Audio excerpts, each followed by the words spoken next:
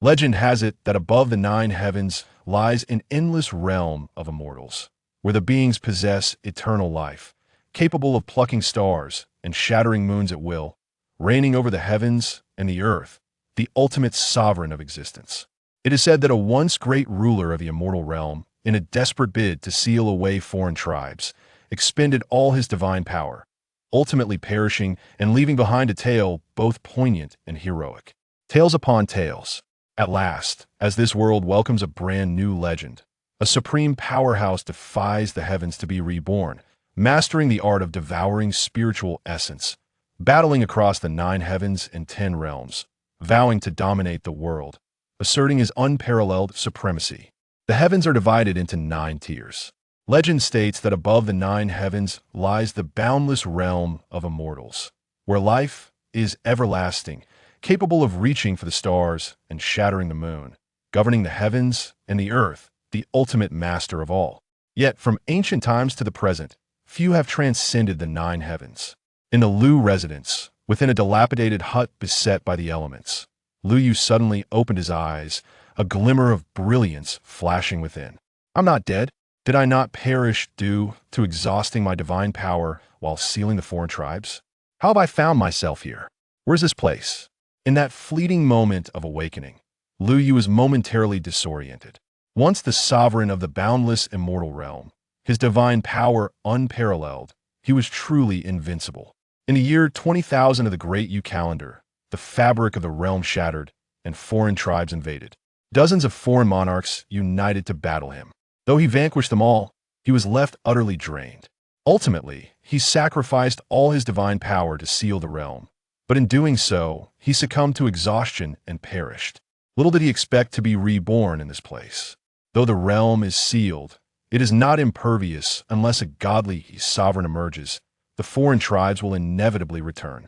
As fate would have it, he was poisoned and killed just yesterday. Many were aware that this treachery was orchestrated by the current head of the Lu residence. But what of it? Who would dare offend a powerful figure for the sake of a worthless being? Fear not, since I have inherited your flesh. I shall avenge you. The humiliations you endured shall be repaid in full. Taking a deep breath, Lu Yu gritted his teeth against the pain and sat cross-legged on the ground. The body is frail, toxins pervade, talent is lacking, and the Dantian is ruined. Lu Yu surveyed his new form and spoke with a hint of detachment. Yet, he was not disheartened. A gentle smile graced his lips. However, none of this is insurmountable. With me here, the name Lu Yu shall rise once more. As he spoke, a flash of thought illuminated his mind, and a tome of ancient techniques manifested. The 4 characters devouring spiritual essence shimmered brilliantly upon its pages. This technique was acquired by me in an ancient tomb. Its power surpasses even that of the celestial god decision I once cultivated. Alas, I had already attained divine status back then, making it impossible to relearn this method. Moreover, this technique does not require the Dantian to store energy instead.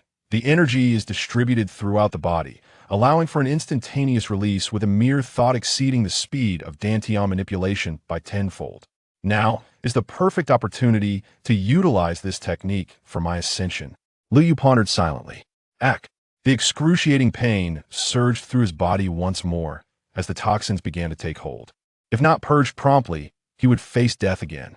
With a cold snort, Lu Yu summoned his will and activated the devouring spiritual essence technique. Within him, the energy began to flow rapidly along an intricate and mysterious path. Gradually, a faint layer of grayish-black matter began to coalesce within his meridians, bones, and flesh. With a flourish, the devouring spiritual essence technique was unleashed, consuming the gathered toxins in one fell swoop. At that moment, a crisp sound echoed. Lu Yu's realm broke through to the martial apprentice stage. He had officially transitioned from a mere mortal into the ranks of cultivators. A satisfied smile spread across Lu Yu's face. The devouring spiritual essence technique consumed all resources, energies, and transformed them into his own power. This initial test proved to be quite formidable. Level 1 Martial Apprentice. Far from sufficient. Lu Yu clenched his fist and shook his head. This boy's parents are indeed extraordinary, managing to procure spiritual herbs to nourish his body. It is a pity that his dantian has been ruined, rendering him unable to absorb them. Otherwise, it would not have been impossible for him to reach the 9th level martial apprentice stage. Nevertheless, remnants of the spiritual herbs still linger within his body, and they are now ripe for my use. Contemplating this, Lu Yu activated the devouring spiritual essence technique once more. The spiritual herbs, long dormant within him, erupted into a frenzy, transforming into wisps of medicinal vapor, which were swiftly consumed by the technique. Immediately, boundless energy surged from all directions into Lu Yu's body. Crack, crack. Level 2 Martial Apprentice. Level 3 Martial Apprentice. Level 4 Martial Apprentice. Level 9 Martial Apprentice. Lu Yu's realm ascended rapidly, reaching the pinnacle of the 9th level Martial Apprentice. It is noteworthy that within the first heaven, one enters at level 1, and the strongest is at level 9. In mere moments, Lu Yu had positioned himself among the strongest within the first heaven, devour and forge the body. Upon attaining the 9th level martial apprentice stage, Lu Yu altered his hand gestures, and the devouring spiritual essence technique intensified dramatically. Under the violent operation of the technique, Lu Yu's meridians shattered, his organs and bones exploded, blood gushing forth. Yet, in an instant, a surge of life energy blossomed within him, coursing throughout his entire being. His meridians, organs, and bones were reformed, becoming even more resilient, and all injuries healed in the blink of an eye. The newly forged meridians were wide and remarkably flexible, and his bones glistened like white jade, radiating a sacred glow. Lu Yu was instantly invigorated. Through this transformation, his innate talent and physique underwent a profound metamorphosis. At this moment, he truly possessed the combat strength of a 9th level martial apprentice. Just then, several cloaked servants, armed with long knives, burst into the courtyard, forcefully kicking open the door. Enough with the prattle. Whatever the master commands, we shall execute. To defy him, this worthless brat shall meet his end. With that, the servants, grinning, stepped into the room. Yet, their expressions shifted dramatically, fear etched upon their faces. One of them pointed at Lu Yu in disbelief, exclaiming, Lu Yu, you're alive? Disappointed, are you? Lu Yu replied with a cold smirk, rising to his feet and gazing at the group of servants. And what was it you said earlier? About feeding me to the dogs? The leading servant, his aura swelling, revealed himself to be a level 1 martial apprentice. Pointing at Lu Yu, he feigned composure. You do not overestimate yourself. Even if you have returned to life, you are still no match for us. Indeed, with so many of us, killing him is as easy as slaughtering a dog. Another servant shouted. The fear that had gripped them upon Lu Yu's resurrection was quickly replaced by bravado. One servant shook his head and sneered. No need for everyone to join, and I alone can crush his skull. Preposterous. Lu Yu laughed lightly, suddenly lunging forth, his fist striking the boasting servant. With a dull thud, the servant had no chance to react before Lu Yu struck him down. To think you could kill me perhaps in your next life. Lu Yu moved his feet, delivering another punch towards the others. Thud, thud. The sound of heavy impacts resounded as each servant fell before Lu Yu, lacking even the strength to resist. In his presence, they were weaker than mere ants.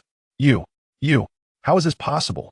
The level 1 martial apprentice's eyes widened in fury, unable to comprehend the situation.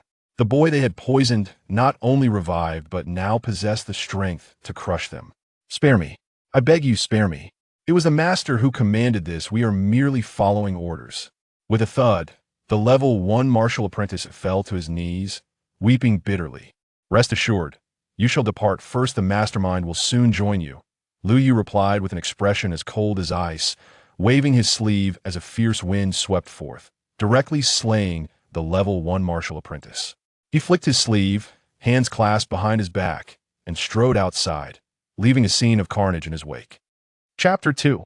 Who was the useless one within the grand residence of the Lu family? The head of the household, Lu Wu, sat with an air of triumph in the main seat. Flanking him were the family elders, their heads slightly bowed in a display of submission. He cast a self-satisfied glance over the assembly, poised to speak, when suddenly, the door was thrust open. Lu Yu strode in, hands clasped behind his back. Lu Yu? A voice gasped in disbelief. What are you doing here? Leave at once. An elder, unable to suppress his concern, urged him. How could he possibly show up?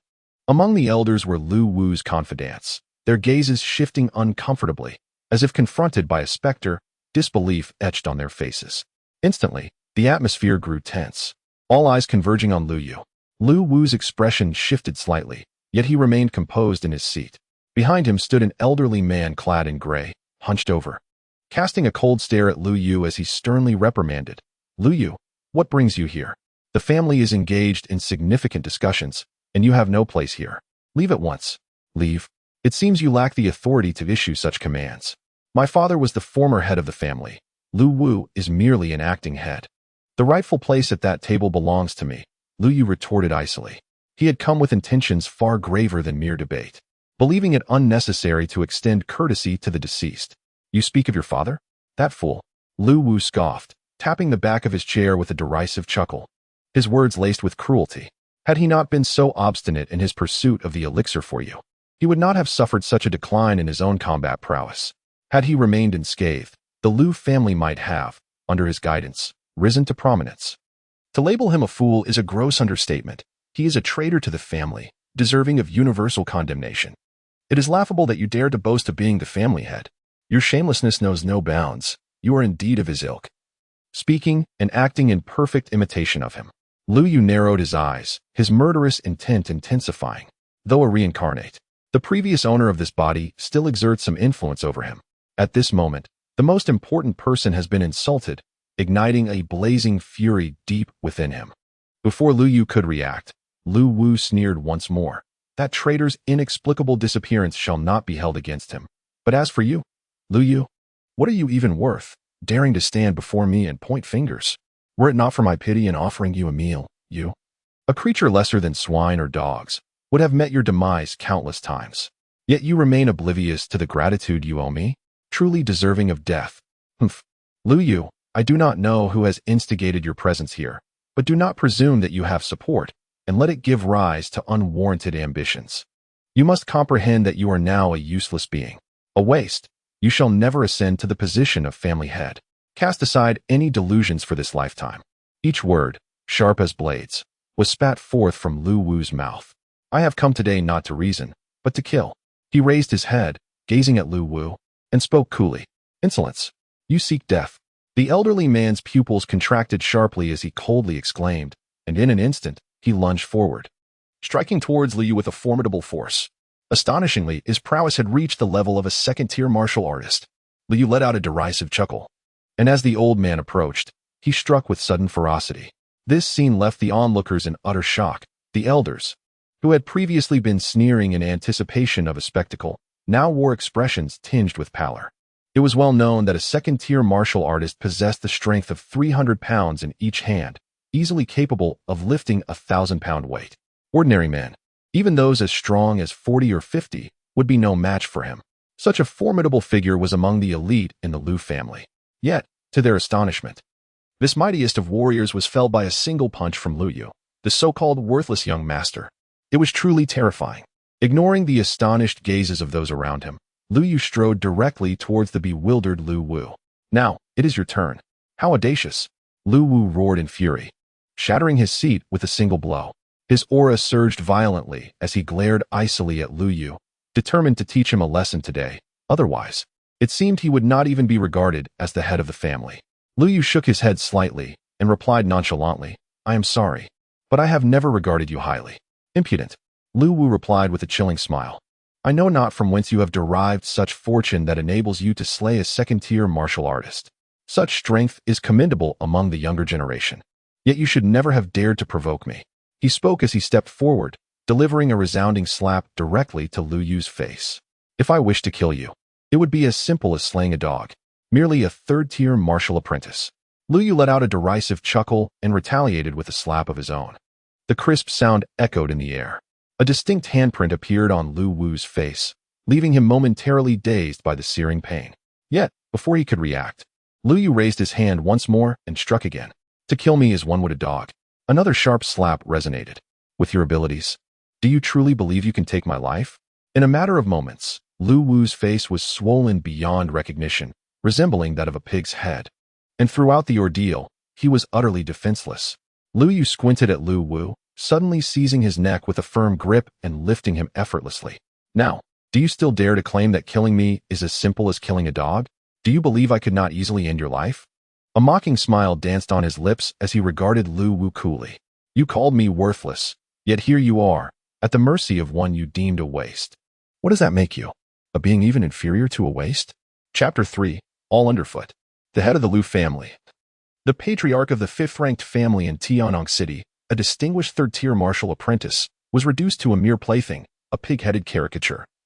Held aloft by a mere junior of the clan. No one could have anticipated that such an outcome would unfold. A junior challenging the authority of the family head and succeeding against all odds. The assembly was rendered speechless, jaws dropped in disbelief, and some instinctively rose to their feet. Unable to comprehend the spectacle before them, it was utterly terrifying. Lu Yu, how could he, at such a tender age, defeat a third-tier martial artist? Is this truly the so-called waste of legend? This is simply astonishing. Even the clan leader stands no chance against him. Wasn't he his Dantian supposed to be destroyed? How could he still possess such ferocity? An elder, unable to contain himself, spoke up, his gaze fixed on Lu Yu's imposing figure, the horror in his eyes unmistakable. Lu Yu, you have gone too far. Release Lu Wu. Suddenly, a deep voice resonated from outside the door. The crowd then beheld an elderly figure, leaning on a cane, slowly entering the room. Following closely behind him were a dozen middle-aged men, their auras menacing. As he stepped in, the atmosphere shifted once more. Greetings, ancestor. What brings you here? No one had anticipated that this conflict would summon the clan's most formidable presence. Humph, had I not arrived. I fear you would have turned the Lu family upside down. The elder struck the ground with his cane, speaking with palpable fury. What is the meaning of this? Do you not fear the ridicule? Please, ancestor, quell your anger, someone murmured, head bowed. The man before them commanded reverence. Not merely due to his lineage, but because of his formidable status. The ancestor was a fourth-tier martial artist, an eminent figure whose strength was unfathomable. With him present, Lu Yu's commotion was bound to cease. Lu Yu is it? You would do well to release him at once. The elder snorted coldly, his voice laced with anger. You are truly audacious. Regardless of the circumstances, Lu Wu is still your senior. What harm is there in him reprimanding you for your own good? If you refuse to appreciate it, that is one matter. But to dare to lay a hand upon him is utterly unacceptable. How can you, at such a tender age, exhibit such arrogance? Will you one day disregard even me? Your ancestor? Lu Yu gazed at the frail elder before him, a glint of sharpness flickering in his eyes as he calmly replied, a senior? He is unworthy of such a title. Before my father vanished, he was merely my father's sworn brother. Due to my father's kindness, he was permitted to join the Lu family. Yet the moment my father disappeared, this man cunningly usurped the position of the family head. I, on the other hand, was rendered incapable of martial cultivation, left as nothing more than a complete waste. Even so, there are those who remain unsatisfied, who would resort to poisoning me, seeking my very life. Who orchestrated these treacheries? As the strongest in the family, are you truly oblivious to such machinations? The elder's expression shifted drastically, his cane pointing accusingly at Lu Yu as he coldly retorted, I do not comprehend your words, but rest assured, I shall investigate this matter without your proclamations. Proclamations? Lu Yu chuckled softly, unable to suppress a shake of his head. How can you, as a junior, commit such acts? It is utterly lawless. What difference is there between you and a beast? Should outsiders learn of this, they would think the Lu family lacks proper upbringing. Lu Yu, considering your father's early disappearance in the absence of guidance, I will grant you a reprieve from death. Now, set aside Lu Wu, bow your head in apology, and then go to the woodshed to reflect upon your actions. You are not permitted to step outside without my consent. Let this matter rest. The elder pronounced with an air of authority, his bias unmistakable. Lu Yu narrowed his eyes slightly, fixating intently on the elder before him. Are you certain this is the course you wish to pursue? Is it acceptable for my father to be subjected to insults? Am I to stand by while he is slaughtered? Must I endure humiliation and injustice in silence? I, Lu Yu, cannot acquiesce to such indignities. If you possess the fortitude to endure, then so be it. If not, you must still restrain yourself. Understand this. Within the realm of power, the strong reign supreme. Should you defy this, do not blame me for my ruthlessness. The elder's eyes sparkled with intensity as he glared at Lu Yu, speaking with haughty pride. Now, release Lu Wu and apologize. And what if I refuse? You have no authority over me. At that moment, Lu Yu moved swiftly. Amidst the astonished gazes of countless onlookers, he struck Lu Wu's head with a resounding slap. A third-tier martial apprentice, instantly felled. Lu Yu met the elder's gaze with a light-hearted smirk, saying, "I'm afraid that even if I were to apologize, he would remain oblivious." With that single blow, not only had Lu Wu been killed, but the elder's dignity and authority were also trampled underfoot. Such a rebellious individual could not be left unpunished. Failing to discipline him would undoubtedly undermine the elder's standing within the Lu family, an outcome he would never permit. With a resounding command, the elder summoned a dozen middle-aged men, who charged forth with ferocity towards Lu Yu. The aura emanating from them revealed that they were at least second-tier martial apprentices, with two possessing the strength of third-tier martial apprentices. This strength is precisely the essence of the Lu family's foundation, the very assurance that allows them to stand tall in Tianyang City. With such individuals in existence, even an ordinary army of 1,000 men would find it impossible to annihilate the Lu family. Yet, this proves to be of little consequence. Hiss! The elders could no longer remain seated, unable to suppress a gasp of astonishment. They had initially believed they had sufficiently overestimated this wasteful young master, only to discover they had underestimated him. Striking down a third-tier martial artist was akin to slaughtering a chicken. Even a dozen second- and third-tier martial artists joining forces would be no match for a single move from him. No one could have anticipated that this once-neglected scion of the Lu family could possess such remarkable abilities. Was he not a worthless being, left unattended to languish?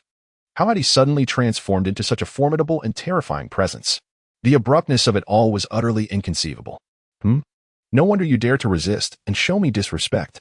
The elder, somewhat taken aback, soon wore a grim expression, realizing you have also stepped into the realm of fourth-tier martial artists. But do you think that being a fourth-tier martial artist grants you the right to challenge my authority? Today, I shall demonstrate to you that even among fourth-tier martial artists, there exists an insurmountable gulf. As the elder spoke, he took matters into his own hands. His eyes sparkled with intensity, his aura becoming robust, and his formerly stooped figure straightened, resembling a sword unsheathed, exuding an overwhelming presence. Likewise, the aura emanating from him reached the pinnacle of the fourth-tier martial artist. Before me, you are still insignificant. With that, he swung his cane fiercely towards Lu Yu. In the crowd, a sharp intake of breath echoed once more. The ancestral figure was enraged. Truly, as a fourth-level martial artist, he exuded unparalleled strength. Such formidable prowess rendered him invincible within the Lu clan. Although Lu Yu possessed commendable abilities, daring to challenge the ancestral figure would undoubtedly lead to his demise. A sense of regret lingered in the eyes of an elder shaking his head. It seemed a pity. In their view, had Lu Yu been allowed to flourish, he could have propelled the family to greatness. Alas, he had offended the ancestral figure, and no one could save him. Let him perish. Listening to the murmurs in the crowd, a glimmer of satisfaction flickered in the old man's eyes. In his opinion, that single cane strike was sufficient to vanquish Lu Yu. Yet, Lu Yu merely shook his head, maintaining his usual composure. You were too noisy. With that, he unleashed a punch. The fourth-level martial artist, caught off guard, was sent flying. Before Lu Yu, the family patriarch was defeated in a single move. Chapter 4. The family submission. What? Such power. This level of strength can only be possessed by a sixth-level martial artist. How old are you? How can you possibly be this strong? This is utterly inconceivable. With a single punch, the elder was sent sprawling, blood gushing from his mouth. However, the physical injury paled in comparison to the mental crushing that drove him nearly to madness. After nearly a century of cultivation, he had barely reached the fourth level, while this youth, merely 15 or 16 years old, had already far surpassed him. Both being human, the disparity was staggering. Had a century of his life been squandered on a futile endeavor? What? A sixth-level martial artist? The elder's voice was soft, yet at that moment it resonated like thunder, echoing in the ears of all present. The expressions on everyone's faces underwent a dramatic transformation, with some trembling uncontrollably, barely able to maintain their footing. A sixth-level martial artist. This is a realm that the vast majority of warriors can only aspire to, possessing overwhelming strength exceeding 10,000 pounds, capable of traversing 100 miles a day, and tearing apart galloping horses with bare hands. This represents the pinnacle of what ordinary martial artists can achieve. Beyond this lies the elusive 7th and 8th levels. Even the legendary 9th level, which seems almost ethereal, requiring extraordinary fortune and an abundance of resources. Even then, the chances of attaining such heights are minuscule. In the present era of the Daylight Dynasty, those who have reached the 6th level are typically centenarians. Yet, here stands Lu Yu, still in his youth, already able to stand shoulder to shoulder with them. Within our realm, a first-level martial artist is merely an initiate, while the strongest at the 9th level enjoys unparalleled status, revered even by the emperor. A 6th-level martial artist, in terms of rank, is akin to a nobleman. One individual embodies an entire aristocratic lineage. Indeed. Let us not forget that the Lord of Tian'ang City is a 6th-level martial artist, honored by the emperor as a prince of an exotic lineage, granted lands and titles. Suddenly, a thought strikes me. The most formidable figure in the imperial city is the commander of the Imperial Guard, renowned throughout the world as the invincible national master Wang Chengtian. Yet he is merely at the 8th level. Moreover, at Lu Yu's age, he was only a 3rd-level martial artist. Even at that stage, he was hailed as the greatest prodigy in a millennium. In this moment, as people draw comparisons, the conclusions they arrive at leave them in a state of astonishment. Wang Chengtian, a legendary figure of the past century, yet even he, in his youth, could not be compared to Lu Yu, a 6th-level martial artist. Listening to the murmurs of those around him, Lu Yu merely smiled, non-committal. Before the formidable 6th-level martial apprentice, what significance did the old man possess?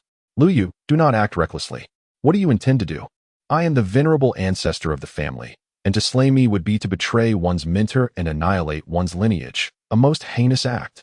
Furthermore, I hold the position of General of Wu Wei, appointed by the great Yang dynasty. To take my life would be to scoff at imperial authority. As Liu approached with unwavering determination, the elder grew increasingly anxious and hastily uttered these words. You claim that the strong reign supreme within the first layer of heaven, and you consider yourself a strong individual. Hence, it was you who spoke so aggressively just moments ago. Now, may I have the opportunity to speak? Lu Yu, with his hands clasped behind his back, regarded the elder from a commanding height and inquired with a tone of calm indifference. Humph, what could you possibly say? The elder scoffed, muttering under his breath, yet he dared not voice any further dissent. Lu Yu, unfazed, continued, My father was once the head of our family. He sacrificed his martial foundation to procure spiritual herbs for me, but that matter pertains solely to him and bears no relation to the family. Yet some individuals harbor resentment because my father's cultivation has waned, believing he has hindered the family's ascendance. Such notions are utterly laughable. As he spoke, Lu Yu surveyed the assembly with a scornful smile and declared, If you possess the capability, then elevate the Lu family to the ranks of the elite yourselves. It is absurd to criticize when you lack the ability. Silence enveloped the crowd. No one dared to utter a word or offer a rebuttal. Before Lu Yu, they all bowed their heads, their eyes brimming with a profound reverence. To have vanquished the family's elder, a being comparable to a 6th-level martial apprentice, was far beyond their capacity to offend. In fact, being reprimanded by such a formidable presence instilled within them a flicker of pride. Moreover, these individuals, driven by their animosity towards my father, have unjustly vented their wrath upon me. They first stripped me of my cultivation and now plot to take my life. This matter cannot simply be overlooked. Lu Yu, with his hands clasped behind his back, spoke in a grave tone. Within the recesses of his expanded memories, he recalled how the slanderous words of these familial traitors had led to his father, who had suffered wounds while procuring spiritual herbs for him, to cough blood daily and sink into despair. Words, too, can be lethal. Had it not been for his father's mysterious disappearance, he might well have succumbed to their provocations. Thus, in his view, the punishment must be severe. There are far too many of them. A voice murmured from the crowd. That is of no concern to me. Lu Yu shook his head, a fierce glint flickering in his eyes. Those who tarnished my father's name and proclaimed him a familial sinner shall face stringent retribution. What do you intend to do? The patriarch of the Lu family inquired softly. Everyone knows who those individuals are. One and all, I shall strip them of their cultivation, confine them to introspection, and they shall never set foot outside the Lu residence again. Our family will be doomed. The patriarch gasped in shock and hastily retorted. This punishment is excessively harsh. You could allow them to atone through merit. Liu cast a sidelong glance at the elder, a sardonic smile playing on his lips. No. The elder bitterly shook his head, acutely aware that any dissent on his part would provoke this youth to end his life. Very well then, from this point forward, the family will be subject to your whims. Consider it a recompense for your years of service. I shall retreat into seclusion and not emerge again. We await your command. Master, The foremost third-tier martial apprentice hesitated momentarily before kneeling to the ground, solemnly proclaiming, "Hail, Master." More than a dozen formidable individuals bowed in submission, ready to execute the commands given. In an instant, numerous figures soared into the air, dashing towards the elders. Their keen awareness ensured that no past actions remained concealed, allowing them to discern precisely who to target. Consequently, a surge of powerful auras erupted in an attempt to resist. Among the elders, the individual who had been marked bore a ghastly expression, glaring at Lu Yu, with a palpable resentment glimmering in his eyes. The loss of their cultivation rendered them powerless, condemning them to a life of desolation, a fate more agonizing than death itself. "I refuse to accept this. I am unwilling to yield. If you possess the audacity, then slay us, you demon," proclaimed a third-tier martial apprentice, clasping his fists in defiance. At that moment, only around 20 individuals remained standing in the room. "We pay our respects to the family head." The remaining 20 exchanged glances before kneeling reverently to the ground. Lu Yu nodded slightly and declared, "From now on, you shall govern the family." He stood with his hands clasped behind his back, gazing toward the horizon, silently reflecting. "The ones who sought your demise have already met their end at my hands. The humiliation you endured has been avenged. The ties between us have now been severed." In the 5th chapter, the Sun King, Lu Wu, avenges the Lu family's wrongs, absolving his father's name and vanquishing the ancestors of the Lu clan to seize familial authority. Lu Yu accomplished all that he set out to achieve. With a gentle sigh, he felt an intangible essence within him dissipate as he exhaled. A remnant of the former host's final obsession, now extinguished with the fulfillment of vengeance. "Farewell," Lu Yu whispered softly. "From this moment forth, only one Lu Yu would remain in the world. Family head, do you have any further commands?" After a considerable time, the formidable third-tier martial artist inquired softly, "Please allocate a courtyard for me. In matters concerning the family, you shall decide for yourselves. Unless it pertains to the survival of the family, there is no need to consult me. You may make your own decisions." Lu Yu cast a glance at the remaining family elders and spoke. To Lu Yu, a small family of mere first-tier status appeared insignificantly diminutive. Were it not for his physical embodiment, he would scarcely deign to acknowledge their existence. Thus, it was futile to expect him to invest much concern in such a family. However, the perspective of the elders was markedly different. The Lu family was, after all, one of the prominent families in Tianyang City, with considerable assets that loomed large in their eyes. Naturally, they were elated to be vested with real authority. Having once stood atop the pinnacle of the world, Lu Yu's insights into the path of cultivation far surpassed those of ordinary individuals. Consequently, he was acutely aware of the invaluable nature of the physical body. Many individuals fixate on the ascension of their realms from the very start, undervaluing the corporeal form. Believing it merely a vessel, they think that as long as their spiritual strength is formidable, they could traverse the shores without a physical body. Unbeknownst to them, this notion strikes Lu Yu as utterly ludicrous, an impossibility on the path to enlightenment. The body is akin to a vessel, while the realm represents the navigator aboard it. Without the vessel, how could one cross to the other side? Lu Yu shook his head, pressing down with both hands. Thus, 3 days passed in the blink of an eye. On this day, Lu Yu continued his relentless endeavor to refine his physical form. A servant hurriedly approached the courtyard entrance, kneeling upon the ground, and announced, "Master, the Prince of Tianyang wishes to host a banquet for the heroes today and requests your presence." Lu Yu paused his actions and slowly opened his eyes, a glimmer of sharpness flashing within. Today, the King of Tianyang was to host a grand banquet for the esteemed guests, and now he summoned me? Indeed, the servant's face fell even lower, as if seeking to bury himself in the earth. Anyone could discern that the King of Tianyang was about to commence the feast, and had only just informed him of his participation, rendering him little more than a mere ornament. Naturally, no one would feel pleased by such treatment. This was a blatant disdain for the entire Lu family. Oh, does this King of Tianyang look down upon the Lu clan? Perhaps so, for the Lu family had recently endured great turmoil, appearing utterly feeble in their eyes. Yet, Lu Yu did not display anger. Instead, he offered a faint smile and nodded, saying, "I understand. You may leave now." He rose to his feet, waved his sleeve, and with his hands clasped behind his back, strolled leisurely out of the courtyard. Awaiting him at the entrance was an elder, who, upon seeing Lu Yu, hastily voiced his grievances. "Master, the King of Tianyang shows you a remarkable lack of respect. The banquet is about to commence, and only now does he inform you. Humph. Who does he think he is looking down upon? He was well aware of the formidable nature of their young master. After all, he was a 6th-level martial artist. Although the king of Tianyang was also a 6th-level martial artist, age had dulled his prowess, and his prolonged life of luxury could not compare to Lu Yu's vigor. Thus, while he complained, a flicker of hope and ambition stirred within him. If the master were to clash with the king of Tianyang and, subsequently, vanquish him, would not the entire Tianyang city fall under the dominion of the Lu family? And should this master, who had little desire for power, find himself in such a position, would not his influence multiply exponentially? Therefore, when elucidating the matter of the head of the family being replaced, they deliberately downplayed Lu Yu's presence, merely stating that the esteemed ancestor of the Lu family had forcefully supported Lu Yu's ascension. Were it not for this, how could a mere 6th-level martial artist emerge without the Tianyang princess residents taking heed? One need only look to know the truth.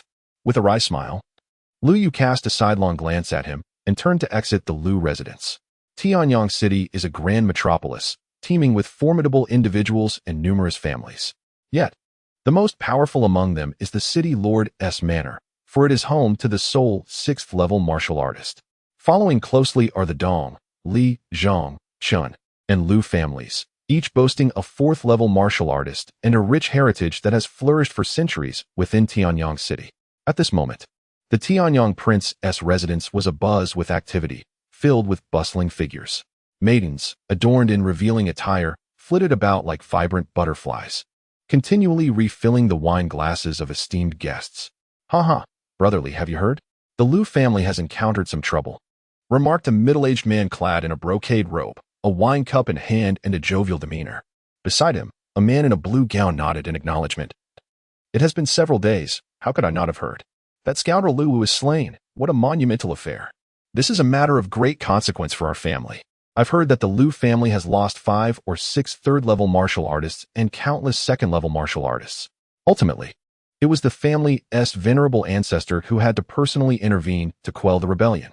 A man clad in a brocade robe flickered with a glint of cold light in his eyes and softly remarked, "The Lu family's assets are considerable. Now that their lineage is faltering, they must inevitably relinquish a few portions of their wealth to survive. Indeed, the power dynamics among our esteemed families in Tianyang City have remained unchanged for centuries. It is high time for transformation." The man in the azure robe chuckled. Yet the smile was laced with cruelty. The prince's hosting of this banquet is surely connected to these matters. When the time comes, whether we can devour the Lu family whole will depend on each one's capabilities. At that moment, the head of the Lu family, Lu Yu, made his entrance into the royal mansion. As he stepped inside, numerous gazes, either veiled or overt, were immediately fixed upon him. This is the so-called waste of the Lu family. It is said that his father, in a desperate bid to procure spiritual herbs for him, was grievously injured and has since vanished. Furthermore, the family's ancient ancestor, in an effort to elevate him, has unleashed a reign of terror that has diminished the family's strength by 2 to 3-fold. Indeed, he is deemed a harbinger of misfortune, a calamity for the clan.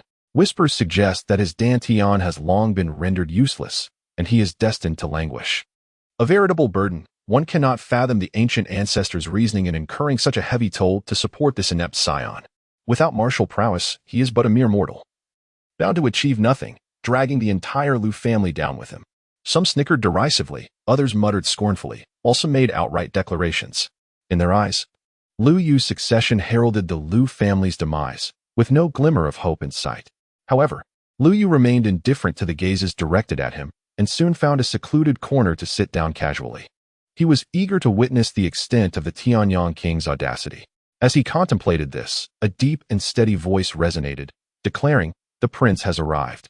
Chapter 6. The Annexation. As the voice echoed, an elderly man clad in a resplendent crimson brocade robe, adorned with the embroidery of a colossal python, and crowned with a golden ceremonial tiara, emerged into the sight of the gathering. Beside him, a young man donned in a similar python robe gently assisted him. It was none other than the Tianyang king, Yang Yang, accompanied by his grandson, Yang Cheng. Trailing behind them were 2 hunched servants, silently following. Yet their presence exuded an aura so formidable that it was unnerving. These 2 servants were both formidable 4th-level martial practitioners. "Tianyang king, your highness, we pay our respects to you." The previously boisterous crowd fell into a sudden hush, followed by a chorus of greetings directed towards the Tianyang king. There is no need for excessive formalities. The Tianyang king gestured lightly, a soft smile gracing his features. It has been quite a while since I last saw all of you, and I have missed you dearly. Thus, I have summoned everyone to gather and celebrate together. Let us indulge in food and drink and engage in joyful conversation. Upon concluding his words, he cast a swift glance at Lu Yu, who was seated in the corner.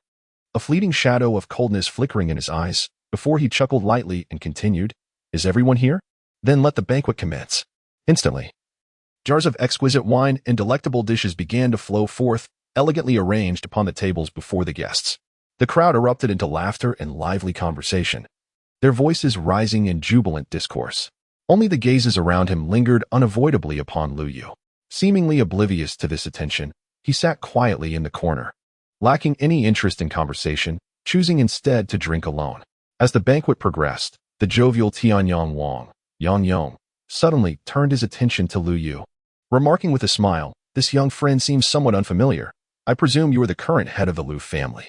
Lu Yu set down his wine jug, nodding serenely as he replied, "Indeed, I am Lu." The pupils of Tianyang Wang narrowed slightly, yet he continued with a smile. "It is said that the current head of the Lu family is young and accomplished. Now that I meet you in person, I can see that you are indeed quite youthful. Haha, upon seeing you, I cannot help but feel my age." Flattery met with Lu Yu's unwavering composure, as he merely nodded in acknowledgement. "How presumptuous! Do you not recognize your place? How can you speak to the prince in such a manner?" This remark incited the ire of a youth beside Tianyang Wang, who glared at Lu Yu with palpable disdain and coldly scoffed, "You uncouth waste. Do you truly believe yourself to be significant? Oh, am I uncouth?" Lu Yu caressed his wine cup, smiling lightly as he retorted plainly, "Then, if one claims another to be a waste, does that not reflect a lack of refinement? Your manners are commendable, though I fear they have been taught by a dog." Such was his nature.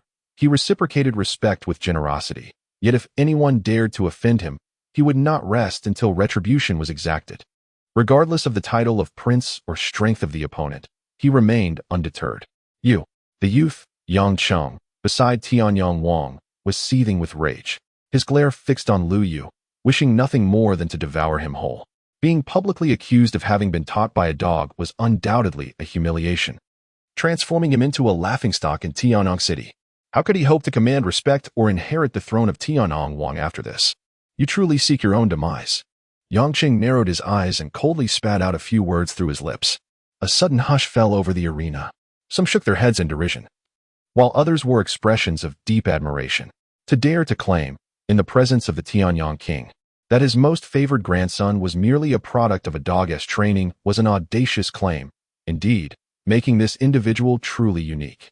Was this not an affront to the Tianyang king himself? Such audacity is not commonly found among men. Humph. The Tianyang king let out a cold snort and gravely stated, "Youthful exuberance is not a flaw, but young man, there are certain words that ought not to be spoken. One must know their balance, lest one be regarded as a fool." This would relieve the Tianyang king of his concerns.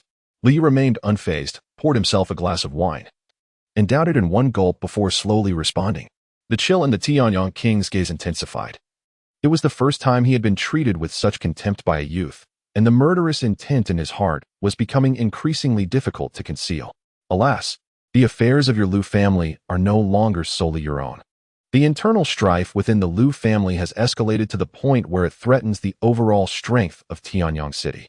You must understand, we are a collective entity, bound by shared interests, requiring united efforts to fend off external threats. Now that your Lu family's power has been so severely diminished, I find myself questioning your ability to defend your territory. Oh, what does the Tianyang king imply? A semblance of a smile danced upon Lu Yu's face. Is the time finally ripe for the unveiling of daggers? Very well, I shall speak candidly. Do not take offense at my words, for I speak with the greater good in mind. The Tianyang king responded with a smile, yet the undertone of his words was as frigid as ice. It would be prudent for the Lu family to relinquish such a vast estate, allowing us to safeguard it in your stead. We do not demand much. Merely a concession of half your family's holdings will suffice.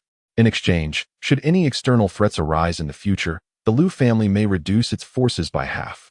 This is tantamount to the annihilation of the Lu lineage. If the Lu family were to so readily surrender this portion of their estate, they would surely find it impossible to retain the remaining half. Others around them chuckled, their eyes gleaming with predatory intent. How amusing. I initially believed they would only suffer minor losses, perhaps a mere flesh wound, yet it appears the entire Lu family is poised to sacrifice half. Look at Lu Yu's demeanor. The Prince of Tianyang will not let him off lightly. Indeed, what pretense is this? Does he think that his ascension as head of the family grants him any significance? He is merely fodder for the slaughter. Youthful arrogance invariably carries a price. Meanwhile, atop the platform, a young man beside the Prince of Tianyang smirked with malice, sneering. Lu Yu, why do you remain seated? Did you not hear the prince's command? Hurry and act upon it. Act upon it?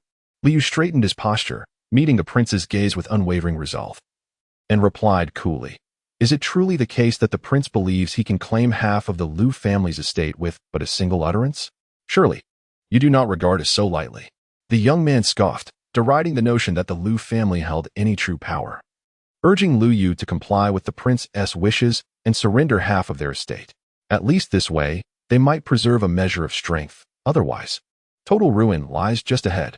I advise you to comply. Otherwise, do not blame us for disregarding the bonds of our shared city. Upon his utterance, voices emerged from the crowd, including that of a clan leader whose lineage, though esteemed, ranked beneath that of the Lu family. His ambition to oust the Lu family was palpable as he sought to advance his own standing. A mere half of the assets is hardly excessive. Now that the prince has spoken, young man, you ought to comply. Indeed, merely half is required, and the prince has already exhibited considerable generosity. What more do you desire? Young man, if you acquiesce, consider it a small sacrifice to avert calamity. Though relinquishing half your assets may be disheartening, you must also contemplate the greater good. Your Lu family is unworthy of hoarding such resources. It is the law of the jungle. Who can be blamed? The crowd continued to voice their opinions, some through threats, others through enticements, all unambiguously urging Lu Yu to forsake half of his holdings. Listening intently, Lu Yu eventually rose, his demeanor steady as he proclaimed, the assets of the Lu family have been painstakingly amassed by our forebears. It is inconceivable that a mere decree from the Tianyang prince could compel me to capitulate. As he spoke, a glint of determination shone in his eyes. However, should you plead for me to accept your assets, I might be persuaded to acquiesce. Chapter 7. The intent to kill what? What did I just hear? Am I mistaken, or did this young man just claim he would seize our assets? It is truly amusing, indeed quite humorous, that the heir of a dilapidated family dares to utter such grandiose claims before everyone. It is remarkable that he even has the audacity to think this way. It is no wonder, considering his youth. He has been elevated to the position of family head, a case of early success, yet little did he know that upon ascending, he would face the impending loss of half the family's assets. Such a jolt is not something that an ordinary individual could withstand. He has certainly lost his mind. This young man is utterly deranged. The crowd erupted in laughter, as if Lu Yu had shared an exceptionally amusing joke. To them, Lu Yu's words were indeed akin to a jest. Who does not know that the Lu family has suffered great turmoil, severely weakening their vitality? How could they still be a match for the numerous families present? Moreover, even if the Lu family were at the peak of their power, they would still pale in comparison to the formidable Tianyang Wang. Does he truly believe that a 6th-level martial apprentice is merely a decoration? A 6th-level martial apprentice possesses the strength of 10,000 pounds, capable of shaking mountains and leveling plains. One individual alone can subdue an entire clan, wielding dominion over all. It is laughable that Lu Yu still dares to boast in front of such powerful beings. It seems that the tranquility of Tianyang City has persisted for far too long. Some individuals have clearly lost their sense of reality, mistakenly believing that this king is a sickly cat, easily bullied by anyone. Tianyang Wang chuckled coldly, nonchalantly remarking, yet the aura emanating from him was truly terrifying. Does the head of the Lu family truly wish to witness the fury of this king before he complies? I advise you to reconsider your course of action, otherwise, you shall undoubtedly regret it. Behind him, 2 4th-level martial apprentices suddenly stepped forward, locking their fierce gazes upon Lu Yu, their formidable presence exuding an intimidating aura, firmly pinning Lu Yu in place. This is a threat. Should Lu Yu refuse to comply, the 2 4th-level martial disciples shall take action. For an ordinary person, capitulation would be inevitable, for a 4th-level martial disciple possesses the prowess typically reserved for a family's esteemed ancestors. An ordinary individual could hardly withstand such power, let alone two appearing simultaneously. One of the fourth-level disciples cast a disdainful glance at Lu Yu and ominously declared, "The prince has spoken. Why do you hesitate?" Suddenly, Yang Cheng, standing beside Prince Tianyang, interjected, fixing his gaze upon Lu Yu, and broke into a sinister smile. "You dare not defy the princess' command. However, before we proceed, let us settle accounts, shall we? Lu Yu, do you acknowledge your crimes?" "What crimes do I bear?" Lu Yu, having halted his impending action, regarded Yang Cheng with keen interest. To stand before the prince without kneeling is to show contempt for royal authority. This is one crime. To converse with the prince so casually, lacking any semblance of reverence, constitutes a second crime. And to utter brazen words despite the prince's decree is a third crime. All three crimes warrant execution. Yang Cheng straightened his posture, staring intently at Lu Yu, enunciating each word with precision, his tone growing increasingly severe by the end of his declaration. Were it an ordinary individual, they would surely be intimidated by such a display. Yet, he stood before Lu Yu, who once reached the pinnacle of the endless celestial realm. How could the threats of such a mere insect instill fear within him? Do you still wish to kill me?" Lu Yu inquired coolly. Yang Cheng remained oblivious to the cold light flickering in Lu Yu's eyes, continuing to speak with an air of arrogance. "Humph. Considering that you are indeed the head of the Lu family, I shall spare your life, but you must still relinquish your family's assets. Kneel before the prince and beg for his mercy, then proceed to receive 300 lashes. This matter shall be settled." As he ceased speaking, Lu Yu smiled faintly and replied, "Have you finished?" Yang Cheng, taken aback, insisted, "Yes, now you shall comply. Or else you can forget about remaining the head of your family." Lu Yu retorted, "Whether I remain as the head is not for you to decide.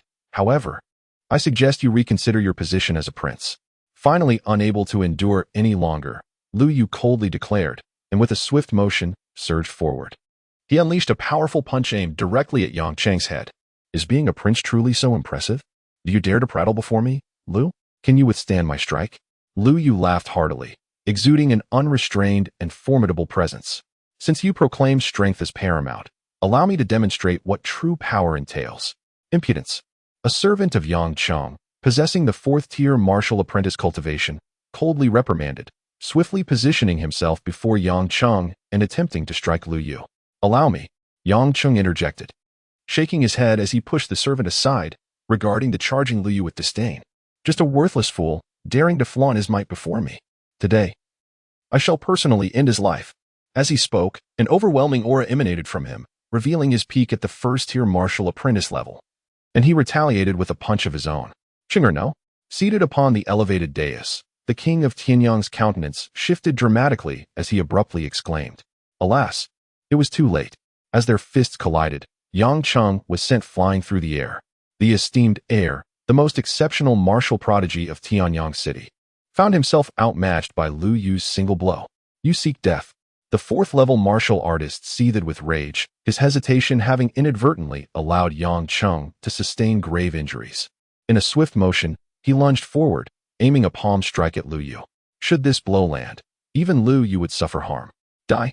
A glint of cold fury flashed in Lu Yu's eyes as he retaliated with another punch. Thud. The fourth-level martial artist was obliterated by his strike. "You seek death." The king of Tianyang rushed forth to catch Yang Cheng, only to discover that he was gravely wounded but still alive, prompting a sigh of relief to escape his lips. Yet, almost immediately, an inferno of wrath ignited within his gaze. "To dare act ferociously within my royal residence, to slay my servant and injure my grandson. You truly are audacious." The king glared at Lu Yu, the murderous intent in his heart no longer concealed. "Today, none shall save you. I shall have your life." With a resounding clatter as his words fell, a battalion of armored soldiers, brandishing long blades at their sides, surged into the chamber, swiftly honing in on Lu Yu. An aura of ferocity emanated from these warriors, who were undoubtedly seasoned veterans, their hands stained with the blood of countless foes, the scent of carnage thick upon them. Although most among them were second-level martial artists, few in the same realm could stand against them. A mere 2 or 3 could easily slay a third-level martial artist. Most crucially, their ranks exceeded 100, and at the helm were 2 formidable fourth-level martial artists. Under the leadership of 2 fourth-level martial artists, 100 individuals united in strength, causing even 5th-level martial artists to retreat in trepidation. At this moment, These individuals formed layers around the courtyard, their eyes fixed menacingly on Lu Yu, awaiting a single command from the king of Tianyang to execute him. In the 8th chapter, you all join together. They are akin to ferocious wolves and tigers. It is said that they have combined forces to slay over 10 4th-level martial artists, and even 5th-level martial artists have fallen victim to their might. Such is the power of the king of Tianyang. A single act of wrath from the royal residence can quell an entire city. What a farce the Lu family is, trembling beneath such overwhelming strength. It is laughable that this young scion of the Lu family dares to oppose the king of Tianyang. The crowd was engulfed in astonishment, their voices filled with reverence. They had long been aware of the king of Tianyang's formidable prowess, yet only now, as the royal residence revealed its might, did they truly comprehend its terrifying nature. Even if the king of Tianyang refrained from intervening, the force of his subordinates alone was sufficient to obliterate the prominent families of Tianyang City. It is a pity for Lu Yu, who was initially regarded as a mere waste. Who could have imagined he possessed the ability to slay 4th-level martial artists? One might suspect he harbors the strength of a 5th-level martial artist. Unexpectedly, Tianyang City has witnessed the emergence of a martial arts prodigy, one not seen in a millennium. Such a young 5th-level martial artist, with limitless potential ahead, could possibly ascend to the 9th level and become a transcendent being. Lu Xiangwu's support for him was indeed wise. Under his leadership, the Lu family could undoubtedly rise to prominence. Alas, he does not understand the value of concealment and has revealed his talents far too early. A chorus of sighs and headshakes echoed among the crowd, their tones imbued with a newfound sense of reflection. Lu Yu's performance was nothing short of astounding, having vanquished a 4th-level martial artist with a single strike. Such remarkable achievements are unattainable even by the esteemed ancestors of numerous families present. Does this not imply that this infamous waste, whose reputation precedes him, has truly surpassed the strongest members of their clans? A fallen genius is no genius at all. Had he chosen to bide his time for another 2 or 3 years, the Tianyang royal manor might well have found itself subdued beneath his might. Alas, before he had genuinely matured, he has already established formidable enemies. The Tianyang king will undoubtedly not sit idly by as he rises. A 6th-tier martial artist will ruthlessly extinguish him. Lu Yu is doomed. The coldness in the Tianyang king's gaze was palpable. As everyone surmised, his resolve to eliminate Lu Yu at this moment was as steadfast as iron, unwavering. No wonder he dared to be arrogant before me. It turns out he possesses some prowess. The Lu family's waste? Indeed, a peerless genius. But you revealed your hand far too soon. The Tianyang king uttered ominously, his palm descending with great force. Kill. With the king's command, 100 seasoned warriors surged forth, charging directly at Lu Yu. The sound of blades unsheathing echoed. The glint of the sharp blades reflected a chilling aura, as if the very temperature of the world had plummeted several degrees. 100 men formed a battle array, with a 4th-tier martial artist at the forefront. Dai, the leader, clad in dark crimson armor and wielding a razor-sharp long knife, harbored a cruel glimmer in his eyes. To them, they were the sharpest of arrows, capable of piercing through any defense. This time would be no different. Humph! Lu Yu's body trembled. Instead of retreating, he boldly charged into the fray. He raised his hand vigorously, aiming to suppress the 4th-tier martial artist leading the charge. With a single strike, the 4th-tier martial artist was crushed. Before him, there existed no room for resistance. Boom, boom, boom. With each punch he unleashed, he stormed through his adversaries like a tiger among sheep. This formidable battalion of seasoned warriors, once capable of wounding a 5th-tier martial artist, crumbled to the fragility of mere parchment.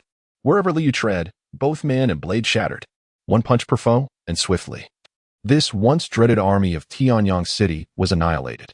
Lu Yu stood, hands clasped behind his back, clad in snow-white garments, untouched by even the slightest speck of dust.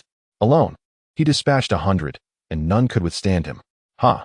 The army of the Tianyang king appears to be rather lackluster after all. He cast a languid glance at the Tianyang king, a subtle smile gracing his lips. The Tianyang king froze momentarily, even his countenance shifted. These fierce soldiers were the result of his painstaking efforts and resources, his elite subordinates, powerful and long-serving as the cornerstone of his dominion over Tianyang City. Yet now, they lay vanquished at Lu Yu's hands. 5th-tier martial artist pinnacle. The Tianyang king icily uttered a few words, his voice chilling to the core. You are quite the young man. Should you continue to grow, I fear Tianyang City may no longer have a place for me. Yang San, go and kill him. Yes.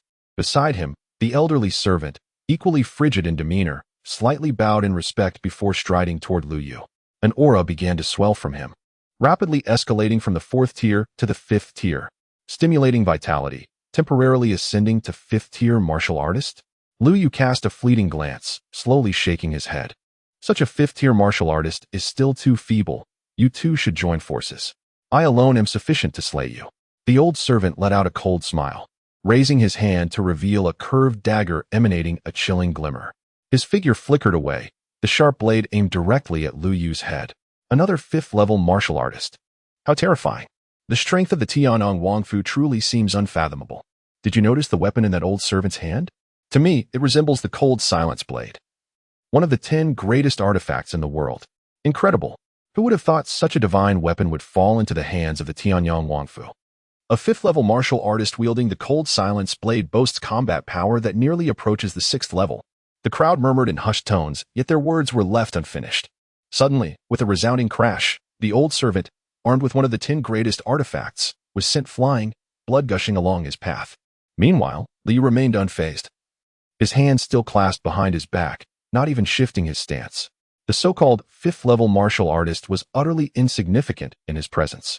Even with a divine weapon, he could not withstand a single blow. How can this be? Everyone was left in a daze. Such a turn of events was beyond anyone's expectations. To them, the 5th level martial artist should have been sufficient to subdue Lu Yu. Even if a miracle occurred and Lu Yu performed extraordinarily to defeat the old servant, he would have to pay a heavy price. There was no way he could have any strength left to contend with the Tianyang Wang. Yet, unexpectedly, Lu Yu dispatched the old servant with but a single punch. Is this truly a 5th level martial artist? How is Lu Yu so formidable? Why do I suddenly find myself lacking confidence in the Tianyang Wang? Do you think it's possible that Lu Yu is merely pretending to be weak, and in reality, he is a 6th level martial artist? A voice whispered from within the crowd. But as the voice emerged, a profound silence enveloped the crowd. The gazes directed at Lu Yu were no longer merely filled with reverence, but also with palpable terror. Should this individual's assertion hold true, that Lu Yu was indeed a 6th level martial artist, it would be utterly terrifying. A 6th level martial artist so young is an unprecedented phenomenon. At that moment, the king of Tianyang suddenly made his move. His entire being erupted with a formidable aura as he raised his massive hand, striking down towards Lu Yu with furious intent. The ground trembled beneath the force of his attack, a manifestation of the wrath of a 6th level martial artist. Today, you shall perish, the king of Tianyang proclaimed coldly, his eyes fixed on Lu Yu with a chilling glare. Chapter 9. Sovereign of Tianyang City, how noisy, Lu Yu retorted, shaking his head in irritation. Confronted with the arrogant king of Tianyang, his eyes glinted with frost, revealing a steely resolve, before he unleashed another powerful punch. Seeking death, the king of Tianyang's fist was enveloped in a faint yellow radiance, a clear sign of his unleashed primordial energy. This brilliance had the capacity to slice through 10 meters of solid steel. Such a manifestation was indeed formidable. Those below the 6th level would find it nearly impossible to withstand. Historically, the king of Tianyang had wielded his superior rank to extinguish countless talented youths. However, this time, a sharp crack resonated in the air. Before the radiance could reach Lu Yu, it shattered abruptly. The 6th level martial artist, the king of Tianyang, was sent flying uncontrollably. With a violent cough, the king of Tianyang spat out a mouthful of blood. His face contorted in horror as he stared at Lu Yu, fear etched across his features. How is this possible? You cannot be a 6th level martial artist. You are a 7th level martial artist. How can this be?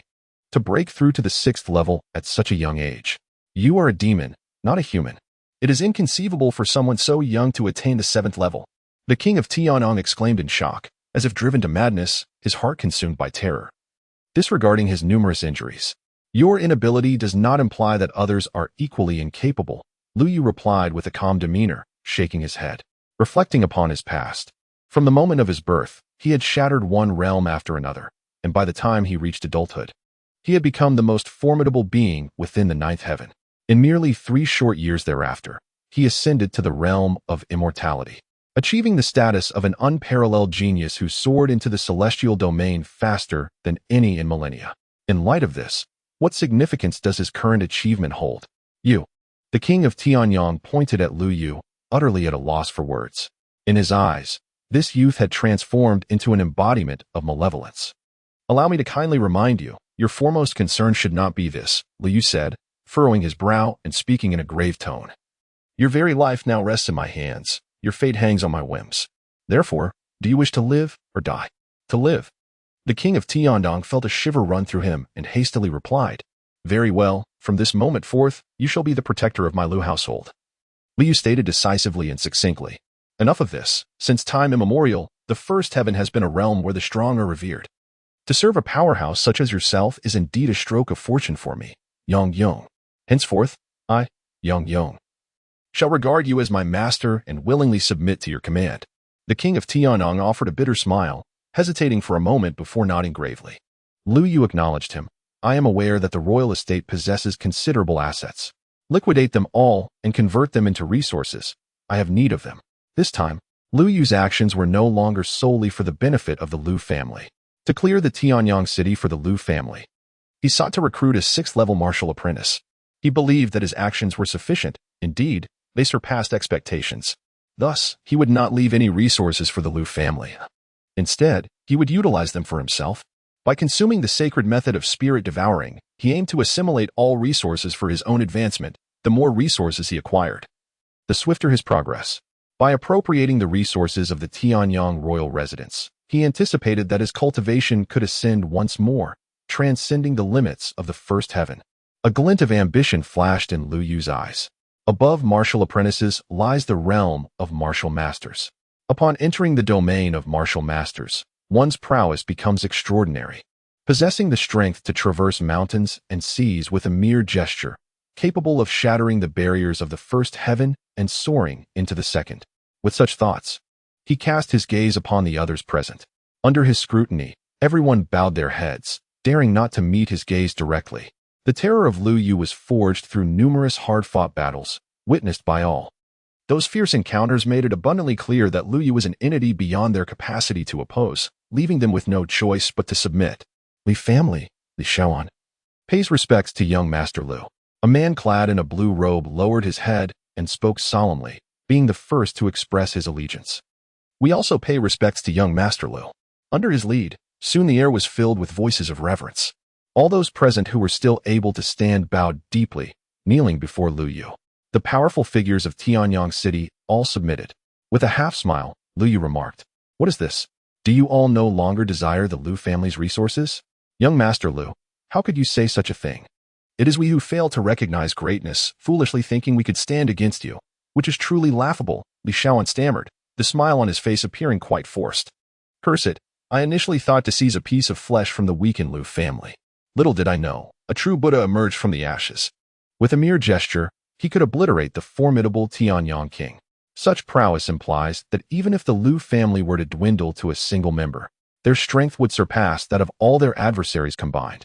Good heavens, the Liu family is not comprised of benevolent souls. They harbor malicious intentions to ensnare others. A powerhouse of Liu Yu's caliber still requires Liu Xiangwu's support to ascend. Even in the face of familial rebellion, it necessitated Liu Xiangwu's personal intervention to restore order, resulting in a decline of 2 to 3/10 in the family's overall strength. Truly, the members of the Liu family possess a remarkable talent for rhetoric. I cannot possibly believe your deceit. An overwhelming sense of resentment fills the hearts of the onlookers. At this juncture, who could still be oblivious to the fact that the Liu family has orchestrated a scheme to ensnare them, since they were the aggressors? The Liu family now occupies the moral high ground. With Liu Yu's intervention, regardless of his subsequent actions, he cannot be deemed excessive. This approach is far more aesthetically pleasing than simply subjugating them through brute force. Of course, should Liu become aware of their thoughts, he would merely chuckle. They are overthinking. Why employ strategy against a horde of mere ants? Anyone who dares to defy him would be crushed without hesitation. Liu Yu cleared his throat lightly and remarked nonchalantly, "Ah, by the way, earlier I mentioned that you would be kneeling before me, pleading for me to accept your assets. You all laughed heartily, seeming quite incredulous at my words, did you not?" Upon hearing this, the expressions of everyone present shifted, realizing that Liu Yu was not one to relent easily. However, there was no recourse. Liu Yu's overwhelming strength enabled him to dominate all. Even if they felt a sense of indignation and frustration, they could only submit to Liu Yu's will. The realm of cultivation operates under a simple yet profound truth. The strong hold the utmost respect. Suddenly, with a thud, one individual fell to his knees, exclaiming, "My Wang family possesses 1,000 acres of fertile land. If Lu Xiao does not disdain it, I implore you to accept it. I too from the Li family own 100 shops. I earnestly request Lu Xiao to graciously accept them. Lu Xiao, in your magnanimity, I beseech you to grant me the favor of accepting my family's 100 shops." With a series of thuds, more individuals prostrated themselves.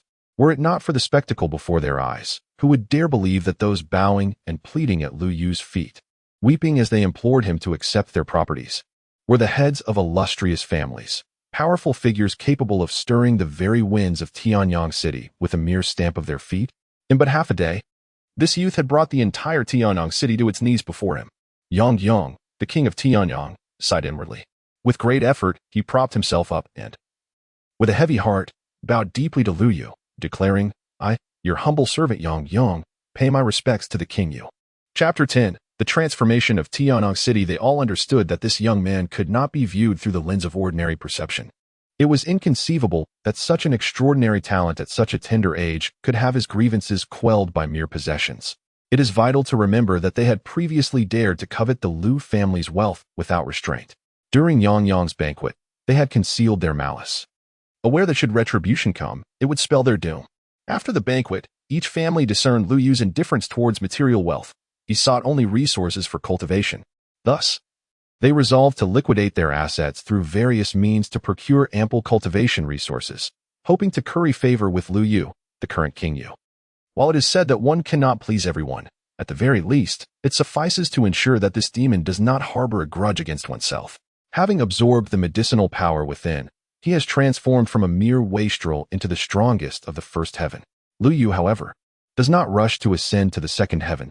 Instead, he intends to judiciously utilize the remaining resources of the Lu family alongside those from the Tianyang mansion to meticulously refine and solidify his physical body and foundation.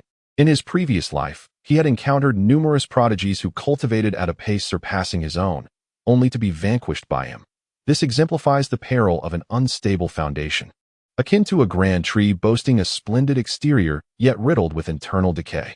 Hence, armed with the wisdom of past experiences and the promise of a new existence, Lu Yu remains unfazed, prioritizing steadiness above all else.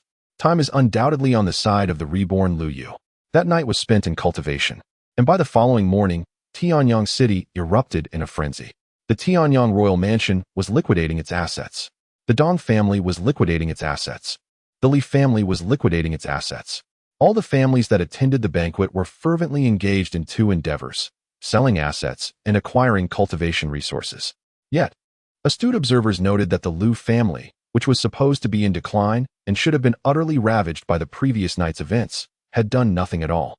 These families, being of a lower tier than the Dong and Li families, were not lacking in their own information channels. Many attendees of the banquet were present, and with just a little inquiry, it became apparent that the landscape of Tianyang City had shifted. In the first heaven, martial prowess reigned supreme. The one with the mightiest fist is deemed the ultimate authority, and now, Lu Yu stands as that very authority. Today, however, the Lu residence is bustling with even more fervor than the crowded marketplace. Although Lu Yu had informed the esteemed elders yesterday about the arrangement for personnel to receive resources, he could never have anticipated that the designated servants would prove woefully insufficient, necessitating his personal involvement. Carriages adorned with the insignias of various families arrive and depart incessantly, while the entrance of the Lu household is cluttered with vehicles and goods. The Li family has sent 7 boxes of cultivation resources. The Dong family has contributed 8 boxes. The city lord's manor has dispatched 15 boxes of cultivation resources. Families continue to arrive in droves, as Lu's servants tirelessly transport box after box of resources inside. The elders are filled with joy, never expecting that the Lu family's rise would come so swiftly, especially after they had refrained from harboring ill intentions towards Lu Yu and his father. They had once envisioned the ascent of the Lu family, aspiring to join the ranks of the elite and engage in jovial discourse with the other noble families and the city lord's court. Yet, they find themselves bypassing mere conversation, entering a realm of unilateral supremacy. The elders from various families, who come bearing resources, adopt a humble demeanor, smiling as they assure that once their properties are sold, even greater resources will follow. Suddenly, a servant announces at the entrance, His Royal Highness, the Tianyang King has arrived. The Tianyang King, a level 6 martial disciple and a royal prince of the dynasty, has long commanded respect in their hearts. Even though the Liu family has grown powerful and the new head has triumphed over him, their mindset has yet to fully adjust. They hastily set aside their tasks, preparing to welcome the Tianyang King at the door. We await your presence, Your Highness. Might we inquire as to your purpose for visiting? The Tianyang King responds, Esteemed elders, there is no need for such formalities. I have come solely to pay my respects to Wang Yu and convey a matter of importance to him. After the events of last night, Yang Yong, the king of Tianyang, dared not maintain the airs of nobility as he approached the Liu residence, adopting an exceedingly courteous demeanor. Our esteemed head is currently engaged in meditation. I kindly ask the king to rest within the estate for a moment while we notify him. He was informed. No need for haste. Yang Yong replied with a wave of his hand and a smile. There is no need for me to enter. I shall wait here.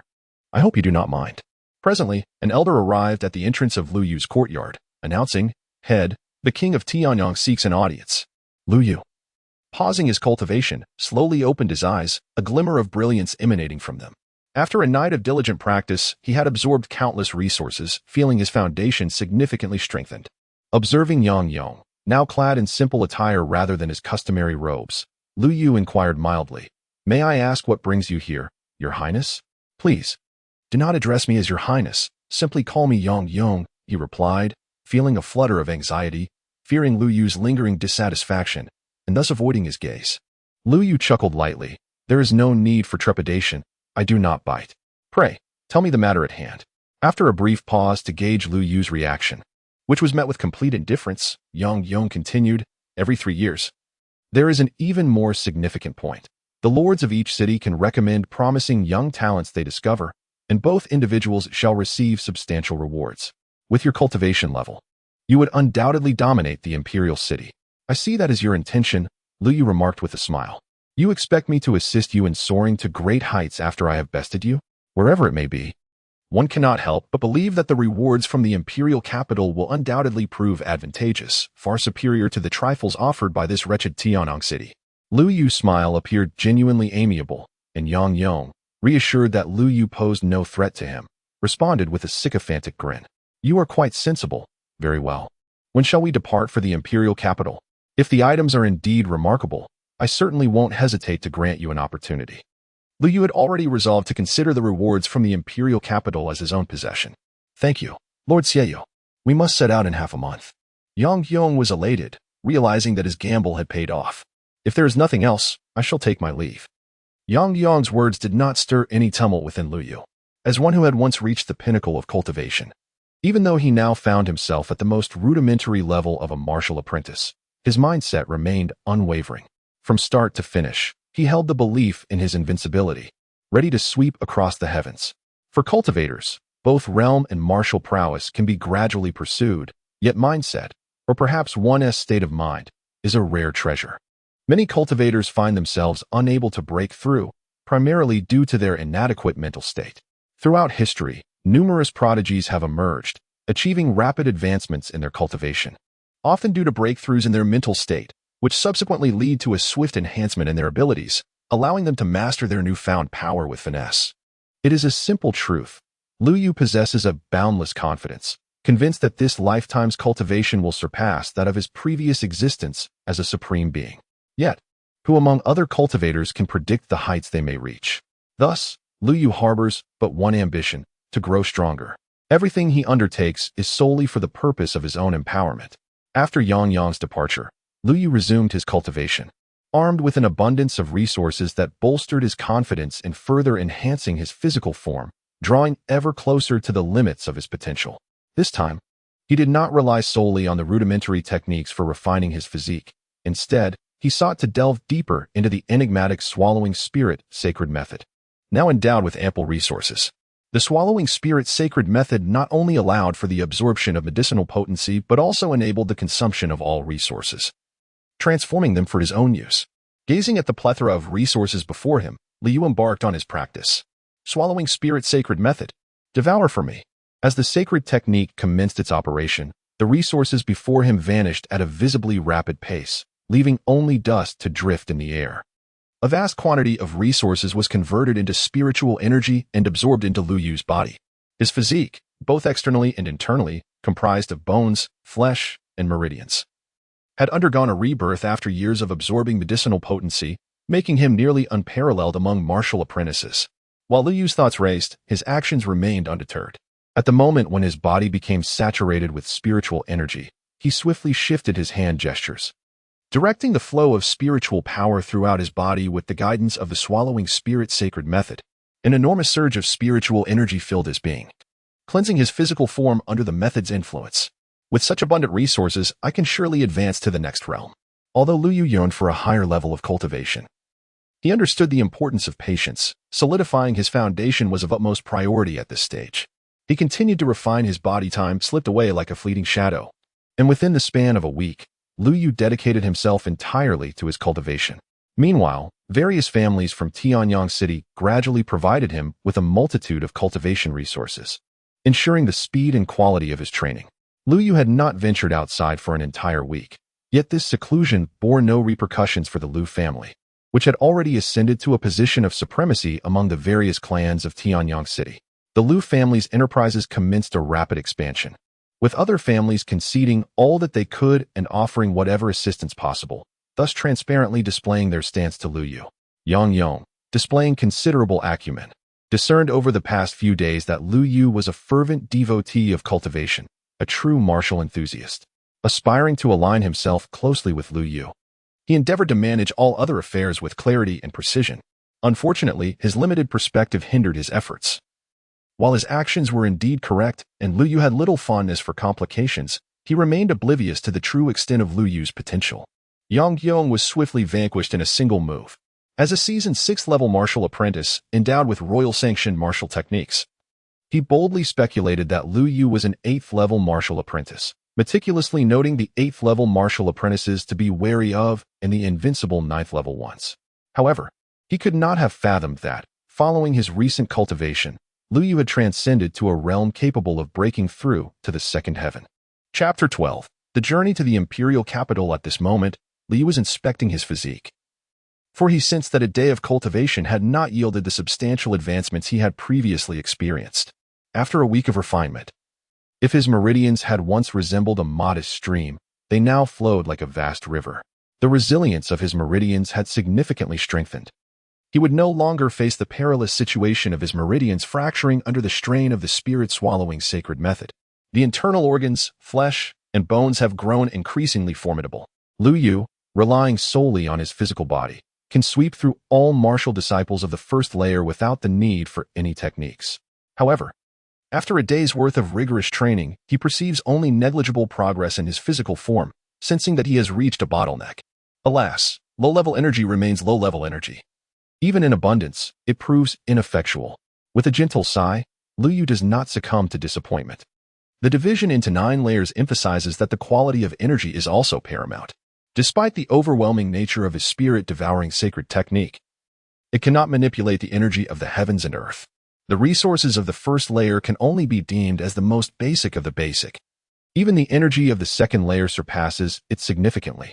Now, my physical form is nearing perfection, awaiting my journey to the imperial capital. As the most powerful force of the first layer, I anticipate encountering resources from the second layer. For the next few days, I shall focus on refining my body to break through its limits, preparing myself for the expedition to the second layer. Lu Yu contemplated inwardly, resolving not to linger in this place for too long. Typically, novice cultivators prioritize the enhancement of their realms, allowing their physical bodies to progress almost by chance. More adept cultivators begin to recognize the significance of their physical forms, ensuring that their bodies do not lag too far behind their cultivated realms. Those prodigious youths nurtured by formidable forces experience simultaneous advancements in both their physical prowess and cultivation, yet they certainly do not neglect their physical form. Though not as formidable as their cultivation, it remains resilient and robust. Although the primary reason for their shortcomings lies in the absence of specialized physical cultivation techniques and the lack of exceptional conditions and formidable experiences like those of Lu Yu. Individuals as obsessively dedicated to the refinement of their physical form as Lu Yu are exceedingly rare. Any that do exist are akin to legendary prodigies, who, when they emerge from obscurity, inevitably overshadow all other talents. For as Lu Yu contemplates, no matter how elevated one's realm of cultivation may be, it is fundamentally rooted in the physical body. Unless one breaks through the barriers of their previous existence, any transformation remains elusive. Otherwise, they are all fundamentally the same. In the following days, although Lu Yu continued his cultivation, he did not further refine his physical body, but instead focused on acclimating himself to the vessel of this lifetime. Achieving a profound understanding and mastery over one's own body is, indeed, of paramount importance. Additionally, he attended to matters concerning the Lu estate. He appointed the highest-ranking elder to act as the proxy for the Lu family, overseeing familial affairs, while Yang Yong indicated he would assign a trusted confidant to manage Lu family matters.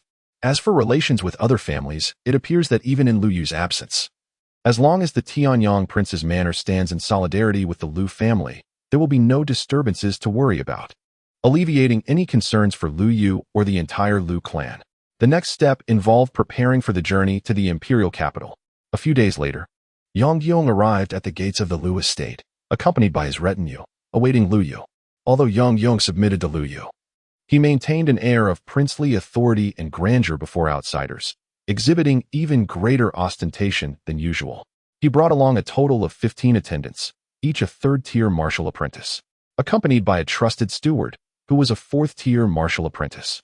Certainly, Yang Chong, the son of Yang Yong who was previously beaten by Lu Yu, is also present, though he no longer possesses his former bravado. Instead, he appears anxious, as if facing a formidable adversary. Perhaps the blow dealt by Lu Yu last time was too severe. Trained by Yang Yong since childhood and hailed as a martial arts prodigy, he has achieved the third level of martial disciple at this age, which is commendable, yet unfortunate in the face of Lu Yu's prowess. Before long, Lu Yu leisurely emerged from his small courtyard, solitary and unencumbered by possessions. The training resources provided by the various families had been entirely consumed by Lu Yu 3 days prior. His physical form had reached the limits attainable at the first level, and his cultivation stood at the pinnacle of martial discipleship. With just a little more practice, he would ascend directly to martial master. The so-called barriers of cultivation levels hold no significance for Lu Yu. Your Majesty, please. Yang Yong bowed and gestured for Lu Yu to enter the carriage. Lu Yu accepted Yang Yong's deference with composure. He had encountered such reverence countless times in his previous life and was well accustomed to it. As they settled into the carriage, Yang Qing rode outside alone, whereas he should have been seated inside alongside his father. Within the carriage, Yang Yong eagerly produced a report he had authored and presented it to Lu Yu. Your Majesty, this outlines the general distribution of forces in the imperial capital. It is far more detailed than what is circulated outside. Oh, Lu Yu casually flipped through the document, granting Yang Yong a measure of courtesy. After all, to him, the strength of someone at the first level was ultimately inconsequential against his unyielding dominance. You wrote this yourself? You have shown great thoughtfulness. Yang Yong was elated. His effort in compiling the information was straightforward in intent, to gain Lu Yu's recognition, even if it was just a simple acknowledgement. However, Your Majesty, apart from those individuals mentioned, there are others who require your particular attention, Yang Yong earnestly advised. The direct descendants of the royal family must not be provoked. Do they possess formidable hidden strengths? Lu Yu dismissed the notion, questioning whether they had entered the realm of martial masters. Yang Yong nodded affirmatively, confirming that a year prior, there were whispers suggesting that the ancestral elder of the royal family had indeed stepped into the martial master realm. Yet, due to advanced age, he chose not to break through to the second heaven, but instead opted to linger in the first heaven, maintaining his stronghold in the imperial capital. That is of no consequence. He is merely an old man. Observing Lu Yu's nonchalant attitude, Yang Yong could only offer a resigned smile, hoping that they would avoid any conflict with the royal family while in the capital, especially since he himself belonged to the royal lineage as a prince. Throughout their journey, silence reigned as Lu Yu and Yang Yong immersed themselves in their cultivation within the carriage. Although Lu Yu had nearly reached the limits of his training, he did not cease his efforts. After several days of jostling along the road, they finally beheld the imperial capital.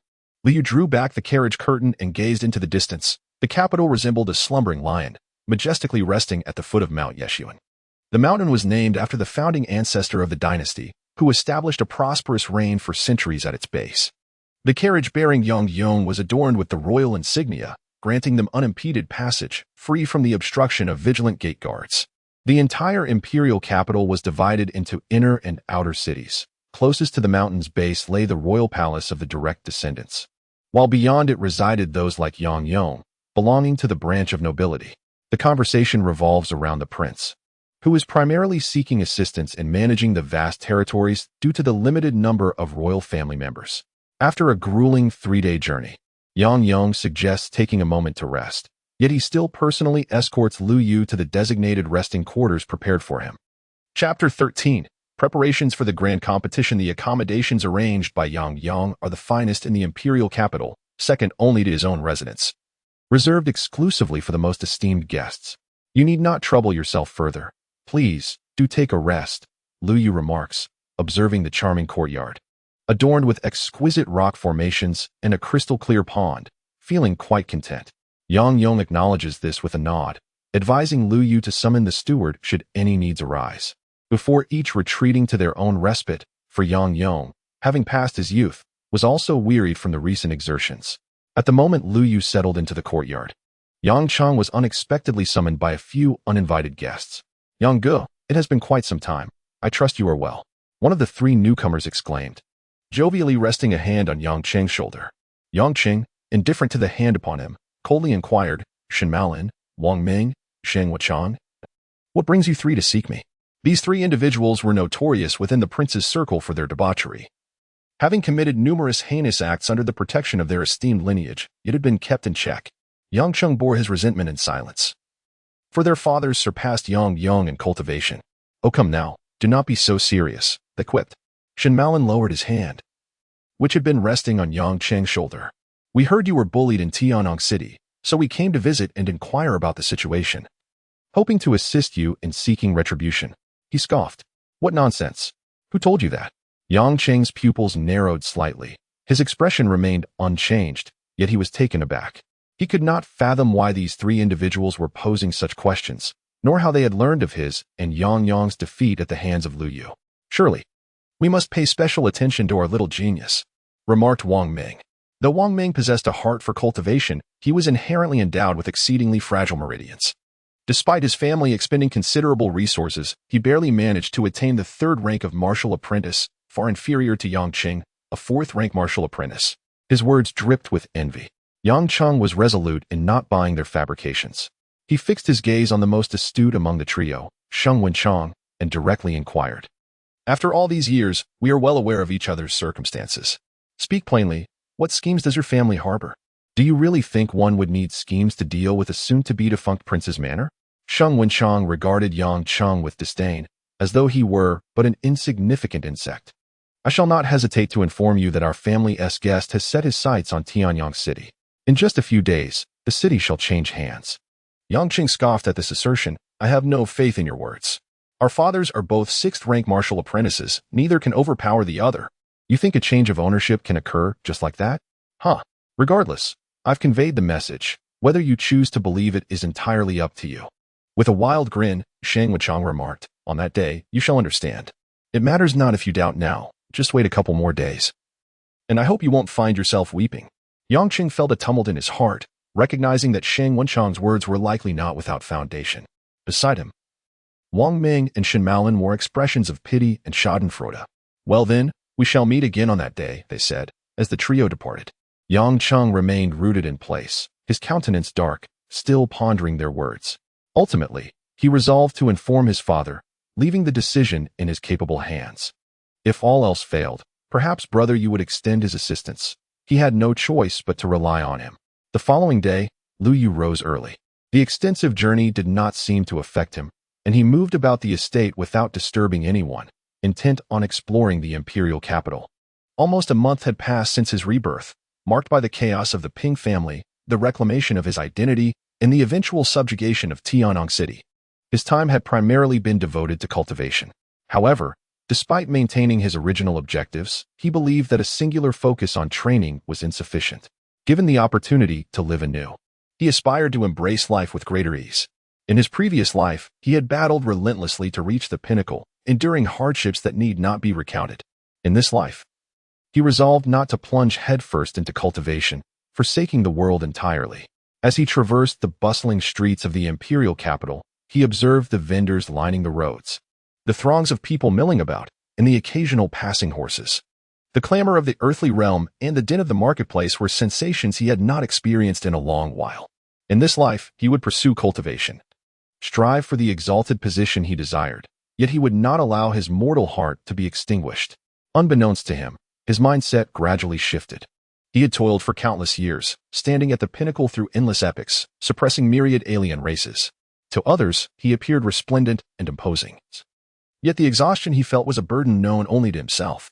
Even he could not withstand the relentless passage of time. If one were to say that his celestial heart was pure, flawless, and righteous, then his mortal heart belonged to the earthly realm, filled with desires both realized and unimagined, all encompassed within the mundane world.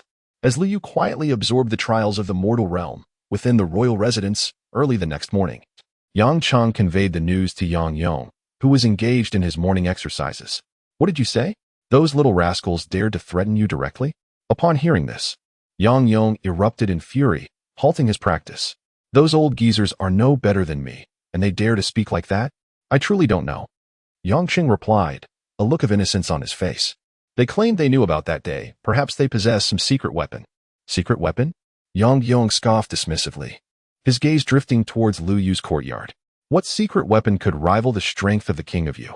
Within the entire dynasty, can you name a single 8th-level martial artist of Liu Yu's age? This has only happened since the founding of the dynasty.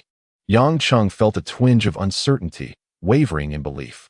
He did not wholly trust his father's words. Perhaps Liu Yu is merely young, a 7th-level martial artist. "Father, you are growing older. The youth often overpower the elderly. Moreover, will he truly aid us?" Yang Yong, already incensed, struck his son Yang Cheng on the head upon hearing his doubts. "Are you questioning me or the royal king? Though I am aged, I am hardly ineffectual. Aside from those of royal lineage, few can defeat my 7th-level martial disciple."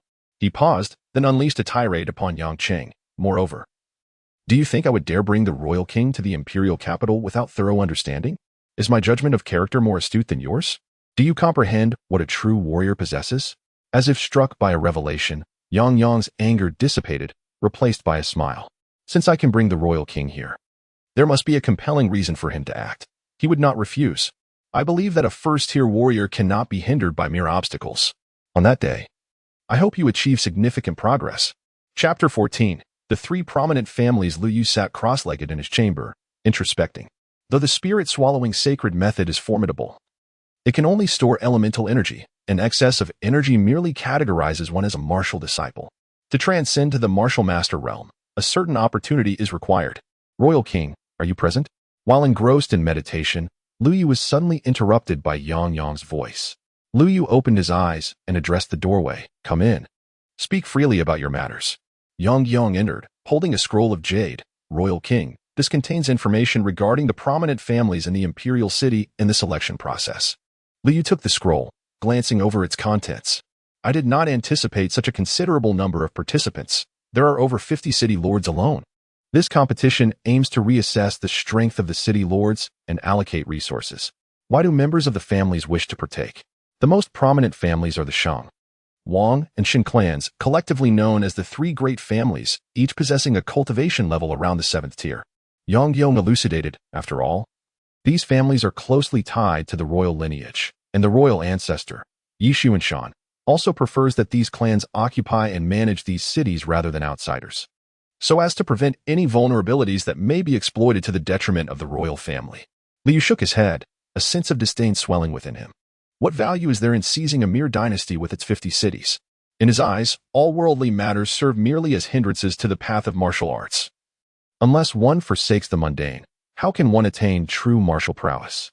As for the rumors surrounding the royal ancestors' breakthrough to the martial master level, he found them utterly implausible. Yang Yong, seasoned and astute, recognized Liu Yu's obsession with martial arts and dismissed such concerns. "Your Highness, the competition will commence in 3 days, aimed at re-establishing control over the dynasty cities. It is rumored that the reward for this contest is a primordial elixir. Moreover, all city lords have entered the royal city, and in pursuit of the prize, they may resort to underhanded tactics. Would you like me to send someone to protect your Highness?" A chilling glint flickered in Liu Yu's eyes. "Do you truly believe I am so weak that I require protection?" Yang Yong knelt, a cold sweat dampening his back. "I would not dare. Leave. Do not disturb my cultivation unless it is of utmost importance. Yes. Yang Yong exited the chamber, breathing a sigh of relief. Liu Yu's temperament was indeed unpredictable and elusive. Liu Yu was fully aware of Yang Yong's thoughts and his desire to monitor him. Had he not held some value, he would have been discarded long ago. Nevertheless, the primordial elixir held some merit. Liu Yu developed a burgeoning interest in the profession of alchemist, a vocation that is only available to those above the 3rd tier and is exceedingly rare. A single Yuan Dan could equate to half of the resources previously acquired.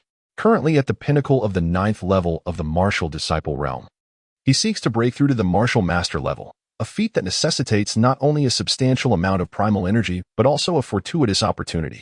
Suddenly, a faint sound of air being sliced through reached his ears, and an obscure projectile shot into the room from outside. Liu Yu extended his hand, pinching the dart between his fingers, only to be taken aback as it unexpectedly detonated, dispersing a cloud of green smoke accompanied by a sharp, acrid scent. Was that the venom of a green lizard? A glint of murderous intent flickered in Liu Yu's eyes. Someone had dared to poison him. In an instant, his body surged out of the room, his gaze directed towards the sky above the courtyard, leaping onto the roof and scanning his surroundings. Within 100 meters, there were no abnormal presences, merely the essence of ordinary individuals. Suddenly, Liu Yu's attention was drawn to the water pool in the courtyard, a cold smile gracing his lips as he propelled the silver dart into the water. Splash! A figure suddenly erupted from the pool, brandishing a dagger defensively. The dart collided with the blade, producing a sharp sound. The individual was shrouded in black attire, rendering their features indistinguishable. Upon surfacing, they attempted to flee. Liu scoffed. You think you can come and go as you please? What kind of place do you think this is? The cloaked figure paid him no heed. But in the next moment, Liu Yu had already appeared before them in a flash, surprising the figure with his speed. Regaining composure, the cloaked individual remarked, impressive speed. But I advise you to step aside. Otherwise, you may not live to see the city competition. He did not perceive any threat from a mere teenager. Liu Yu chuckled softly, remarking, is that so? A 5th-tier mediocre warrior, and a rootless one at that, dares to be so arrogant. The man in black, infuriated, retorted, you. Seeking death. Being rootless means his lifeline has been severed. This is his grave secret. In a fit of rage, the man lunged at Liu Yu with a dagger. Yet Liu Yu merely pinched it between his fingers, and with a sharp snap, the blade shattered. How could this be? This is a steel dagger. Even a 7th-tier warrior cannot break it. The man in black was taken aback, realizing the peril he was in, and attempted to flee. However, at that moment, Liu Yu delivered a powerful kick to his chest, sending him crashing to the ground with a resounding thud that fractured the earth beneath him. The man coughed up blood, exclaiming, I am the Lord of Tiger City, a subordinate of the Tiger King. If you dare to kill me, you will invite calamity upon yourself. Liu Yu remained silent, applying pressure with his foot, and with a sickening crack, the sound of breaking bones echoed from the man's chest. Blood streamed from his mouth, and before he could even utter a cry, he succumbed to death. Hearing the commotion, Yang Yong entered and, upon seeing the scene, his expression turned grave. Lord Yu, this matter is a result of my incompetence. I deserve death. Liu Yu waved his hand dismissively, dispose of the body. Who is this Tiger King? Relieved that Liu Yu did not hold him accountable, Yang Yong hastily explained, this Tiger King, known as Wang Hu, is of the Wang family, a 7th-tier martial apprentice. Possessing formidable strength with his Tiger Roar technique, he is the most powerful lord among all cities, of course, that is unless he encounters Lord Yu. Enough with the flattery. Just take care of the body. Liu Yu felt a twinge of impatience. Out of sight, out of mind was the best approach. A mere 7th-level Tiger King was of little concern to him. However, he did not anticipate such a swift attack. Was it because of his youth that he was perceived as an easy target? It seemed that unless he retaliated, peace would elude him. At that moment, Yang Chung burst in, flustered and disheveled, his face swollen and dirty, crying out, Father, you must avenge me. Yang Yong, upon seeing his son in such a state, erupted in fury. Who has done this to you? Yang Cheng's voice was hoarse from weeping. It was Wang Meng. I merely stated that the king you would certainly not be defeated by their Wang family, and they beat me mercilessly, humiliating me in the process. Claiming that the king you, being a mere youth, would be utterly crushed before the competition even began. The Wang family. Yang Yong paused, biting his teeth in frustration. In the imperial city, the Wang family was closely connected to the royal lineage. Any unprovoked attack on them could be seen as a provocation against the monarchy.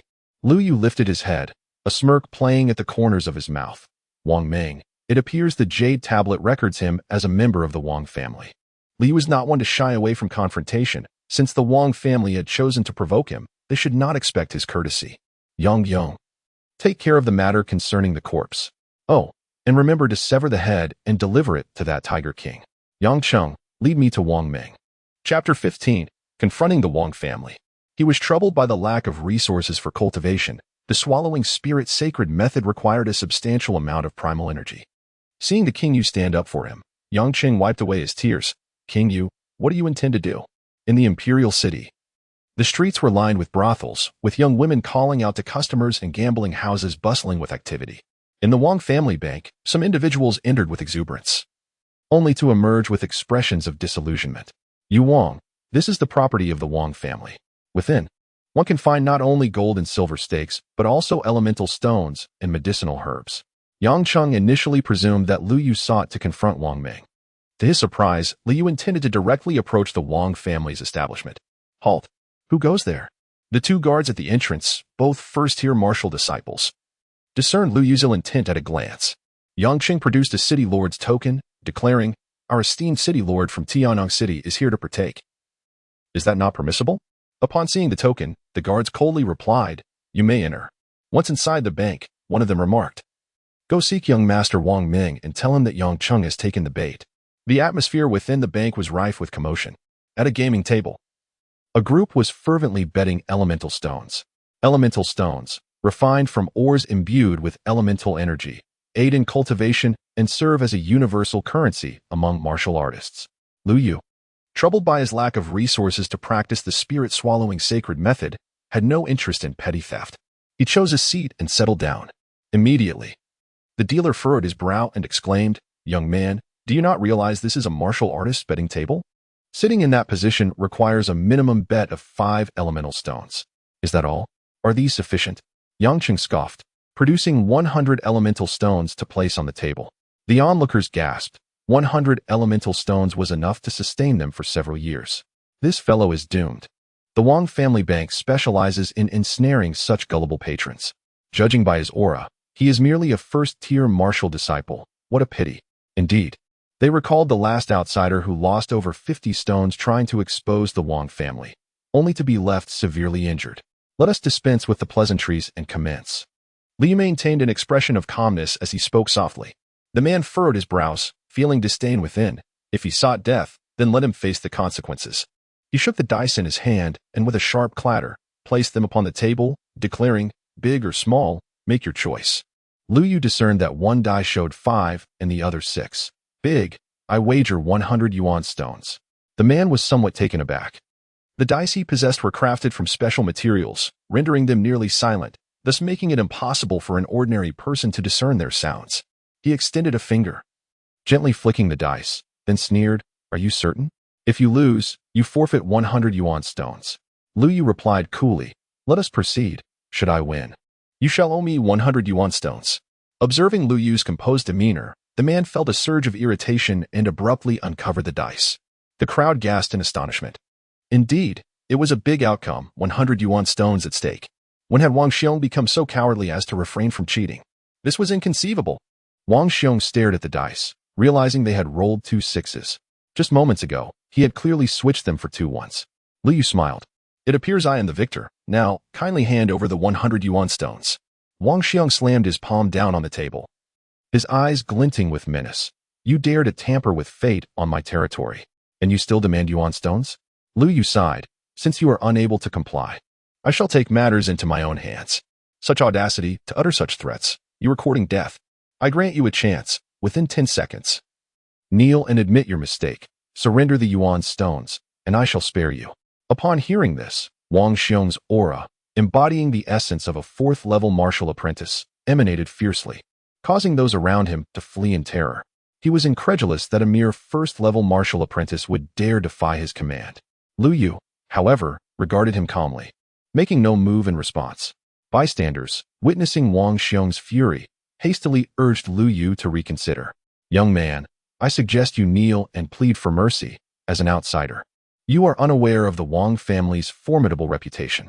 Indeed, a few respectful bows to Lord Wang Xiong would surely spare you from his wrath." They chimed in unison.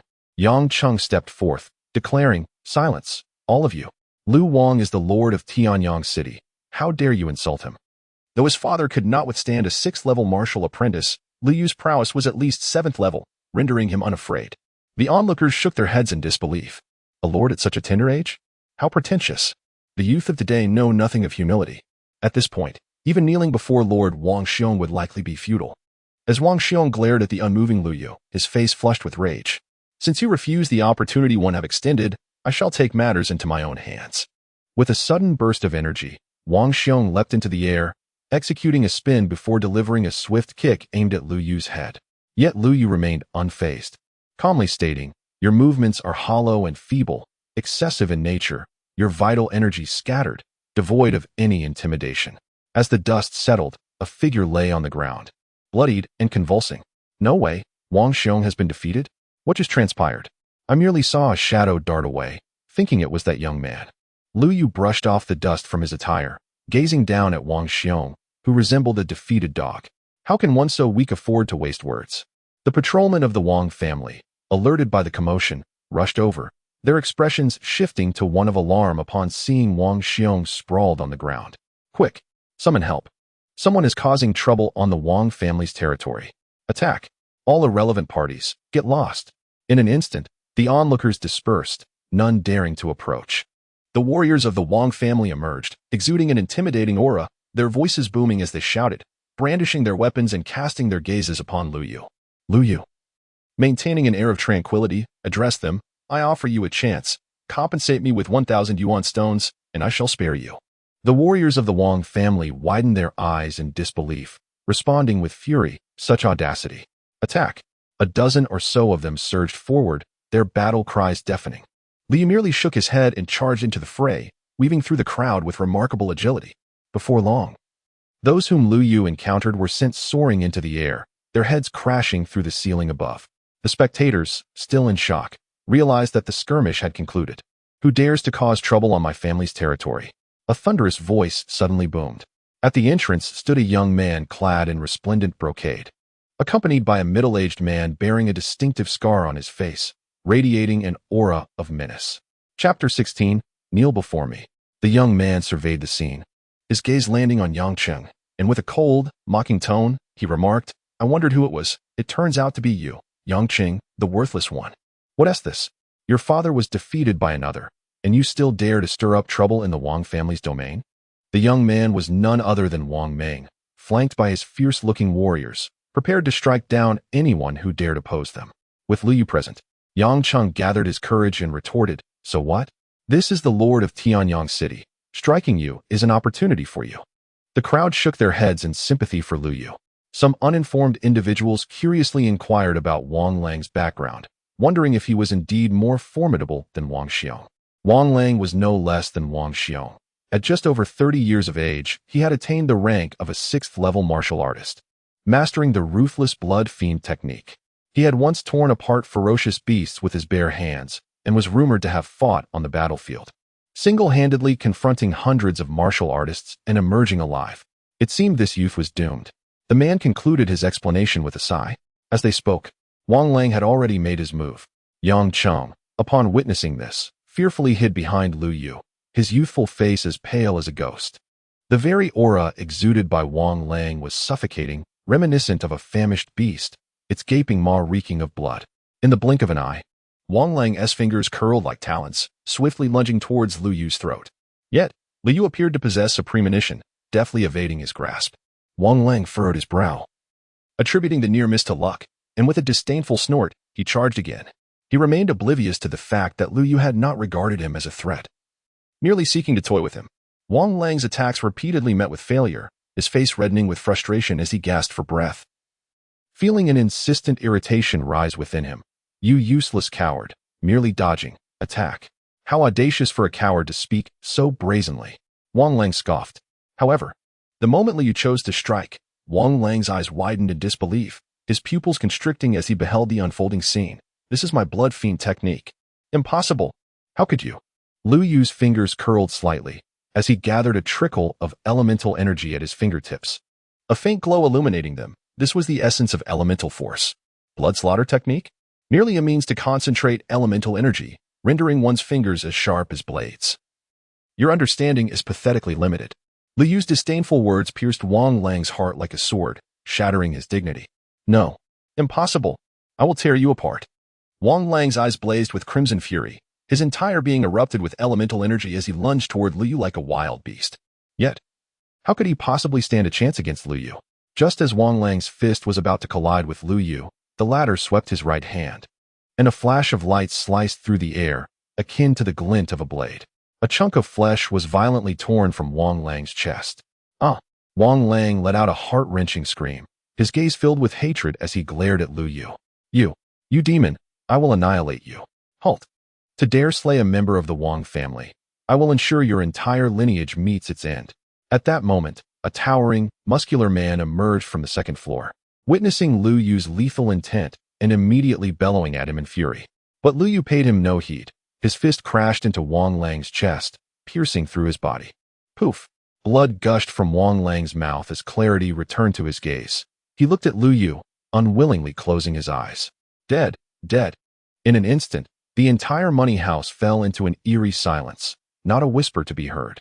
Those who had been gambling were now in a state of panic, fleeing toward the exit. The man on the second floor was consumed by rage, the bulging veins coursing along his tightly clenched fist, spreading throughout his arm. His gaze was filled with an overwhelming murderous intent, and his voice roared like a ferocious beast. Give it to me. Die. Run. He was the young master of the Wang family, and his strikes could claim lives within a radius of several dozen meters. Those placing bets frantically fled in terror. Yang Cheng, hiding in the back, felt a surge of fear. Yu Wang, that man is the young master of the Wang family, named Wang Lei. His body is as hard as iron, and he is a battle-hungry individual. You must be cautious. Oh, a body refinement practitioner? How intriguing. There exists a lineage of body refinement even within the first heaven, Lu Yu mused, casting a curious glance.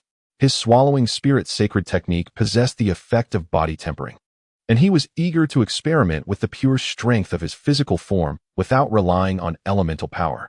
Wang Lei, at the pinnacle of level 6, jumped from the second floor, causing the ground to tremble. A wave of elemental energy radiated from him, striking those who had not managed to escape, forcing them to spew blood. He was utterly indifferent to the fate of these individuals as he charged towards Lu Yu. As Wang Lei's fist came crashing down, Lu Yu deftly evaded, the punch missing its mark and instead shattering a stone table with a resounding crack. Is this all the strength you possess? Lu Yu scoffed, inciting Wang Lei's fury. Kneel before me. Wang Lei's palm descended upon Lu Yu's shoulder with the weight of a mountain, immense power surging into Lu Yu's being. A glint of joy flashed in Wang Lei's eyes. This strike held at least 1,500 pounds of force, a pressure even his father could scarcely withstand. Crack!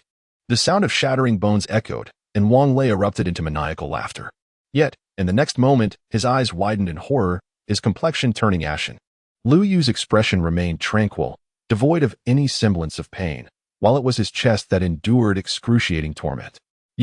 Wang Lei involuntarily glanced down, discovering Lu Yu's fist had struck his chest, shattering his ribs with brutal force. Lu Yu transformed his fist into an open palm and struck fiercely. Boom! Wang Lei's body was hurled into the air, only to crash heavily onto the ground, the sound of cracking bones resounding once more throughout his body. Chapter 17. Origin Crystals. The Wang family bank was engulfed in chaos. Lu Yu and Yang Cheng emerged, the latter's face alight with joy, having never felt such exhilaration before. His person was laden with a multitude of origin stones, amounting to thousands. This bounty could elevate an ordinary first-level martial artist to the 5th level, a truly formidable prospect. Your Majesty, where shall we venture next? Yang Qing inquired cautiously. Lu Yu pondered for a moment before responding, since we have already taken action. Let us seize all of the Wang family's assets. Wang family estate. The head of the Wang family, Wang Zhentian, was practicing in the courtyard. Green origin energy swirling around him as he skillfully directed it to sever a wooden post. This was a feat achievable only by a 7th-level martial artist. However, Wang Zhentian's origin energy was but a mere thread. My lord, a grave situation has arisen. A servant rushed in, visibly flustered. Wang Zhentian retracted his origin energy, maintaining an impassive demeanor. What calamity could possibly warrant such panic? The Wang family holds a position of authority in the imperial city, second only to the emperor. What calamity could befall us? The servant trembled as he replied, "My lord, the Wang family's bank has been raided, resulting in the loss of all origin stones, over 3,000 in total." Wang Jintian furrowed his brow, realizing that it was the old fool in question. The so-called new city lord was undoubtedly using this as an excuse, having enlisted help to secure victory in the city competition and thereby acquire greater resources. However, he began to ponder the implications. To defeat Yang Yong, one must possess the prowess of a 7th-level martial artist, a formidable opponent not to be trifled with. Acting impulsively would yield no benefit. Yet, 3,000 essence stones were still within his means, if he could stealthily strike during the city competition and eliminate this individual. The essence stones he would subsequently obtain would far surpass this sum, along with a precious essence pill. He could not afford to disrupt the grand scheme. "Master, we have a crisis." Before he could catch his breath, another servant rushed in, panic evident on his face, and fell to his knees, exclaiming, "Master, all 5 properties of the Wang family have been destroyed by someone named Lu Yu. The Martial Arts Academy's personnel have been injured, and even Lord Wang Lang has perished. Both the eldest and second sons have sustained severe injuries." Wang Jintian collapsed onto a stone bench, his hands trembling with rage. Lu Yu, what audacity! How dare he openly challenge the Wang family? Wang Lang, a 6th-level martial artist, had been fiercely loyal, and a considerable amount of resources had been invested in his training. Now he lay dead. Furthermore, both of his sons were injured. How could he not be furious? "Blood blade guards, assemble!" Wang Jintian bellowed, and 3 figures adorned with blades at their waists rushed from the distance, becoming mere shadows before him. As they came into focus, they revealed themselves, cloaked in black, their features obscured save for their cold, piercing eyes. They bore slender blades with crimson edges that shimmered menacingly. "Master!" The 3 bloodblade guards knelt before Wang Jintian, paying their respects. Wang Jintian gazed at the 3 individuals and declared, "I place my utmost trust in you." The blood blade, forged from the essence of child's blood, possesses the ability to shatter elemental forces. This evening, you are to eliminate Lu Yu, who is close to Yang Yong, along with his son Yang Cheng. Lu Yu is likely a 7th-tier martial artist, so exercise caution. It would be prudent to employ poison.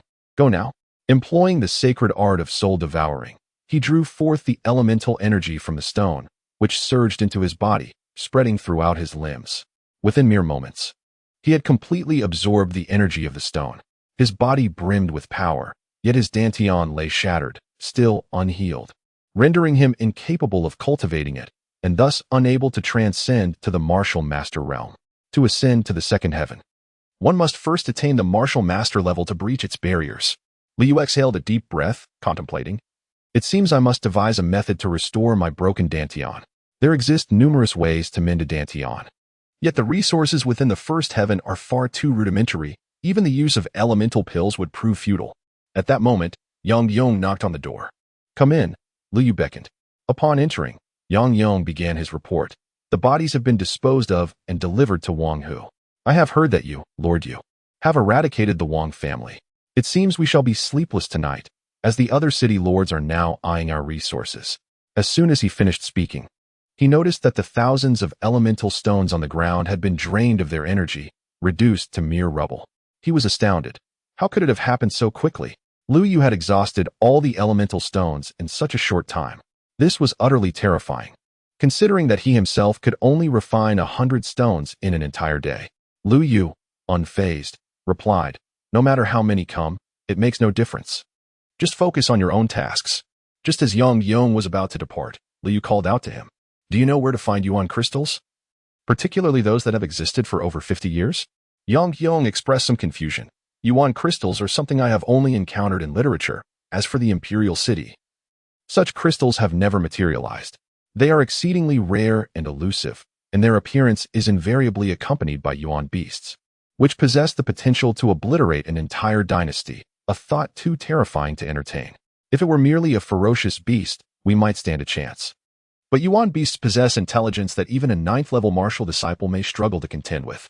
Noticing the disappointment on Lu Yu's face, Yang Yong continued, "However, I recall from the text that, 300 miles north of the Imperial City, in the Wangu Mountains, there is rumored to dwell a formidable yuan beast that has survived for over a century. It is said that this creature harbors yuan crystals within its being. Though defeating it would be nearly impossible." Over a century? Lu Yu's expression softened slightly. As long as there were yuan crystals, restoring his dantian would become significantly more feasible. After Yang Yong departed, Lu Yu began to stabilize his yuan power. Confronting a century-old yuan beast would require more than the strength of a 9th-level martial disciple. It seemed he would need to forge a suitable weapon. Night swiftly descended. Within the room, Lu Yu opened his eyes, hearing faint breaths outside. A smile crept upon his lips. He was eager to hone his combat reflexes. With the acute senses of a 9th-level martial disciple, even the most concealed presence could not evade his ears. At that moment, white smoke began to seep through the cracks of the door. Lu Yu felt a cold smirk form within. The Wang family had a penchant for employing poison. Chapter 18. Assassination. The smoke was odorless yet possessed a lethal efficacy. However, it bore no effect on Lu Yu, who merely held his breath, rendering the toxic fumes incapable of infiltrating his body. The individuals outside remained oblivious to Lu Yu's awareness of their presence, lingering at the door for an extended period before resuming their actions. The man clad in black gripped the bloodied blade tightly and exchanged a knowing glance with his companions. One of the figures stepped forward and gently pushed the door open. As the door creaked ajar, the black-clad intruder, poised to assess the interior, suddenly experienced a tremor throughout his body, followed by a sharp pain in his abdomen, causing him to be violently hurled backward, crashing onto the ground and losing consciousness. The other two cloaked figures, upon witnessing this, immediately sensed the gravity of the situation. They unsheathed their bloodied blades, peering into the room, only to find themselves rooted in place. At the threshold stood Lu Yu, a sardonic smile curling at the corners of his lips, betraying no hint of the unconsciousness that had overtaken their comrade. With a firm grip on his weapon, a resolute glimmer flashed in the eyes of the black-clad man, who then lunged forward, swinging his bloodied blade toward Lu Yu. In that fleeting moment of unsheathing, 6 crimson rays of light manifested in the air, converging upon him. Yet, Lu Yu maintained an air of tranquility. Addressing the assailant calmly, the nourishing yuan technique cultivates vital energy within blades and swords. Upon drawing, the released energy, sharp as the weapon itself, cleaves through all adversaries. Projecting outward, he paused, a hint of disdain lacing his words. It seems there is a trace of blood, a most nefarious path. With a mere flick of his wrist, Lu Yu dissipated the 6 streams of sword energy as if they were mere dust, dissolving into sparkling motes that scattered with the wind. As Lu Yu laid bare their secret in such a nonchalant manner, the black-clad figure's expression grew tense. The palm gripping the hilt now slick with perspiration as he retreated, searching for an opportunity. The 6-path sword essence, a culmination of his 6 months of arduous training, rivaled the full force of a 7th-level warrior. Yet, it was effortlessly countered by the man before him, who undoubtedly surpassed the 7th level and was not to be trifled with. Retreat. The cloaked figure seized his unconscious companion and sought to flee. With a powerful push, they soared toward the courtyard's exit. However, just as they ascended into the air, 2 heavy hands descended upon their shoulders, anchoring them down slowly. The cloaked figure, startled at the sight of Lu Yu beside him, was bewildered by the man's sudden appearance, having sensed nothing. Observing the immobility of the 2 cloaked figures, Lu Yu remarked, "Since you've come this far, why not stay a while?" The cloaked figure gripped the hilt of his blade, flicking his wrist to unsheath the bloodied sword, its sharp edge aimed at Lu Yu's throat. Lu Yu released his hold, and the cloaked figure felt an immediate sense of relief, eager to reclaim his weapon, only to find that it had already found its way into Lu Yu's grasp. With no other recourse, he could only fight back. Armed with a dagger, he charged at Lu Yu, while the other cloaked figure had mysteriously vanished. Lu Yu seized the sword, and with a swift stroke, the blade glimmered as it cleaved through the air. The cloaked figure, though several away, felt the edge of the blade slice into his shoulder as if an illusion had taken form. With a cry of pain, he clutched his shoulder, enduring the agonizing throb, and glared at Lu Yu. In a fit of madness, he lunged toward him recklessly, as if disregarding his own life. In that fleeting moment, as the cloaked figure barreled towards him, Lu Yu's cold smile emerged, and he uttered, "Die." At the moment the figure in black began to speak, a blade materialized behind Lu Yu, emanating a radiant glow that transformed into a sharp essence of sword energy, striking heavily upon his back. Bang! Lu Yu felt the impact, and the figure in black rejoiced, eager to launch another attack. However, in the next instant, their elation was extinguished. While Lu Yu's garments were torn asunder by the sword energy, his body remained unscathed, not even a scratch upon his skin. Turning to face his assailant, Lu Yu declared, I warned you that these are mere underhanded tactics. In the presence of true power, they are utterly futile. How could this be? My sword energy can sever anything. The figure in black retorted, his eyes bloodshot with fury as he frantically withdrew his blade to strike at Lu Yu once more. Sever everything? Lu Yu scoffed, extending his right hand to grasp the blade's edge. With a forceful grip, he shattered the weapon with a resounding crack, reducing it to a heap of worthless metal. The blood-red hue upon the blade vanished entirely. Even the sharpest sword energy is ultimately but a manifestation of vital force. Your level 6 martial energy is commendable. Yet to think it could sever all is nothing short of delusion, Lu Yu coldly stated. As the bloodied blade crumbled, despair filled the eyes of the figure in black, who fell to his knees, drew a dagger, and plunged it into his own heart, collapsing lifelessly to the ground. The other figure in black followed suit. It seems the Wang family is not to be trifled with. Perhaps it is time to eliminate them, Lu Yu mused, shaking his head as he snapped the bloodied blade in two and discarded it upon the ground. Yang Yong, come forth and clear this up. Lu Yu had long noticed Yang Yong lurking nearby, observing in silence. Upon hearing Lu Yu's voice, he hastily emerged, commencing the grim task of arranging the corpses.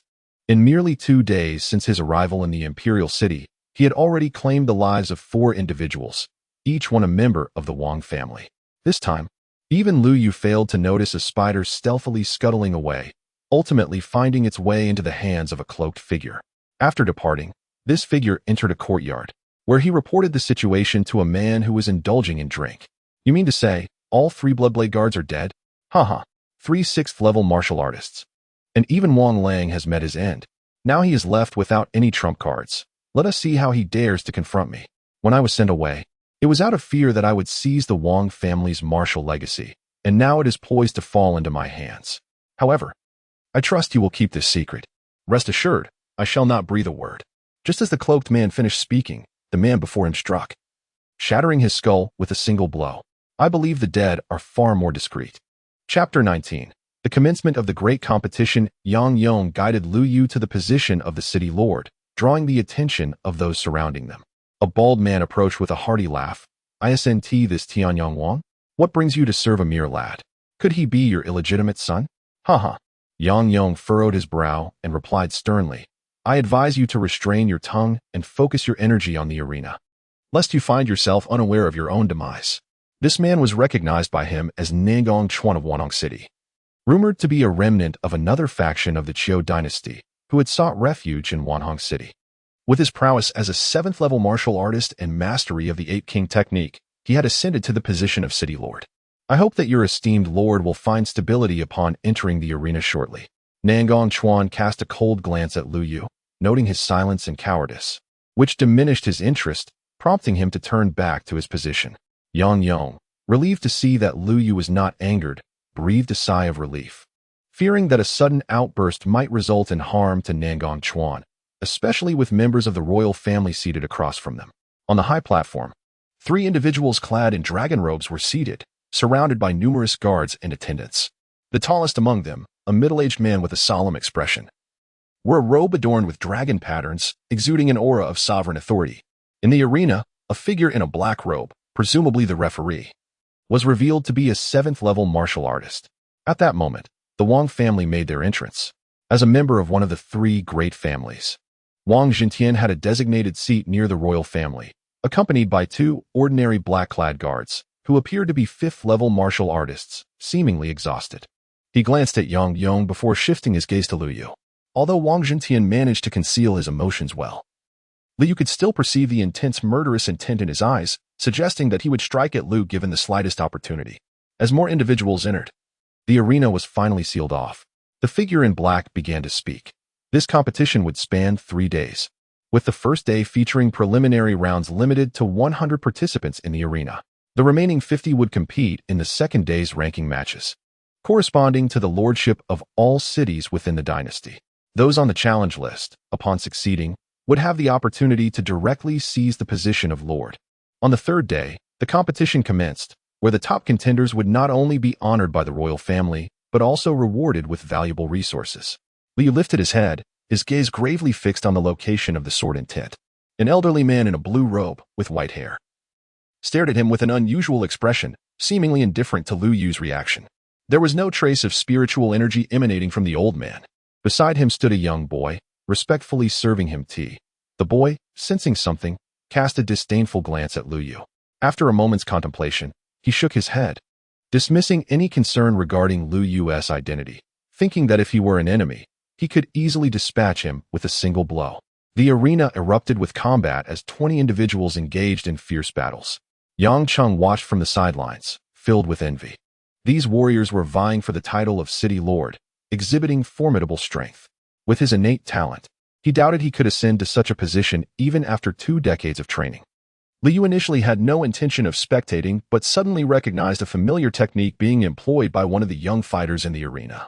This familiarity evoked memories long buried, yet it was undoubtedly a technique above the 5th layer. The boy appeared frail, his physique seemingly incapable of withstanding a breeze. Yet he adeptly employed a fist technique, consciously restraining the force behind his strikes. Each punch unleashed a gust of force that staggered his opponent repeatedly. What martial artist does not aspire to ascend to the 9th layer? Once there, few would wish to descend. Had she truly fallen to the 1st layer? In his rebirth, he remained unaware of how much time had elapsed since the days of the 9th layer. Now, encountering the inheritor of his technique stirred a mixture of emotions within him. Yang Yong. What was that person's name? Yang Yong followed Lu Yu's gaze and observed an ordinary youth, feeling somewhat puzzled. Nevertheless, he replied candidly. This young man appears to be a criminal from the Spring and Autumn dynasty, named Murong Feng, who seems to have some enmity with that bald man from earlier. Lu Yu nodded, taking note of this information. Shortly thereafter, they witnessed Murong Feng harnessing his strength to deliver a powerful blow that incapacitated his opponent. As Murong Feng departed the scene, Lu Yu turned to Yang Yong and instructed, "Please summon this Murong Feng." "Understood, Your Majesty," Yang Yong responded, refraining from further inquiries and promptly arranging for someone to fetch Murong Feng. He particularly cautioned them to avoid offending the young man. Upon reaching the exit, Murong Feng spotted a beautiful woman awaiting him and approached her with a smile. At that moment, several individuals suddenly approached him. Murong Feng became vigilant, clenching his fists, prepared to strike at any moment. Chapter 20. The duel against Nangong Chuan. The approaching figures were a steward and a martial artist, both sent by Yang Yong. The steward grinned as he explained their purpose. However, Murong Feng coldly declined, stating, "I do not know the king of Tianyang City, nor do I wish to." He then turned towards the woman beside him, taking her hand. She was strikingly beautiful, with cascading long hair and enchanting eyes, yet her pallid complexion suggested a certain frailty.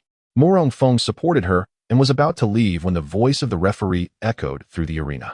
"Lord of Tianlong City, Lu Yu." Facing off against the Lord of Wanhong City, Nangong Chuan. Upon hearing this name, Murong Feng's eyes widened, his steps faltered, and his body trembled with evident rage as he turned to look. Lu Yu was taken aback, realizing that this competition allowed for direct challenges. Nangong Chuan removed his upper garment, revealing a physique brimming with muscular strength. He fixed his gaze upon Lu Yu, a faint smile gracing his lips, as if mocking him. Yang Yong interjected, "Your Highness, you may simply refuse. I fear he may resort to some trickery." "No need," Lu Yu retorted, disregarding his counsel.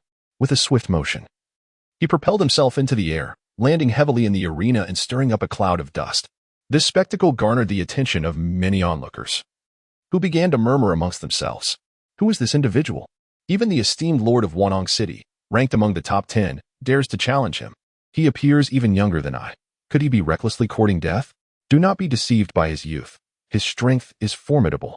Just yesterday, the Wang family's assets were seized, and many were injured, leading to significant losses for the Wang family, all attributable to Lu Yu, the Lord of Tianong City. A complex emotion flickered in Emperor Yi Zhouxing's eyes before he concealed it once more. Sheng Wenchang turned his gaze towards Yang Cheng, a cold glint evident in his eyes. Due to the events surrounding the Wang family, he had received a stern reprimand from his father, warning him against provoking Lu Yu. Yearning to take the venerable elder before him as his mentor, he begrudgingly remarked to Yang Cheng, "Yang Cheng, does your face still ache?" After descending into the arena, Lu Yu regarded the bald man before him, sensing a peculiar intensity in his gaze, one infused with hatred, astonishment, and a hint of mocking malice. Nangong Chuan scrutinized Lu Yu and inquired, "You are from the Lu family of Tianyang City, are you not?" Lu Yu, taken aback, felt an inkling of recognition. However, he could not recall having encountered this person before. "If you wish to fight, Then let us do so without further ado, Lu Yu replied coolly. He noticed that Murong Feng was gazing at him. Since the latter had cultivated his martial arts, he could be considered his disciple. Lu Yu had always been protective of those close to him. Anyone who dared to harm them, regardless of the justification, would be met with swift retribution. Nangong Chuan bore a grudge against Murong Feng, and thus against him as well. How intriguing, Lu Yu thought, observing the intensity of his murderous intent. Could it be that he has already discerned my true identity? Nangong Chuan remarked with a hint of surprise.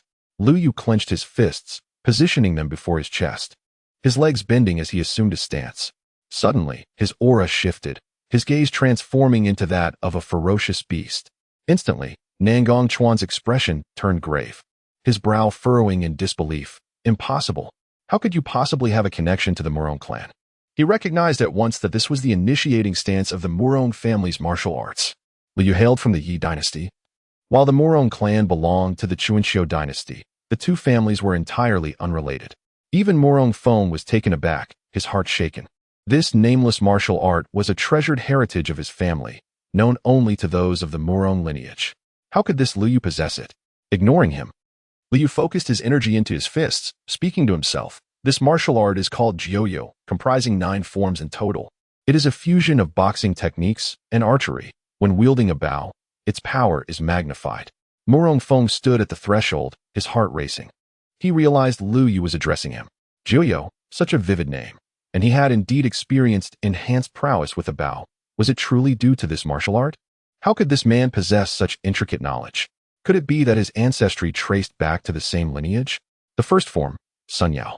In an instant, a golden glimmer flashed in Lu Yu's eyes, his posture reminiscent of a grand bow, his right fist clenched tightly, gradually drawing back. Murong Feng's body stiffened, completely ensnared.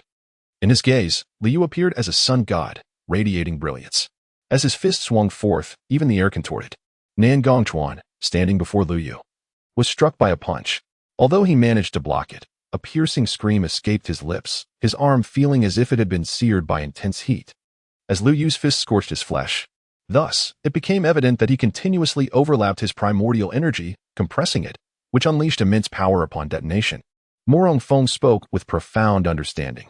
Struck by the tremendous force, Nangong Chuan staggered back several steps, casting a glance at his mangled arm, his gaze burning with rage. Indeed, it was the boxing technique of the Murong family.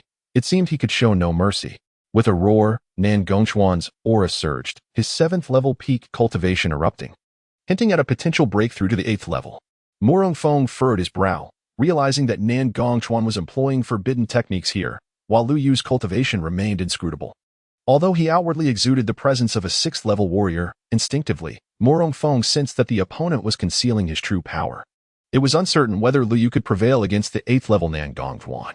With a thunderous crash, Nangong Chuan, having broken through to the 8th level, stamped down heavily, instantly creating a deep crater in the ground. Hot air burst from his nostrils as his eyes blazed with madness, and he shouted, "Back then, your father has slain my son, leading to the ruin of the Nangong family. Today, I shall exact vengeance with your blood." His father?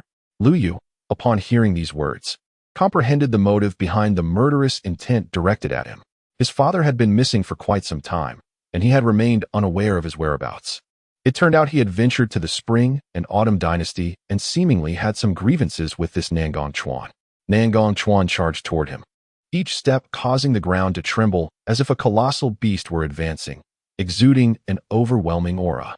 Lu Yu maintained a composed expression, raising his right hand, which transformed into a palm, enveloped in swirling primal energy. To counter the brute force of Nangong Chuan, the most effective strategy was to pinpoint his vulnerabilities and strike decisively. Die. Nangong Chuan leaped into the air, his powerful foot aimed directly at Lu Yu's head. 9th Celestial Technique, Moon Phase. Lu Yu did not even glance, simply waving his hand as the primal energy surged forth like a piercing arrow. With a resounding crash, flesh and blood scattered. Nangong Chuan let out a heart-wrenching scream, his foot obliterated by Lu Yu's primal energy, leaving his entire right foot incapacitated. Clutching his mangled foot, excruciating pain coursed through his body, overwhelming his senses. Lu Yu pressed his foot upon Nangong Chuan's chest, a cold smile gracing his lips. "Do you still wish to kill me now?" "You." Nangong Chuan's rage surged, and he spat out a mouthful of blood before losing consciousness. Lu Yu extended his finger, tapping a pressure point on him, infusing him with a trickle of primal energy. This energy would gradually consume his body. The referee glanced over and declared, Platform 9. Lu Yu wins. The crowd erupted in applause. All present were astonished. For it was this youth who emerged victorious. Even the 8th-tier martial artist was no match for him. Could he possibly be a 9th-tier martial artist? Sheng Wenchang was taken aback, exclaiming, How can this be? That was an 8th-tier martial artist. How could Lu Yu possess such formidable strength? He's of the same age as I am. He glanced at the elder beside him, a flicker of trepidation in his eyes. The white-haired elder perceived his thoughts and calmly remarked, He merely stumbled upon a fortunate opportunity, acquiring a commendable martial art that fortuitously counters that individual. He is not to be feared. Upon hearing this, Sheng Wenchang let out a sigh of relief. The elder had promised him that once he seized Tianong City, he would teach him the ways of cultivation. Yang Yong was equally astonished. Initially, he believed Lu Yu could only reach a maximum of 8th-tier martial artist. Yet now he realized that even Nangong Chuan was no match for him. Yang Yong was well aware that Lu Yu was merely an ordinary person. How could he have suddenly become so powerful? Was there a master who had taken him as a disciple? The most disconcerting of all was Wang Zhentian, who had been preoccupied with devising a strategy to confront Lu Yu. Now, confronted with Lu Yu's overwhelming strength, he was momentarily rendered speechless. After a brief moment of hesitation, Wang Zhentian's resolve solidified. Let you revel in your arrogance a while longer. Once I summon the blood ancestor, even a martial master can be slain. Murong Feng glanced at the steward and declared, I shall accompany you to meet your city lord. Lu Yu sat in his chair, sipping a cup of tea. Murong Feng remained seated, motionless, awaiting Lu Yu's words. After a while, Lu Yu finally lifted his gaze toward Murong Feng and said, Since you are willing to come, I shall not indulge in idle chatter. Will you become my disciple? Murong Feng was taken aback. He had not anticipated that Lu Yu's first words would be to accept him as a disciple. The martial master realm. Murong Feng was astonished by the immense power of this technique, which required such a formidable level. Suddenly, a look of anguish crossed Murong Feng's face. Yet he gritted his teeth, stifling any sound. Beside him, Su Rou, filled with concern, supported him but was at a loss for what to do. Lu Yu glanced over, his eyes widening in alarm as he abruptly stood up. Dark, blood-like lines were spreading across Murong Feng's neck. A memory flickered in Lu Yu's mind. Back when he was a divine king, during the invasion of the alien races, a certain type of foreign entity had unleashed a parasitic insect that specifically devoured the bodies of others. This parasite would create bloodlines all over the victim's body, subsequently seizing control of their mind. However, Murong Feng appeared significantly weakened, yet still managed to suppress it. Lu Yu stepped forward, gripping Murong Feng's neck, and employed the devouring spirit sacred art. Instantly, the bloodlines began to writhe like worms, burrowing towards him. As the lines entered Lu Yu's body, they were swiftly consumed by his devouring spirit sacred art, coalescing into a minuscule blood crystal within his dantian. This blood crystal could be utilized for cultivation, though it held little significance for Lu Yu. Blood trickled from the corner of Murong Feng's mouth, yet the clarity in his eyes had markedly improved. He realized that the blood parasites had vanished, leaving him somewhat astonished. Lu Yu, with a grave expression, inquired, Where did you encounter such a thing? He knew that, having sealed the alien entities, it was improbable for them to have broken through so quickly. They must be remnants of a lingering threat. Should the alien races resurface, he could not remain indifferent. Murong Feng cleared his throat, revealing no desire to conceal the matter. I encountered this creature in the forest of 10,000 bones. At that time, while practicing my cultivation, I inadvertently fell into a cavern and subsequently became ensnared by this insect. The forest of 10,000 bones? Could it be the very place Yang Yong spoke of?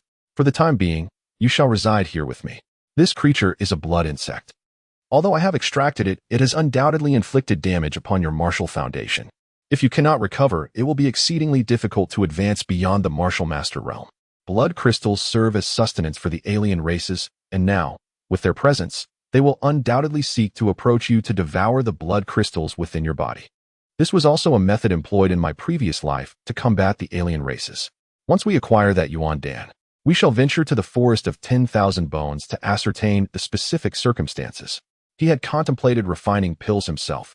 However, without Yuan crystals, he could not possibly concoct authentic elixirs. In the basement of the Wang family, Wang Zhentian knelt upon the ground, addressing the figure before him. Ancestor blood. How have you emerged? Standing before him was a man clad in a crimson robe, half of his face grotesquely decayed, emanating a foul odor. Yet, Wang dared not utter more than necessary. The ancestor blood had survived since times long past. His father had recounted tales of his existence spanning over 200 years. Such a presence ought not to be disturbed except in dire circumstances. The ancestor blood inhaled deeply, a look of excitement crossing his features. I have caught a whiff of the sin of sustenance. Ha. It is blood crystal. How many years has it been since its last appearance? Ever since arriving in this wretched place, I have not enjoyed a single day of peace. Wang Xintian trembled as he knelt, perplexed by the mention of food, yet refraining from further comment. Chapter 22. The Blood Ancestor seated himself, casting a glance at the kneeling Wang Xintian, and spoke coldly. You are truly worthless, always seeking my assistance. I cannot appear in public. Hence, I shall grant you an opportunity to locate the blood crystal. Trembling, Wang Xintian inquired, Blood Ancestor, what exactly is this blood crystal? The Blood Ancestor snorted disdainfully. Those from the first heaven are akin to ants, utterly ignorant of the blood crystal. Take this. It will aid you in discovering its presence. With that, he produced a silver disc, upon which rested a needle-like pointer. Merely follow the direction indicated by this pointer, and you shall find the location of the blood crystal. As you approach it, the device will vibrate. Wang Xintian cautiously accepted the disc, attentively watching the pointer's direction, quickly grasping its purpose. He thought of Lu Yu and remarked, Noble Blood Ancestor, might I request your assistance in eliminating a certain individual? In a good mood, the Blood Ancestor replied, I shall not emerge from my seclusion for 2 days. Upon my return, I will resolve this matter for you. He had no need to know the identity of the target. After all, the highest rank in the first heaven was merely that of a 9th-level martial apprentice, and eliminating one would pose no challenge. The following day, Lu Yu awoke after a night of cultivation. Within him, his bones radiated with a golden glow, exhibiting remarkable hardness. The second round of competition allowed the victors to challenge the various city lords, enabling them to directly replace the defeated. Freed from the torment of bloodworms, Murong Feng felt invigorated. Having triumphed over a city lord ranked 40th, he had consequently secured a preparatory position for that lord. In contrast, Lu Yu's Tianyang city was ranked 45th. Curiously, Lu Yu inquired, what brings you here to become a city lord? To evade the enemies of the Spring and Autumn dynasty. I have offended many, and only here do I find a semblance of safety. Lu Yu found this individual somewhat peculiar, yet he paid it little mind, for he was merely an 8th-level martial apprentice. However, upon hearing Yang Yang's remarks regarding this person's keen interest in Tianyang City, Lu Yu surmised that a challenge was imminent. Unexpectedly, it was another who stepped forth to issue the challenge. The voice of the referee resonated throughout the arena. Wang Hu, challenge Lu Yu. The crowd gasped in astonishment. The first-ranked Tiger King was daring to challenge the 45th-ranked lord of the city. It is well known that one is allotted only 3 opportunities to challenge, and to challenge someone ranked significantly lower offers no advantage whatsoever. Lu Yu rose to his feet, a smile gracing his lips, for he understood that having eliminated Wang Hu's envoy, the latter would undoubtedly seize this chance to confront him. This suited him just fine, as it spared him further complications. Wang Hu, an 8th-level martial apprentice, bore his rank with undeniable prowess, especially evident in the myriad scars that marred his body, testaments to the countless blades he had endured, a sight both striking and harrowing. In contrast, Lu Yu was merely a youth, seemingly unremarkable, yet his strength was formidable and inscrutable. On the highest platform, beside Emperor Yi Zhouxing, stood an elder with a youthful visage and white hair. He gazed at Lu Yu and remarked, Indeed, he is of the Lu lineage, the son of that individual. He must have received the legacy, though it is said his dantian was shattered. How he has resumed cultivation remains a mystery. If you perceive him as a potential threat and are aware of the events of yore, it would be prudent to eliminate him first. After all, his father has been missing for so long that none can ascertain the manner of his demise. The elder was a venerable member of the royal family, a 9th-level martial apprentice and a trusted confidant of the royal ancestors, who had consistently supported Yi Zhouxing. Yi Zhouxing shook his head, saying, Let us observe further. The repercussions of my past misdeeds have left an indelible mark on my psyche, one that remains unresolved to this day. Wang Hu, with a menacing visage, spoke in a raspy voice. Yesterday, I witnessed your techniques. They indeed possess considerable power. However, since you have offended me, You are destined to perish at my hands unless you kneel and surrender and renounce your cultivation. Lu Yu scoffed. Are you a fool? To expect me to forsake my cultivation is quite the tall order, but rendering you powerless is a task of little difficulty. You have slain my subordinates. Now, you must pay with your life. In an instant, Wang Hu darted towards Lu Yu, his form akin to the wind.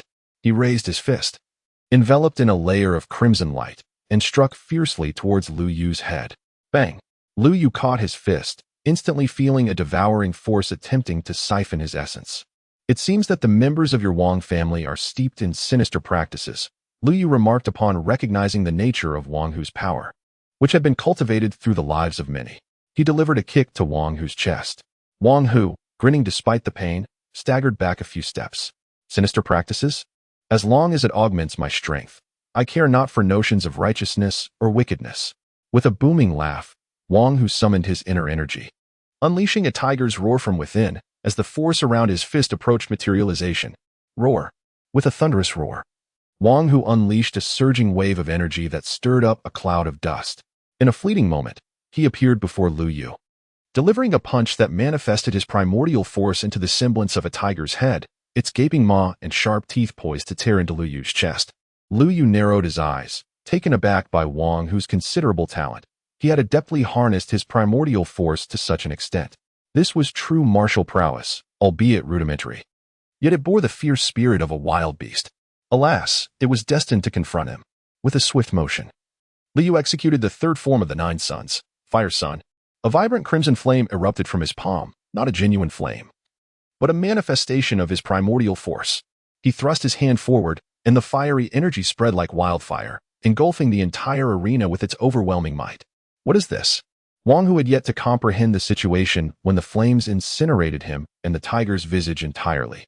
However, displaying remarkable acumen, he shielded his body with primordial force at the critical moment, successfully mitigating the blow. Yet, he had exhausted all his primordial energy in the process, rendering him incapable of further resistance. The audience was left in stunned silence. What had just transpired? How could there be flames? Clearly, it was primordial force. It was rumored that an ancestor of the royal family once froze an entire lake with a single strike. Perhaps this was a similar technique. Such powers were treasures not easily revealed. Would this young man not attract the attention of those who coveted such abilities? Regrettably, had it been a solitary opponent, he might have had a fighting chance, but against a multitude, he would surely be powerless to counter. Wang Hu rose from the ground, his throat ablaze, his entire complexion a deep crimson, as though he had truly been scorched by fierce flames. You, how did you accomplish this? Wang Hu struggled to articulate, finally grasping why his elder brother had succumbed to his might. Chapter 23, Lin Jianfeng. With a sudden heave, Wang Hu expelled a mouthful of fresh blood, gradually sinking to his knees, his eyes wide open, refusing to close in death. The earlier assault of primal energy had ravaged his meridians and internal organs, coupled with his intense emotions exacerbating his bodily deterioration, sealing his fate without doubt. Is this the essence of the Nine Suns? Morong Feng gazed in a daze. Having long believed that the legends chronicled in the Nine Suns were mere fabrications, tales of reaching a certain zenith of cultivation to incinerate the heavens and shatter the cosmos with a single punch. The burly man blinked in realization, hastily calling out to the referee to concede. If struck, he would undoubtedly suffer a grievous wound. Lu Yu emerged victorious, taking his place atop the city lord's leaderboard. Yang Cheng followed closely, casting a provocative glance at Shen Wenchang, his eyes brimming with pride. Shen Wenchang, enraged and ready to retaliate, felt the firm grip of the elder beside him on his shoulder. Patience, my friend. Wait a moment, and I shall intervene, the elder said calmly, allowing Shen Wenchang to regain his composure. The elder smiled at Lu Yu, stroking the silver sword in his hand, an indistinct aura emanating from him, subtly palpable. Yu Zhouxing furrowed his brow, astonished by Lu Yu's prowess, realizing that even he might struggle to counter such techniques entirely. Alas, should he pose a threat to the dynasty, then I shall take action. If he shows indifference towards the imperial court, then I shall let it be. It is evident that Lu Yu values reputation little. Soon, the leaderboard of the city lord faced no challengers. For Lu Yu, who had vanquished the Tiger King, no one dared to issue a challenge. Just as the referee was preparing to declare the conclusion, a voice resonated throughout the royal arena. I have yet to enter the fray. How can it come to an end? The referee paused momentarily, then looked up to see an elderly man, wielding a silver sword, descending from the heavens and landing in the arena. Upon glancing at the list, the referee expressed surprise, pondering whom Elder Lin intended to challenge. This individual was not someone to be trifled with. The referee's demeanor left the crowd bewildered, for it was well known that this referee was no ordinary figure. His respect for the elder was akin to that afforded to the ancestors of the royal family. Someone recognized the elder and exclaimed in astonishment, "I understand now. It is said that the Xing family has invited a mysterious swordsman to serve as a guest elder, possessing the prowess of a 9th-level martial artist. Moreover, he is an elder of the Sword Origin sect." An elder? What brings a sect elder to such a place? Someone questioned. Who can fathom the ways of the esteemed? "We are but mere mortals," came the reply. "I wish to challenge the individual ranked first. Announce it." The elder's declaration sent ripples of shock through the crowd. The enigmatic swordsman of the Shang family was challenging the top-ranked youth. Perhaps they would witness a spectacular showdown. Lin Jianfeng versus Lu Yu. Lin Jianfeng. It is he. Yang Yong trembled upon hearing the name. This man was indeed a 9th-level martial artist and a member of the Sword Origin sect. Should Lu Yu concede? Yang Yong worried that Lu Yu might be unable to withstand the challenge. Should Lu Yu fall, his own life would be cut short. He is merely an old man. Lu Yu retorted, stepping into the arena and approaching Lin Jianfeng. With a calm demeanor, Lu Yu inquired, "Do you wish to kill me?" He discerned the concealed murderous intent in Lin Jianfeng's eyes. Lin Jianfeng, with an expressionless visage, remarked, "You are quite astute. However, you shall meet your demise at my hands." Previously, those two individuals had uttered similar words. What gave you the certainty that you could slay me? Lu Yu felt a twinge of curiosity about the source of such confidence. Lin Jianfeng grasped his sword firmly, declaring, "Simply because you are his son, accursed remnant. Even if you possess great strength, you shall forever remain beneath the level of a martial artist." Lu Yu furrowed his brow and inquired, "Do you know my father?" "Not merely acquainted. Today, I shall use you to pay homage to my sword." With a clang, Lin Jianfeng unsheathed his silver sword, and in an instant, a sharp sword energy was unleashed. Lu Yu sidestepped, evading the strike as it struck the ground, creating a deep crater. Simultaneously, Lin Jianfeng advanced, his sword dancing swiftly, the glimmering blade failing to graze Lu Yu even once. Lin Jianfeng was struck by the ensuing shockwave, causing him to stagger backward several steps. Hiss! The onlookers were utterly astonished. Could it be that Lu Yu was a 9th-level martial apprentice, capable of overpowering an elder from the Sword Energy sect? Lin Jianfeng would not tolerate such humiliation. With arrogance, he proclaimed, "Behold as I cleave you." This remnant, with a single strike, a silver orb materialized in his hand, infused with energy, transforming in midair into a miniature sword, radiating a white brilliance, its sword aura soaring 3 zhang into the sky. Whoosh! Lin Jianfeng launched the sword orb, which became a streak of light aimed at Lu Yu's brow, swift as the wind and lightning, tearing through the air with a resounding crack. However, in the next moment, Lu Yu gently extended 2 fingers, deftly pinching the sharp sword energy, then grasping it firmly in his hand. With a resounding boom, the sword energy dissipated entirely, and the sword pellet transformed into a piece of scrap iron, clattering to the ground. Lin Jianfeng gazed at Lu Yu as though confronting a demon. "Impossible. This cannot be. You are the cursed one. My sword energy is specifically designed to vanquish your kind." He appeared deranged, his eyes bloodshot as he shouted at Lu Yu. "Enough of your nonsense. Perish." Lu Yu snorted coldly, his fist brimming with surging energy. He then struck Lin Jianfeng with tremendous force, sending him hurtling several meters away, where he tumbled and spat blood before rising again, his complexion ashen. Just as Lu Yu prepared to strike again, the referee approached him. "Lord Lu, spare him, for he is already injured. Pursuing him would be unwise." The referee believed Lu Yu should recognize the gravity of the situation, given Lin's royal connections. However, Lu Yu, with an impassive expression, replied, "Stand aside." The referee frowned. "Do you intend to oppose the dynasty?" As he spoke, he had already deemed Lu Yu an adversary. Anyone harboring rebellious sentiments against the royal family could not be spared. Should anything happen to Lin Jianfeng, it would implicate the entire Jian Yuan sect. The atmosphere within the arena suddenly turned grave, the audience silent, all eyes fixed on Lu Yu. Lin Jianfeng was an elder of the Jian Yuan sect. Should he meet his demise, the sect would undoubtedly dispatch someone, and the dynasty would not escape unscathed. Yet, Lu Yu remained indifferent to such concerns. He had never shown mercy to those who sought his life. At that moment, Lin Jianfeng slowly rose to his feet, clutching his chest.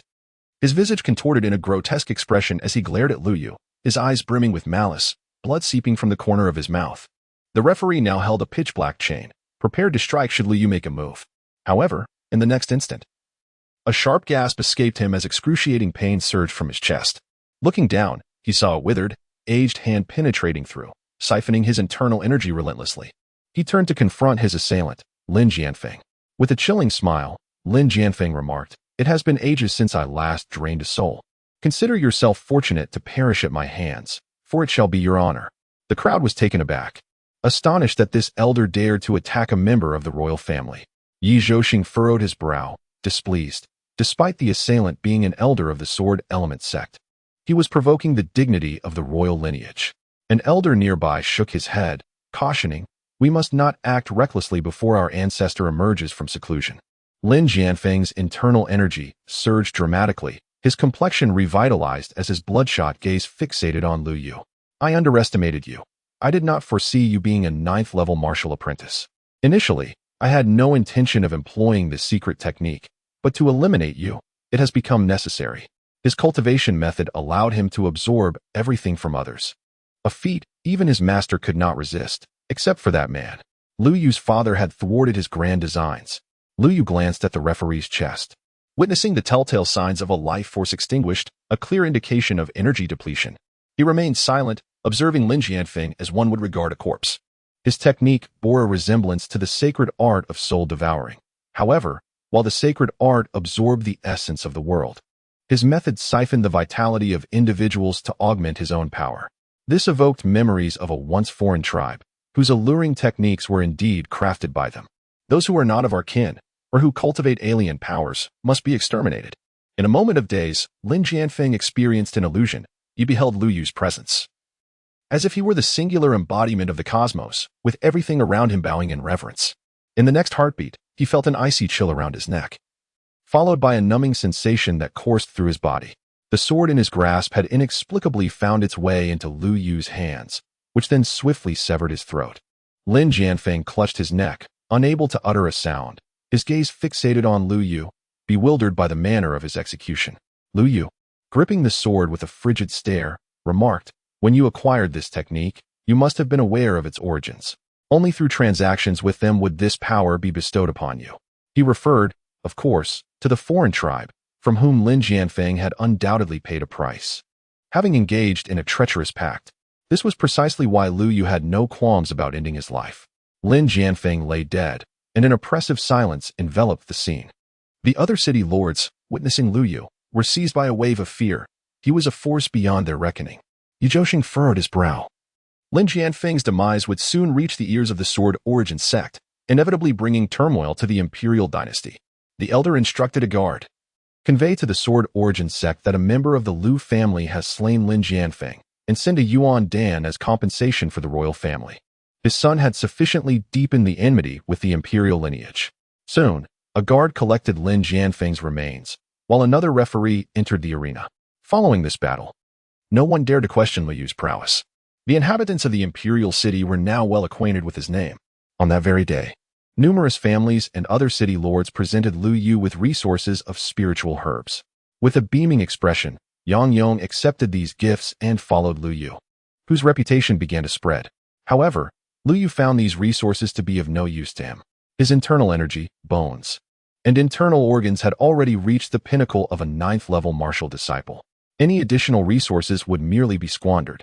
The swallowing spirit sacred method could only elevate his body to the utmost limits of the 9th level. To breach the barrier into the martial master realm, one requires a complete dantian to condense the Yuan meridian and ascend to the status of a martial master. Unfortunately, Lu Yu's dantian was shattered, causing any cultivated energy to dissipate. He sighed, realizing the predicament. The restoration necessitated the celestial Yuan spirit herb and a first-level Yuan crystal to refine a Yuan void pill. For now, he could only rely on martial skills to augment his strength. The only known Yuan crystal was located on a Yuan beast in the Bone Forest. While the celestial Yuan spirit herb typically flourished in areas rich in Yuan energy, referred to by martial artists as blessed realms. For a 9th-level martial disciple, defeating a Yuan beast was no simple task. Yuan beasts are born with formidable vitality, comparable to that of a martial master among humans. And those that have cultivated for 100 years are even more powerful. He needed to practice martial arts techniques, which would enable his Yuan energy to unleash its maximum potential. The foundation of cultivating Yuan energy is the skill, while the technique involves utilizing weapons and Yuan artifacts as mediums to wield Yuan energy. For instance, the Yuan energy on a sword can condense into sword energy, rendering it exceptionally sharp. If wielded by a strong practitioner, it could cleave mountains, part seas, and pierce the heavens. The swallowing spirit sacred method allows only for the cultivation of Yuan energy and does not enhance one's strength. Martial skills are categorized into 9 major levels, further divided into 9 subgrades, with the 9th grade being the least and the 1st grade the most powerful. Within the 1st heaven, only the mortal and spirit level techniques exist. The Lu family cultivates the earth technique of the 5th mortal grade. The 9 stars technique is a formidable martial art of 5 ranks and 1 grade. In his previous life, Lu Yu possessed numerous martial arts, yet against a primal beast, a spirit-level technique of the 1st grade suffices to vanquish a century-old primal beast. A sword technique with exceptional penetration and sharpness is most suitable. Thus, he chose the 9 stars sword technique. Standing in the courtyard, Lu Yu exuded an imposing presence, wielding a black wooden sword with a piercing gaze. As he gently lifted the sword, the elemental energy in the air converged upon the blade, swirling in a golden radiance. With a resounding crack, the sword energy surged forth, cleaving the nearby rock formation in 2, sending debris cascading into the pool and splashing water. Lu Yu expressed his satisfaction, remarking, "Harnessing the elemental energy of heaven and earth to manifest sword energy, the 9 stars emperor conceived this technique even in the martial master realm, truly a stroke of genius." At that moment, Morong Feng entered, witnessing the spectacle before him. Reflecting on recent events, along with what transpired during the day, his respect for Lu Yu deepened. In this world, strength reigns supreme. "What brings you here?" Lu Yu inquired, sheathing his sword. Morong Feng replied, "You saved my life yesterday, and I wish to inform you of a certain forbidden area." "A forbidden area?" Lu Yu asked, intrigued. Morong Feng proceeded to recount the tale of the forbidden zone. It turned out that this location was a secluded cave from a century ago, a sanctuary of arduous cultivation, housing a realm of celestial beauty where the elemental energy was exceedingly potent. Training within its confines for a single day equated to 5 days of effort outside, and it was abundant with spiritual herbs. Morong Feng had attained the rank of an 8th-level martial apprentice precisely because of his experiences within. Lu Yu chuckled upon hearing this. Was this not the very paradise he had sought? Perhaps it held what he desired. Chapter 25. The Conspiracy of the Blood Ancestor Sword Energy Sect, Elder Hall. The 3 elders sat in meditative silence, their eyes closed, surrounded by swirling golden sword essence. Behind them stood a platform adorned with dozens of plaques. Suddenly, with a sharp crack, one of the plaques shattered. An elder abruptly opened his eyes, his brow furrowed. The outer sect elder, Lin Jianfeng, is dead. The other 2 elders exchanged glances, bewildered. Lin Jianfeng had ventured to the Yi dynasty in search of remnants. How could he have perished so suddenly? Even that old man Yi Xuanshan would not dare to offend us. They decided to send someone to investigate. Meanwhile, within the royal family, Yu Zhouxing was engrossed in his cultivation when a guard stumbled in, drenched in blood and exuding a faint aura of life. Yu Zhouxing gasped, "How are you injured?" The guard, suppressing his agony, mustered his last breath to say, "Your Majesty, the Sword Essence sect is preparing to strike against us. They have taken everything from me." With that, the guard collapsed to the ground, lifeless.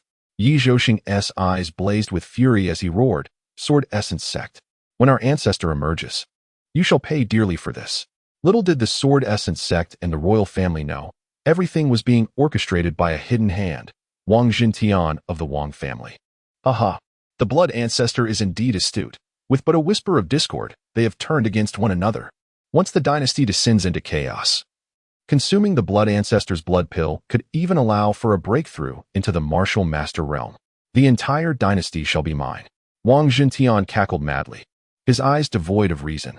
He had orchestrated the abduction of the royal guard and launched a surprise attack on the Sword Essence sect, ensuring no one would suspect his treachery. "In Lu Yu, your blood shall be the key to concocting the blood pill." Today, in the esteemed arena, the emperor surprisingly did not make an appearance, instead being represented by an elder of the royal family.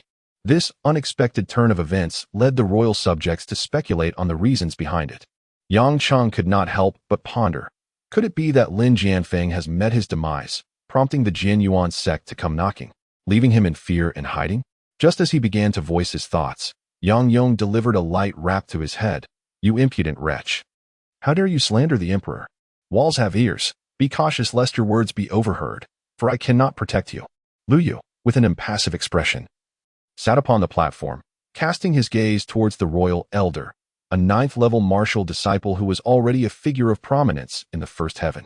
Yet, his advanced age rendered him unable to transcend into the realm of martial master, ultimately destined for death. However, a black jade pendant beside the elder caught his attention. The pendant was as dark as night, resembling an eye that scrutinized its surroundings. Lu Yu found it somewhat familiar, but could not recall its significance, and chose to dismiss the thought. In the third round of the competition, the top 10 would be awarded a wealth of cultivation resources, with the first prize being a Yuan Dan. He had inquired with Yang Yong. Learning that the Yi dynasty was rather insular, devoid of merchant associations, let alone the sale of medicinal pills. Once he obtained the Yuan Dan, he would depart from this dismal place. Throughout the competition, no one dared to challenge him, and thus he naturally secured the coveted Yuan Dan. Is this truly the Yuan Dan? But why does it appear so peculiar? Yang Cheng gazed in astonishment at the blood-red pill nestled within its box. Lu Yu's countenance darkened, leaving him silent. Mistaking Lu Yu's demeanor for anger, Yang Yong vented his frustration on Yang Cheng, whom he struck again. Yang Cheng merely pouted, no longer daring to speak out of turn. It was then that Murong Feng scrutinized the pill with keen interest, remarking, "This object seems oddly familiar." In Lu Yu's eyes, a flicker of surprise emerged. Have you encountered such a thing before? He refrained from revealing that it was a blood pill, meticulously refined from the essence of human blood. A creation of the otherworldly beings, which weighed heavily on his conscience. Should a human consume it, while it might effortlessly augment their elemental force and elevate their cultivation, the risk of succumbing to madness was substantial. Initially, he deemed the blood insect of Murong Feng to be rather rare. However, an unsettling premonition washed over him. Why had a blood pill surfaced in the first heaven? How had it fallen into the hands of the royal family?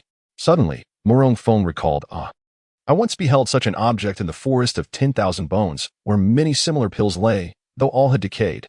Those who ingested them succumbed to poisoning and perished. Yet this one appears to be devoid of toxicity. The forest of 10,000 bones. Lu Yu furrowed his brow, recognizing that place once more. It seemed imperative that he investigate the forest after breaking through to the martial master realm. Yang Yong, I intend to depart from the Yi dynasty and journey to the Chuanxiu dynasty.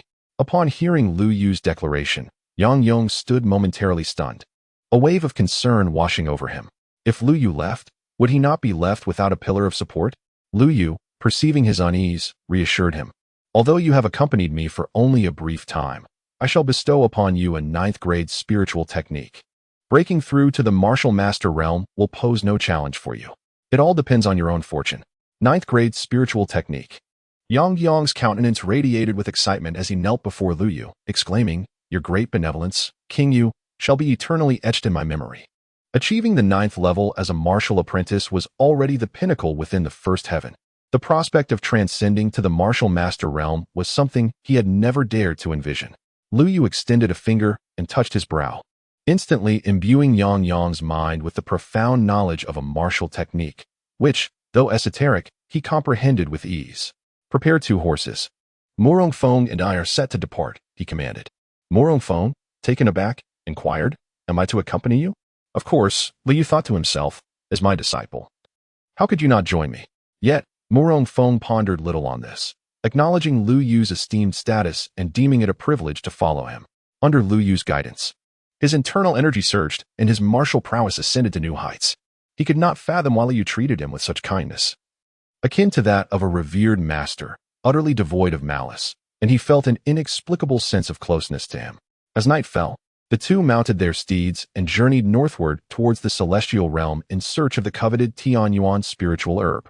Fortuitously, the direction of the Wanbone forest and the celestial realm aligned, thereby conserving their time, though they would traverse the spring and autumn dynasty en route.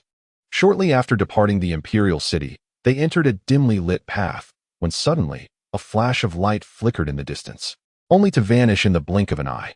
Be cautious, Lu Yu warned, prompting Murong Feng and Su Ro to heighten their vigilance. Lu Yu's gaze pierced the darkness ahead, yet visibility was obscured, the moonlight was shrouded. Was it merely an illusion? Lu Yu dismissed this notion internally. Soon, they arrived at the spot where the light had appeared. Lu Yu halted, for before them lay an overturned carriage alongside a decaying corpse. Its flesh mangled beyond recognition by ferocious beasts, reminiscent of a coachman. It was evident that there might be others still within the carriage. Su Rou clung to Murong Feng in fear, her body trembling. Liu glanced around but noticed nothing unusual. As Murong Feng prepared to enter the carriage, he advised, "This place is too eerie. We should depart." He couldn't shake the ominous feeling that enveloped the carriage. Just a glance sent his heart racing, as if it might leap from his chest. Chapter 26. Blood Ancestor's Avatar. It's merely a corpse. I'll inspect it, Lu Yu stated, continuing his actions.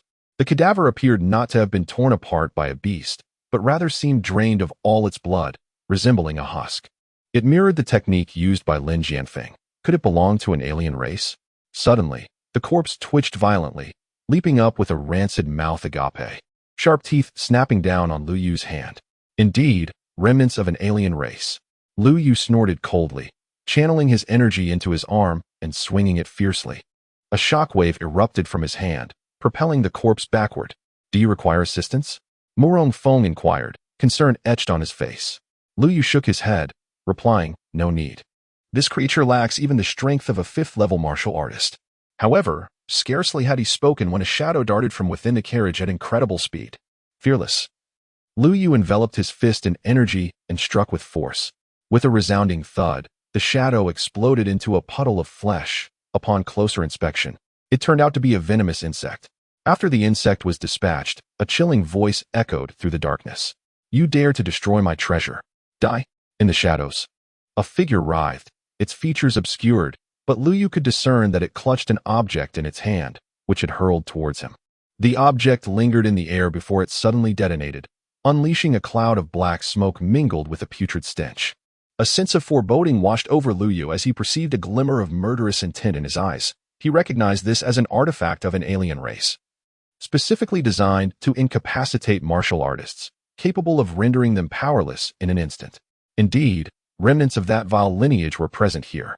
Murong Feng, Su Rou, harness your elemental energy and refrain from engaging. "I shall handle this," Lu Yu declared, his figure darting into the obsidian haze. Immediately, he felt an unsettling itch upon his skin, the black mist gnawing at his flesh like ravenous insects. Yet, Lu Yu's expression remained unchanged in mere moments. He emerged from the darkness, locating the source of the voice. "Haha, today marks my return. I shall use you to consecrate my blood artifact and refine my blood elixir." As Liu focused his gaze, he beheld a shadowy figure clad in a long robe, with ashen skin and irregular crimson eyes, brandishing a bronze bell while cackling maniacally.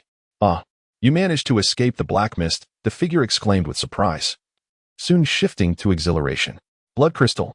Haha, now it makes sense. No wonder that wretch could not locate the blood crystal's position. It resides within you."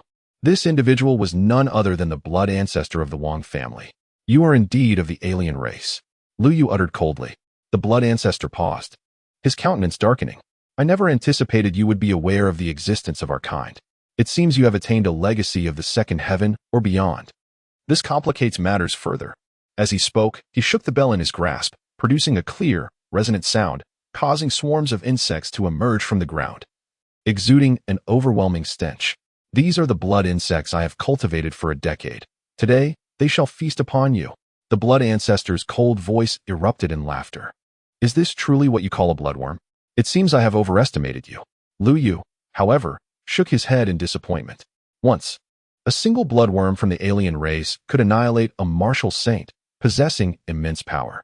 With a sweeping gesture, he gathered his primal energy and unleashed it in a powerful strike, transforming it into flames that surged forward, engulfing the blood worms in an instant, reducing them all to ashes. They were obliterated with just a single blow. All his hard work had been in vain. The blood ancestor's eyes widened in fury as he screamed, "You despicable race! I shall devour you." Around him, a crimson aura materialized, forming a grotesque visage that loomed before him, horned, with 4 eyes filled with razor-sharp teeth, both ethereal and corporeal. Those 4 eyes, seemingly animated, shifted and locked onto Lu Yu, emanating an insatiable hunger. Lu Yu's expression was frigid as he gazed at the crimson head. The 4-eyed tribe of the alien race, known for consuming the living.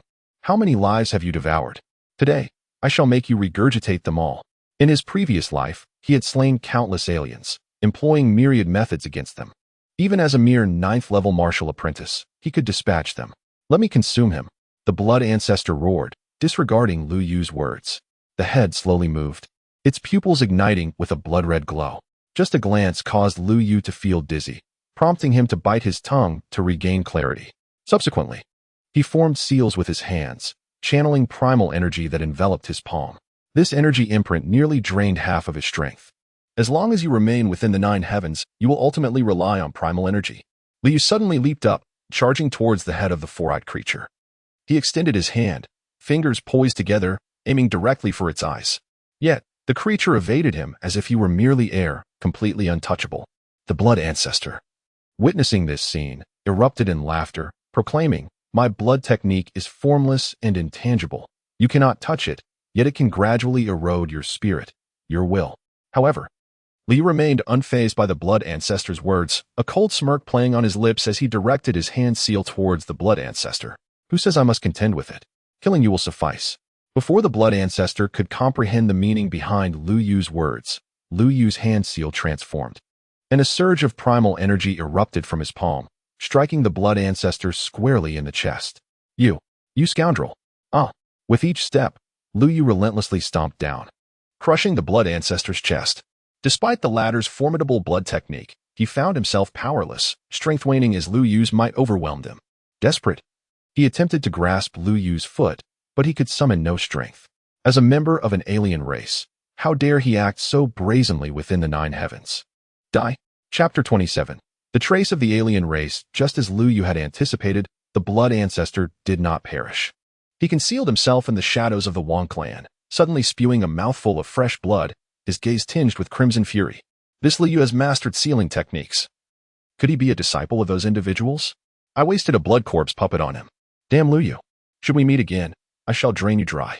Murong Feng expressed curiosity about the blood corpse, but Lu Yu had no intention of sharing his thoughts. Throughout their journey, they encountered nothing more peculiar. However, Su Ro appeared somewhat fearful as they traversed several mountains, eventually arriving at the entrance to the Spring and Autumn Dynasty, a mere small town. Murong Feng's eyes reflected a myriad of emotions as he gently embraced Su Ro, offering her solace.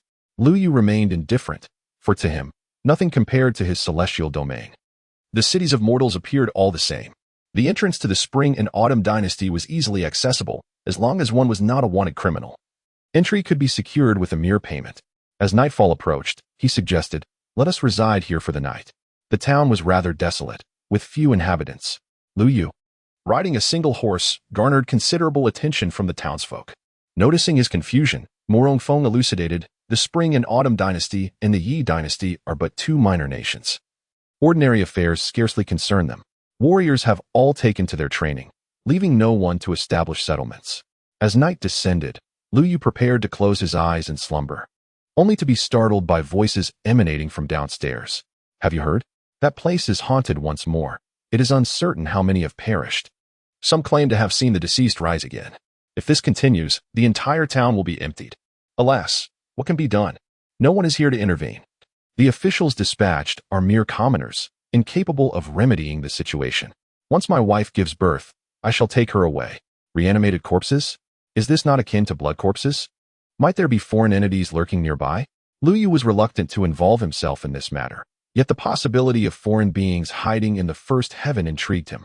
It would be prudent to eradicate them. Was it not for sealing away such entities that he had once risked his life? Who says they do not exist? Am I not one of them? 2 men were engaged in conversation when suddenly, a man clad in white seated himself beside them. With a smile, he inquired, "Could you enlighten me about the matter concerning the corpse?"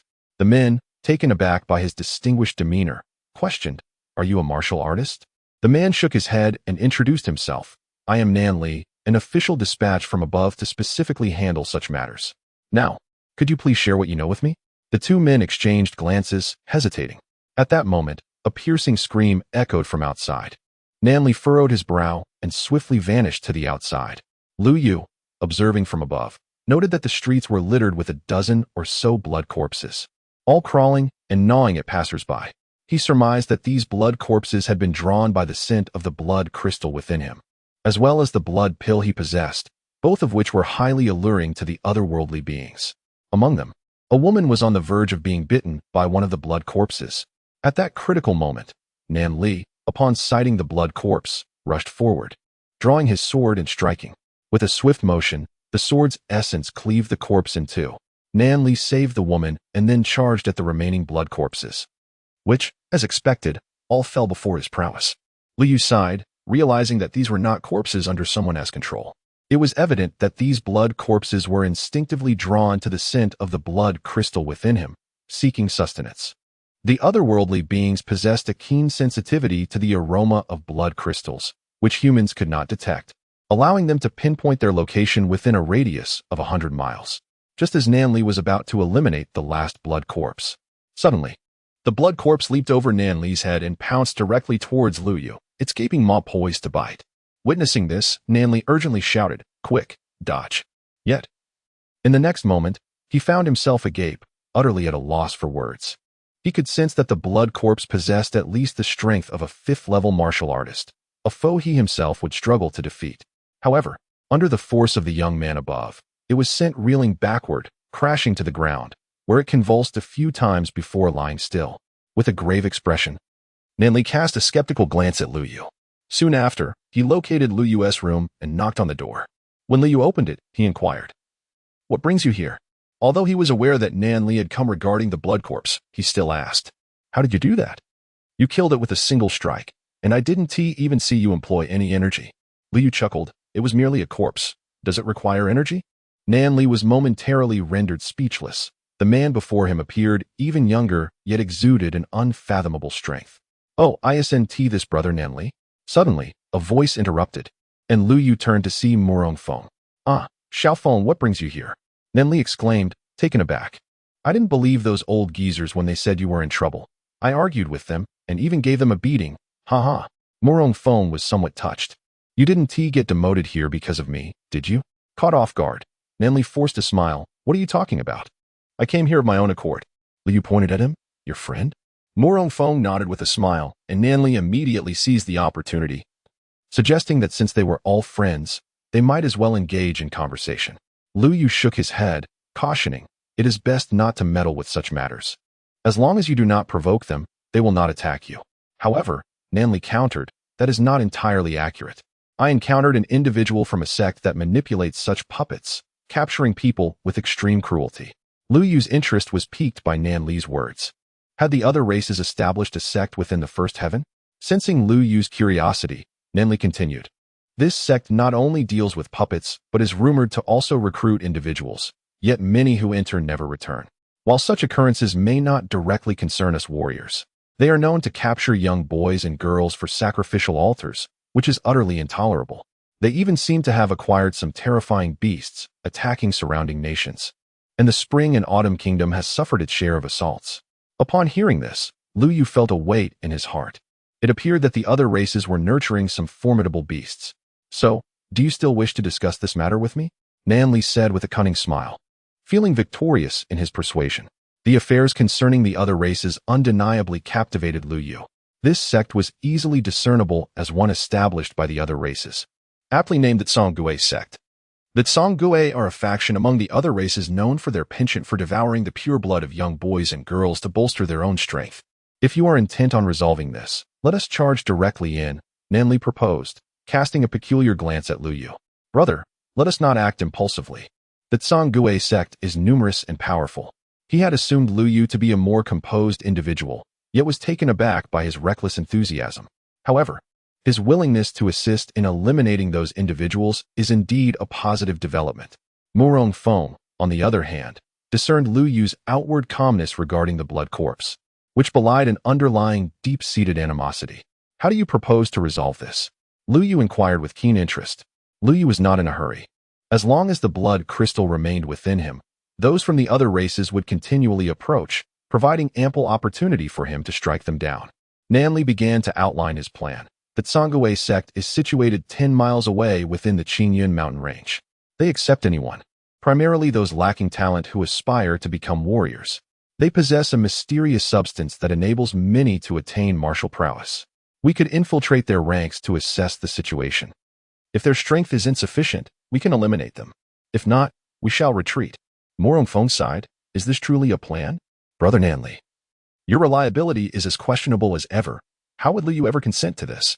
Nevertheless, Liu responded earnestly, it is feasible. The following day, Liu Yu and his companions rendezvoused with Nanli, only to find him injured at the entrance.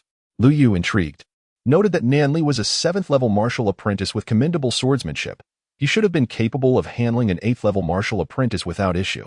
Morong Feng, concerned, asked, Nanli, how did you sustain your injuries? With a smile, Nanli explained, some individuals attempted to stir trouble here, but I have dealt with them all.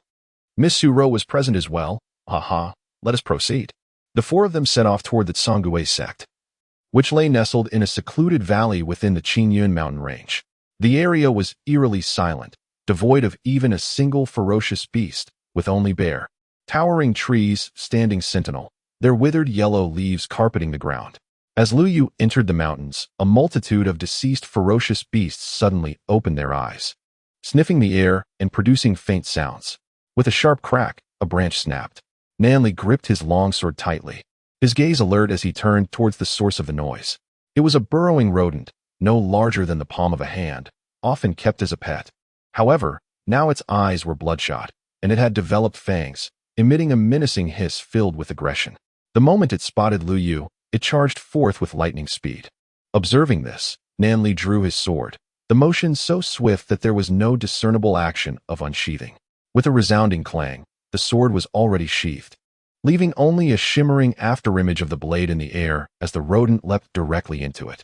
In an instant, the rodent was cleaved in two, its innards exposed, revealing a blood-red crystal the size of a fingernail. Curious, Nanli picked up the blood crystal, feeling its icy touch. Suddenly, a shadowy figure appeared silently, a whip soaring through the air to snatch the crystal away. The figure, cloaked entirely in black, obscured their features, lurking in the shadows, with a pair of deep, tranquil eyes that unmistakably belonged to a woman. Nanli tightened his grip on the sword and inquired, Who are you? That question should be directed at you, she replied. This is the territory of the Tsangui sect. Her eyes flickered, as if contemplating whether to act. Taken aback, Nanli realized that the individuals from the Tsangui sect did not appear to embody the malevolent reputation he had heard of. However, in the next moment, a fierce roar of a beast echoed through the air, and he noticed a glimmer of fear in the woman's eyes before she vanished from sight. Neither Nanli nor Morong Feng had time to react when several enormous ferocious beasts lunged towards them, their gaping maws poised to strike. Even Liu Yu fell victim to this onslaught.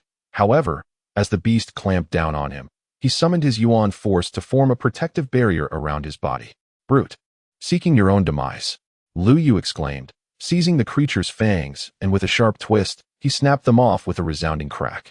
The beast howled in agony, releasing its grip, but its immense strength sent it crashing into Liu Yu's chest in an instant. Thud! This marked the first time Liu Yu was sent flying. He somersaulted through the air before landing against a tree, where he finally beheld the beast's true form. It measured 3 meters in length and stood 1 meter tall. Its body a solid black devoid of fur, with bony horns protruding from its skull and blood-red eyes glinting ominously. There was no trace of Yuan force emanating from it. As Liu Yu cast his gaze towards Morong Feng's previous position, his expression turned icy. Both he and Nanli had vanished, presumably taken away by the ferocious beast moments ago. Who dares to harm my companions? Liu Yu's countenance darkened as he glared at the creature. Fire surge. Liu Yu unleashed a powerful punch, enveloping the beast in flames of Yuan force that consumed it instantly, causing its skin to melt away. He had replenished his Yuan force overnight, but this attack drained him by half. The beast roared in fury, showing no signs of pain, and attempted to retaliate. Yet its forelimbs had already dissolved into pools of blood at its feet. Liu Yu turned his gaze towards the shadow lurking in the darkness and coldly declared, I grant you but one chance. Emerge, or I shall end your life. From the shadows, the woman who had previously disappeared stepped forward. Upon witnessing Liu Yu's fire surge, she recognized it as a technique of superior rank, one that posed a significant threat to her. Take me to find them, Liu commanded. The woman hesitated, her gaze wavering. No one can enter the Tsangui sect. Those ferocious beasts are nurtured by the disciples of the sect. Being captured signifies certain death. Pursuing them further is futile. Let me there, or face death, Lu Yu insisted, unwilling to indulge in meaningless conversation. The woman sighed. Very well, follow me. The Tsangui sect lay shrouded in darkness, and not a single soul could be seen. The journey was silent. Yet Lu Yu noticed the unmistakable tracks and scents of the beasts upon the ground. As they drew nearer to their destination, the woman felt a growing trepidation. Her steps slowing. She pointed towards a dimly lit cave entrance. This is the entrance to the Tsangui sect. I cannot venture inside. Bringing you this far is my limit. Though she had initially wished to remain uninvolved, a sense of guilt gnawed at her heart. Knowing that her actions had led to the capture of those individuals by the beasts, Lu Yu furrowed his brow and grasped her arm firmly. The woman bristled with anger. What do you think you are doing? Release me. She had exhausted her patience, and should he fail to recognize her kindness, she would not hesitate to teach him a lesson. Come with me inside, Lu Yu commanded. To her astonishment, she found herself unable to summon her yuan power. Her body compelled to follow him into the shadowy gorge. Within, darkness enveloped them, and as Lu Yu stepped inside, a multitude of crimson glowing eyes sprang open, fixating on him. Chapter 29. Yuan beasts. The woman gritted her teeth, shooting him a glare, her thoughts laced with resentment. If only she were a member of the Tsangui sect, she would have been the first to put an end to him. Lu Yu released the seal upon her powers and inquired, "Do you have a weapon I may borrow?" The woman regained her vitality and let out a sigh of relief as she gazed at the dozen ferocious beasts before her, fear creeping into her heart. She retrieved a black dagger and tossed it to Lu Yu. Lu Yu examined the dagger, which weighed no less than 20 pounds. Though it could not be deemed a sword, it would suffice for the 9-star sword technique.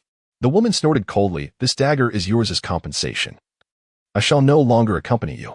However, at the moment she turned, she froze in place. Before her loomed an enormous lizard beast, its crimson tongue extending, attempting to ensnare her. Ah, you vile pervert. I, Dongfang Su, will not let you off. With a flourish of her long whip, she struck.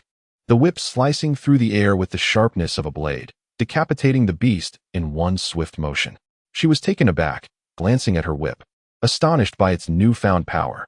Though she was an 8th-level martial artist, she had previously been mercilessly tormented by these peculiar beasts. Roaring, the remaining beasts surged forward, charging towards Lu Yu. Surrounded by danger, with threats both in front and behind, Dongfang Su realized her escape was futile. Observing Lu Yu's calm demeanor, seemingly unperturbed by death, her anxiety heightened. This is all your fault. I told you we couldn't win, yet you insisted on coming in. Now look where we are. We are doomed. Had I known, I would never have agreed to your plan. Silence, Lu Yu replied icily. I have opened 10 of your meridians. You can now easily slay them, but this power will only last for half an hour. If you wish to survive, you must eliminate these beasts. Meridians? What are those? Dongfang Su could not comprehend Lu Yu's words, yet she had indeed felt the surge of power that allowed her to instantly vanquish the beast moments ago. Regardless of her thoughts, Lu Yu charged towards the ferocious beasts, causing a tremor in Dongfang Su's heart. Could he truly prevail? This individual's strength was utterly inscrutable. If he were to survive, gratitude would be in order. The surroundings were shrouded in darkness, barely revealing the forms of the beasts, common creatures such as 2-headed snakes, ice tigers, and sword-backed mountain pigs, all rendered immensely powerful through mutation. The foremost task was to identify the one secretly orchestrating the beasts, likely a member of the Tsangui sect. Son of Day? Lu Yu concentrated his primal energy, and in an instant, a radiant light illuminated the area within 10 meters.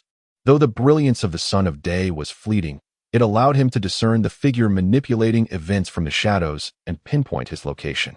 Simultaneously, he drew the primal energy from the surrounding air with his dagger, amalgamating it until the blade's energy extended a full 3 meters, both ethereal and substantial. The cloaked figure wore a black robe and possessed only the cultivation of a 7th-level martial apprentice. Half of his face was decayed, his gaze a hellish crimson, evidently a consequence of consuming blood pills. Upon seeing the Son of Day, he momentarily froze before attempting to flee. Yet, Lu Yu would not allow such an opportunity to slip away. 9 stars, first form, gluttonous wolf. Go. The energy from Lu Yu's dagger shot forth like lightning, accompanied by a resounding whoosh, reaching its target in the blink of an eye. A cry of agony pierced the air as the energy pierced the man's foot, sending him crashing to the ground, clutching his injured limb. Simultaneously, it struck several ferocious beasts that had intended to pounce moments earlier. In an instant, The scene before Lu Yu transformed into a cacophony of blood and flesh, the air thick with the stench of carnage. The remaining beasts, whether deterred by the injury inflicted upon the cloaked man or subdued by his presence, began to retreat in disarray. The figure cloaked in black attempted to flee, but Lu Yu swiftly positioned himself in front of him, delivering a forceful kick to his chest. "Try moving again, and you shall see the consequences," Lu Yu threatened. The cloaked man, filled with resentment yet paralyzed by fear, remained motionless, his expression obscured by the darkness. In a cold tone, Lu Yu inquired, "Tell me, were those 3 captured by you? You have but one chance to speak." The man rasped, "They are beasts of the underground palace, beyond my control. Take me inside," Lu Yu commanded. At that moment, Dongfang Su rushed over, having dealt with the beasts, and urged, "Do not trust his words. There are thousands of beasts within the palace, all deranged and merciless. They seize anyone who crosses their path, and numerous 9th-tier warriors reside there. No matter your strength, you cannot prevail. Furthermore, they have captured a juvenile elemental beast and nurtured it for a decade. Even the imperial dynasty cannot withstand it, and your friends stand no chance of survival." For the first time, Dongfang Su's expression grew solemn and tense. In the cloaked man's eyes, resentment flickered. He had nearly ensnared Lu Yu, but she had thwarted his plan. Lu Yu shot her a glance, grasped the cloaked man firmly, and declared, "Lead the way. Should you misdirect me, I shall end your life." "Hey, do you not comprehend human speech? That is an elemental beast. It is beyond the capacity of mere martial apprentices to confront." Yet Lu Yu paid no heed to her warning, guiding the cloaked man towards the entrance. The cloaked man felt a surge of joy, convinced that Lu Yu was either a fool or a madman, daring to venture into the jaws of danger. Little did he know, for Lu Yu, the alien creatures posed no threat whatsoever. This lunatic.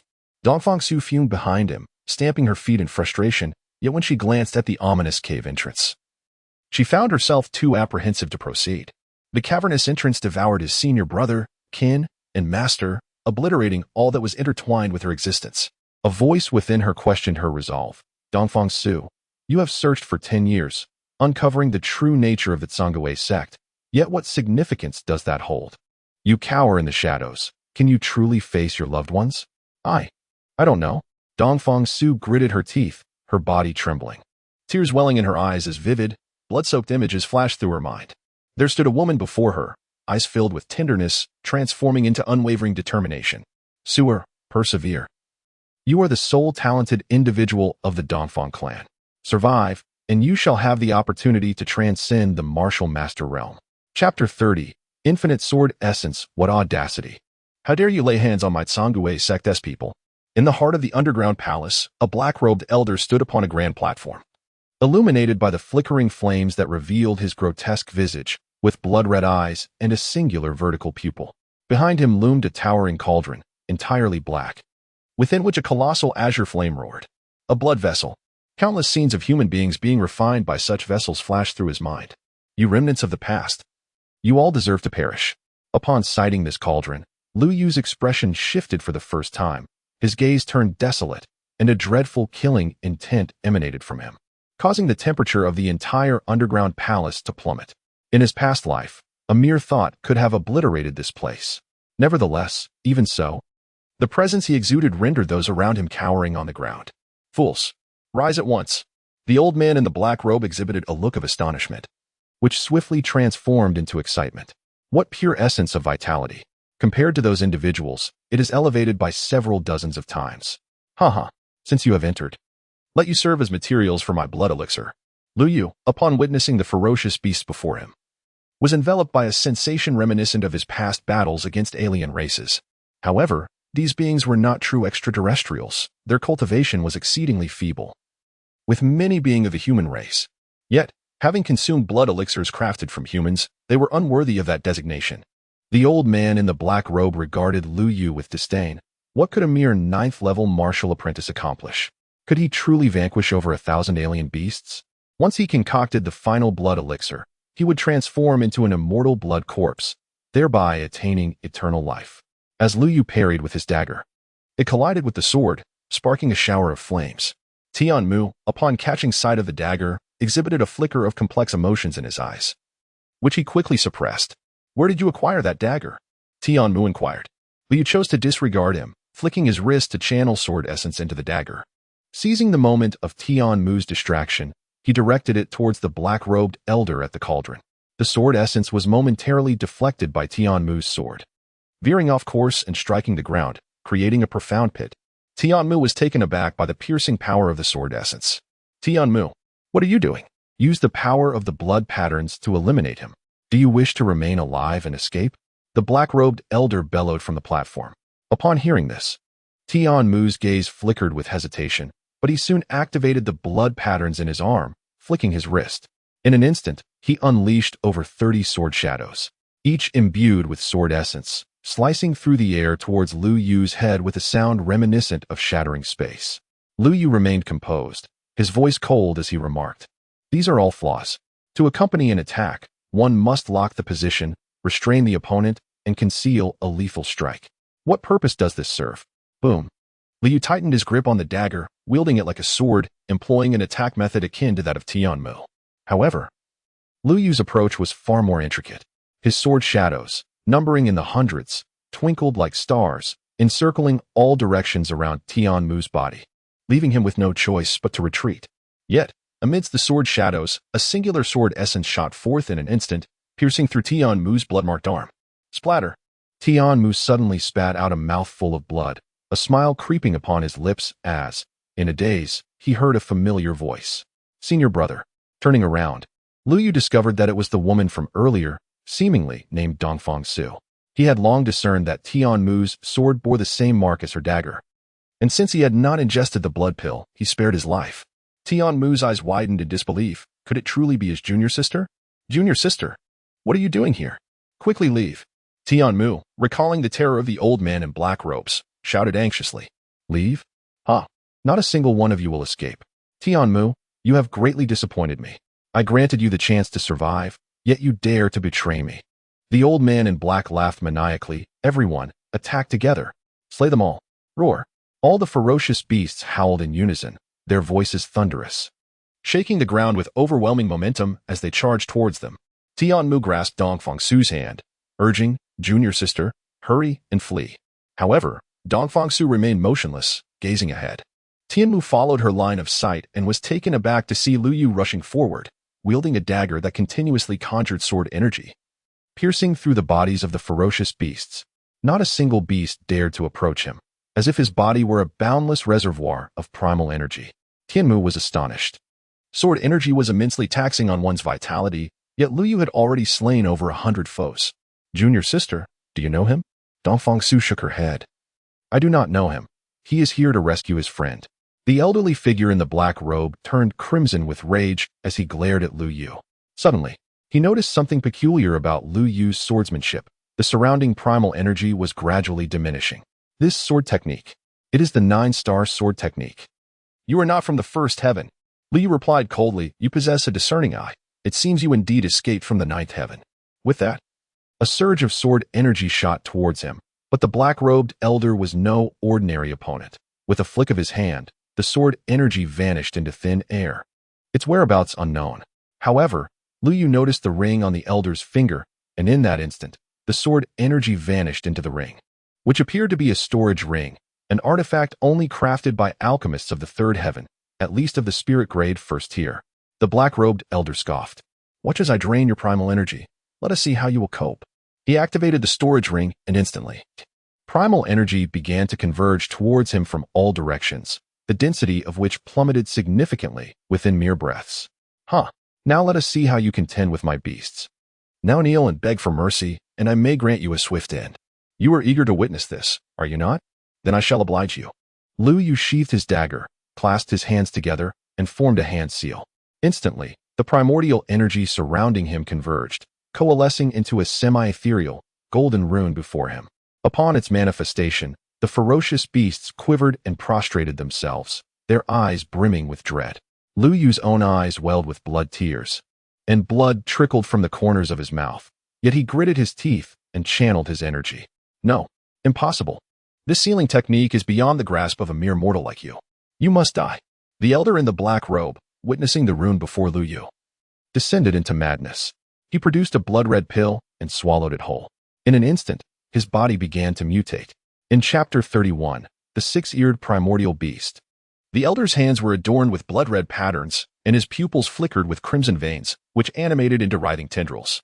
How could our Sangui clan be sealed by you? Die. Even against the true Sangui clan, I could impose a seal. Liu altered his gestures, forming the final hand seal, then forcefully thrust it forward, unleashing the rune. The air around him solidified, and what appeared to be a simple rune resembled a mountain in motion. No, I will never be defeated by a mere first heaven human. Yet, the black-robed figure refused to yield. He slashed his own arm, allowing the blood patterns to ravenously consume his blood, transforming back into tendrils. Meanwhile, the sealing technique was gradually dissipating, unable to sustain itself for even 5 breaths. The figure cloaked in black erupted into a frenzied laughter, proclaiming, "Today, I shall demonstrate the might of the Sangui clan." As the sealing technique dissipated, the elder's form flickered and vanished, only to reappear before Lu Yu, extending his 5 fingers towards his neck with malicious intent. Lu Yu attempted to retreat, seeking to evade the assault, yet the blood-red tendrils ensnared him like ropes, binding his very form. "Feed!" The black-cloaked man snarled. In that critical moment, a flash of sword light sliced through the air. Crack! The tendrils were severed, and Dongfang Su rushed forward to support Lu Yu, intent on aiding his escape. However, the black-cloaked man possessed the strength of a 9th-level martial artist, and his bloodlines were notoriously tenacious, transforming into tendrils that lunged towards her. "Sister, be cautious," Tian Mu exclaimed, stepping forth to intercept the black-cloaked man's attack, cleaving the tendrils asunder. The black-cloaked man bellowed in fury, "You ungrateful wretch! I saved you with the bloodlines of the Sangui clan, and yet you betray me." Tian Mu retorted coldly, "It was you who forcefully bestowed the bloodlines upon me. Otherwise, I would not endure such torment. This bloodline consumes blood daily, making it exceedingly arduous. Die." The black-cloaked man commanded the tendrils, which struck Tian Mu's arm, making direct contact with her bloodlines, immediately draining her vitality. Lu Yu sat cross-legged on the ground, striving to restore his energy, for he lacked the strength to intervene. "Dongfang Su, come here." "What is it?" Dongfang Su inquired, puzzled. Lu Yu grasped her arm, channeling his energy to sense her essence, his eyes gleaming with delight. "Indeed, it is the Xianbing martial vein, though it remains dormant." "Endure," he urged. Before Dongfang Su could fully comprehend, Lu Yu pressed down on her arm, and a searing pain radiated throughout her being. Subsequently, within her dantian, something emerged, an endless chill surged into her mind. Astonishingly, an ice column, measuring an inch in length, materialized from her dantian. "Listen to my incantation, channel your primal energy." She focused her mind, striving to control the ice column with her thoughts. Following Lu Yu's guidance, Dongfang Su clasped her hands tightly to form a seal, then traversed her 12 meridians, gathering her energy at the seal's apex. In an instant, her energy coalesced into an ice column as thick as an arm, and the moment it appeared, the air and ground within a 100-meter radius instantly crystallized into frost. With unwavering concentration, she locked onto the figure in a black robe and unleashed her attack. Lu Yu's palm struck Dongfang Su's back, sending the ice column hurtling forth like an arrow with a sharp whoosh. At that moment, the black-robed figure, entangled with Tian Mu, noticed Dongfang Su's transformation and was struck with alarm. A martial master realm? How can this be? Achieving the martial master realm is of utmost significance, requiring a serene environment, guardians at the gate, and a month's time to forge a martial vein.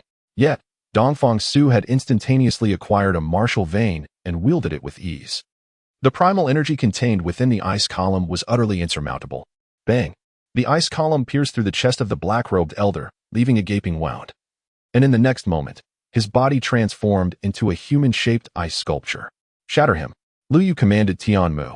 Regaining her composure, Tian Mu swung her sword down upon the black-robed elder, causing the ice to explode into countless shards. This was the first time Tian Mu witnessed such terrifying power. This was the strength of her junior sister. However, Dongfang Su was in a dire state, spitting out a mouthful of fresh blood and collapsing to the ground, unconscious. "Junior sister, are you all right?" Tian Mu rushed forward to embrace Dongfang Su. Lu Yu reassured him. "Do not worry, she has merely overexerted her martial veins. With the aid of some spiritual herbs and a month's rest, she will recover. Furthermore, she now possesses the strength of a half-martial master. Should she adapt to her martial veins, few will be able to inflict harm upon her within the first realm. Thank you, Senior, for saving her." If Tianmu could not discern Lu Yu's extraordinary capabilities, he would truly be a fool.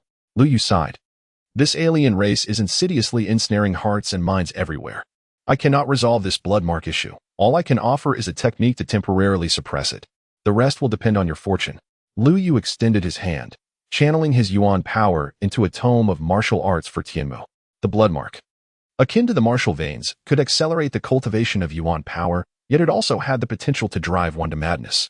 Once removed, it could severely diminish one's lifespan and even jeopardize their martial foundation. He then cast a cold gaze upon those kneeling on the ground.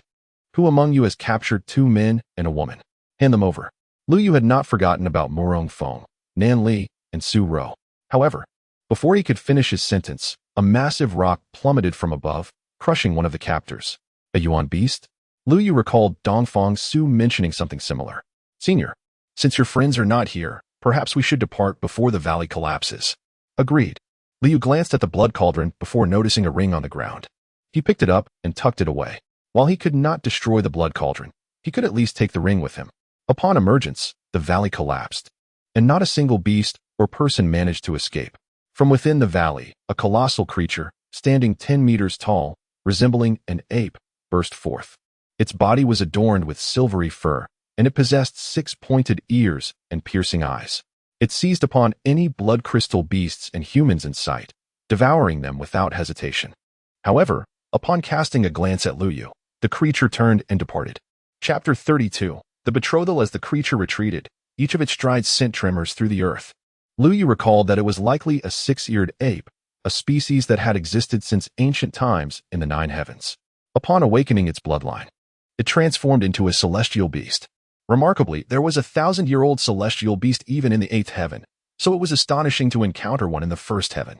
Although still in its juvenile stage, its combat prowess was formidable, requiring over 100 martial masters to barely withstand its might. Seeing the celestial beast depart, Tianmu breathed a sigh of relief. Elder, this place is in ruins and will undoubtedly attract other warriors. We should make haste, he urged. The emergence of such a beast would likely be known within 100 miles. Do you know the way to the Bone Forest? Lu Yu inquired. Tianmu hesitated briefly. That treacherous place? I am aware of its location, but it is rumored to harbor a century-old celestial beast. Do you truly wish to go there? Lu Yu nodded. With Murong Feng absent, he had no choice but to venture forth alone, needing to swiftly restore his Dantian and break through to the martial master realm. Just as Tianmu was about to speak, a thunderous roar erupted from the clear sky. Lu Yu's expression turned grave as he gazed upward. Ominous dark clouds were converging at least 50 miles away, crackling with purple lightning, as if on the verge of breaking free. Boom! The purple lightning flickered like a colossal dragon, frantically illuminating the void before ultimately tearing through the dark clouds, dissipating into nothingness. A thunderous roar erupted from the heavens, reverberating across the land, akin to the sound of 1,000 drums.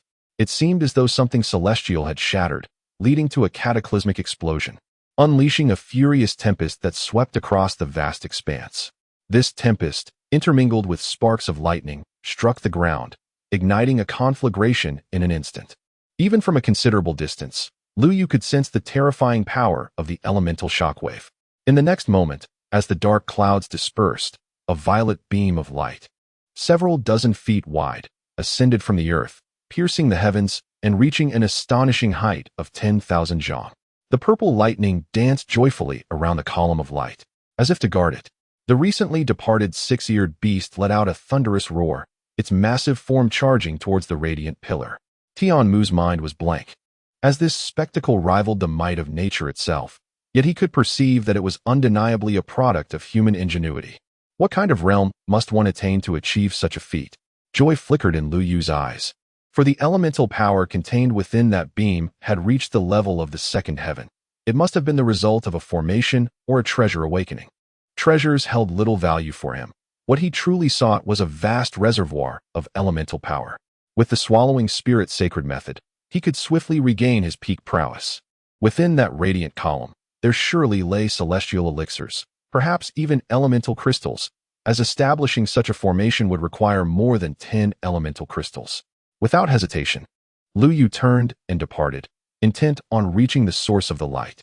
Tianmu, watching him leave, wished to inquire, Senior. Yet, Before he could utter another word, Lu Yu coldly interrupted, "Do not follow me." Having spoken, he departed from the scene. Simultaneously, at the Sword Origins sect, the entire arena was transformed into a river of blood, cascading down the stone steps.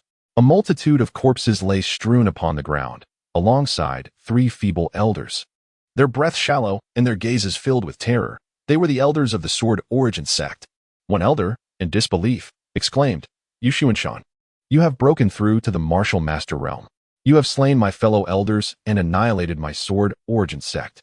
If this matter reaches the ears of the sect's ancestors, you shall undoubtedly meet your demise." Before them stood a youthful-faced, white-haired elder, surrounded by a frigid aura suspended in the air, sharp as a blade, with golden eyes that instilled fear. "You ought to have realized that it was Lu Yu who orchestrated this treachery. Yet, you sought to exploit this event to eliminate me. You have brought this upon yourselves. As for the Sword Origins ancestor, that elusive old specter who has been missing for centuries, he may very well be dead. What is there to fear?" Yi Xuanshan waved his hand, freezing the arena into a snowy expanse, leading to the demise of the 3 elders. Suddenly, he gazed upward at the sky, where a violet beam of light pierced the heavens, his expression alight with joy. "It is indeed a blessed paradise. Heaven has favored me. Ha." Meanwhile, the blood ancestor of the Wang family, seated in meditation, also perceived the presence of the light beam, his countenance icy.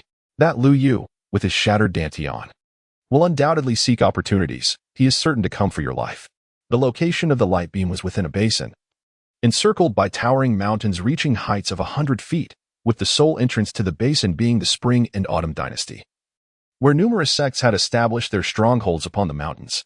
In an instant, the Spring and Autumn kingdom amassed a multitude of martial artists, all drawn towards the radiant beam. As some warriors approached, intent on investigation, they were incinerated into ashes by the violet lightning. Soon, the major sects issued commands, declaring that entry was prohibited for the time being, necessitating patience for the opportune moment. In the imperial city of the Spring and Autumn Kingdom, have you heard? The Yi dynasty has engaged in battle with the Jian Yuan sect, and the entire Jian Yuan sect has perished. Yu Xuanshan has issued a bounty for an individual named Lu Yu. Although the nature of their enmity remains a mystery, it is evident that anyone deemed worthy of pursuit by a royal ancestor must be a formidable 9th-level martial artist, so do not dwell on it. Clad in black, with long hair tied back, Lu Yu strolled through the streets, listening to the murmurs of the passers-by, a smile playing at the corners of his lips. He had never encountered Yu Xuanshan, yet he was well-versed in the intrigues of the world, having once held the title of Divine King in a former life. His greatest adversary was the Wang family, and that blood blade was undoubtedly crafted by the blood ancestor. The outcome had become evident. Wang Zhinshan had paid a hefty price to enlist the blood ancestor to eliminate him, and upon failing, sought to sow discord, prompting Yi Xuanshan to pursue vengeance against him. At that moment, a bystander remarked, "Why does this name Lu Yu sound so familiar?" "Ah, I recall.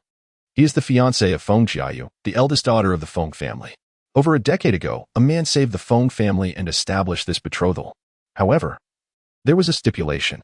If Lu Yu did not come to claim her by the age of 18, the engagement would be rendered void, though the betrothal gifts must be returned. In a month, Feng Jiayu will turn 18. It is likely a mere coincidence of names. Yet it is said that the Crown Prince and the illustrious Xian sect Xiu are both vying for Feng Jiayu's affection. Even should this Lu Yu appear, he would stand no chance. Indeed, Feng Jiayu is quite remarkable, having achieved the 8th level of martial artistry at such a young age, surpassing her father's prowess. It is no wonder that those gifted individuals seek her out, yet her haughty demeanor surely hinders her prospects for marriage." Just then, a voice boomed, "Clear the way. Anyone daring to obstruct me deserves to be crushed."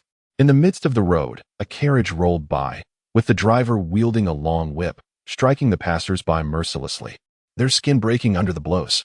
The sharp cracks of the whip echoed through the air, causing the startled pedestrians to flee in disarray. Some were injured, yet dared not utter a word. "You dare to obstruct me?" Seeking death. Chapter 33. The grudge of the Feng family. The gleam of delight in the driver's eyes was unmistakable as he reveled in the chaos he created. The onlookers were gripped by fear, choosing to evade him, considering themselves fortunate to escape his wrath. Those within the carriage remained silent, seemingly complicit in his actions. Just as the driver was relishing his power, he noticed a figure in black approaching the carriage with a calm demeanor, which irked him immensely. "You wish to challenge the Feng family? You court death. As he spoke, he lashed out with his whip, only to have it seized by Lu Yu, who exerted a slight force, causing the driver to lose his balance and tumble from the carriage. Face down, he rolled a few times before lifting his head, revealing a visage grotesquely marred and bleeding. Dare to lay hands on one of the Feng family? Do you wish for a premature demise? From within the carriage emerged a youth who subdued the startled black horse, standing atop the carriage, adorned in a golden brocade robe. He regarded Lu Yu with an air of haughty disdain, as if looking down upon an insignificant insect. Kneel and disable your hands, otherwise, my own hand shall make your fate far more dire. At his appearance, the onlookers recoiled in terror, retreating from the scene. A compassionate soul warned Lu Yu. He is the second young master of the Feng family. It would be wise not to provoke him. Better to kneel and offer an apology. A friend of the man pulled him aside, exclaiming, "Have you lost your mind? What are you saying to him? Do you wish to attract the attention of the Feng family? I've seen too many who, thinking themselves somewhat skilled in martial arts, foolishly attempt to play the hero against the Feng family." Upon hearing this, the man merely sighed and followed his friend away. Lu Yu scoffed. The Feng family? Feng Ningyu is also a member of the Feng family, isn't she? How audacious. At this, Feng Lingtian's eyes widened in fury as he pointed at Lu Yu, shouting, "The names of my family are not for a lowly peasant like you to utter. Kneel before me." With that, Feng Lingtian unleashed a powerful palm strike, releasing a surge of elemental force that transformed into a blade of green wind, aimed directly at Lu Yu's legs, clearly intent on severing them. Unperturbed, Lu Yu calmly raised his hand, his demeanor unruffled. Onlookers sighed, already envisioning the scene of his limbs being severed. Alas, it is over for him. He is far too stubborn. We warned him, kneeling would suffice, but he insists on opposing the Feng family. Now, having provoked young Master Feng, his next life is surely doomed. Bystanders shook their heads, knowing Feng Lingtian was exceptionally talented, a 7th-level martial disciple with a family heritage of martial arts and the Fengyan technique. The blade of wind descending could instantly slay dozens of martial artists. However, an unexpected turn of events unfolded. How is this possible? Am I mistaken? They gasped in disbelief as they witnessed Lu Yu catch the wind blade with his hand. A collective intake of breath echoed through the crowd as they felt a chill run down their spines. With a single hand, Lu Yu grasped the wind blade and, with a decisive force, crushed it to nothingness. Feng Lingtian, not a fool, realized upon witnessing Lu Yu's barehanded interception of a 7th-level elemental force that he too was a martial artist and one far superior to himself. The elder sister warned him that many skilled practitioners would soon enter the city, urging him to exercise caution, which instilled a sense of fear within him. However, thoughts of the Feng family reassured him. Feng Lingtian lifted his head and declared, "I am of the Feng family. I do not bully nameless juniors like you. I shall let you off this time. You, what do you intend to do? I am of the Feng family." Before he could finish his words, Lu Yu suddenly seized him by the throat and forcefully slammed him to the ground. The earth cracked beneath him as Feng Lingtian cried out in agony. Never had he experienced such pain throughout his life. In that moment, he beheld Lu Yu's chilling smile and realized just how youthful and naive he was. This man before him was far more terrifying, resembling a true villain. He harbored no doubts that his life was at stake. "Now, what else do you wish to say? Speak your mind." Lu Yu's icy voice pierced through the air like a sharp blade poised at his throat, ready to sever his lifeblood at any moment. "Please don't kill me. I can offer you wealth, spiritual herbs. Just spare my life." Feng Lingtian's vision blurred, as if he could see Lu Yu wielding a knife, poised to cut his throat, terror causing him to wet himself. The surrounding crowd remained bewildered by the unfolding chaos. Who dares to cause trouble here? A furious voice rang out, snapping everyone back to reality. It was the Imperial City and the Blood Moon Brigade. Were they not the guardians of the Emperor? What were they doing here, especially the notorious bloodsword butcher, Chu Chen? Did you see that purple beam of light? It is said that a treasure has emerged, drawing many skilled practitioners to the Imperial City, prompting an increase in patrols, which is why the Blood Moon Brigade has been dispatched. Moreover, the leader of the Blood Moon Society is the husband of the second Miss Feng, which spells doom for this young man. It would be prudent for us to maintain our distance. On the road, a figure clad in dark iron armor, with short hair and stubble, surveyed his surroundings with a piercing gaze while riding a horse. His hand rested on the hilt of a long sword at his waist, poised as if ready to draw it at any moment to vanquish his foes. Behind him, two similarly armed individuals rode alongside, each wielding a spear. An outsider? Chu Chen glanced at Lu Yu and noted that his appearance and attire differed somewhat from those of the people of Chuanqiu. Just as he was about to inquire further, he caught sight of a person on the ground and furrowed his brow. "Zhang Chen, save me!" Feng Ling Tian exclaimed, hastily hiding behind him. "Feng Ling Tian, how could you be so injured?" Zhang Chen asked, astonished. Feng Ling Tian pointed at Lu Yu, saying, "This person practices dark arts. He might be a spy for the country. You must apprehend him at once." "A spy? That is indeed a possibility." Zhang Chen mused, a slight smile curling his lips. An outsider's demise held little consequence. In an instant, he drew his sword, leaping forward with a strike aimed at Lu Yu's head. The blade shimmered as it sliced through the air, narrowly missing Lu Yu. Lu Yu remained motionless, not uttering a word nor shifting an inch. He shook his head, reflecting on the weakness of a mere first-tier warrior. "Compared to Nangong Chuan, you are exceedingly feeble," Lu Yu remarked. "Nangong Chuan." At the mention of this name, Zhang Chen felt a jolt of unease. It was rumored that after a fierce battle with Murong Feng of the Murong family, Nangong Chuan had traveled to the Yi dynasty and assumed the role of city lord, only to be slain later by someone named Lu Yu. Could this man be Lu Yu? Feigning bravado, Zhang Chen let out a cold snort, increasing the pressure in his hand. With a flick of his wrist, he thrust his sword into Lu Yu's chest. A surge of triumph filled Zhang Chen's heart. Indeed, it was mere pretense, as even his ordinary strike could not be parried. However, in the next instant, his eyes widened in horror. Lu Yu's form transformed into a mere afterimage, and his blade had failed to find its mark. By the time Zhang Chen registered this, Lu Yu had already positioned himself behind him, seizing his neck with a firm grip, and then, with a powerful motion, slammed him to the ground. All of this transpired in the blink of an eye, when the remaining two members of the Blood Moon Society regained their senses. They furiously exclaimed, "How dare you? The Blood Moon Society is affiliated with the Imperial Court. You would dare to make a move against us?" Chapter 34. Blood Moon Society. Lu Yu found the situation somewhat amusing. "Should I merely stand by and await my demise?" "Forward," commanded one of the two, brandishing a spear in readiness to strike. Yet Lu Yu leaped into the air, delivering two thunderous punches that sent them flying. Witnessing this, Feng Ling Tian attempted to flee but was met with a swift kick to his back from Lu Yu, causing him to roll several times. "Do you still wish to fight?" Lu Yu said coldly. Zhang Chen's head swam as he lay on the ground, struggling to rise. This individual appeared to possess little cultivation. He was not to be trifled with. With many prominent figures expected to arrive in the imperial city soon, caution was imperative. "My friend, let us consider this matter settled," Zhang Chen suggested, planning to investigate Lu Yu's identity after his departure. If he were a disciple of some sect, an apology would suffice. If not, he would leave it to the leader to detain him in the dungeons. "For the sake of Feng Ningyu, I shall let you off this time," Lu Yu remarked coldly before turning to leave. Feng Ling Tian scrambled to his feet, exclaiming, "Zhang Chen, why did you let him escape?" Zhang Chen gazed at him with a look of incredulity. "Are you truly considering confronting him? Were it not for the respect owed to the captain, he would never have offered assistance to this troublemaking scion." The Feng residence was situated within the imperial city's inner walls. Inside the house stood 7 or 8 individuals. On the bed lay an elderly man, his complexion ashen, his eyes a dim gray, and his breath feeble, clearly with little time left. He grasped Feng Ningyu's hand. Trembling as he spoke, "You heir, your talent is exceptional, and you are my greatest concern. I am aware of your grievances regarding that marriage contract. Yet that individual is not someone our Feng family can withstand. Should his son come seeking you, if you are unwilling to marry him, simply return the Zixing Jade to him."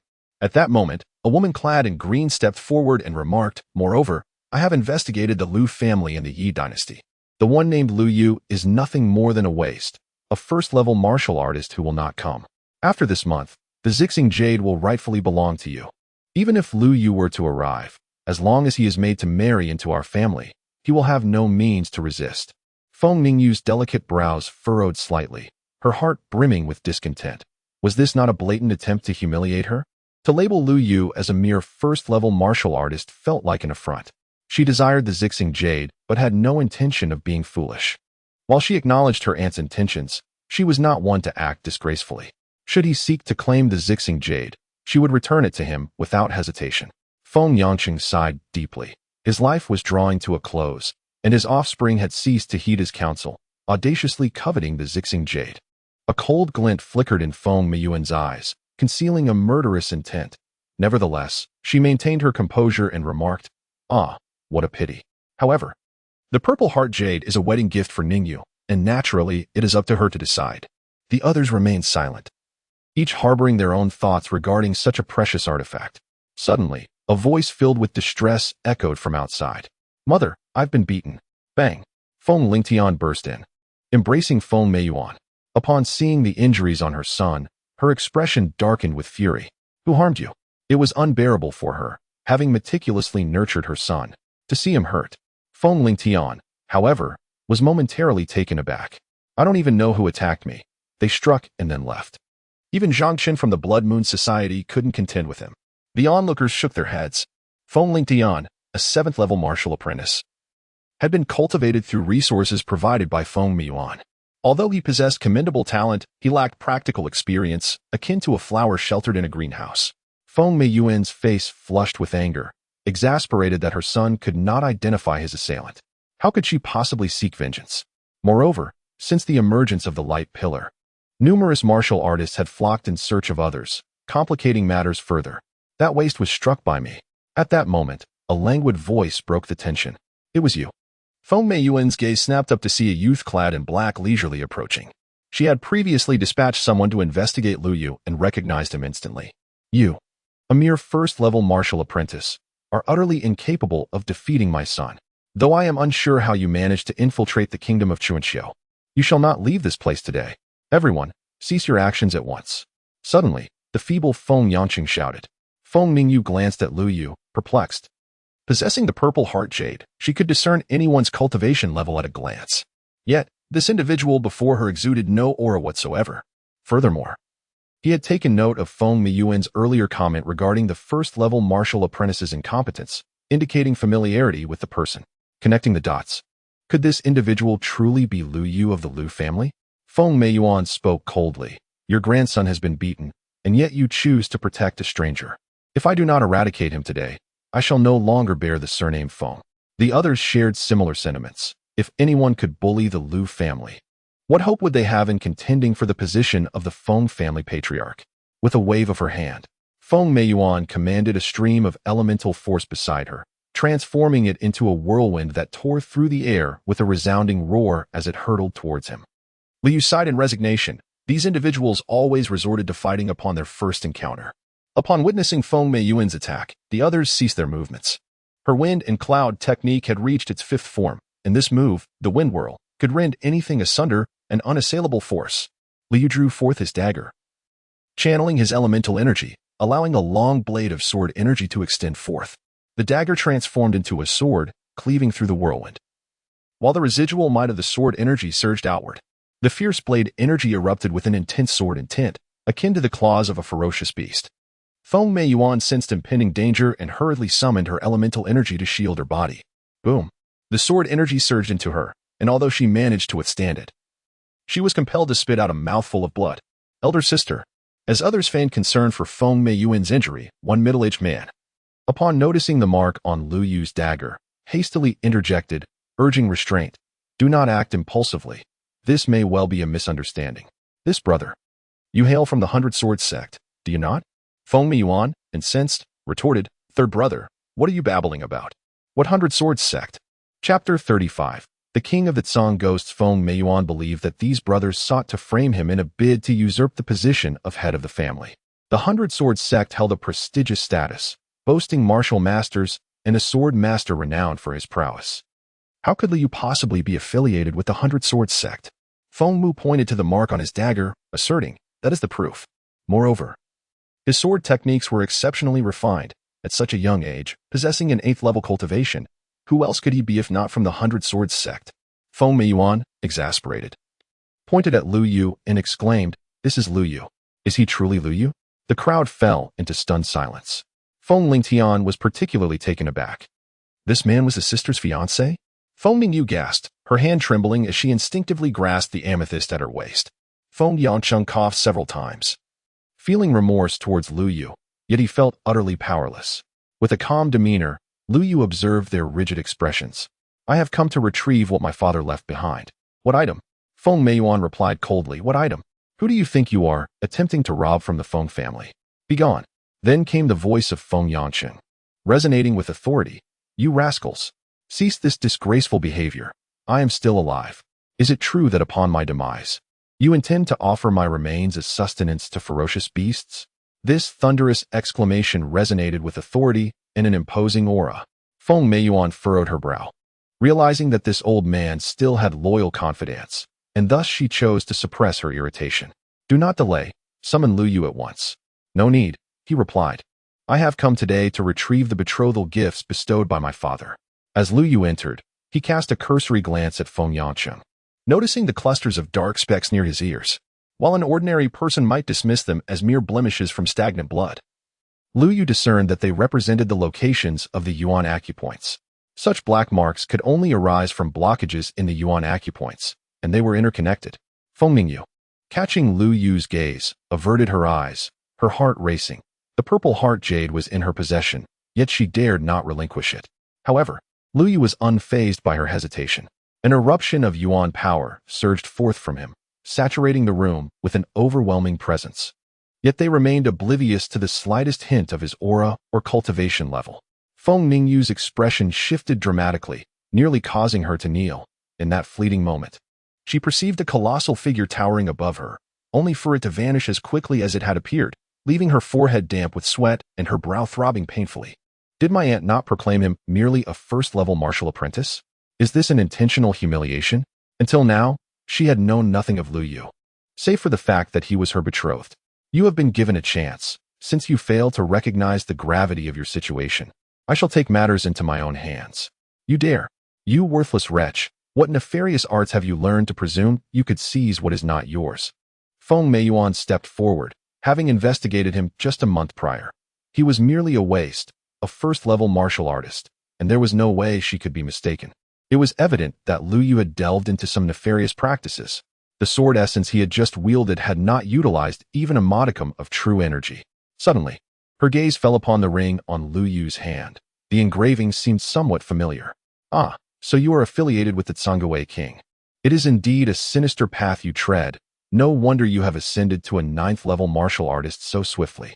With a triumphant expression, Feng Meiyuan declared, that ring is exclusive to the followers of the Tsangui King. Once this is proclaimed, your name will echo across the world. A flicker of disappointment crossed Feng Ningyu's eyes.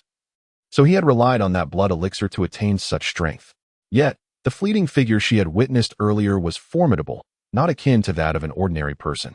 Suddenly, Feng Meiyuan's words were cut short as the sword essence flashed, and she felt a chill in her arm, trembling as a blood-curdling scream escaped her lips.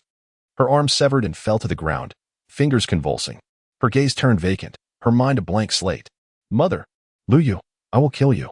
Feng Lingtian roared, his eyes bloodshot, as he summoned wind blades that sliced through the air, hurling them furiously towards Lu Yu. With an icy demeanor, Lu Yu merely waved his hand, causing the wind blades to vanish, absorbed into his storage ring. Bang! Lu Yu seized Feng Lingtian and flung him out of the door, rendering him unconscious. He then turned to the others, coldly inquiring, do you wish to try as well? They all shook their heads, none of them fools. They understood Lu Yu's abnormality. They were all 7th-level martial artists, and if Feng Meiyuan, an 8th-level martial artist, could not prevail against him, their chances were even slimmer. Get lost. Lu Yu, with a single word, caused them all to flee. Feng Yanqing sighed. His sons were merely ambitious yet devoid of true strength. Only Feng Ningyu remained by his side. Biting her lip, she spoke calmly.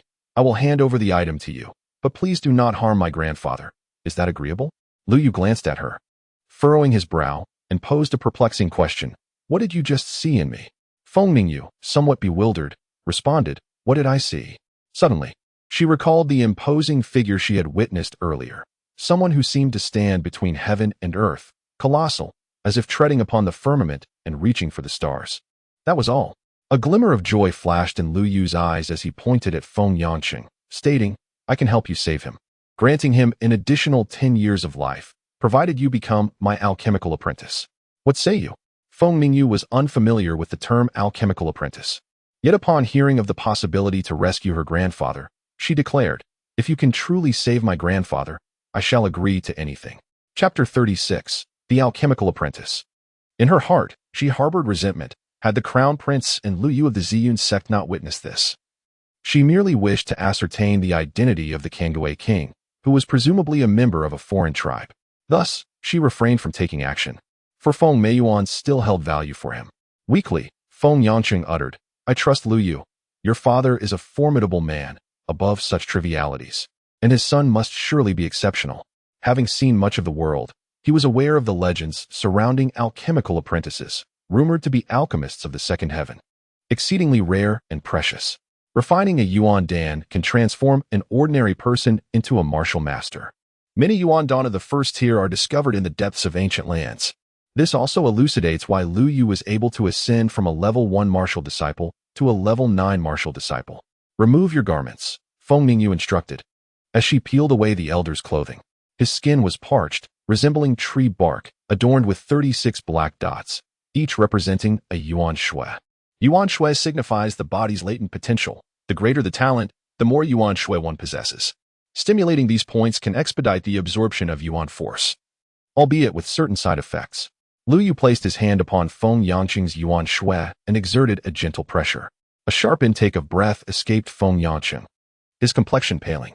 Suddenly, it felt as if something within him had ruptured, emerging from its shell. To his astonishment, a trace of Yuan force began to manifest in his dantian. Subsequently, more of his Yuan Shui began to awaken. Although the process was excruciating, akin to a knife slicing through flesh, the moment a Yuan Shui was activated, Yuan force surged forth, gathering in his dantian before radiating throughout his limbs. The once insensate thigh now tingled with a gentle numbness. Grandfather, how do you feel now? Feng Ningyu inquired, noting the renewed color in his cheeks. Much improved. Feng Yangqing replied, exhaling a heavy breath, his voice considerably more resonant. Feng Ningyu smiled with delight, and then retrieved a lustrous purple jade from her waist. This orb of jade shimmered with swirling violet light, reminiscent of the auroras in the ninth heaven. This is the item your father left behind. I now return it to you. A hint of reluctance flickered in her eyes. Lu Yu grasped it in his hand, feeling a chill coursing through him, his body tingling with newfound energy. In mere moments, he sensed a significant increase in his Yuan force. Thus, he comprehended why the other party was reluctant to relinquish it. It was a precious artifact of considerable caliber, at least of the first rank among mundane items. It could significantly enhance cultivation speed, enabling even an ordinary person to transcend to the second level of martial discipleship within a month if kept in their possession. Here, Liu suddenly offered the purple heart jade to her, leaving Feng Ningyu somewhat perplexed as to its significance. Sensing her thoughts, Liu explained, this item is of no use to me. Your cultivation is still too low for you to become my alchemical apprentice. However, once you break through to the martial master realm, you will be able to assist me in alchemy. Feng Ningyu harbored some misunderstandings regarding alchemical apprentices, questioning the utility of alchemy itself. Her understanding was limited to healing potions and spiritual pills, which held little efficacy for martial disciples above the 6th level. Liu chuckled. Feng Ningyu's ability to perceive his will indicated her innate talent for spiritual energy. The practice of alchemy demanded considerable time and drained spiritual energy, and he sought to ascend to the 9th heaven as swiftly as possible, leaving him no time for alchemical pursuits. Much time had already elapsed, and should the seal weaken, he would need to fortify his prowess. Moreover, this body lacked spiritual energy, which could only be cultivated upon reaching the martial master realm to form a spiritual imprint for alchemy. Very well, I shall heal your grandfather. You are now my alchemical apprentice, and you may seek me out if you encounter any difficulties. Lu Yu retrieved from his storage ring a pair of intricately engraved silver rings, stating, these are a pair of mother and child rings, enabling communication through spiritual energy. As for the method of cultivating spiritual energy, I shall impart it to you. He extended his finger and gently tapped Feng Ningyu's forehead. In this moment, Feng Ningyu's mind was enriched with a complex yet comprehensible cultivation technique. Instantly, a flame ignited within her, and the profound essence of this arcane art illuminated her thoughts. She felt as though she transformed into a breeze, traversing countless landscapes, weaving through layers of the sky, parting the clouds to behold an infinite expanse of stars and floating islands, the realm of the 9 heavens. Within that violet beam of light, Feng Ningyu recalled the violet pillar that had drawn numerous martial artists today, rumored to be a portal to a bountiful paradise. This information had been imparted by Xiao Yu. Without hesitation, Feng Ningyu agreed. Very well, I shall accompany you in 10 days. This was a fortuitous opportunity, although she was uncertain of Lu Yu's strength. She had grown up listening to tales of his father, never overthinking the implications. As for Feng Meiyuan's words, she dismissed them entirely. After Lu Yu departed, Feng Yangqing sat up and addressed her. Ningyu, you must leave the Feng family from now on. Feng Ningyu was puzzled. Why? Are you sending me away, grandfather? Feng Yangqing sighed. You foolish girl, do you not see? To become his alchemical apprentice means you must follow him closely. Lu Yu, like his father, is extraordinary and destined not to linger in the mortal realm for long. You have always yearned for the martial path. Is this not your chance? Feng Ningyu fell silent. At that moment, having arranged for Feng Lingtian to recuperate in a medical facility, Feng Meiyuan ventured to a cave outside the city.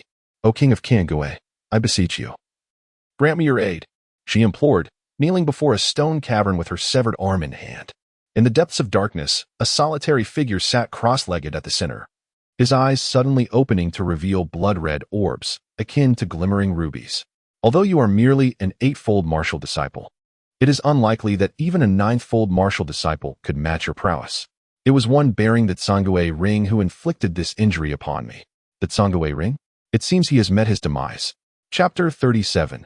Martial Master Techniques. Atop a peak of the Ziyun sect, a man clad in white robes, with sharp brows and bright eyes, sat in serene meditation. Suddenly, a piercing cry broke the silence. He opened his eyes, a flash of violet light dancing across his gaze, and turned to the approaching black messenger hawk. He retrieved a scroll from its talon, unfolded it, and his brow furrowed as a wave of murderous intent enveloped him. Fiancé Lu Yu, regardless of your identity, how dare you meddle with my prey? Zixio Yu, you seek death. The black hawk, sensing the impending danger, trembled and spread its wings to flee. Yet, in that moment, Zixio Yu remained motionless, and the hawk was cleaved in twain as it took flight. The mastery of the Ziyun sword intent had reached its pinnacle. The master had once remarked that the violet beam was a legacy left by the ancestors of the Ziyun sect, accessible only with a specific key. Should one enter in advance, ascending to the rank of martial master, none in the first heaven would be able to rival him. The royal family, including the crown prince, also received this intelligence. However, due to his status, he could not leave the palace, yet he harbored resentment towards Lu Yu nonetheless. Unbeknownst to all this, Lu Yu wandered aimlessly. On this journey to the celestial cave, he would encounter numerous martial artists, and it was inevitable that conflicts would arise. Thus, he required certain items to bolster his combat strength. Within the ring acquired from the Tsangui sect, there were only some blood pills, blood crystals, and a few elemental artifacts, which held little significance for him, though they proved quite convenient and could absorb the energy of ninth-level martial apprentices. Naturally, if there were too many, the ring would be unable to withstand the burden and would sustain damage. Lu Jiyu had inquired about a piece of news and located a merchant association in the West City, rumored to have an array of peculiar treasures from the western regions of the realm, and even whispers of an alchemist in residence. Stop. What is your purpose here? A tall man with dark skin stood at the entrance of the West City Merchant Association, eyeing Lu Yu with a hint of suspicion. Lu Yu, slightly displeased, replied, I have come to the association to make a purchase. The man retorted coldly, the West City Merchant Association is not a place for just anyone to enter. You do not appear to be of any noteworthy status. Be gone. Lu Yu raised his head, a glint of icy determination flashing in his eyes. Try saying that again. Haha, what of it? I've encountered many like you. A lowly commoner seeking to use the guise of shopping to gain an audience with our esteemed Lu Yu clan. Be gone. The man sneered, fixing his gaze upon Lu Yu with contempt. Onlookers glanced at Lu Yu, advising, young brother, it would be wise to refrain from pursuing this. You cannot afford to offend them, for they have martial artists in their ranks. What advice? Depart. The man bellowed at those attempting to dissuade Lu Yu, relishing the opportunity to confront someone willing to provoke him. However, before he could finish his tirade, he suddenly felt himself lifted off the ground, suspended midair, before crashing heavily to the earth with a resounding thud, causing the ground to fracture beneath him. Come, continue speaking, Lu Yu said, flexing his wrist and gazing calmly at the man before him. The man was racked with intense pain. Unable to stand, he could only glare fiercely at Lu Yu, exclaiming, You are seeking death. Who dares to cause a commotion in the Shi Chamber of Commerce? Kneel before me. At that moment, two men emerged from the chamber, each adorned with silver, curved blades. Upon spotting Lu Yu, they charged at him, one raising his leg to kick Lu Yu in the chest. Just as Lu Yu prepared to incapacitate him, a sultry voice echoed down from the upper floor. Young Master Lu, you possess formidable strength, at least of the 8th realm. Why stoop to bullying a mere attendant? Lu Yu lifted his gaze to see a voluptuous woman descending from the second floor, clad in scant attire that barely concealed her form, barefoot, with strands of red cord imbued with elemental energy wrapped around her right leg. Bullying? I have not provoked anyone. It is your people who are exceedingly arrogant, Lu Yu replied, furrowing his brow and refraining from action. Having been in this place for only half a day, how could they possibly know his name? This matter reflects poorly on the Shi Chamber of Commerce. I, Lu Yu, extend my apologies to young Master Lu, she stated softly. Apologize? For what? You dare to speak to Lu Yu in such a manner? Before Lu Yu could finish her sentence, another figure leaped forth, mounted on a horse, wielding a silver whip, with a blood moon banner fluttering behind him. Lu Yu frowned. Suju, this is a matter for the Shi Chamber of Commerce. You are not permitted to interfere. Suju's face flushed crimson, his gaze fixated intently on Lu Yu. This insufferable wretch. How could I have treated her with sincerity, only to be met with such disdain? Suddenly, he noticed Lu Yu's demeanor, and a sly smile crept across his lips.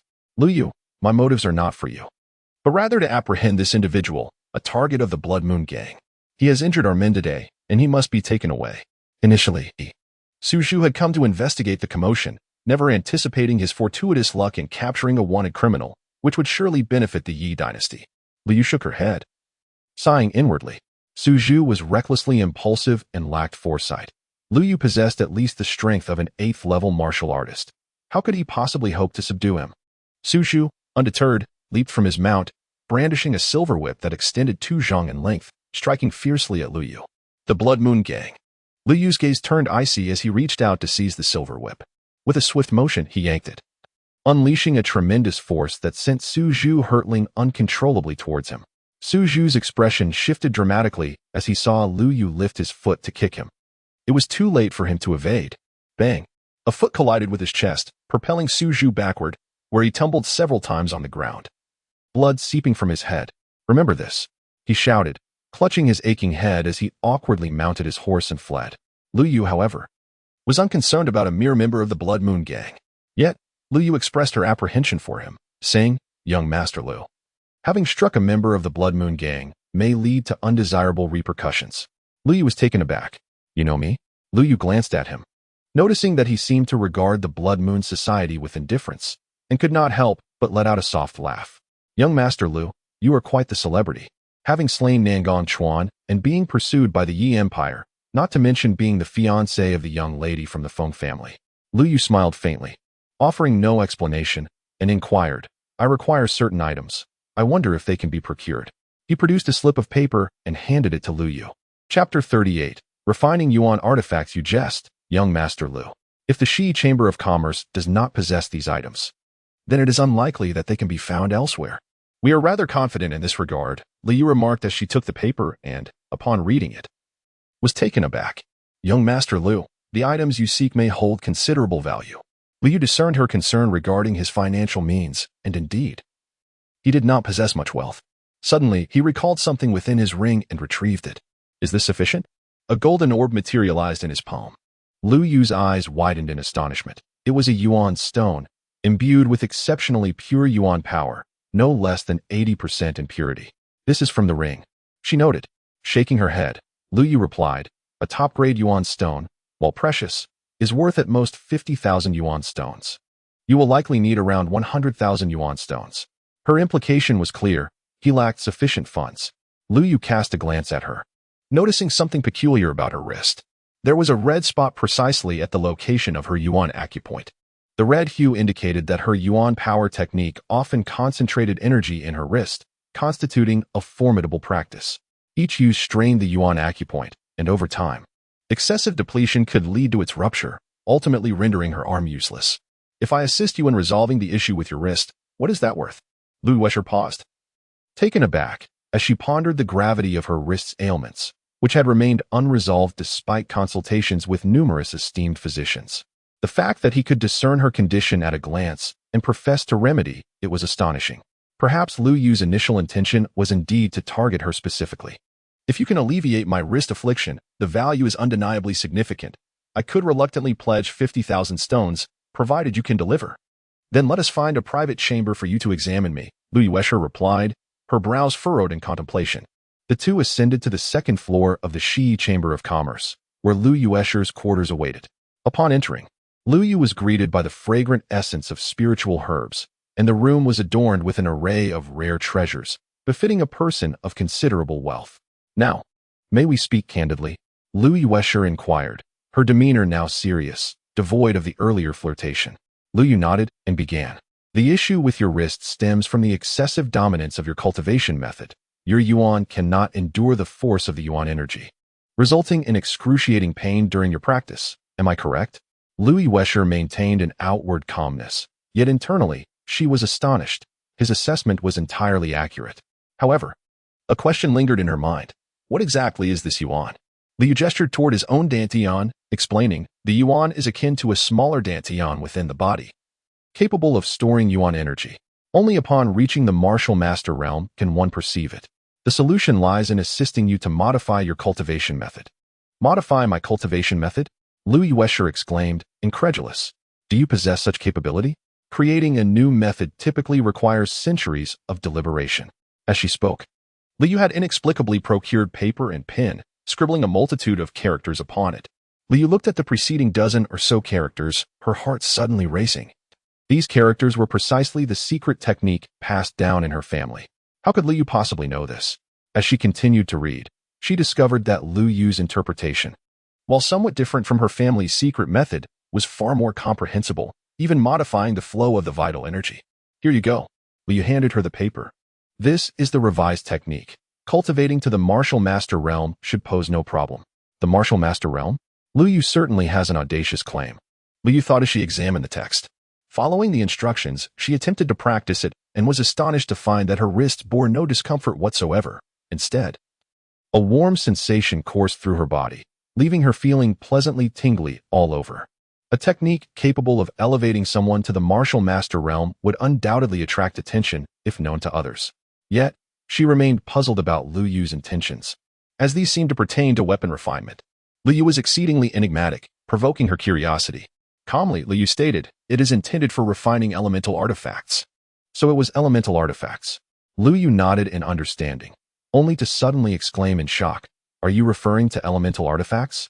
They are treasures, and there are scarcely a few within the sect. Very well, please prepare these items for me. How long will it take?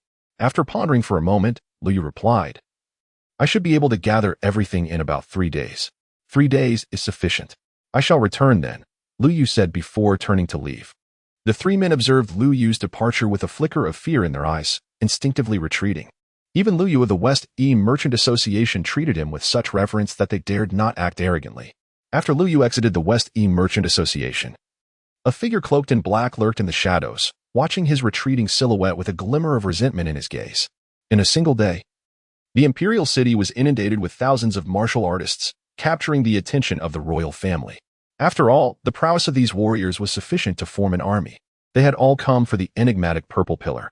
At the entrance of this pillar, many martial artists ventured forth, and the royal family did not intervene. For this phenomenon could not be claimed as their own. What exactly is this pillar? Could it herald impending calamities? It certainly appears rather ominous. However, such thoughts are futile. Did not the royal family issue a proclamation declaring it a paradise? Its immense power renders entry impossible. Yet those martial artists who have entered for cultivation report that the closer one draws, the more refined the primordial energy becomes. Is it truly extraordinary? Look, there are individuals soaring through the sky. Surely, you must be mistaken. I distinctly saw someone flying just now. Those figures stood at the entrance of the pillar, engaged in fervent discussion. Once one steps into the influence of the pillar, a profound surge of primordial energy envelopes them, at least tenfold that of the outside world. Many martial artists sat in meditation at the fringes of the pillar's aura, cautious not to venture too near, for several had already been reduced to ashes by the peculiar purple lightning. Lu Yu lifted his gaze, squinting. He too had glimpsed a silhouette darting through the air. This scenario could only imply one thing. Individuals from the second heaven had arrived, in pursuit of a celestial paradise. They had breached the void barrier to descend upon the first heaven, indicating that this place was far from ordinary. Chapter 39. The Sword Sect's people. These individuals appeared enthusiastic. Yet, deep down, they harbored hopes that he would act recklessly and charge in, meeting his demise. In the realm of martial artists, life holds little value. They speculated whether he would meet his demise at the hands of those from the sect or be struck down by lightning. The individuals began to deliberate, designating Lu Yu as their target. I, however, believe this individual is not reckless. He may indeed possess genuine strength. Yet, what does it matter how formidable he is? Several 9th-level martial artists have entered, all perished, not to mention he is merely a 5th-level martial artist. Someone scoffed, expressing disbelief that Lu Yu could survive. Look.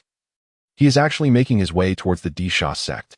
TSK, this person is undoubtedly a fool. He dares to confront those ruthless villains who devour their prey without a trace. I wager 100 source stones that he will surely be killed. I shall stake 1,000, betting that he will not perish, replied Zhong Ruoli earnestly. I remarked, Miss Zhong, you need not concern yourself with such an obvious matter. He is destined to die. Do not squander your money. After the individual spoke, he noticed that Zhong Ruoli ignored him and ceased his comments. Meanwhile, Lu Yu was walking slowly. The location of the light beam was within a forest, where the trees had turned to ash in the wake of the lightning's emergence. Lu Yu felt a twinge of headache. He did not wish to draw attention at this moment. Yet the ground beneath them was precisely one of the focal points of the formation. Although he was a 9th-level martial artist, the elemental power here was exceedingly potent, enabling him to employ the 9-star sword technique. By harnessing the elemental energy from the light beam, he could unleash a formidable sword attack. The current elemental power was sufficient to annihilate all present. Even martial masters would be unable to contend with him. Haha, look how he has shrunk back upon encountering the Disha sect members, someone sneered. The man, noticing that Lu Yu remained unmoving, felt a surge of anger. Listen here, young man, one disciple of the Earth Sha sect remarked with an air of authority. If you do not leave at once, I shall dismantle your body piece by piece. Why do you waste your breath? It is evident that you are unaware of your own insignificance. Throw him out and cease disturbing our cultivation. Another disciple added. Since my senior brother has spoken, you shall not escape. A cold smile crept across the man's face as he approached, his massive fist poised to strike the youth's head. However, Lu Yu refrained from employing his sword essence to eliminate him.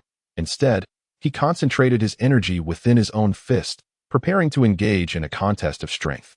He was reluctant to create a commotion, as the matter of the elemental crystals must remain discreet.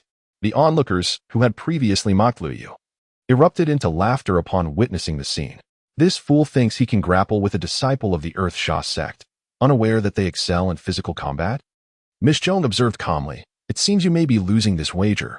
Those 1,000 elemental stones shall belong to us. Zhong Ruoli replied, the outcome is not yet determined. Let us not jump to conclusions too swiftly. Very well, let us see how this unfolds, the man retorted, lifting his gaze to Lu Yu just as their fists collided. Bang! A surge of potent energy erupted between their fists. Astonishingly, neither party gained the upper hand. Instead, the energy continued to surge forth with relentless vigor. The disciple of the Earth Sha sect stared in disbelief. As an 8th-level martial apprentice, how could he be unable to overpower a mere youth? Little did he know, Lu Yu had not even exerted his full strength, a realization that would surely deepen his humiliation. Lu Yu and his fist were bound together by Yuan power. Any sudden withdrawal from either side would result in injury. It was now a matter of whose Yuan power would last the longest.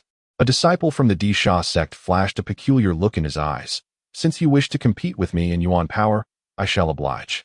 As he spoke, he intensified the Yuan power in his fist, his body suddenly becoming as heavy as Mount Tai. With a crack, the ground beneath him shattered, and his feet sank deeply into the earth. The disciple's face turned crimson, yet Lu Yu remained composed, appearing unfazed. Zhong Ruoli's lips curled into a faint smile as she glanced at the man who looked somewhat embarrassed, though he feigned composure, and said, It's not yet decided who will win or lose. After all, he is an 8th-level martial disciple. Lu Yu, however, was not merely playing along. He was observing the formation beneath his feet.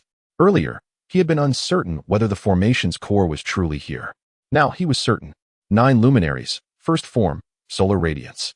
Lu Yu's gaze met his opponent's, and the Yuan power before his fist formed an intricate pattern before erupting. The Disha sect disciple suddenly sensed something amiss and attempted to retreat, but it was too late. Lu Yu's fist exploded with a blinding light. Boom! His fist, like a miniature sun, unleashed a force that sent the disciple flying, blood spurting from his mouth mid-air, though he was caught by fellow disciples. They all rose, their martial auras flaring, but at that moment, a man from the Disha sect commanded, "Cease this at once. We shall settle this elsewhere." A disciple protested. "But senior brother, he injured one of us. How can we let this go? I am the senior brother, or are you the senior brother?" With a single utterance, that man silenced the crowd. The disciples of the Earth Fiend sect followed him as they departed, casting a peculiar glance at Lu Yu before their exit. A smile illuminated Zhong Ruoli's face as she remarked, "Lu Yu, you have indeed not disappointed me. Now, it is time for you to produce the essence stones. Is it not?" Those who had just claimed their intention to procure the essence stones now stood frozen. "What? Do you lack the essence stones? Or must I draw my sword before you comply?" No. We shall provide them. Do not resort to violence. Let us converse amicably." They dared not provoke the disciples of the Hundred Sword sect. Chapter 40. The eerie eyes Zhong Ruoli, holding the essence stones, radiated joy, her eyes narrowing with delight. "My master claimed I would not succeed. After all, it is merely essence stones. How simple it is." The others felt a sense of despair. Clearly, it was her formidable background that had prevented any immediate confrontation. Lu Yu pressed his hand against the ground, closing his eyes as his vital energy transformed into threads, penetrating deep into the earth. Beneath 10 fathoms, an intricate tapestry of densely woven violet-black vital energy sprawled out, resembling a grand masterpiece. "Hey, what are you doing?" A lively voice rang out beside him. Lu Yu opened his eyes to behold a girl, her face beaming with a radiant smile, revealing her teeth, sharp canines, and adorable dimples, exuding sweetness. He recalled the wager she had just placed upon him. For reasons unknown, Lu Yu found her smile remarkably infectious. However, he needed to locate the essence crystal and could not afford to squander time. "Step away. You are obstructing me," he stated coldly. Zhong Ruoli continued to smile. Yet a rather handsome young man nearby could no longer bear the sight. "Young man, this is a member of the Hundred Sword sect. How dare you speak so disrespectfully? Apologize to this young lady at once." The man, believing himself to be quite charming as he defended Zhong Ruoli, failed to notice the change in her expression. "Indeed, if you do not offer an apology to this young lady, we shall not let you go unpunished." As others observed the scene, they too chimed in, each hoping to elicit a smile from the beauty. Zhong Ruoli cast a frigid glare at them. "What are you to speak to me? Begone." As she spoke, her icy demeanor enveloped the surroundings, akin to blades poised at their throats, their chill pressing against their skin. Then, she turned to Lu Yu, offering a smile as she said, "Please do not misunderstand. These individuals do not represent me, for I harbor no such intentions." Lu Yu, with his eyes closed, was intently attuned to the presence of the underground essence crystal, paying them no mind. The handsome man, feeling humiliated and too intimidated to converse with Zhong Ruoli, being a member of the Hundred Swords sect, redirected his animosity towards Lu Yu, fixing a relentless gaze upon him. If mere looks could kill, Lu Yu would have perished 1,000 times over by the collective stares of those present. Overcome with rage, the handsome man, in a moment of impulsive folly, drew his sword and pointed it at Lu Yu, declaring, "If you are a man, challenge me instead of hiding behind a woman." Suddenly, as Lu Yu stood, focused and gathering his essence, he cast a sharp look at the man, and a formidable aura of essence flickered momentarily behind him. In an instant, the sword-wielding man trembled, his pupils contracting, as the weapon he held clattered to the ground. Moments ago, he beheld a phantom of primordial energy, manifesting as a colossal eye with vertically slit, blood-red pupils, reeking of a macabre essence. Though it lasted but an instant, he felt as if the eye had lingered upon him for an eternity, incessantly revolving with an unsettling excitement, akin to a predator observing its prey. Perhaps it was a sign of some affliction manifesting within him, as strange occurrences had already transpired beneath this beam of light. Several individuals had succumbed to madness, claiming to have witnessed apparitions. Upon hearing this, though they were martial practitioners, a sense of trepidation towards the supernatural gripped the crowd, prompting them to maintain their distance. Zhong Ruoli scoffed derisively, proclaiming, "A bunch of fools. What ghosts? All things in heaven and earth are born from primordial energy. Even specters can be vanquished with it." Lu Yu's gaze shifted towards the fallen man, his brow furrowed with concern. Moments prior, while probing the depths, he had sensed a peculiar presence of primordial energy, initially mistaking it for a primordial crystal.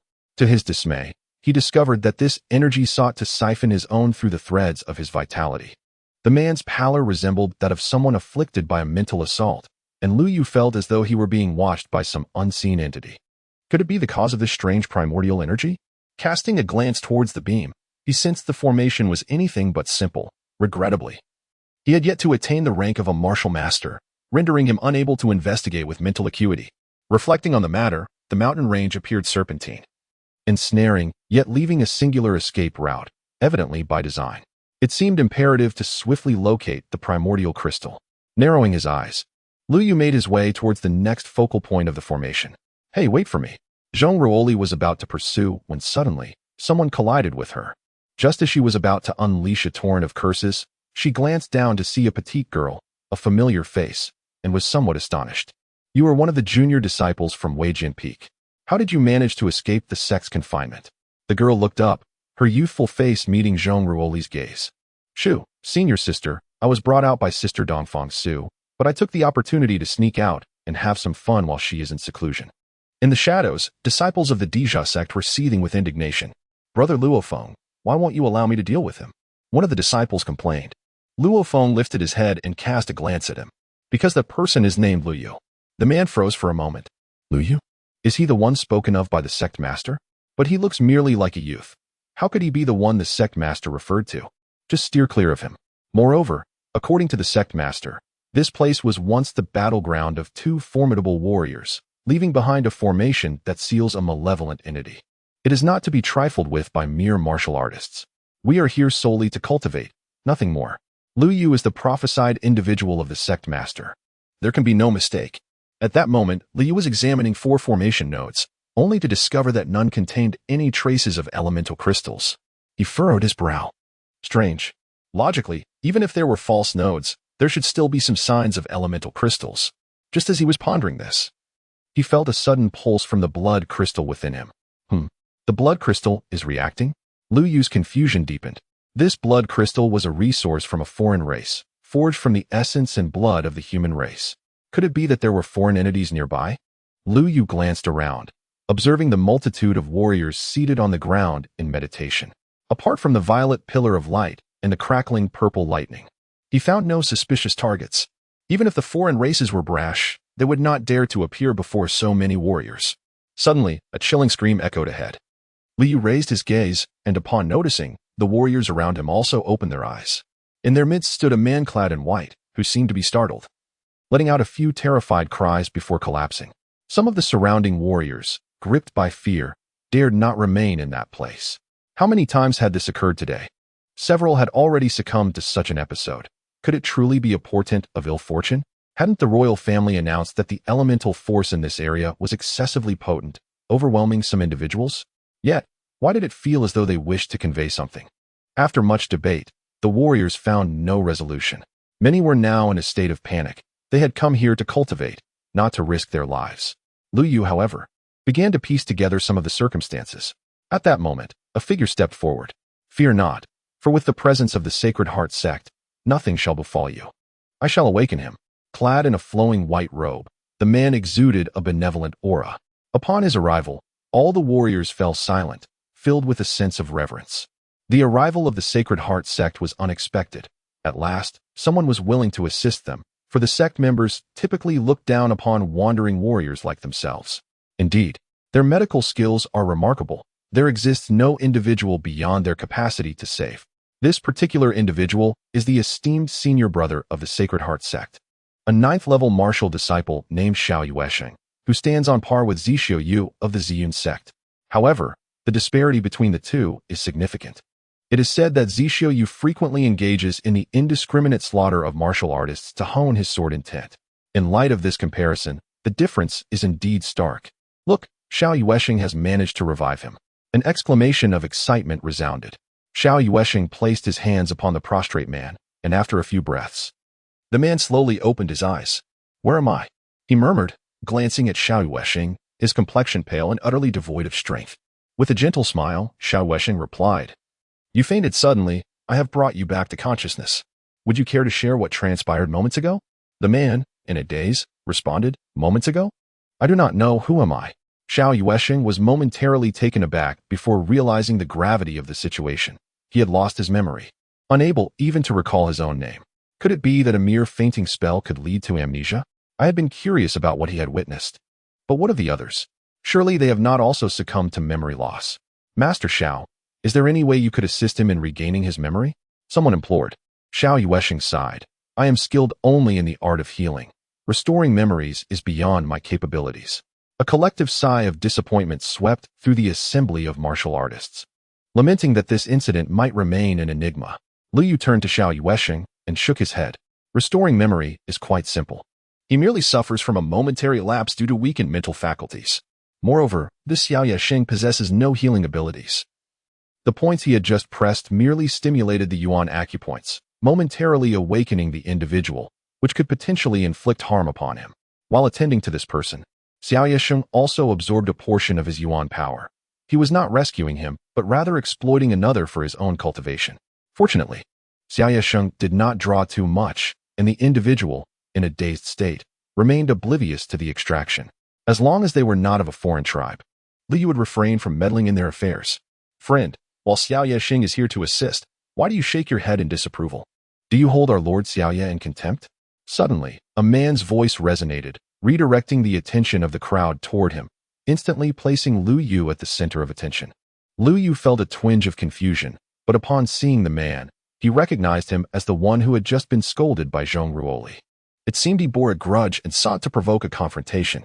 The gravity of the situation began to weigh heavily upon all present, as it involved the collective spirit of the martial artists. However, a voice abruptly shattered the tension. Make way, everyone, step aside. The tone was urgent. Lu Yu turned to see Zhong Ruoli, cradling a petite girl in her arms, whose complexion was ashen and whose eyes appeared vacant, trembling incessantly. Her symptoms mirrored those of the man who had collapsed earlier. Upon spotting Lu Yu, Zhong Ruoli's face lit up with relief as she hurried forward, imploring, Could you please examine my junior sister? She collapsed suddenly just now. Bewildered, Lu Yu questioned why Zhong Ruoli would suddenly seek his medical attention, rather than consult with Xiao Yuesheng. Before Lu Yu could voice his amusement, Xiao Yuesheng interjected, Miss Zhong, it seems we meet again. Zhong Ruoli, upon seeing him, furrowed her brow, displeasure evident. Why must it be you? Do not trouble me, step aside. Xiao Yuesheng's countenance fell into awkwardness as he turned towards Lu Yu. A smile plastered on his face, though a flicker of malice danced within his eyes, unnoticed by most. Lu Yu, paying him no heed, understood that Xiao Yuesheng was merely a benevolent facade concealing a dark interior. Yet, such martial artists often endure, provided they avoid provoking him. The other martial artists, oblivious to the situation, voiced their opinions. Young lady, why seek this man's aid? Xiao Yuesheng, a member of the Sacred Heart sect, possesses unparalleled medical skills. He recently revived a person from unconsciousness. Allow him to assist you. Indeed, Xiao Yuesheng is a veritable sage. Others chimed in, their adulation soothing Xiao Yuesheng's wounded pride. Zhong Ruoli cast a glacial gaze upon them, ignoring their pleas as she approached Lu Yu. Would you examine my junior sister? I shall compensate you accordingly. As a member of the 100 Sword sect, she cultivated a sword heart, her mind as sharp as a blade, piercing through all falsehood. Naturally, she discerned Xiao Yuesheng's deceit and sensed the formidable aura emanating from Lu Yu. Moreover, her sword heart and mind's eye revealed to her the latent power within Lu Yu, a power that dwarfed even her masters. Thus, she placed her trust in Lu Yu. Lu Yu's expression was calm. He initially had no intention of intervening in such matters. However, considering the peculiar occurrences, he speculated that they might be related to the formation. Very well, I shall observe, Lu Yu conceded. Xiao Yuesheng furrowed his brow, astonished that Lu Yu truly dared to acquiesce. Wasn't this akin to a slap in the face? Miss Zhong, allow me to handle this matter. I assure you that my skills in the Sacred Heart sect will guarantee her recovery, Xiao Yuesheng asserted, stepping forward with an air of confidence. Yet, Zhong Ruoli cast a piercing gaze upon him, emanating a fierce aura. Should you utter another word, I shall ensure your demise. Chapter 42. The 10-meter sword Qi Zhong Ruoli was enveloped in an aura of sword intent, as if a phantom lotus, transformed from sword essence, blossomed behind her, exuding an ominous presence. Xiao Yuesheng instinctively retreated a few steps, casting a menacing glare at Lu Yu, silently vowing to uncover his capabilities. The others shook their heads, refraining from further comments. Lu Yu placed his hand upon his junior sister's wrist, and an icy chill coursed through him, causing his hand to momentarily stiffen. Within her body, he detected a blood mark, an anomaly typically associated with otherworldly beings. How could such a thing manifest on a human? Moreover, This mark appeared to have formed recently. If there were indeed otherworldly forces at play, he could not turn a blind eye. Observing Lu Yu's demeanor, Xiao Yuesheng assumed he was incapable and seized the opportunity to feign benevolence. Look at how pained this young lady appears. If you are unable to assist her, allow me to take over. Yet both Lu Yu and Zhong Ruoli paid him no heed, amplifying his discomfort. Lu Yu nodded. It is treatable. Release her. Zhong Ruoli gently placed her junior apprentice on the ground. Lu Yu reached out and pressed his hand on her abdomen, tenderly kneading it. Upon witnessing this, another martial artist expressed his displeasure, remarking that Lu Yu was merely posturing, aiming to take advantage of the situation for unsavory purposes. He predicted that soon Lu Yu would claim he was unable to save her, necessitating the assistance of young Master Xiao. Lu Yu channeled his vital energy into her dantian, transforming it into threads that wove into a sealing technique, enveloping the blood mark. Instantly, the girl's complexion brightened considerably, and her body ceased to tremble. A look of joy appeared in Zhong Ruoli's eyes. She was truly healed. Lu Yu indeed proved to be a concealed master. However, he noted that while he had temporarily alleviated her condition, her body might not withstand it for long, and after a year, it could very well relapse. Lu Yu cast a sidelong glance at him, a mischievous smile gracing his lips, and then remarked, "Given your remarkable medical skills, why then does your own vitality seem to be waning, coupled with the affliction of impotence? Logically, such a trivial ailment should be well within your capacity to remedy." The crowd was taken aback. Could it be that Xiao Yuesheng suffered from impotence? Zhong Ruoli stifled a laugh, convinced that Lu Yu was not speaking idly. She was astonished to learn of Xiao Yuesheng's predicament. Hearing this, Xiao Yuesheng's expression shifted dramatically, and he retorted furiously, "Do not speak such nonsense. As a ninth-tier martial artist, how could I possibly suffer from such an ailment? If you do not apologize, do not blame me for my lack of courtesy." While he vehemently denied the accusation, he was internally shaken, pondering how Lu Yu could possibly know of his affliction. Could it be that he genuinely possessed medical knowledge? Indeed. While you may have saved a life, your reckless slander of others disqualifies you from being considered a true martial artist. Among the onlookers, a warrior stepped forward and spoke. Lu Yu was disinclined to engage with them. The appearance of the blood mark indicated the presence of an alien race nearby. He was determined to uncover these outsiders and eliminate them. When Xiao Yuesheng noticed his intention to leave, he snorted coldly, "Behold, this individual has slandered me and seeks to escape, surely out of guilt. Everyone has witnessed this." Xiao Yuesheng felt a surge of satisfaction as he continued. "What are you doing? Why would you attack a sick person like me? You are truly a vile being, resorting to violence against an amnesiac patient. Today, I shall uphold justice and rid the world of your wickedness." As the crowd absorbed these words, coupled with Xiao Yuesheng's reputation, they began to side with him. Encircling Lu Yu, Xiao Yuesheng, noticing the disdain in Zhong Ruoli's eyes, felt an unbidden joy swell within him, convinced he had acted correctly. Yet, he remained oblivious to the fact that Zhong Ruoli's disdain was directed at him, not Lu Yu. She refrained from intervening, fully aware that even if dozens of individuals joined forces, they would stand no chance against Lu Yu. Seizing this opportunity, Xiao Yuesheng approached Lu Yu. Adopting a righteous demeanor as he pointed accusingly, "Cease this at once. Kneel and apologize. If you express remorse to everyone here, I may let you off this time." The other warriors were moved by Xiao Yuesheng's words. Indeed, young Master Xiao is a true sage, even when pushed to such extremes. He still treats his adversary with kindness. Surely, you wish to eliminate him. Such an insidious plot against me shall not succeed. Prepare to meet your end. Xiao Yuesheng casually accused Lu Yu of a crime, then charged forward, unleashing a powerful palm strike. As his primordial force surged, a colossal hand of energy materialized before him, half ethereal and half substantial. Even before the strike landed, a fierce wind erupted, creating a deafening roar within a 10-meter radius. It was evident that such a blow would undoubtedly shatter bones and ensure death. As the sword energy manifested, the surrounding grassland within dozens of meters was violently shaken. All of it flattened in an instant. The terrifying aura stunned all the martial artists, their eyes wide with disbelief at the extraordinary strength possessed by this young man. However, Zhong Ruoli wore a solemn expression, her attention drawn to the mark on the dagger. Was that not the emblem of Wei Jin Peak? How could he possess the insignia of my Bai Yen sect? Zhong Ruoli felt a wave of confusion wash over her. Upon witnessing the sword energy, her shock deepened. What mastery of control could possibly yield such formidable swordsmanship? Even his master could not achieve such heights. and it appeared that the sword energy was not emanating from his body, but rather coalescing from the primordial forces in the surrounding air. Remarkably bizarre. The martial artists attempting to flee found themselves severed at the arm, their escape thwarted. Lu Yu's icy gaze fixed upon Xiao Yuansheng. This time, I have merely severed one arm as a warning. Should you dare to infringe again, it will be your head next.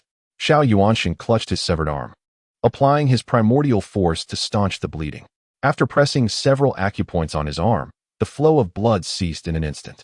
Once he regained his composure, he could no longer suppress the fury boiling within him, his expression wild as he shouted at Lu Yu, "You! How dare you harm me? You are thus at odds with the entire Sacred Heart sect." A glint of murderous intent flashed in Lu Yu's eyes, causing Xiao Yuansheng to immediately seal his lips, frightened into retreating without uttering another word. At that moment, Zhong Ruoli shook her head. Xiao Yuansheng was inherently a duplicitous individual.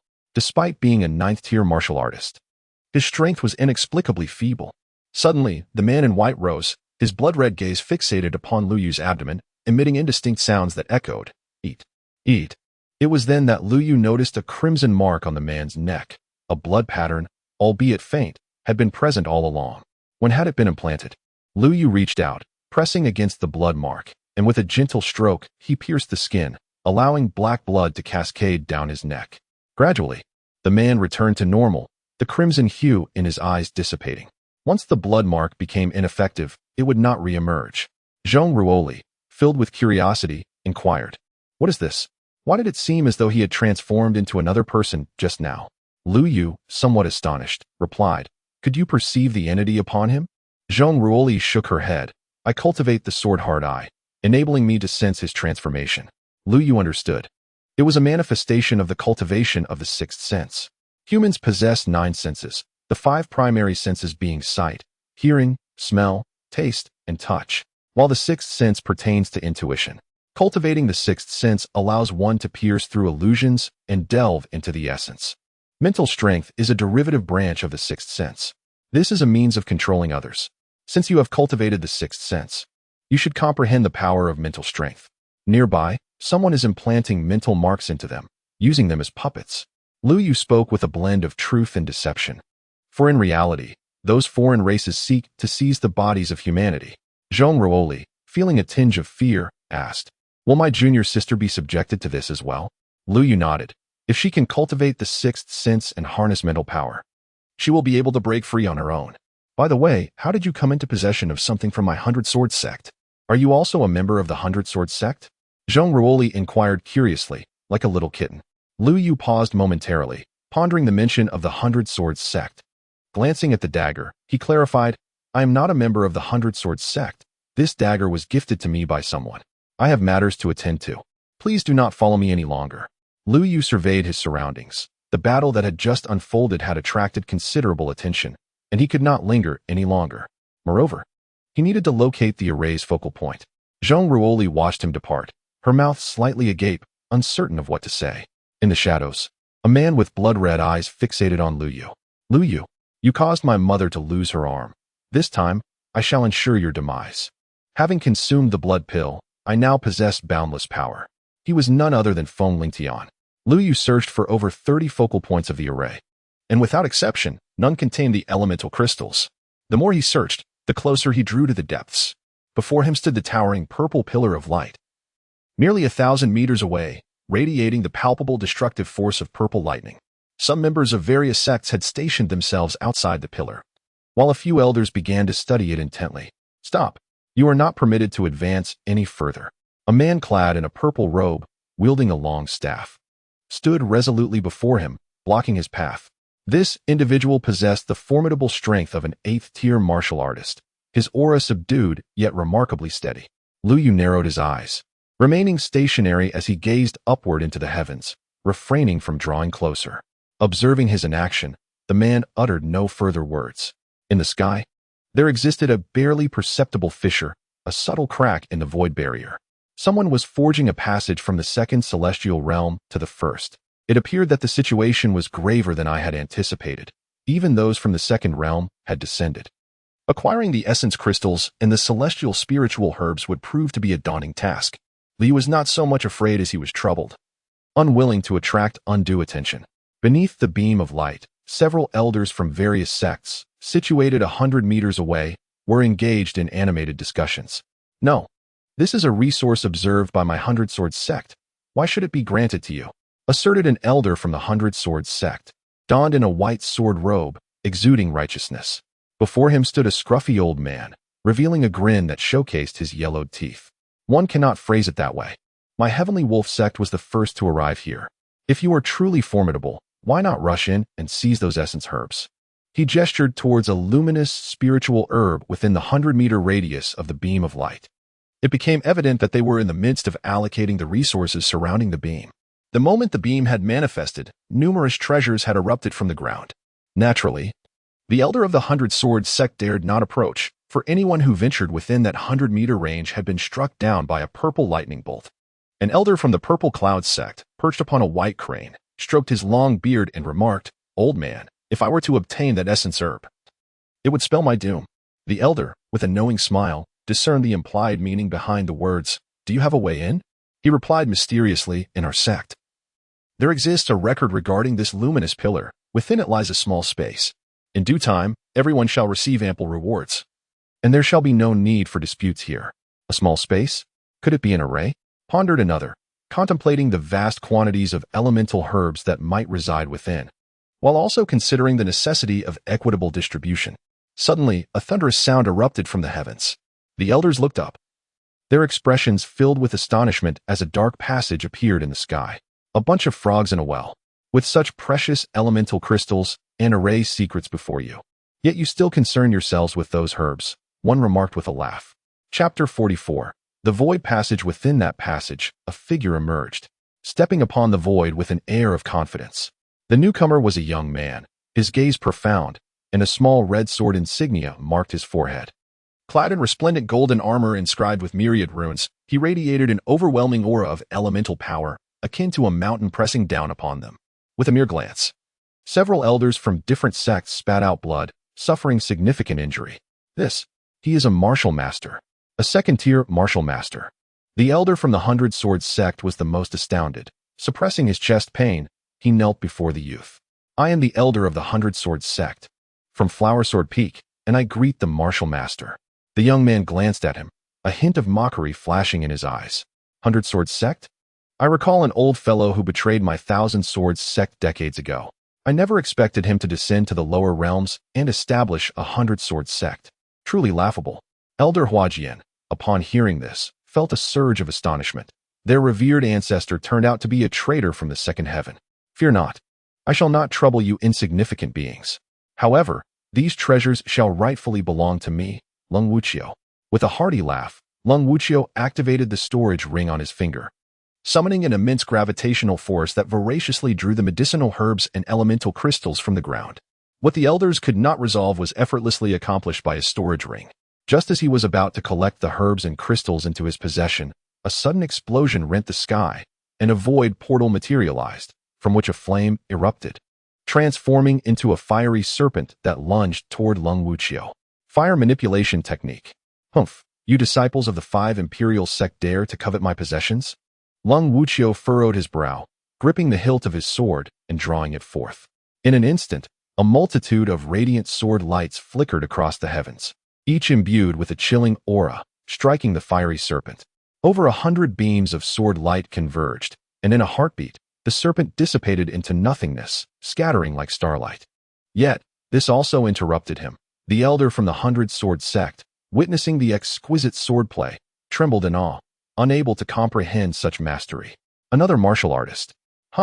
Resources naturally belong to whoever seizes them. From another temporal portal, another figure emerged. This time, it was also a youth, clad in a crimson robe, with a gourd hanging at his waist, adorned with a blazing flame emblem. You lie. Last time you were nearly defeated by those scoundrels from the Tianyan sect. I did not expect you to recover so swiftly. What? Do you intend to come here seeking him?" Cold Wuqing unleashed his sword, forming a colossal web of sword energy that enveloped him. The two combatants immediately engaged in a fierce battle, their primordial forces erupting, creating waves of energy that struck the elder, who could scarcely endure the onslaught. "Flee quickly." Lu Yu squinted, observing the clash between the two. a smile tugging at the corners of his mouth. Both warriors were approximately at the third realm of martial mastery. However, due to the constraints of the void passage, their powers were suppressed to the first realm. Despite their formidable techniques, they were immensely taxing on their primordial energy. The recovery rate of first realm energy was no match for that of the second realm. Once they depleted their energy, their recovery would be painfully slow. Moreover, treading the void itself was a significant drain on their primordial energy. Once these two were exhausted, Lu Yu was poised to strike and seize them. Initially, he pondered the whereabouts of those primordial crystals and was surprised to discover them beside the beam of light. The sect elders, upon seeing Lu Yu, paid him no heed, dismissing him as someone courting death. Boom. In the sky, Yu Lai executed a technique, summoning a celestial fire meteor, a massive fireball coalescing into form, rumbling through the air. Meanwhile, Cold Wuching unleashed a sliver of heaven. As the silver sword energy sliced through the air, the surrounding space appeared to be cleaved in two. As the fire meteor descended and the sword energy shot forth, the moment they collided, a dazzling array of primordial light illuminated the surrounding 100 meters, rendering everything indistinct. Lu Yu's lips curled into a smile. The opportunity had arrived. He clasped his hands into a seal, opened his mouth wide, and drew in a deep breath, unleashing a powerful suction from his mouth. All the shimmering primordial medicines and crystals surged into his storage ring. Cold and detached, Wu Kei rebuked Yu Lai, asserting, "This is all your fault. You allowed a nobody from the first heaven to seize an opportunity." Yu Lai retorted nonchalantly, "It was patently your inadequacy that enabled his escape."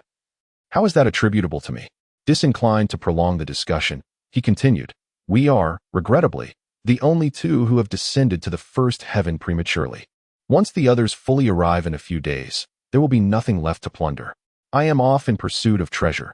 This minor world is, after all, a spirit grade, first-class realm." Lu Yu scratched his nose, feeling a slight itch. "Essence crystals, celestial essence herbs. It's all here, including some secret methods. I didn't anticipate collecting so much so quickly." In his hand hovered a wisp of crimson flame, the remnant of Yu Lai's attack. "I am in dire need of a flame for alchemy. This shall serve admirably. I shall venture to the Western E-commerce Guild. They should possess alchemical cauldrons, essence crystals, celestial essence herbs, and a martial master's martial vein fire. All that remains is an alchemical crucible." At this moment, the Western E-commerce Guild was besieged by a multitude of individuals queued to pay their respects. What are all these people doing? Even the Murong and Nan families are present, along with the Feng clan. Rumor has it that an alchemist from Western E has arrived, capable of concocting essence pills. Thus, everyone is eager to witness this. Essence pills? Indeed. Ever since that violet beam of light appeared, numerous odd individuals have flocked to the imperial city. One can only ponder whether it is auspicious or calamitous. Upstairs, Lu Yuezhi was smiling as she received the alchemist from Western E, the sole alchemist from her father's lineage. Chapter 45, The Murong Family. Upon seeing the elder, Lu Yuezhi, though smiling, harbored a degree of discomfort. The alchemist, known as White Lord, bore the surname of Yuzi, and at the age of 89, possessed a diminutive stature, harboring long-standing desires for Lady Liyue. Consequently, Lady Liyue established a trading association in the heart of the first heaven, yet unexpectedly, White Lord sought her out once more. Upon beholding Lady Liyue, White Lord's eyes narrowed as he stroked his beard, exclaiming with a smile, "Years have passed, and Lady Liyue has only grown more resplendent." Scarcely had these words been uttered when several figures entered through the doorway. The head of the Murong family, accompanied by his daughters, Murong Xiao and Murong Xuetian, arrived to pay their respects. A middle-aged man with closely cropped hair entered with a smile, followed by a maiden of perhaps 15 or 16 years. Clutching an exquisite gift box, her countenance betraying a hint of reluctance, she unveiled the box, revealing a century-old primordial herb resting serenely within. White Lord scrutinized the maiden for a moment, nodding his head as he remarked, "Indeed, not bad at all." Murong Xuetian, upon hearing this, was elated, urging, "Shower, hasten to pay your respects to Alchemist White Lord." Murong Xiao reluctantly offered a salutation, "Greetings, Alchemist White Lord." Subsequently, members of the Nan family strode in, clad in sword robes, their demeanor hurried, with a young man of striking features and piercing gaze following behind. "Nan Fian of the Nan family, along with my humble son, Nan Qian, come to pay homage to Alchemist White Lord." Nan Qian likewise performed a bow, his cultivation talent being somewhat lacking. Hence his father's intention to have him explore the path of alchemy. Yuzi White Lord nodded in acknowledgement, a commanding presence, full of vigor, possessing the makings of an alchemist. Murong Xuetian, upon hearing this, wore a displeased expression, his antipathy toward the Nan family compounded by the memory of his son, Murong Feng, who had betrayed the Murong family, an act he attributed to the Nan family's influence. The southward flying wild geese paid him no heed. He lamented that Murong Feng had corrupted his son, leading him to serve as an official in the border town. Soon, several members of noble families arrived, accompanied by their children, hoping to become alchemical apprentices.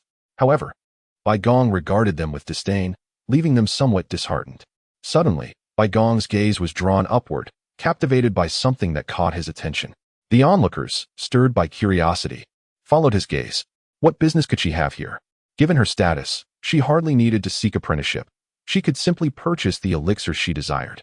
Silence, merely observe, he instructed. At the entrance, a woman clad in pristine white, accompanied by a rosy-cheeked elder with white hair, entered gracefully. The woman's eyes sparkled with a brilliance akin to white flames flickering momentarily. Bai Gong's heart skipped a beat, and he rubbed his eyes, questioning whether he had just witnessed an illusion. The flickering light in her gaze indicated the manifestation of the sixth sense, a sign of a budding spiritual force and an omen of alchemical fire. Such spiritual prowess could ignite the void and refine elixirs. The cultivation methods for the sixth sense were exceedingly rare, not to mention the techniques for harnessing spiritual energy and alchemical fire. Feng Jia, Feng Ningyu, had encountered Bai Gong before. The woman was indeed Feng Ningyu, and she refrained from addressing Bai Gong as a Dan master, having learned from Lu Yu the esteemed nature of alchemists, which warranted respect and address. Her purpose today was merely to observe the alchemical practices of others. As she lacked experience, Bai Gong felt a surge of delight. Unexpectedly, a treasure had appeared. Feng Ningyu. What a splendid name. Since you all have come seeking to have your children become apprentices, I shall accept only two, as per the established custom of testing. He produced a pellucid orb and positioned it before them, articulating, place your hands upon it, and the results of the assessment shall manifest. Subsequently, each individual grasped the sphere, yet predominantly, it remained inert. Occasionally, a faint luminescence flickered, though exceedingly feeble. The scions of distinguished families, accompanied by their offspring, departed in disillusionment. Bai Gong maintained an equable countenance, having anticipated this outcome. It would be remarkable if even 1 in 100,000 possessed spiritual aptitude, and even then, most would be deemed inadequate. Suddenly, the orb emitted a cerulean radiance. Bai Gong's gaze shifted towards Murong Xiao. Murong Xuetian erupted in jubilant laughter, exclaiming, "She is indeed my daughter." Although he lacked comprehension of spiritual power, he could discern that she surpassed the others.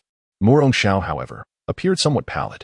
She harbored no desire to pursue alchemy, instead yearning to emulate her brother's pursuit of swordsmanship. Nan Fian cast a significant glance, prompting Nan Qian to step forward and grasp the orb. Once more, a cerulean effulgence arose, surpassing the previous one in intensity. Bai Gong's demeanor finally betrayed a hint of emotion. Nan Fian's expression grew even more self-satisfied, while Murong Xuetian, feeling mocked, emitted a disdainful snort. Feng Ningyu took up the orb and infused it with her spiritual energy, whereupon a silvery radiance commenced to scintillate incessantly. Bai Gong suppressed his elation, inquiring, "I wonder if you would be willing to accompany me to Shi to study the art of alchemy?" Those who were not chosen gazed upon her with envy. To be designated an alchemist would render the attainment of the martial master realm facile. However, to everyone's astonishment, she declined. Feng Ningyu smiled faintly, explaining, "I am already apprenticed to another alchemist, and therefore, I am unable to accept." Bai Gong was momentarily taken aback, furrowing his brow with a hint of anger. "Having traversed the entirety of the first heaven, how could I be unaware of other alchemists? You must have been deceived. Follow me, and I assure you will learn the true art of alchemy. Indeed, the Westy Chamber of Commerce is a grand assembly. They would not mislead you. Such a splendid opportunity should not be missed. You ought to abandon your current master." Some, unaware of her true identity, urged her on. A voice, filled with mirth, resonated through the crowd. "Oh, I am the deceiver? How curious that I was oblivious to that fact." The onlookers turned their gaze, revealing a young boy clad in black, his face adorned with a smile, clearly in high spirits. Chapter 46. I shall refine alchemy initially. Bai Gong had anticipated encountering an elder or a genuine alchemist. But upon seeing Lu Yu, he cast aside all reservations. What could a mere teenager possibly know of alchemy? It had taken him decades of cultivation to attain mastery over his spiritual energy. Murong Shuetian regarded Lu Yu with a mix of curiosity, feeling a disquieting familiarity with his visage, as though she had seen him somewhere before. Since you possess such unwavering confidence in your alchemical prowess, why not concoct a pill and demonstrate? Lu Yu stroked his ring, a smile gracing his lips. Ordinarily, he would have acted immediately, but today he felt amiable and decided to indulge the old man in a playful exchange. He discerned at a glance that the elder was frail, possessing only the remnants of a 9th-level martial artist's energy, yet his spiritual force was disordered, let alone refining a pill. Even conjuring alchemical flames would pose a challenge for him. Lu Yu sure was about to speak, but upon receiving a glance from Lu Yu, she understood and promptly silenced herself, opting to observe quietly. If you cannot refine alchemy, then what qualifies you as an alchemist? Lu Yu calmly remarked. The texts record that an alchemist must cultivate the 6th sense in order to refine elixirs. If you assert that I am not an alchemist, why then do you fear that I might clandestinely learn your alchemical techniques? The crowd was momentarily taken aback, as it was the first time many of them, primarily martial artists, had encountered the concept of the 6th sense. They were entirely ignorant of it, let alone the myriad abilities that stem from it. Lord Uzibai furrowed his brow, retorting, "Do not presume that a smattering of knowledge grants you the right to flaunt it. Depart at once. I have disciples to gather." Lu Yu shook his head, finding the exchange rather tedious, considering the man overly timid. As Lu Yu turned to leave, Feng Mingyu naturally followed suit. However, Uzibai obstructed her path, insisting, "You may depart, but she cannot leave. She must remain here." Lu Yu narrowed his eyes and scoffed. "Are you attempting to abduct someone in broad daylight? Such fine potential should not be squandered by you. Only I possess the true ability to nurture her." Uzibai gritted his teeth and swung a palm toward Lu Yu, the sound of rushing wind reverberating and the air crackling ominously. An onlooker could not help but exclaim, "Indeed, he is an alchemist. Such a seemingly ordinary strike possesses tremendous power. Surely, one blow could fell a fierce beast. I can hardly bear to witness this youth being injured, bleeding as a consequence of his obstinacy. If only he would yield. It would suffice to simply hand over this young lady." However, Murong Shuetian and Nan Fian widened their eyes in astonishment, their expressions soon turning grave. For in their estimation, the 9th-tier elemental force of Lord Bai did not surpass their own might. An alchemist, possessing the essence of the primordial elixir, should not their elemental force be even more refined? As anticipated, just as they had conjectured, when Bai Gong's palm made contact with Lu Yu, it was swiftly seized by Lu Yu's hand, which grasped his wrist firmly. The energy dissipated, proving utterly ineffective. Bai Gong's countenance changed dramatically, and with a shift in gesture, his 5 fingers aimed to seize Lu Yu's energy point. However, a smile crept upon Lu Yu's lips, and with a sudden exertion of strength, Bai Gong emitted a piercing scream. "Release me, you brat." Bai Gong's face turned ashen. The onlookers, witnessing this spectacle, were momentarily bewildered. In their minds, alchemists not only possessed the capability to concoct elixirs, but also ingested energy pills to augment their power, potentially even surpassing martial artists. Why, then, was he so feeble? And now, does he dare to attempt to take my people away? Lu Yu spoke with a calm demeanor, yet his words were laced with an ominous threat. Observing the expressions of those around him, Bai Gong felt a surge of fury, especially as some began to doubt him. "You insolent wretch. Today I shall demonstrate the might of an alchemist." Gritting his teeth, he bore the excruciating pain, and a flicker of fire ignited in his eyes. Suddenly, a flickering blue flame materialized before him. Although the flame was no larger than a fist, it emanated an aura of dread, as if any contact would reduce one to ashes. Bai Gong laughed maniacally. "This is Danhua. This is the power of an alchemist. Even a 9th-level martial artist could be incinerated by it." "Huh, are you frightened now? Behold the legendary Danhua." A collective gasp arose from the crowd. Even from a distance, they could sense the terrifying energy radiating from the flame. The alchemist was indeed formidable. This flame could rival that of a martial artist. It dawned upon them that they had misjudged the alchemist. He was a person of great capability. Before the individual could finish their sentence, they suddenly fell silent. In that fleeting moment when the flames emerged, Liu opened his mouth and devoured the fire, savoring the taste as he licked his lips, remarking, "Not bad, quite pure." "Is there more?" Uzibai was shaken to his core, exclaiming, You monster! Liu, why aren't you sending someone to assist me?" Fear finally gripped him. Yet Liu paid him no heed. It dawned on him that he had been betrayed. Liu must have dispatched someone to deal with him. "Liu, Your kin are on the brink of extinction. If you dare not rescue me, without the Yuan Dan, you will all perish. You will regret this. Bai threatened in a fit of rage. Upon hearing this, Lu Yu's expression shifted, revealing hesitation. Indeed, although the Shi guild appeared prosperous, it was nearly hollowed out. All due to Bai? Lu Yu interjected. Is it not merely the Yuan Dan? How simple. Humph. Boy, even if your martial prowess is formidable, without the Dan fire, you cannot concoct pills. Dan fire? Of course, I possess it. Today, I am in a good mood and shall demonstrate how to refine pills. Lu Yu then addressed Feng Mingyu. Prepare yourself. We shall engage in pill refining. Feng Mingyu paused. Me refine pills? Yes. Did you not wish to learn? Today, I shall teach you. After speaking, Liu turned to Lu Yu. Could you procure a pill refining furnace? Chapter 47. The Monsters Soon. Lu Yu presented a black pill refining furnace. Is this furnace suitable? On either side of the alchemical furnace, there exists a small aperture, crafted from pure iron, utterly unremarkable. Lu Yu brushed his fingers against the cold surface of the furnace and nodded in approval. It would suffice. Qingyu, come here and have a seat. I shall teach you the art of alchemy. In truth, he intended to impart this knowledge to Feng Qingyu, so that she might concoct potions for his consumption in the future. Seated before the furnace, Feng Qingyu felt a twinge of unease. The usually haughty young mistress of the Feng family found herself somewhat apprehensive in the presence of so many onlookers. The crowd gazed at Lu Yu with a mix of curiosity and disbelief. A boy scarcely in his teens attempting to refine elixirs was a notion beyond their comprehension. The scarcity of alchemists rendered this profession shrouded in mystery, yet beyond the third heaven, such figures were not as rare. The noble Bai cast a scornful glare at Lu Yu, convinced of his inability to succeed. It was utterly impossible. Lu Yu seized Feng Qingyu's wrist and pressed it against the furnace. Channeling his spiritual energy, he enveloped the furnace, establishing a spiritual imprint upon it. Bai could not help but mock.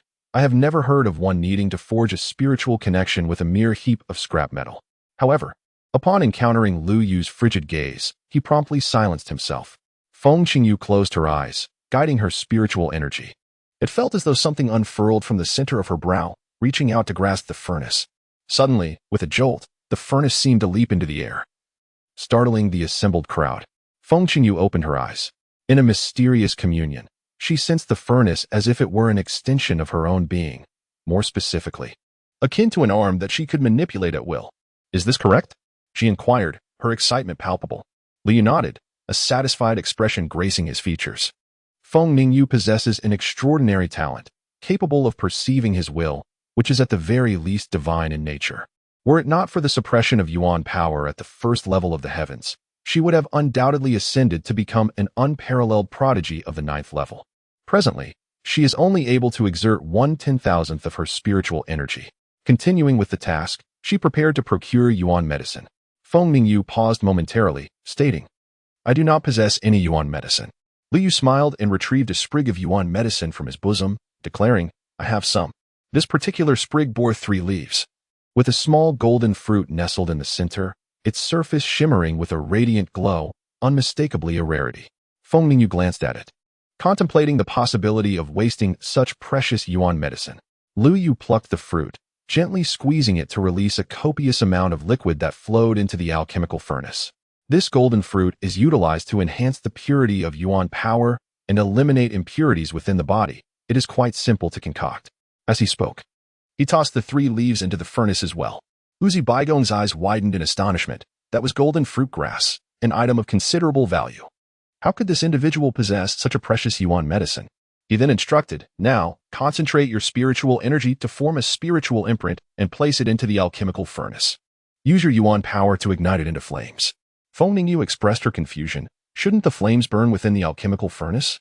Liu shook his head, clarifying. This is not ordinary flame. It is a fusion of spiritual energy and Yuan power. The spiritual imprint acts like kindling, while the Yuan power serves as the flame. The essence remains Yuan power, which must be integrated with the medicinal properties, intertwining until the final product is formed. That is the crux. Realizing the depth of his explanation, Feng Mingyu promptly followed Lu Yu's instructions. The spiritual imprint resembled a transparent shell soaring into the alchemical furnace. Subsequently, infused with primal energy, golden flames erupted from the 2 small apertures of the furnace, radiating intense heat. In mere moments, the alchemical vessel transformed into a brilliant crimson hue. Feng Mingyu's expression was one of exhilaration. It had truly succeeded. This marked her inaugural attempt at alchemy. Uzi Bai's eyes widened in astonishment as he pointed frantically at Lu Yu. At this juncture, he had come to believe that Lu Yu possessed the ability to craft elixirs. However, the intricacies of his alchemical technique were far beyond his comprehension. To maintain his wavering conviction, he could only hope for Lu Yu's failure. The onlookers shook their heads. As it became increasingly apparent that this young man was indeed a prodigy, or perhaps he had a master, a fellow alchemist, guiding him. Who could this remarkable figure be? If he were so formidable and capable of concocting primal elixirs, he should not remain nameless. It felt vaguely familiar, as if he had made an appearance somewhere before. Look, the flames have extinguished. How could it be ready so quickly? The crowd speculated about his identity, intrigued by this enigmatic individual. As Feng Mingyu's alchemical furnace ceased its trembling, the flames dissipated. She glanced at Lu Yu, awaiting his instruction. Lu Yu narrowed his eyes, observing until the furnace's temperature had subsided, then declared, "It is time to unveil the contents." Feng Mingyu cautiously lifted the lid, revealing a golden primal elixir, no larger than a fingernail, resting quietly within. Is this the primal medicine? It appeared rather unremarkable. Yet, the moment she retrieved it, an exquisite fragrance emanated from the elixir, filling the air. The essence of this scent is not merely to be inhaled. It serves as a provocation to the sixth sense. The throng appears entranced, with some individuals exhibiting glazed expressions, seemingly detached from reality. How is it possible, one might ponder, to cultivate an essence elixir so effortlessly? I have devoted decades to this pursuit without attaining such a milestone. In a frenzied rush, Lord Yuzi Bai lunged forward, intent on seizing the essence elixir from Feng Mingyu. Yet, he stood no chance against her prowess. With a swift motion, she unleashed a palm strike, followed by a surge of elemental force. The impact resounded, a thunderous boom. Lord Yuzi Bai was sent careening backward, and upon crashing to the ground, he lay prostrate, expelling a stream of green blood. This is blood of a beast indeed. Quickly, apprehend this man. The crowd surged forward with palpable excitement. I am not a beast. I am not. Lord Yuzi Bai protested, yet his resistance proved futile. Chapter 48. The Transformation into a Beast. The once formidable alchemist had now been reduced to a target of disdain. Lord Yuzi Bai writhed on the ground, devoid of any strength to resist. Murong Xiao, trembling with fear, sought refuge. Father, what does it mean to be a beast? Murong Xuetian sighed. A beast refers to one who practices non-human cultivation techniques, preying upon the blood of fierce creatures in a futile quest to obtain their primal power, rendering themselves neither human nor beast. Fortuitously, we did not send you away moments ago. It was Lu Yu who exposed him. Who knows what he might have done to you otherwise? Murong Zhao's face turned pale. What? He consumes the blood of fierce beasts? How terrifying. Lu Yu, having suspected Lord Yuzi Bai's true nature for some time, was not surprised to discover he was a beast cultivator. You are courting death, growled Yuzabei Kong, as an extraordinary surge of qi and blood erupted from his body, augmenting his strength to an immense degree, instantly repelling all those around him. It is you who has brought this upon me. I shall slay you. His eyes were bloodshot, his skin transforming into a crimson hue, sprouting hair, and his mouth revealing a pair of sharp fangs, emitting a raspy, grating sound. Roar. He had become akin to a ferocious beast. Demonic transformation. It is demonic transformation. Everyone, be cautious and hasten to find the patrolling city guards. The martial artists, as if facing a formidable enemy, did not flee but instead surrounded him. To attempt such chaos within our imperial city, I urge you to abandon your efforts forthwith. Yuzabayan fixed his gaze upon the speaker, his figure darting forward as his sharp, pointed nails, akin to blades, were poised to pierce the man's heart. Thud. A stream of blood spurted forth, accompanied by a shrill scream of agony. Demon, daring to wreak havoc within my imperial city, I offer you but one chance to kneel, and I shall spare your life. Should you refuse, you shall be cast into the dungeons. A short-haired man, clad in white robes and wielding a long spear, had pierced Yuzabei Kong's palm with the sharp tip of his weapon. The rescued man, his face paling, retreated in fear and trepidation. It is the celestial general, Bai Jing, a 9th-level martial apprentice and a perennial victor in the wars of the Spring and Autumn Kingdom. Excellent. With the Imperial Dynasty's Celestial Legion, this demon is doomed. Bai Jing observed the green blood, noting that it emitted white smoke and possessed corrosive properties upon his spearhead. At this juncture, Wuzibai Gong's ears elongated, and his verdant fur, once vibrant, now signaled a descent into primal frenzy. Death! He shrieked, his form lunging forth to meet Bai Jing's spear in a tempest of clashing steel. Lu Yu shook his head, observing, "This one is destined to fall." Phoning Yu inquired with a hint of doubt, "Bai Jing will be defeated? But he is a 9th-level martial artist." Nan Qian interjected, "Bai Jing is a celestial general. His strength as a 9th-level martial adept is nearly unparalleled. That demon could not even overcome you and Lady Feng. How could he possibly defeat a celestial general?" Conversely, some, having overheard Lu Yu's assessment, grew apprehensive, acknowledging his apparent competence. Lu Yu elucidated, "He seems to cultivate a bloodline of the tenacious Grey Rat clan. These rodents thrive on decay, and their bodies, once strengthened, possess remarkable regenerative capabilities. Unless vanquished with a single, decisive blow, they are exceedingly difficult to kill." His words, however, were met with incomprehension. "Regardless of what sort of rat he is," one remarked, "if one man cannot prevail, then a dozen more shall suffice." "Indeed," another chimed in, "observe the other celestial legions. Their prowess exceeds the 7th level of martial adept." Laughter erupted among the crowd, their concerns dismissed. Only Bai Jing himself sensed the unsettling truth. Despite landing numerous blows upon the demon, strikes that would have felled an ordinary foe, the creature remained largely unaffected. Upon closer inspection, he discerned that Wuzibai Gong's wounds, inflicted by his spear, healed almost instantaneously. What is this? How could the recovery speed be so astonishingly rapid? Bai Jing, initially in an offensive stance, has shifted to defense. However, the demon's attacks are relentless. Although he manages to evade some, he occasionally succumbs to a few strikes. Those sharp claws pierce his skin like blades, accompanied by a searing pain that gnaws at his flesh. The onlookers are taken aback, astonished that even the renowned heavenly general Bai Jing cannot overcome this demon. It is truly a farce that a prestigious celestial troop cannot defeat a mere demon. Suddenly, a voice laced with mockery pierces the air. Bai Jing looks up to find it belongs to a member of the Blood Moon faction, none other than Zhang Chun, the very individual defeated by Lu Yu. Bai Jing furrows his brow. The Blood Moon faction, like his own heavenly general faction, is under the imperial banner, yet their reputation is notoriously vile, and few wish to ally with them. As a 9th-level martial artist, I cannot prevail. Do you think a 7th level can? Bai Jing retorts coldly. Only brutes like you would resort to brute force.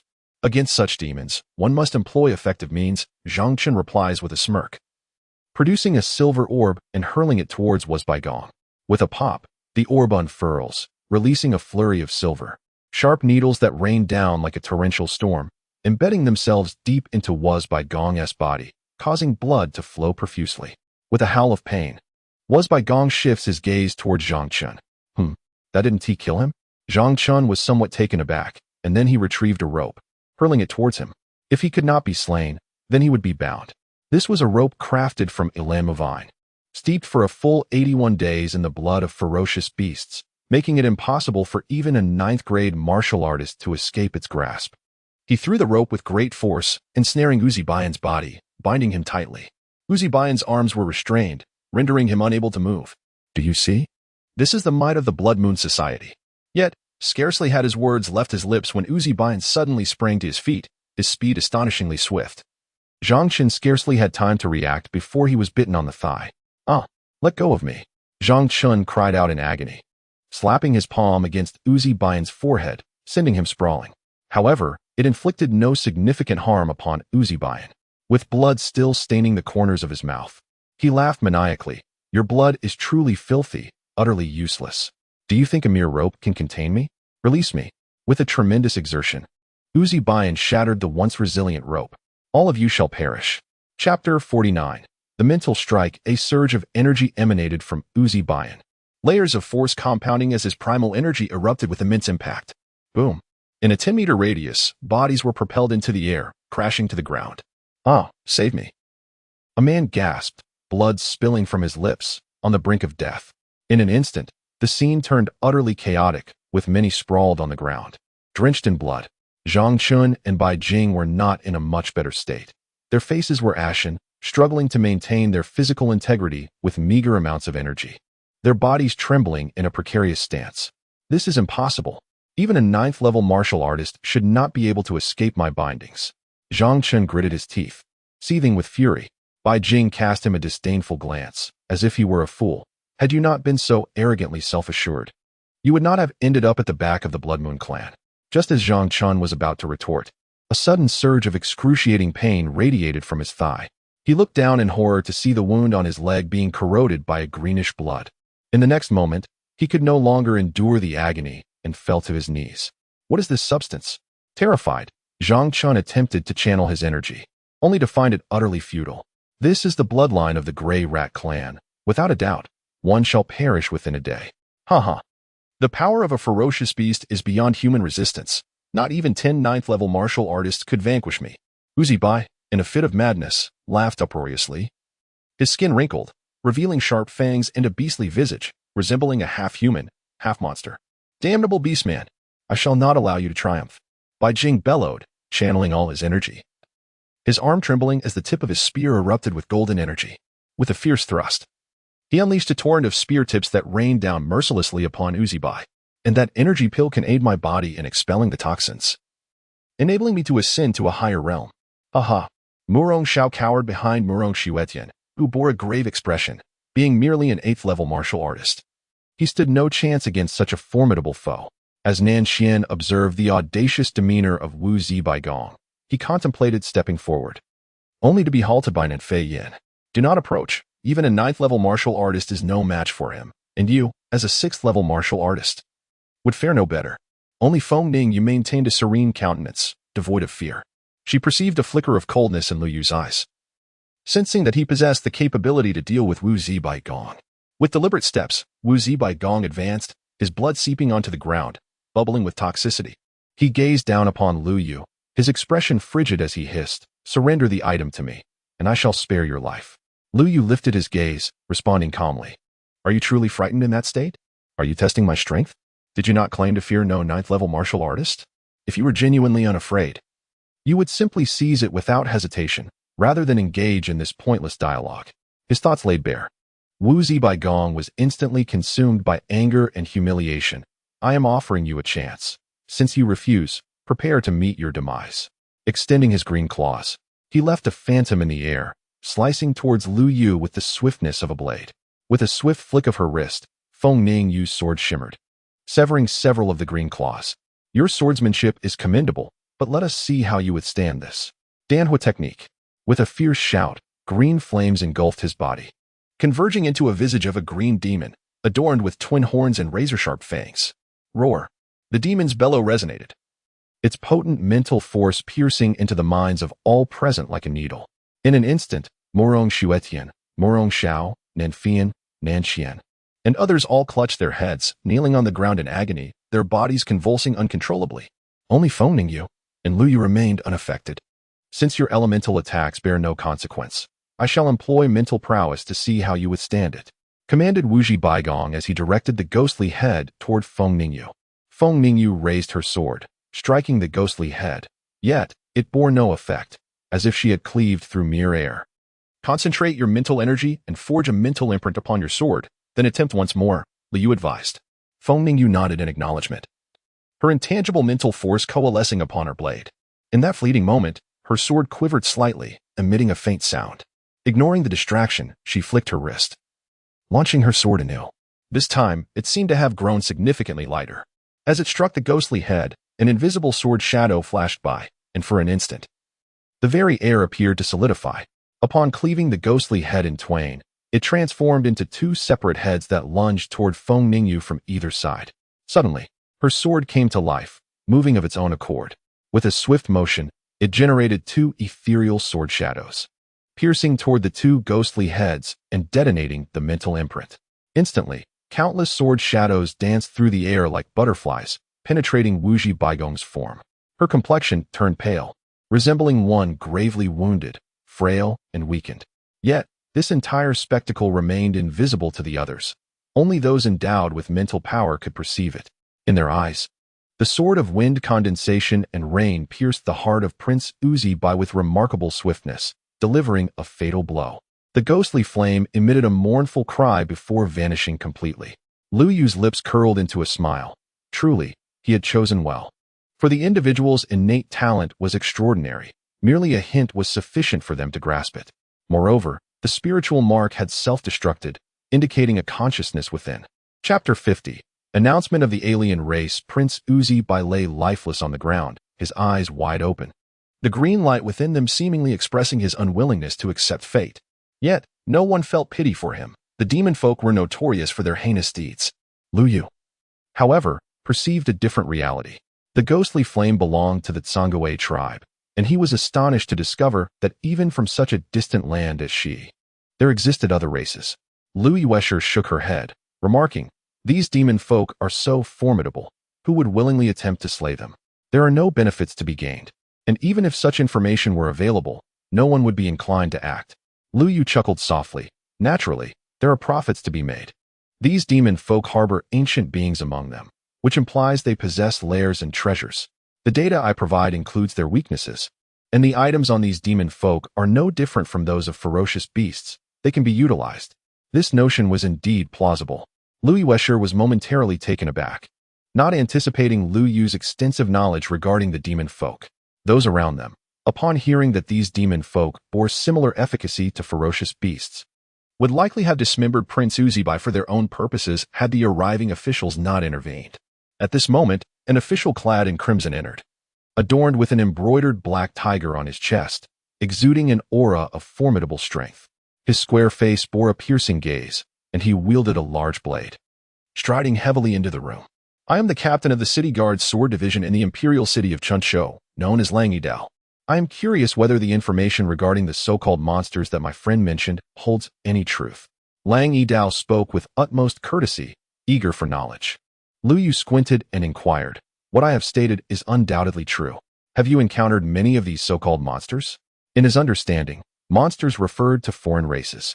Lang Yidao was somewhat taken aback, surprised that Lu Yu could discern his thoughts so readily. He nodded and replied, "Recently, numerous peculiar individuals have emerged near the imperial city. We have already apprehended 9 of these monsters, who are wreaking havoc and even showing no mercy to infants. These beings are exceedingly strange, and several have managed to escape. Only 3 remain. Had we not severed their limbs, they would likely have fled. Of course, some of the more formidable ones were not captured, as those foreign races would never venture into the first heaven. All of them have been sealed away.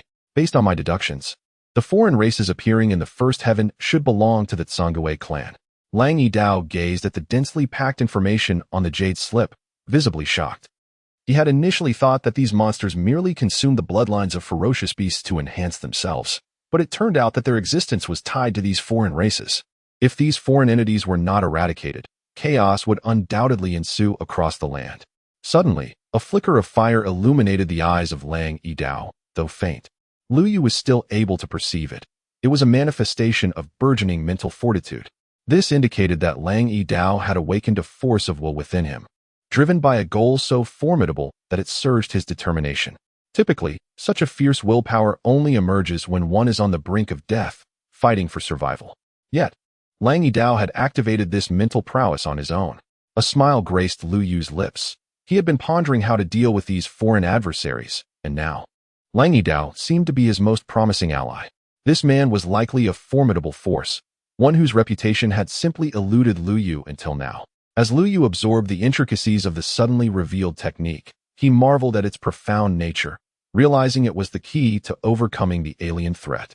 "This is a gift for you. Utilize it wisely in the future. When facing the monstrous beings, do not allow fear to grip you," Lu Yu declared. Lifting the alchemical furnace and turning to ascend the staircase, eager to concoct the elixir that would elevate him beyond the realm of a martial apprentice. "May I inquire your name?" "Lu Yu." "Lu Yu?" Lang Yidao silently echoed the name, a spark of recognition igniting within him. Could it be that Lu Yu, the one sought by the Yi Empire for slaying members of the Sword Yuan sect? No, that cannot be. The Lu Yu who appeared over a decade ago had a son who bore the same name, and he was also the betrothed of Feng Ningyu. Chapter 51. Restoration of the Dantian. The figure cloaked in black raised his head, casting aside his hood to reveal a sinister visage. "Feng Lingtian, is it truly you?" Feng Lingtian coldly replied, "Given your disheveled appearance, do you harbor a deep-seated hatred for Lu Yu?" Zhang Chun retorted, "What of it? Whether I hate him or not is of little consequence." Once again, he finds himself unable to contend with him, especially since he is connected to the Feng family as your brother-in-law. Do you dare to seek revenge against him? Of course I do. Allow me to show you something. Feng Lingtian revealed his arm, adorned with blood-red patterns that were exceedingly unsettling. Chu Chen, taken aback, inquired, "How do you possess a tattoo identical to our captain's?" Feng Lingtian chuckled softly. "It appears your captain shares this mark as well. It seems I have stumbled upon a significant secret. This mark was bestowed upon me by my mother. It can enhance one's strength, and together, we can vanquish Lu Yu." Chu Chen scoffed. "What can you possibly achieve? Being merely a 7th-level martial artist?"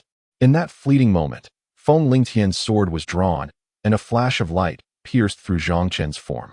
Remarkably, his body remained unscathed. Yet the wall behind him had been cleaved in two without collapsing. Such precise control is something even a 9th-level martial artist may struggle to attain. Chu Chen swallowed hard. "What do you require of me?" "Merely the blood of a child is needed to harness the power of this blood pattern." Chu Chen's eyes widened in shock. "You are a monster." Feng Lingtian shook his head. "Your captain bears this same blood pattern. Does that make him a monster as well? In this world, strength reigns supreme. As long as one possesses power, who would dare to challenge you?" Chu Chen clenched his teeth. "Very well, I accept your terms." At that moment, Feng Meiyuan, filled with fury, pointed an accusing finger at the Tsang king. "Why have you allowed my son to become a monster? You promised me you would not harm my family. Is this how you choose to address me?" Boom. In an instant, a magnificent surge of primordial energy pressed down upon him, causing the very mountains and ground to tremble. Though Feng Meiyuan was seething with anger, she could only endure. It was her son who had invoked the blood sacrifice jade. It had nothing to do with her. "I shall spare you this time. Bring me 10 more youths, and then I shall emerge from my seclusion. The formation will be shattered, and when my true self descends, I shall claim dominion over the entire first heaven, and you shall undoubtedly reap the rewards." Lu Yu was in the midst of concocting a primordial elixir, while Feng Ningyu and Feng Yancheng observed curiously from the side. Feng Yancheng had been lingering in the shadows, and witnessing his granddaughter forge a bond with Lu Yu and attain such formidable strength filled his heart with contentment.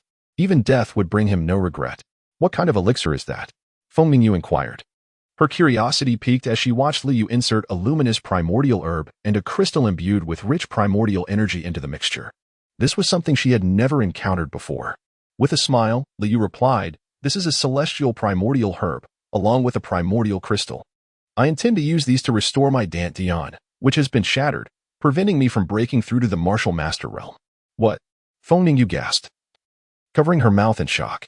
"Master, you actually lack a Dantian? How is that possible? You are a 9th-level martial apprentice." Even Feng Yangqing found it hard to believe. How could one cultivate to the 9th level without a Dantian? Lu Yu smiled, but chose not to respond. After placing the herbs inside, he poured in a bottle of spring primordial liquid he had obtained from Lu Yushi. "Now, perform the alchemical method I just taught you." "Me? All right." Feng Ningyu, her confidence soaring after the recent battle, stepped forward. The alchemical furnace roared to life, flames swirling as twin tongues of fire erupted from the small openings. In but a fleeting moment, the flames subsided. Lu Yu extracted a resplendent golden medicinal pill and swallowed it whole. As Feng Ningyu observed his transformation, her heart trembled. Upon consuming the medicinal pill, a torrent of primal energy surged through his meridians and bones, flooding his flesh, causing his body to swell as if on the verge of explosion. However, with the operation of his spirit-devouring sacred technique, he swiftly absorbed all the primal energy, and his body began to gradually contract once more. Yet, within his Dantian, a vortex spun incessantly, slowly coalescing into a mass of primal energy. This energy, resembling dark thunderclouds, accumulated in his Dantian, manifesting as a deluge of primal liquid, signifying the restoration of his Dantian to its normal state. But this was not the end. The primal liquid surged up his cervical vertebrae, flooding into his mind. Boom. In his consciousness, a tempest of thunderclouds formed, raining down primal liquid and establishing an upper Dantian. While an ordinary individual possesses only a lower Dantian, his cultivation method diverges. The spirit-devouring sacred technique continuously absorbs primal energy until it reaches its zenith. Had it not been for the constraints of the first heaven, it could have soared to unimaginable heights, transcending several realms. With the formation of the upper Dantian, Lu Yu opened his eyes and released a deep breath, accompanied by a surge of dark gas, impurities expelled from within his body after consuming the medicinal pill. In that instant, he felt remarkably lighter, akin to a feather, yet within him surged a formidable power. As the wind coalesced into rain, she inquired, "How is it? Have you made a breakthrough into the martial master realm?" Lu Yu smiled gently. "I have merely restored my Dantian. I have not yet achieved a breakthrough. If I were to advance to the martial master realm, it would be imperative for you to remain at a distance. Otherwise, calamity would surely befall you all." Feng Ningyu was taken aback. Is the power of the martial master realm truly so formidable? Indeed, Lu Yu explained patiently. A breakthrough into the martial master realm will incite a tempest of elemental energy. The greater one's potential, the wider the impact, for several miles or even hundreds of miles. The elemental force could be entirely siphoned away, altering the very fabric of heaven and earth. When the martial veins within one's body manifest, anomalies will occur. Should one awaken the lightning attribute within their martial veins, those in proximity would be struck by lightning. Feng Ningyu had never anticipated the magnitude of power that the martial master realm could wield, having never witnessed such a breakthrough herself. However, I too am nearing my own threshold and am preparing to seize an opportunity for my own advancement. He had yet to consolidate one of his 3 Dantian, and once all 3 were unified, his cultivation speed would increase by more than 5-fold. "Come, let us go to your residence today," Lu Yu suddenly stated earnestly. "Oh, to my house?" Feng Ningyu's cheeks flushed crimson. Logically, Liu was indeed her fiancé, and her attitude towards him had undergone a complete transformation. "What am I thinking? This evening, we may face an attack. We must remain vigilant." Chapter 52, Transformation. Lu Yu arrived at Feng Ningyu's home. Feng Yangcheng had recovered, and his confidants now controlled the Feng family, as Feng Yangcheng remained the head of the household. Lu Yu elucidated the concepts of the first and second heavens, along with certain taboos regarding cultivation. Most significantly, Lu Yu had entrusted Feng Ningyu with the majority of the elemental medicines he had seized from the light pillar for her to refine. Feng Ningyu has consumed the Yuan Dan and has transcended to the 9th level of martial apprentice, while Lu Yu has also consolidated his central Dantian. At present, his physique is in an extraordinarily robust state, on the verge of breaking through to the martial master realm. However, he harbors no desire for such an immediate advancement. Instead, he aims to gather the maximum amount of elemental energy to forge the desired martial veins, rather than allowing them to awaken spontaneously. At this moment, he is cultivating the 6th sense of the 9 senses. The 6th sense serves as the foundation of mental power, which in turn is the cornerstone of sealing techniques. Should his mental power be insufficient, the next encounter with the alien races could spell disaster, relying solely on brute force. As night enveloped the land, Lu Yu opened his eyes, his mental energy casting a protective veil over a radius of 100 meters, ensnaring even the smallest ant within his awareness. Just moments ago, he had detected 2 shadows infiltrating the Feng residence, one approaching Feng Ningyu and the other advancing towards him. Both figures exuded an aura indicative of alien origin. In the darkness, Zhang Chun, clad in black, stealthily approached Feng Ningyu's chamber. A crimson mark marred his arm, and his eyes gleamed with a blood-red hue. "Who goes there?" Feng Ningyu awoke, sensing an intruder outside. Drawing her sword, she rushed out, flinging open the door, only to witness a shadow darting to the rooftop. She pursued swiftly, her mental energy enveloping the area, ensuring no one could evade her grasp. In mere moments, she caught up with the cloaked figure, her sword aimed squarely at his arm. Yet, the shadow evaded her strike with a deft movement. "It's you." Feng Ningyu recognized the member of the Blood Moon Society. A cold smirk crept across Zhang Chen's lips. "I never imagined that the young lady of the Feng family would remember me. What an honor. What brings you to the Feng residence?" Zhang Chen licked his lips. "Of course, I wish to savor the exquisite flavor of the Feng family's young lady. You are courting death." With a mere flick of her wrist, Feng Ningyu transformed her blade into a myriad of shimmering illusions, each aimed at Zhang Chen. Clash, clash, clash. To her astonishment, Zhang Chen parried her assault with his bare hands. A wave of disbelief washed over Feng Ningyu, for since ascending to the 9th rank of martial apprentice, each strike of her sword carried a force exceeding 1,000 pounds. Yet, Zhang Chen, merely a 7th rank apprentice, effortlessly deflected her blows. "Heh. It seems the Feng family's beauty shall be mine today." Zhang Chen, his eyes gleaming with lechery, advanced toward her, his hands outstretched, ready to pounce. "A member of the alien race!" Feng Ningyu exclaimed, her eyes widening as she caught sight of the blood red on his wrist. Bang! Recalling Lu Yu's words, Feng Ningyu channeled her spiritual imprint into her sword. A chilling glint pierced the air as the blade plunged through his heart. Chu Chen's eyes widened in disbelief, struggling to comprehend his defeat. His body should have been impervious, as he had proven by striking himself dozens of times with his sword without effect. How could this be? Chu Chen's life force ebbed away, consumed by bitterness. Lu Yu mentioned that these require the sacrifice of children's blood. A person like you deserves to die. Feng Ningyu withdrew her sword, regarding him with icy indifference. Meanwhile, at Lu Yu's location, Feng Lingtian knelt at his feet, trembling uncontrollably, attempting to lift his head in defiance. However, his body felt as though it were pinned beneath a mountain, rendering him powerless. Lu Yu furrowed his brow, his eyes ablaze with murderous intent. 12 bloods signify that you have used the hearts and blood of 12 children to perform a blood sacrifice for a member of the. He must be of royal lineage, for he has granted you such potent. Had I not restored my today and cultivated the sixth sense, I might have perished at your hands. His voice was remarkably calm, yet it was laced with a palpable intent to kill and simmering rage. Feng Lingtian felt a tremor in his heart. How could you possibly know these things?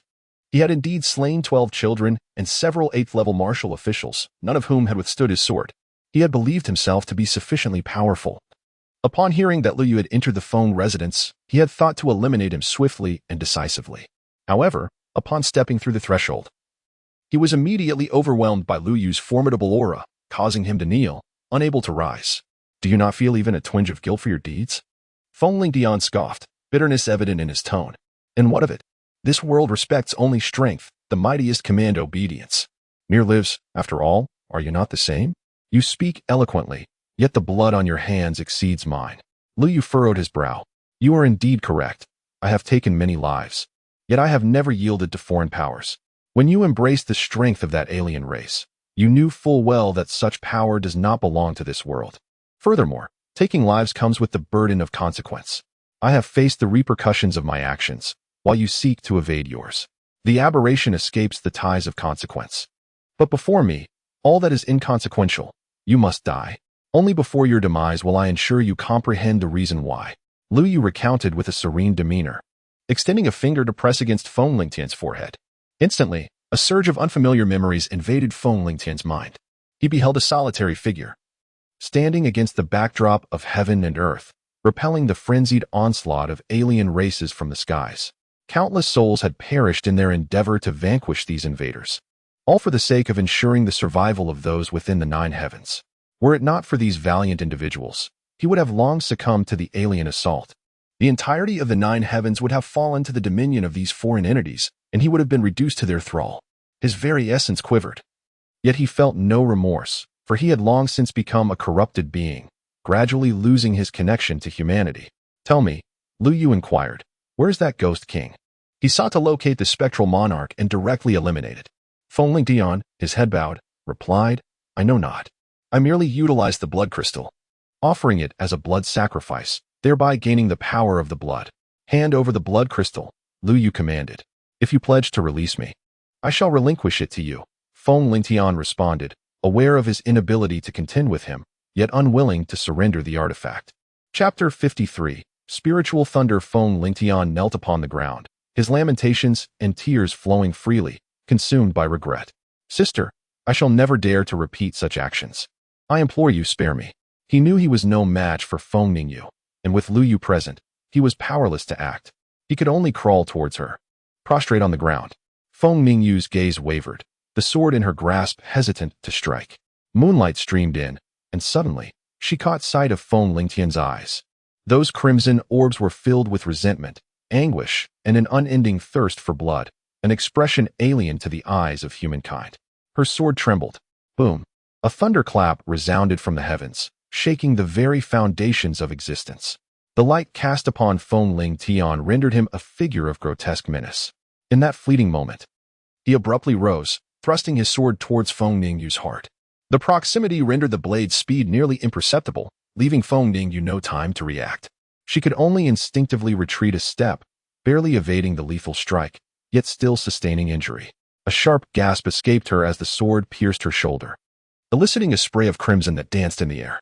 Feng Lingtian's visage twisted into a rapturous expression, akin to exultation after a hard-fought victory. Foolish. After his initial success, Feng Ling Tian attempted to flee, aiming his sword once more at Feng Ningyu's heart. This time, however, she was prepared.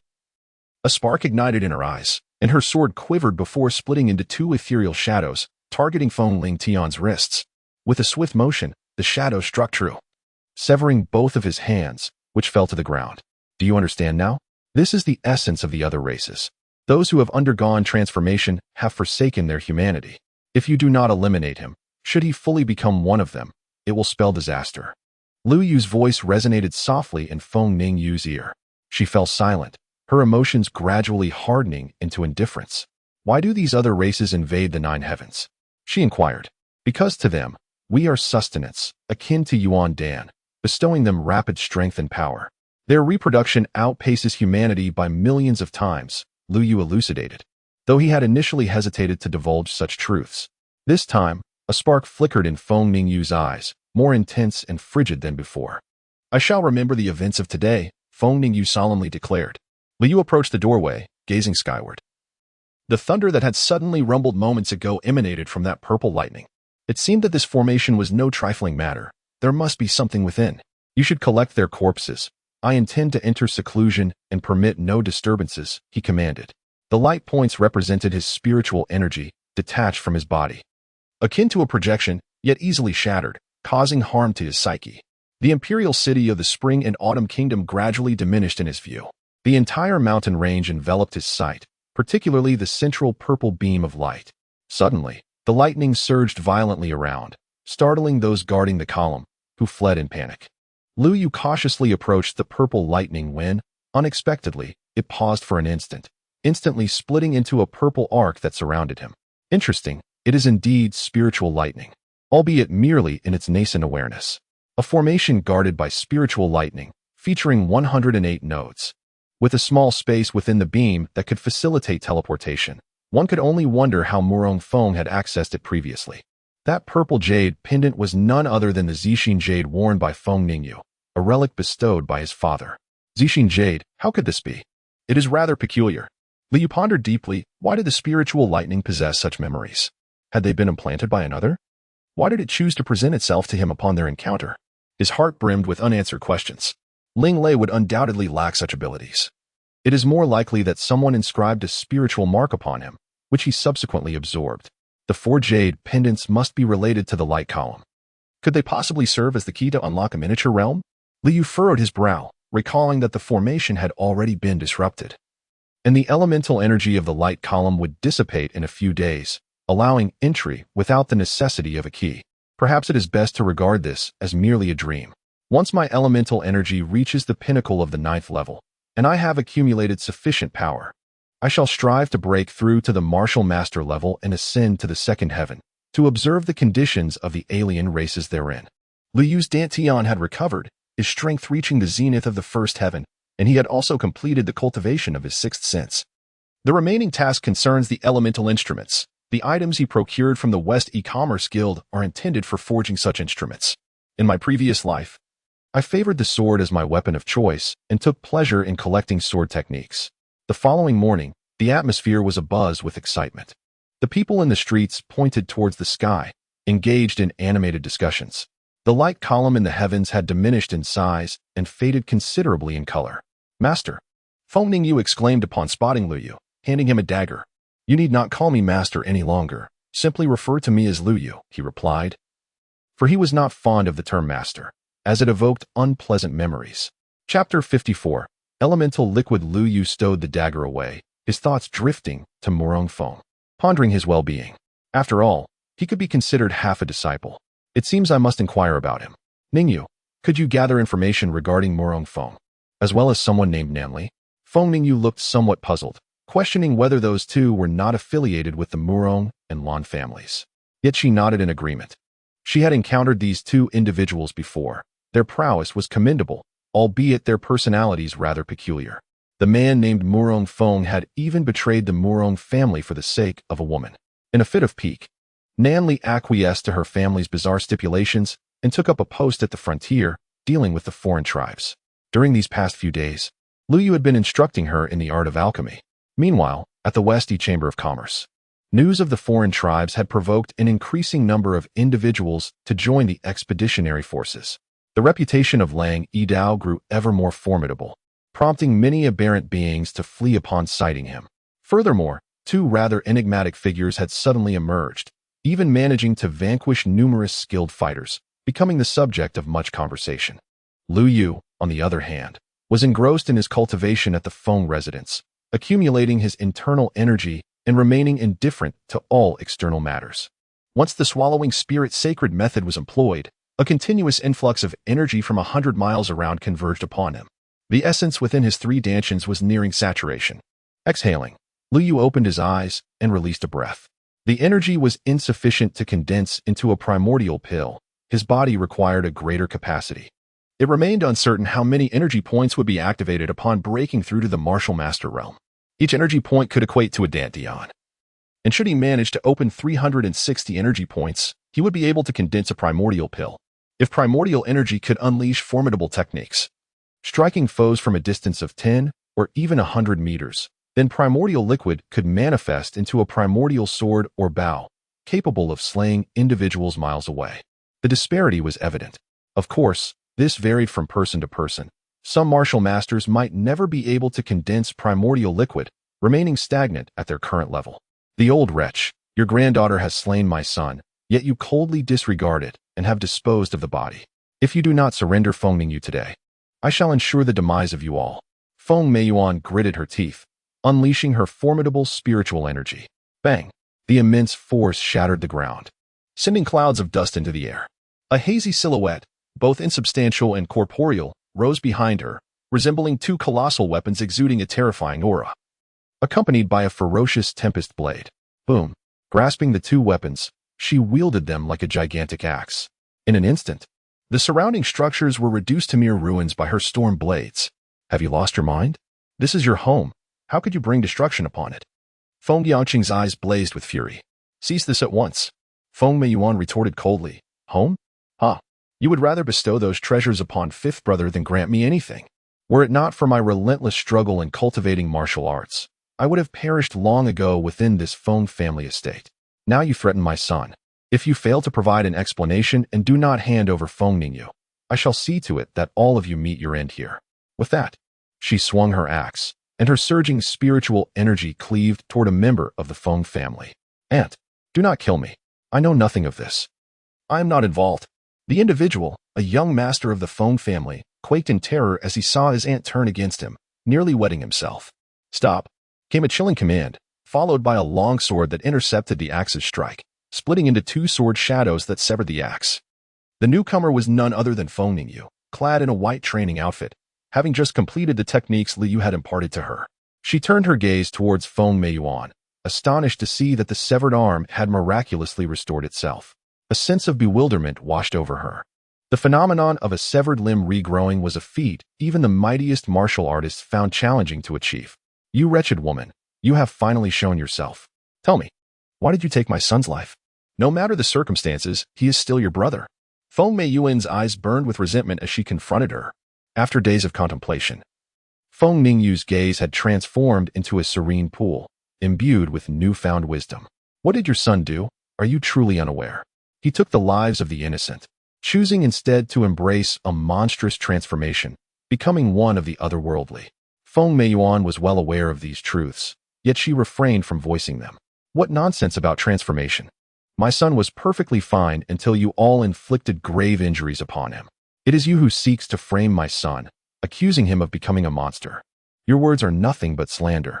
Feng Ningyu remained composed, secretly observing the peculiar demeanor of Feng Meiyuan. Her apparent concern for her son seemed disingenuous, as if she was masking a deeper intent.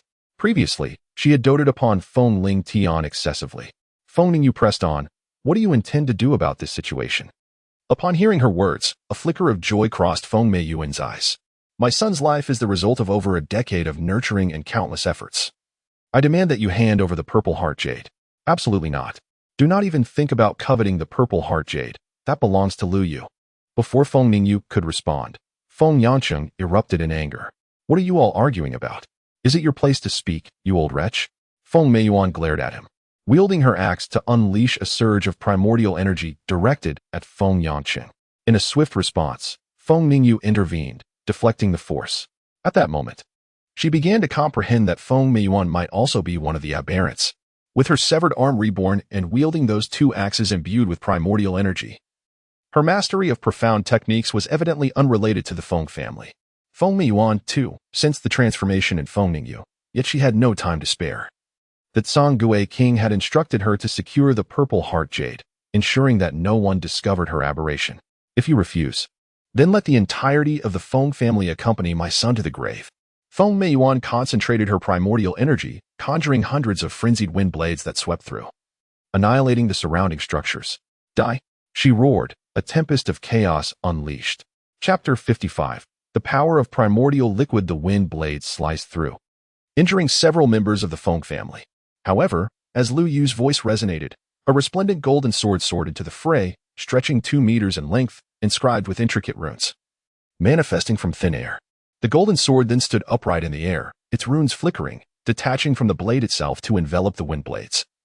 As if devoured by them, Lu Yu stood with his hands clasped behind his back, his gaze profound, as if he could see through all things. Not only are you aberrant, you have sacrificed your life essence and forged a pact with the otherworldly, sustaining them. Such actions will result in your eternal confinement. With no hope of redemption, his calm voice resonated like a decree from the heavens. This is a sealing rune, and one formed from primordial energy. How could you possibly wield such advanced primordial techniques? This is inconceivable.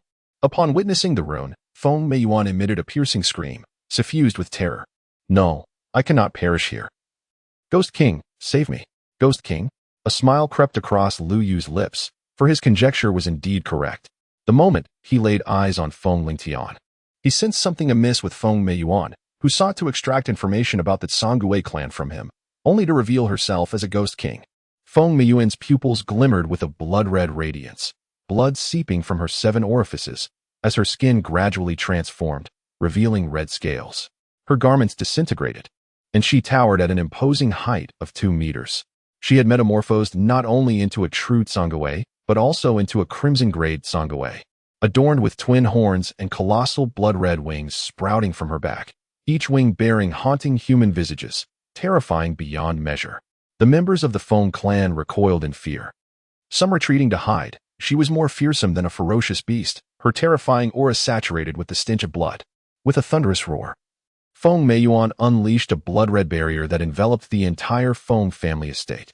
Those who had not managed to flee were instantaneously ensnared in illusions, collapsing to the ground. Liu formed hand seals, and a rune surged forth from his golden sword, manifesting as a golden blade that pierced Feng Meiyuan's form. With a resounding crack, the golden sword embedded itself in her shoulder, releasing a torrent of thick blood. She grasped the sword and, with a forceful tug, shattered it into fragments that dissipated into the ether. Lu Yu exhaled a sigh of relief. Moments prior, he had harbored concerns, for a crimson-grade Zhongguo was far beyond his capacity to confront. Yet, it appeared that her formidable exterior belied her true nature. Feng Meiyuan remained merely a 9th-level martial artist, and her corporeal form could bear only so much while possessed by the Zhongguo. The wind lifted her head, her gaze calm as she looked towards the Zhongguo. Lu Yu had shown her numerous scenes of the alien invasion, making her aware that the greatest strength of the Zhongguo tribe lay in their ability to ensnare hearts within their realm.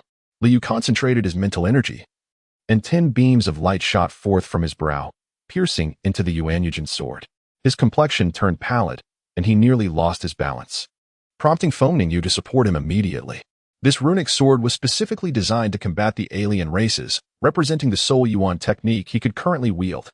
Containing over 1,000 intricate runes, Feng Meiyuan, embodying the Zhongguo, extended her hand, summoning a tremendous force of attraction. Simultaneously, the golden sword radiated light, releasing 100 sealing runes that embedded themselves within her palm. With a thunderous roar, the runes detonated, unleashing a blinding white light. Feng Meiyuan let out a piercing cry of agony. Die! All of you perish. With a sweep of her wings, numerous ghastly heads, bearing their fangs, lunged toward them in a frenzied assault. Sealing.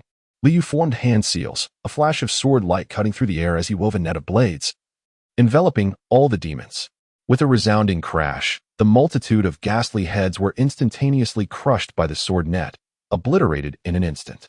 No matter how much mental energy he expended, he felt an overwhelming weakness. Lu Yu lifted his head, furrowing his brow. Had he broken through to the martial master realm at that moment, he could have slain her outright. However, all would be in vain. The Tsanggui's vulnerability lay in her head, yet Feng Meiyuan was not a true Tsangui, rendering that knowledge ineffective. Only sealing her remained an option. Lu Yu concentrated his spirit, commanding all the runes within the golden sword to surge forth, as a dense array of golden light cascaded toward her, adhering to her form. This time, the runes did not explode. Instead, they enveloped her body, gradually eroding her skin and solidifying. In merely a few breaths, her lower half was ensnared by the golden runes, rendering her immobile. I will kill you. You are the one who murdered my son. Hand over the purple heart jade. Feng Meiyuan, having lost her sanity, screamed frantically. Clinging to a few lingering obsessions, she brandished her blood-red claws, attempting to slice away the runes that bound her, willing to sacrifice flesh and blood if necessary. However, her flesh was also infused with runes. In no time, her wounds healed again. Feng Meiyuan understood that ultimately, she was no match for Lu Yu. This body, aside from being neither alive nor dead and possessing certain abilities, was somewhat clumsy. The king of the Tsangui had bestowed upon her many secrets. She knew that this sealing technique was specifically designed to restrain him. Now, her only option was to flee. With a whoosh, her wings flapped, and her body soared into the air. Those outside, upon seeing the Tsangui, screamed in terror. In the caverns of the mountains, how did your wings break? The king of the Tsangui expressed surprise. Along the way, she had encountered two martial artists, presumably from the second heaven. However, they seemed ill-equipped to harness the elemental force of the first heaven, nearly severing her wings without any strength left to confront her. At this moment, Feng Meiyuan had become a Tsangui, unable to revert to her human form. Two martial artists? How intriguing. Once all the beings from the second heaven descend, I shall devour them all, allowing my true form to emerge and transform you into a genuine member of the Tsangui clan.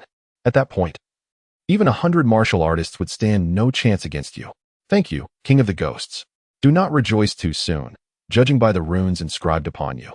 It is evident that you hail from the realm of the fourth heaven. Caution is still paramount. From the shadows emerged the dark sovereign of the abyss, casting forth an object that fell before her. This blood-soaked sword possesses the power to slay martial masters, and I have also dispelled the runes upon your body. Chapter 56. A reunion with Lung Wuqiu and Yu Lai in the Shi Merchants Guild. Lu Yu rested for half a day, consuming a significant quantity of essence elixirs to fully restore his vitality. Lu Yu instructed her attendants to place several chests before Lu Yu. These are all the materials you requested. She had heard of Lu Yu's fierce battle against a demon-like adversary from a foreign race. She had witnessed the otherworldly being soaring through the sky that day. Merely gazing upon it had inflicted damage upon her spirit, revealing a boundless sea of blood and mountains of corpses. That scene would forever be etched in her memory. Lu Yu nodded. You may all leave now. He needed solitude to forge the essence tools and could not afford any disturbances. Opening the chest revealed an array of essence stones, each varying in hue.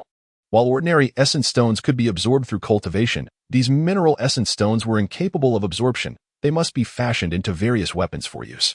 These materials could at most yield a spirit-level artifact of the first rank, but that would suffice. For even the highest tier of the second heaven only attained the spirit-level first rank. Additionally, the surplus essence crystals could augment his strength, which should be adequate for vanquishing the abyssal sovereign. Lu Yu gathered the mineral essence stones, then channeled his essence energy, forming a golden liquid that coalesced into a vast net, ensnaring the mineral essence stones. Suddenly, the primordial liquid began to writhe incessantly, only ceasing after the passage of half an hour. As the liquid receded, a dark sword, measuring 1 meter in length, was revealed. The hilt bore an engraving of a lotus, presenting an appearance of utter ordinariness. The blade was unsharpened, and such an edge was unnecessary. Lu Yu grasped the sword, feeling its icy touch and considerable heft, weighing at least over 100 pounds. As he swung the blade, the surrounding primordial energy was stirred, emitting a resonant hum. He inscribed a spiritual level formation within, embedding a primordial crystal into it. True to its spiritual grade, the surrounding energy seemed to yield to its presence. At that moment, 2 frantic voices echoed from outside the door. Damn it, we let that wretched ghost escape. This is all your fault. Why did you have to vie with me when it wasn't even time to score? Killing it won't earn you any points. What does that have to do with me? It's your own inadequacy in primordial energy. You were already slow to recover, and yet you expended it all at once. The recovery in the first heaven is inherently sluggish, far from comparable. Why is there such a peculiar fluctuation of primordial energy here? It seems somewhat akin to the second heaven. Now that you mention it, it does seem that way. Let's go inside and investigate. Just as they finished speaking, Lu Yu's door was forcefully pushed open. He lifted his gaze towards the two individuals at the threshold, unperturbed by the possibility of being recognized. Although he had taken their belongings, this was a world where strength reigned supreme, and these two first-level martial artists could not inflict any harm upon him, especially as they were currently under the suppression of the first heaven, unable to easily wield their primordial energy. With such a plethora of remnants, are you attempting to forge a primordial artifact? Without a furnace, how do you intend to accomplish this? Cold Wuxia inquired, his tone laced with skepticism. He felt an uncanny familiarity with the individual before him, as if they had crossed paths in the past. Yu Lai remained silent, instead scrutinizing Lu Yu from head to toe. Despite being merely a first-tier martial apprentice, he was unable to discern the depths of his opponent's abilities. Yu Lai dismissed the notion that a mere apprentice could pose any threat to them. He simply relished the act of seizing treasures. Upon seeing the sword, he boldly proclaimed its extraordinary nature. Since you desire this sword, it is not out of the question. Let us engage in a game, with the sword as the wager. Should you win, it shall be yours. Should you lose, we shall claim something of yours in return. What say you? Observing Lu Yu's composed demeanor, Yu Lai felt a twinge of concern. However, Cold Wuxia, unfazed, promptly acquiesced. Very well, do tell how this game shall unfold. Presently, he was not at full strength, making physical confrontation rather inconvenient. Yu Lai, slightly exasperated, retorted, might you refrain from making decisions on my behalf? I have yet to agree. Nevertheless, upon hearing Lu Yu's proposal, he was momentarily taken aback. The game is simple. If you can hold my sword without moving for 10 seconds, it shall be yours. Cold Wuxia expressed his skepticism. Is it truly that straightforward? Lu Yu handed him the sword, gesturing for him to take hold. As Cold Wuxia grasped the weapon and drew it closer, he found it to be somewhat heavy yet unremarkable. However, as he gently swung the sword, his eyes widened in realization. What a magnificent blade! In the realm of the second heaven, the power of this sword could increase manifold. Just as he uttered these words, the sword in his hand became extraordinarily heavy, and he lost his grip, causing it to plummet towards the ground. He hastily extended both hands to grasp the hilt, barely managing to lift the sword. Yu Lai's expression grew serious as he noticed a spiritual imprint on the blade, a mark only possessed by alchemists. Could it be that the individual before him was an alchemist? However, he recalled that the first heaven was merely a desolate land, devoid of an alchemist association, rendering any fear unnecessary. Cold Wuxia could only withstand the pressure for 7 seconds before collapsing onto the ground. Now is the time for you to fulfill the agreement we made earlier, Lu Yu said with a faint smile, speaking calmly. Cold Wuxia, not lacking in intelligence, realized that Lu Yu might be a martial artist and, moreover, one from the second heaven. If they could breach the barrier, why could Lu Yu not? Let us concede this time. Speak. What do you desire from us? Cold Wuxia said, a hint of reluctance in his tone, yet he glanced at Lu Yu, acknowledging his superiority. I require the wings of the Tsangwei, or even a single scale will suffice, Lu Yu stated, intending to use them for tracking purposes. You are aware of the Tsangwei's existence, Cold Wuxia replied, somewhat astonished, further confirming Lu Yu's identity as a person from the second heaven. Yu Lai nodded in agreement. This request is acceptable. We have no use for the Tsangwei's remains. Chapter 57. The Crown Prince. The two individuals each produced a shattered scale and a fractured wing bone. Lu Yu examined them, revealing a satisfied smile. Once Cold Wuxia emerged, he expressed his vexation, stating, I can't shake the feeling that something is amiss. Were we not supposed to seize the treasures? Yet here we are, empty-handed, and he has taken 2 of our materials. Yu Lai sighed. The other party is an alchemist, possessing spiritual power with an inscrutable cultivation level. Do you truly wish to challenge him? He might very well be one of those old-timers from the second heaven. We must tread carefully. Suddenly, the tokens on Yu Lai and Cold Wuxia's chests began to glow. They exchanged glances, realizing they were both nearing the first heaven. Let us go greet them, they decided. If Lu Yu were privy to their musings, he would certainly have reprimanded them. Nevertheless, with the acquisition of these 2 items, Lu Yu found himself in a quandary. to trace their whereabouts. He could only utilize his spiritual power for a single retrospection, which would inevitably leave him gravely injured. Moreover, the majority of the alien races relied heavily on physical strength and spiritual prowess. Currently, his spiritual imprint could only coalesce 10 pieces. This was insufficient. At least 50 spiritual imprints were necessary to perform a complete sealing technique, and this galaxy sword was but a mere prototype. Suddenly, Lu Yu recalled the violet pillar of light. He could not believe that such a prime opportunity would escape the Demon King's notice. Once tomorrow arrived, and he became a martial master, he would employ retrospection to eliminate the Demon King. Master, I have uncovered news regarding Murong Feng. A voice called from the entrance, belonging to Feng Ningyu. I have stated, call me Lu Yu. Understood. As the rain condensed, a figure entered. Producing a wanted poster, it detailed a team of hunting warriors located 20 miles east of the Imperial City, who had recently issued this notice. It is well known that within the luminous column lies a miniature world, brimming with countless treasures waiting to be discovered. At this moment, an uncountable number of individuals occupied the area, harnessing the dense elemental energy to practice various techniques, leaving the dynasty with no choice but to acquiesce.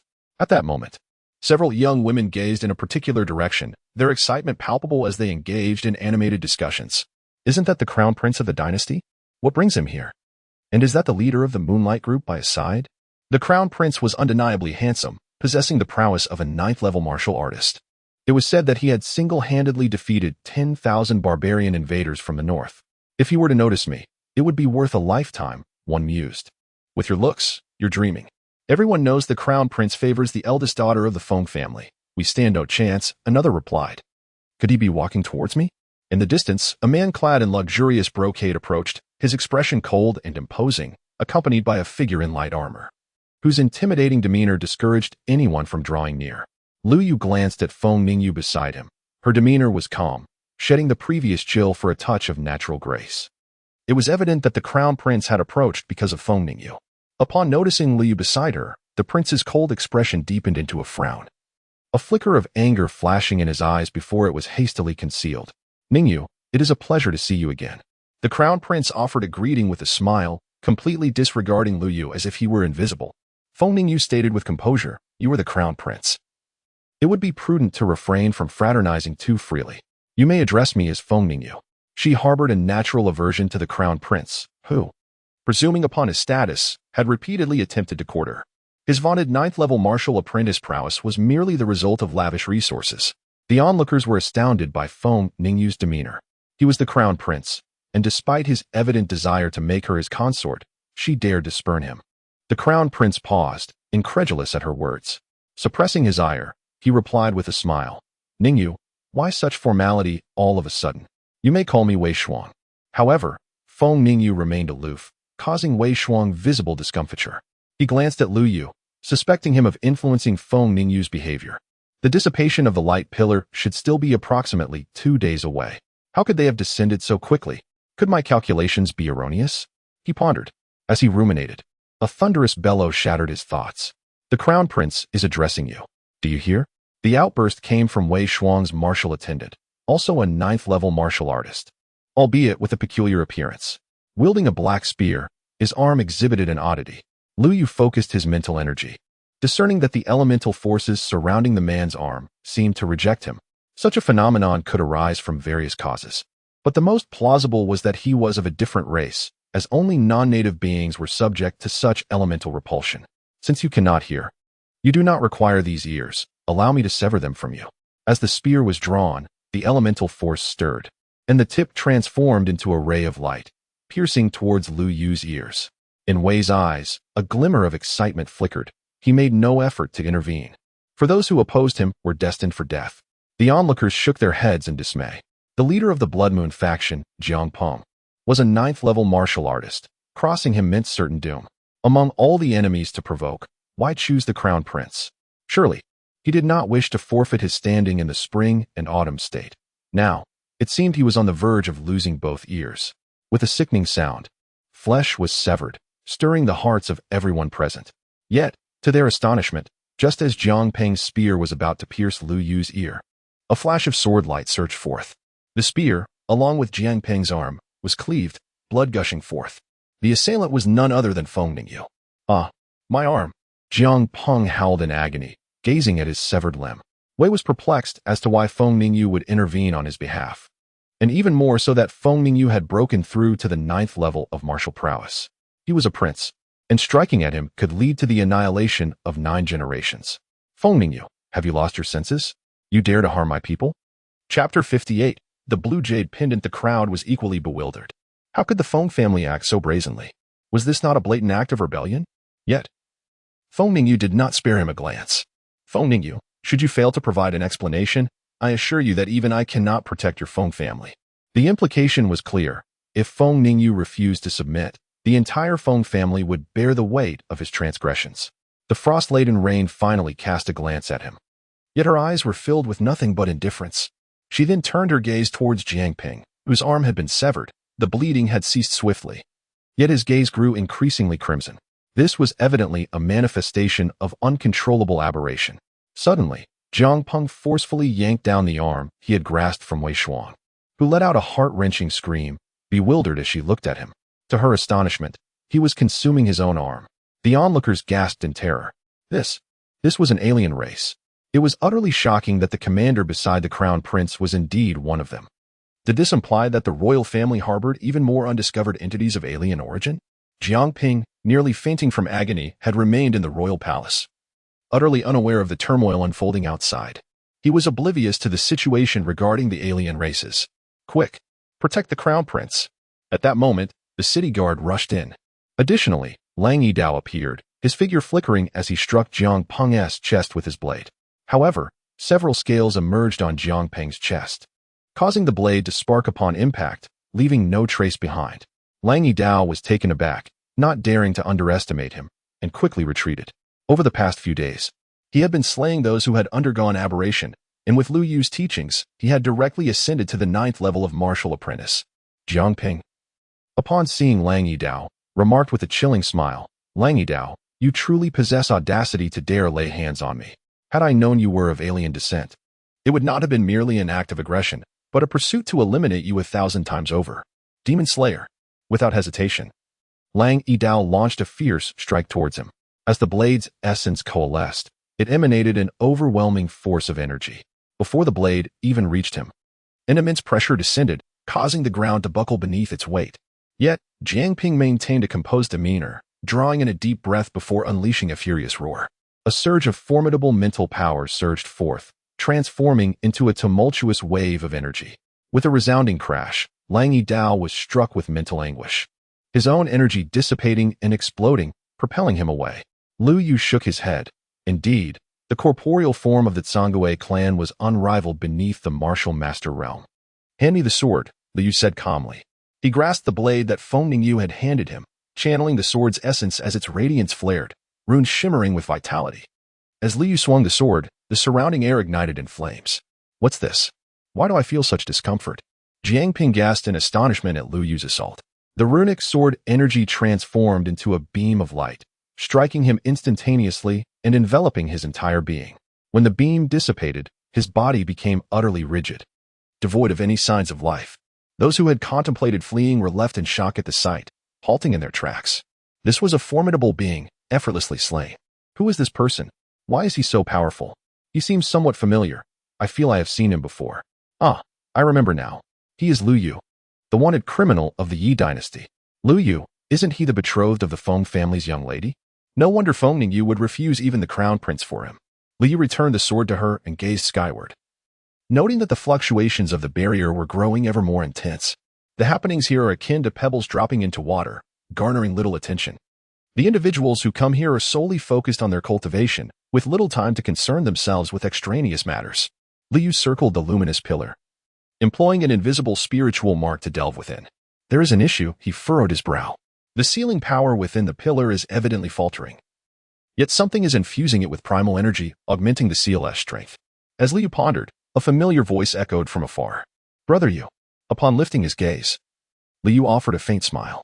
Feng Ningyu, intrigued by the source of his joy, followed his line of sight.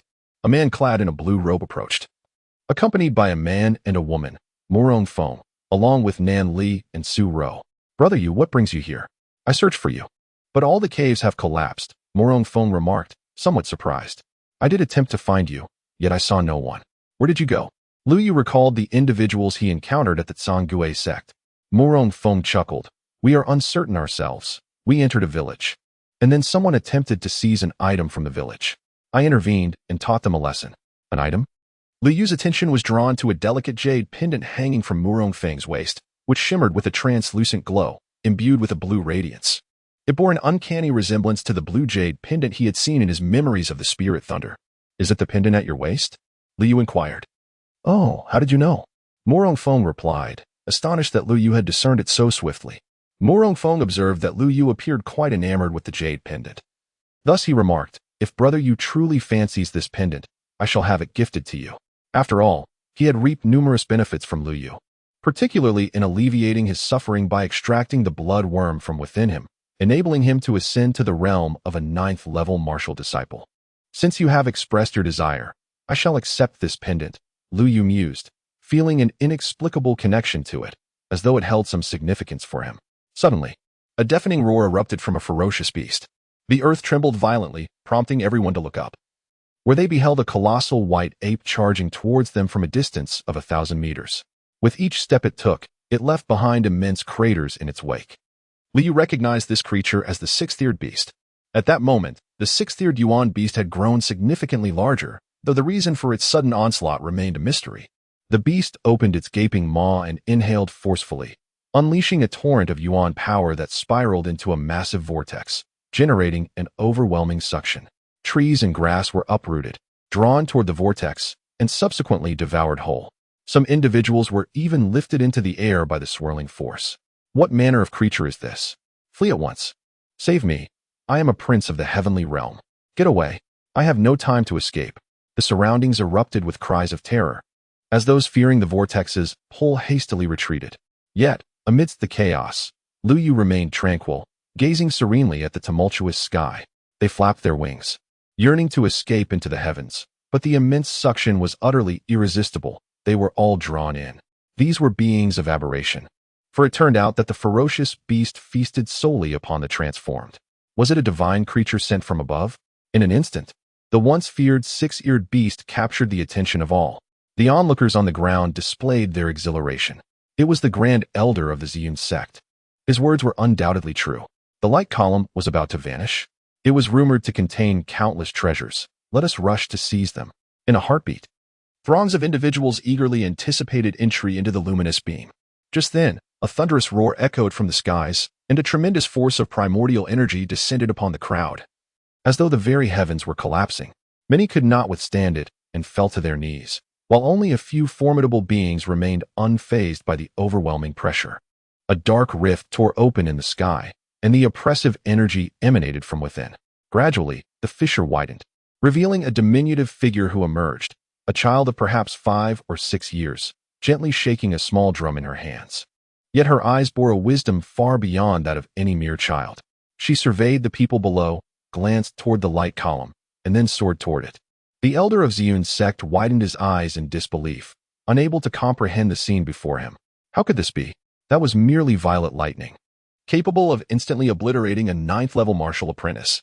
As the child soared towards the beam of light, a purple lightning bolt suddenly struck her.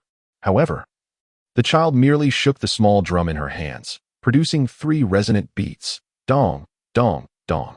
In an instant, an extraordinary wave of elemental energy emanated from the drum, forming a protective shield that rendered the purple lightning harmless. With effortless grace, the child flew into the beam, vanishing within its luminous embrace. In that fleeting moment, the oppressive force dissipated, and a collective sigh of relief swept through the onlookers. What had just transpired?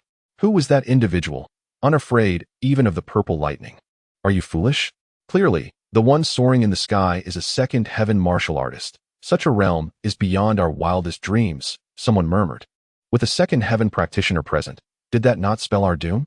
Eager individuals attempting to approach the beam stealthily found themselves in peril.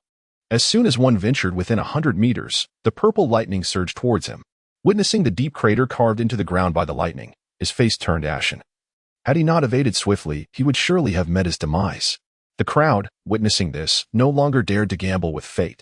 In the shadows, however, Lung Wuk and Yu Lai remained tense. Why is she here? She stands no chance against that monster. We must keep our distance from her, Lung Wuk cautioned. Yulai nodded in agreement. The child, a second heaven practitioner, was notorious for stirring trouble, and no one could contend with her, especially given her backing from the Heavenly Fortune sect.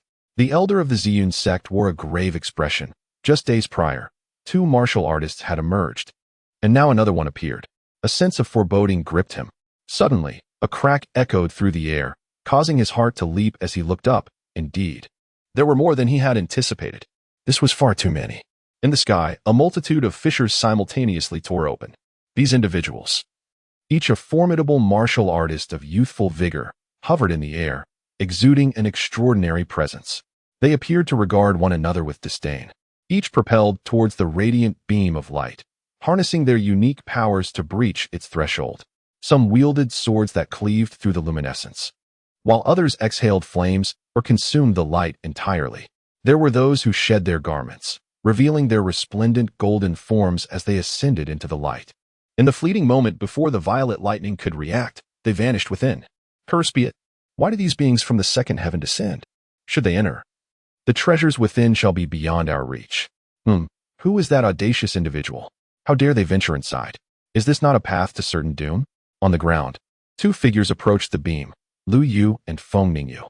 Upon witnessing the others enter, Lu Yu realized that the violet beam had diminished significantly.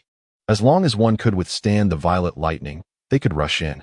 Nanli nudged Morong Feng's shoulder, inquiring, "Do you truly believe he can enter?" Morong Feng replied with unwavering conviction, "He certainly can. I have faith in him." At that moment, Liu captured the attention of all present.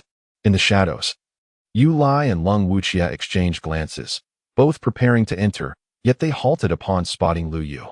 From the 100-Sword sect, a young woman in white and a man gazed in Lu Yu's direction. "Do you know him?" Dongfang Su inquired, perplexed. "Of course I do. I saw him wielding your dagger and assumed he was one of your companions from the unyielding Sword Peak," replied the young woman. Dongfang Su's expression softened momentarily, realizing that he still possessed her dagger. She did not harbor feelings for Lu Yu. Rather, she merely wished to meet him, and that was all. Lu Yu spoke to her, reminiscent of her former master, bestowing upon her a glimmer of hope. In the dimly lit corners, Yi Xuanshan was observing. Lu Yu. This matter was fraught with suspicion, yet he could not overlook it, as he was the very one pursuing Lu Yu, having slain Jian Yuanzong and arrived at this location. Likewise, there were the Blood Ancestor and Feng Meiyuan, lurking in the shadows. All of them wished for Lu Yu's demise. At this moment, Zi Xiuyu was seated in meditation, and upon hearing a sound, he turned his gaze towards the pillar of light. When he beheld Feng Ningyu, his expression soured instantly. This wretched woman, to whom I had granted so many favors, now runs off with another man. The elder of Ziyun's sect shook his head, choosing not to comment. Though Lu Yu had yet to step inside, those around him urged him to refrain. "Brother, perhaps you should reconsider. Entering would lead to a most grievous end." "Indeed. Do not be swayed by others. You must recognize your own strength. Those individuals are formidable martial artists of the second tier." Lu Yu, upon hearing their words, disregarded them entirely, holding them in contempt. They were merely a collection of weaklings, unable to bear witness to another's success. When someone dares to pursue what they themselves deem unattainable, they are quick to declare it impossible. A man, noticing Lu Yu's indifference, coldly remarked, "Just watch. I guarantee he will meet a horrific fate. Or else I shall consume the excrement of a ferocious beast." However, scarcely had he uttered these words when Lu Yu stepped forward. Boom! The violet lightning suddenly flickered and surged towards Lu Yu. The man exclaimed with excitement, "You see, I told you he would die. What a pity that such a beautiful girl will perish alongside him." However, before he could finish his statement, he noticed the surrounding crowd gazing at him as if he were a fool, their astonishment directed particularly at Lu Yu. Yu Lai coldly remarked, "In my 5 elements sect, we only recognize metal, wood, water, fire, and earth. There is no mastery over thunder and lightning. Even if there were, it would be the responsibility of our ancestors to guard the sect, and they could not descend lightly." Even Lu Yu himself felt a tinge of surprise. He had intended to use the power of the sealing technique to momentarily stave off the lightning, yet he did not anticipate the warm familiarity that enveloped him here. Could it be a result of his previous experience absorbing the memories of spiritual lightning? Liu extended his hand to gently touch the spiritual lightning, which emitted arcs of electricity without a hint of menace. Suddenly, 2 small arcs of electricity diverged from the spiritual lightning. each piercing into the jade pendants worn by Lu Yu and Feng Ningyu. Someone observed the jade pendant on Lu Yu. I understand now. It must be their jade pendants that are extraordinary treasures. How could two individuals of their caliber possibly enter? Lu Yu ceased his speculation and, alongside Feng Ningyu, stepped into the beam of light. Instantly, a warm energy enveloped them, merging seamlessly with their beings. The man who had previously asserted that Lu Yu could not enter suddenly found himself in an awkward predicament and, with a flushed face, retreated hastily. At that moment, two more individuals emerged and approached the luminous pillar, and the atmosphere fell into a hush as everyone watched intently. They were precisely in need of subjects for experimentation and stepping stones. These two men were none other than Yu Lai and Lung Wuxia. As they stepped within a 100-meter radius, a sudden bolt of lightning surged towards them, splitting into two. The onlookers were filled with disappointment. It seemed the lightning was indeed intent on striking them. Cold Wuching unsheathed his sword in an instant, transforming it into a dazzling array of sword light that deflected the attack of the lightning. Meanwhile, Yu Lai was enveloped in flames as he charged into the column of light. How were these individuals capable of such feats? It was utterly astonishing, considering their youth. Upon witnessing so many enter, Zixioyu could no longer remain seated. No, I must venture forth as well. I, Zixioyu, a 9th-level martial apprentice, am merely a step away from the martial master realm. Why should I lag behind them? Elder Qi, he advised. Xiuyu, just wait a moment, and you will be able to enter safely. There is no need to rush. But I refuse to be complacent. I must press on. Is that not young Master Zixioyu? He too intends to challenge the ordeal. A genius like Zixioyu would undoubtedly be unwilling to yield. And with his formidable strength, he surely could enter the Pillar of Light. Hearing the murmurs of the crowd, Zixioyu felt an overwhelming surge of confidence. Yet, as he stepped into the zone, the lightning struck him with incredible speed, and he barely had time to react before being sent flying. Violently spitting out a mouthful of blood, struggling to rise, his face pale, he exclaimed, "Impossible! How can this be? Why are they able to enter and I cannot?" A single attack had rendered him powerless, unable even to summon his inner energy. "Junior sister, are you certain?" "Of course. Lu Yu has already entered. We cannot fall behind." "Senior sister, wait for me." "Lu Yu?" Once again, it was Lu Yu. Zixioyu gritted his teeth and gazed at the speaker. Dongfang Su, Tian Mu, and Zhong Ruoli followed closely behind. Did these individuals know Lu Yu? Just as Zixioyu was engulfed in confusion, Dongfang Su and the others stepped within 100 meters. Lightning transformed into 3 strikes, aimed directly at them. With a mere flick of her hand, Dongfang Su conjured ice pillars from thin air, shielding herself from the onslaught of electricity, and proceeded forward. Tian Mu, moving with astonishing speed, surpassed even the swiftness of a sword's light, darting past the lightning and entering the beam of light. Zhong Ruoli summoned her inner energy, forming numerous sword essences behind her, which coalesced into a lotus, cleaving through the lightning before she too penetrated the light. Heavens! They all made it inside. Yet, why was Zixioyu, a prodigy, unable to follow? Who could say? Perhaps we should give it a try as well. Zixioyu's face flushed crimson as he turned to leave, bewildered as to why those connected to Lu Yu could enter, while he could not. He was a paragon of talent. Elder Qi shook his head, recognizing that Zixioyu's impatience was his undoing, while talent was indeed vital. A formidable temperament was equally essential. In that moment, a multitude surged forth, eager to attempt entry into the light beam. Yet, only a scant few succeeded. The majority suffered grievous injuries, and countless lives were lost. Chapter 61. Breaking through the martial master realm, Lu Yu found himself on a small island. Standing at its summit, he surveyed the surroundings as the sea breeze caressed him, mingling with a peculiar, fishy scent. Not far from the shore, numerous small islands were distinctly visible. The concentration of elemental energy here was exponentially greater than that of the outside world. Lu Yu inhaled a breath of primordial energy, feeling an unparalleled sense of comfort envelop him. He settled into a meditative posture, absorbing the primordial energy from the microcosm. Although the energy within his 3 dantians was fully stocked, the energy points throughout his body remained unactivated. With a surge of determination, he aimed to break through to the martial master realm. However, Lu Yu did not rush into this breakthrough. Instead, he employed the swallowing spirit sacred method, drawing energy from the surroundings. Gradually, his body began to form a vortex of primordial energy as countless streams of energy converged towards him. Suddenly, the heavens shifted, the air around him distorted, and the primordial energy churned, resonating with a thunderous roar. The first step in attaining the martial master realm is to condense the martial veins. Yet, within Lu Yu's Dantian, no martial veins existed. Martial veins are characterized by various attributes. Some individuals are born with them, while others who lack them must rely on martial vein essence or martial vein crystals to assimilate and create their own. Attributes abound: ice, thunder, earth, fire, and so forth, each endowing the primordial energy with unique qualities, and cultivating corresponding techniques can exponentially amplify their power. The martial vein merely serves as a transitional phase. Since I wield the galaxy sword, let me condense a sword vein. Lu Yu took a deep breath, forming a hand seal before his chest, and in an instant, a sharp spiritual imprint emerged, taking the shape of a small sword. This spiritual imprint, upon entering his Dantian, fused with his body. Spiritual energy can manifest all things. Yet it requires the profound understanding of someone of his previous life's divine king caliber to achieve such feats. As the spiritual imprint merged, the primordial energy surrounding him surged dramatically. In that moment, the primordial liquid within his Dantian began to spread outward. With a crack, the martial vein integrated, transforming into a transparent golden small sword. However, just at that moment, an unexpected event unfolded. The blood crystal, long concealed within him, suddenly detonated, merging into the martial vein. The breakthrough to the martial master realm was achieved. In that moment, an aura of sword intent emanated from him, and an invisible blade unfurled, enveloping the entire island.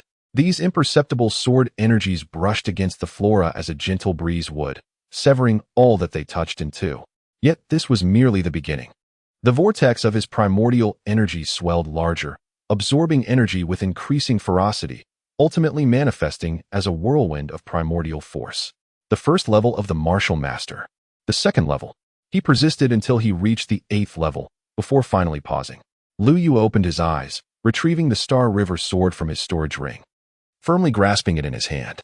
With the 9-star sword technique, he executed the second form, Sword Shadow Imprint. At that moment, Lu Yu resembled a blade drawn from its sheath, radiating an intense sword intent. He stepped forward, his entire being transforming into a sword. The ground beneath him split open as if cleaved by a blade, as he swung the Star River sword. Its movements appeared languid yet left behind layers upon layers of sword shadows.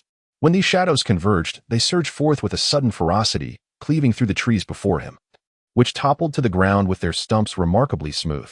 Still not satisfied, he proceeded to the third form, Sword Chi Intertwined. Lu Yu swung his sword horizontally, unleashing a colossal golden sword chi that sliced through the ocean, parting the waters as it traveled several hundred meters before dissipating. Let us attempt to walk on air. Lu Yu mused. He sheathed the Star River sword, condensing his primordial energy beneath him, allowing his body to hover in the air. In the martial master realm, one cannot fly. Instead, one must tread upon the emptiness using primordial energy. When the energy is depleted, one will inevitably descend to the ground. Only by attaining a higher realm can one soar through the air without the aid of elemental power, traversing vast distances in the blink of an eye. Lu Yu, standing upon the void, proceeded towards the other islands. The ambient elemental energy in this miniature world was rich, allowing for rapid recovery even after its utilization. Suddenly, after taking just a few steps, a colossal blade of water materialized from the ocean, hurtling towards him. Lu Yu extended his hand, forming a sword with his fingers, and gracefully sliced through the air, unleashing a stream of sword energy that cleaved the incoming water blade in two. Was this water blade conjured by a beast of elemental nature? Lu Yu pondered as he gazed into the depths of the sea, where a vague silhouette was swimming restlessly, seemingly agitated.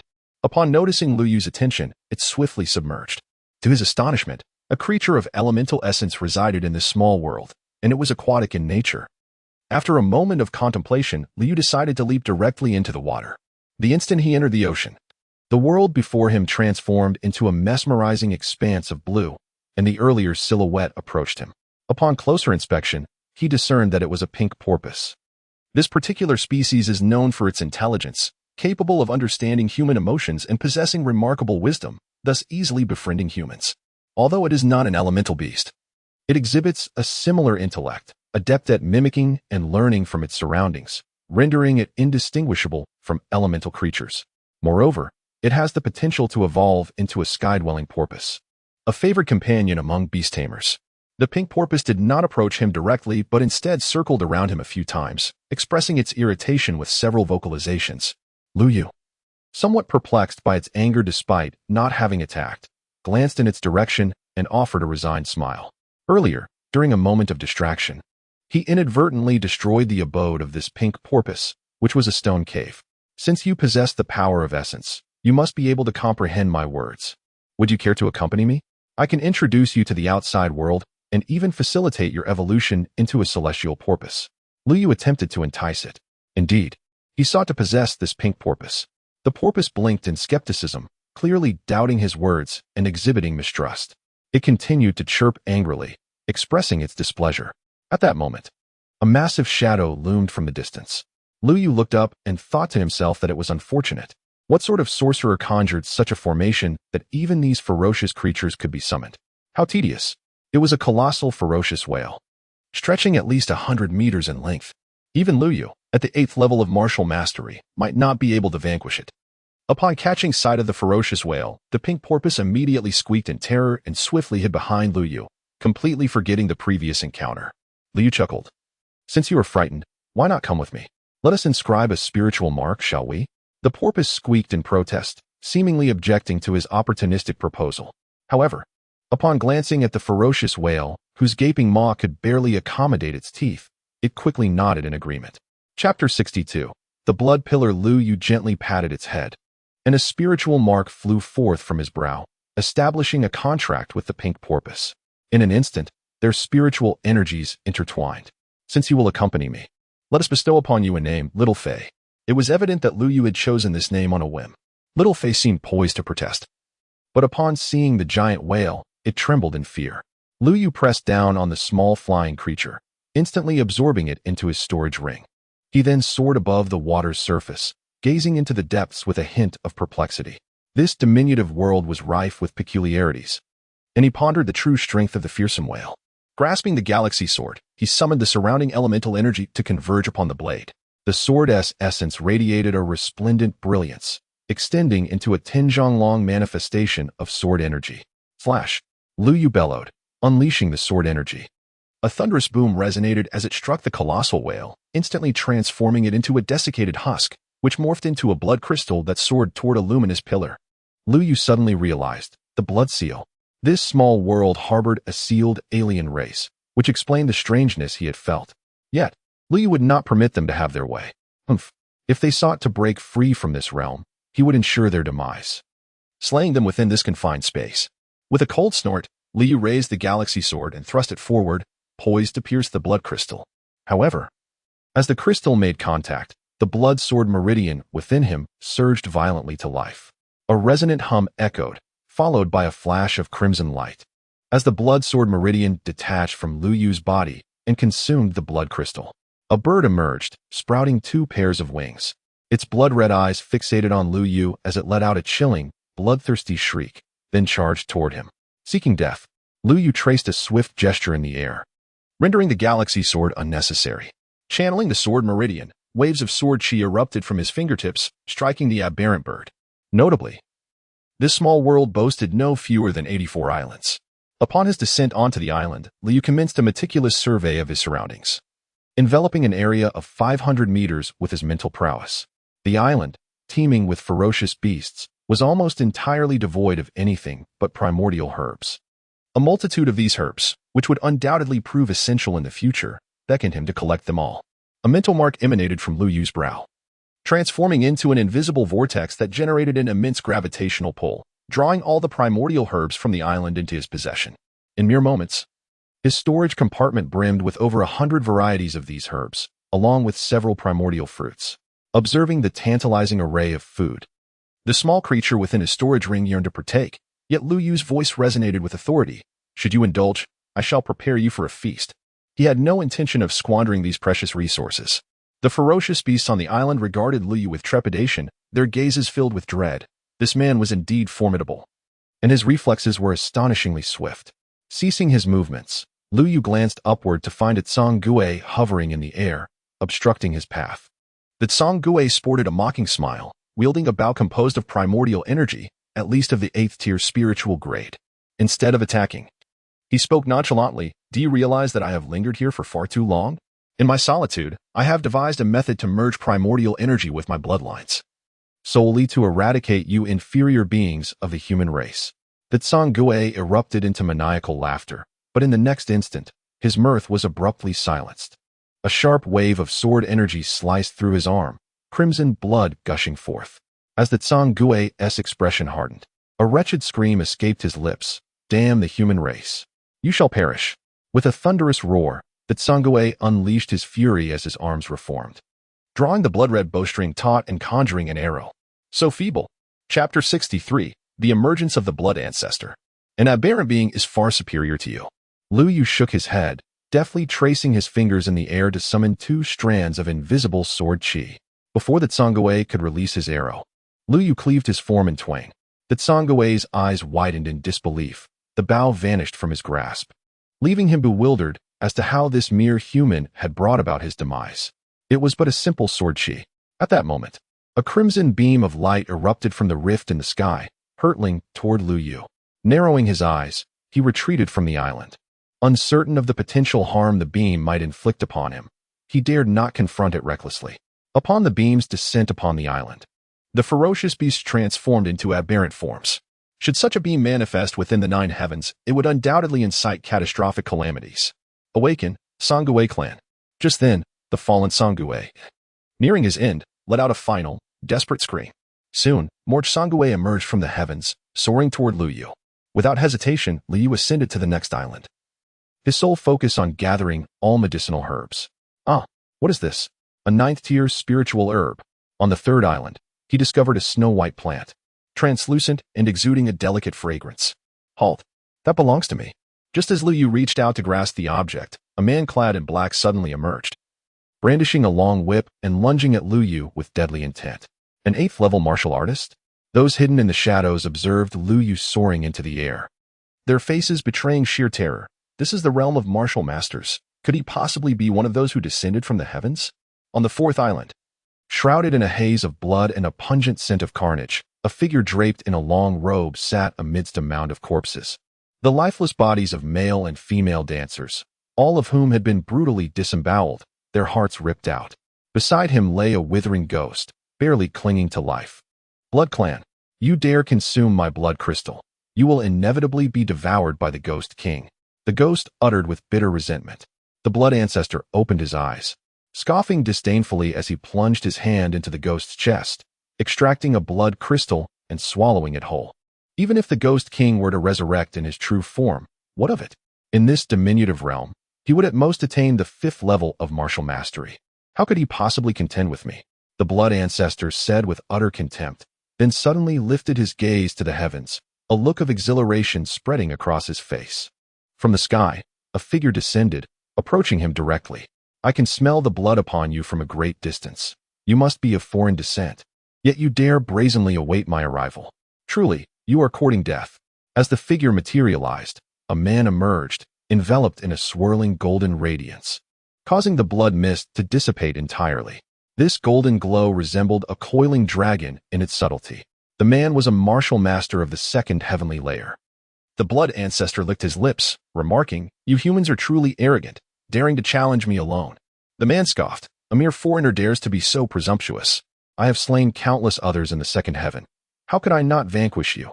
A mere 1st heaven being? Dragon emerging from the sea. Crush it for me."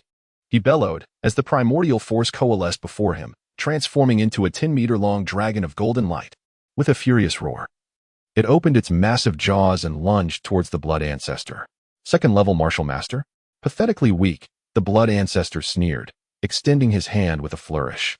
Countless blood-patterned tendrils emerged from his body, numbering in the hundreds. As the dragon approached, his blood tendrils ensnared it, tightening their grip until the dragon was torn asunder. With a splatter, as the dragon dissipated, the man coughed up blood, his face pale, clearly gravely injured. How is this possible? My dragon martial vein is of spirit grade. 2nd tier. How could you possibly withstand it? He shouted in disbelief. Spirit grade, 2nd tier? That is merely your potential. In the end, you are but a 2nd-level martial master. How could you ever hope to match me? Humans are so fond of self-deception, but your heart shall belong to me. The blood ancestor declared. stepping forward to seize the man's heart. At that moment, the blood ancestor's expression shifted dramatically as he sensed an overwhelming danger from above. And he swiftly retreated. Boom. At the very moment of his retreat, a surge of sword energy cleaved through the air, manifesting a mist of blood before him. While the ground beneath sank deeply, revealing a 5-meter scar, the man stood in astonishment, questioning who could unleash such formidable power. In the recesses of his memory, no such figure emerged. Could it be someone from the first heaven? As the blood mist dispersed, a shadow wielding a black sword stepped forth. It was Lu Yu. You. The blood ancestor's eyes flared with fury upon seeing this figure. I had intended to seek you out once my blood techniques reached perfection. Yet here you are, delivered to me on a silver platter. The man felt a flicker of concern upon recognizing Lu Yu as someone from the first heaven. After all, a second heaven individual, stood no chance against this first heaven opponent. My friend, I am grateful for your assistance in saving me. But you must leave this place at once. This foe is beyond your capability to confront. Allow me to hold him back. The man expressed his appreciation, believing that those willing to rise against foreign tribes were heroes at heart. Lu Yu's countenance was etched with indifference. The Blood Clan is not but a filthy parasite. The Blood Clan was not human, but rather bloodworms that latched onto a host, gradually usurping their body. How dare you call me a worm? The blood ancestor. Upon hearing Lu Yu's words, lost all semblance of reason, erupting into a frenzied scream as he hurled phantom heads toward Lu Yu. 9-star technique. Third form, sword energy across the horizon. Lu Yu raised his sword and with a fierce slash, unleashed 2 arcs of sword essence, one vertical and one horizontal, shredding the blood mist and obliterating the approaching phantom heads before swiftly striking the blood ancestor. Bang! The body of the blood ancestor exploded into countless fragments, transforming into a heap of decaying flesh. It was evident that these corpses had long since rotted, their insides hollowed out, leaving only a writhing blood worm. This worm was, in fact, the essence of the blood ancestor. As it attempted to flee, Lu Yu swiftly dispatched it with a single strike of his sword, extinguishing its life. Chapter 64. Frozen for 1,000 miles, the man was left in shock as he witnessed this scene. Could this truly be a being of the first heaven? How could one possess such formidable strength? He discerned that Lu Yu wielded his swordsmanship with remarkable perfection, not a trace of his sword essence escaping into the air. He wished to inquire further. However, Lu Yu interrupted him. You should leave this place immediately, as many Tsang-Gue will soon appear. It is best to vacate this small world. With that, Lu Yu stepped into the void and departed.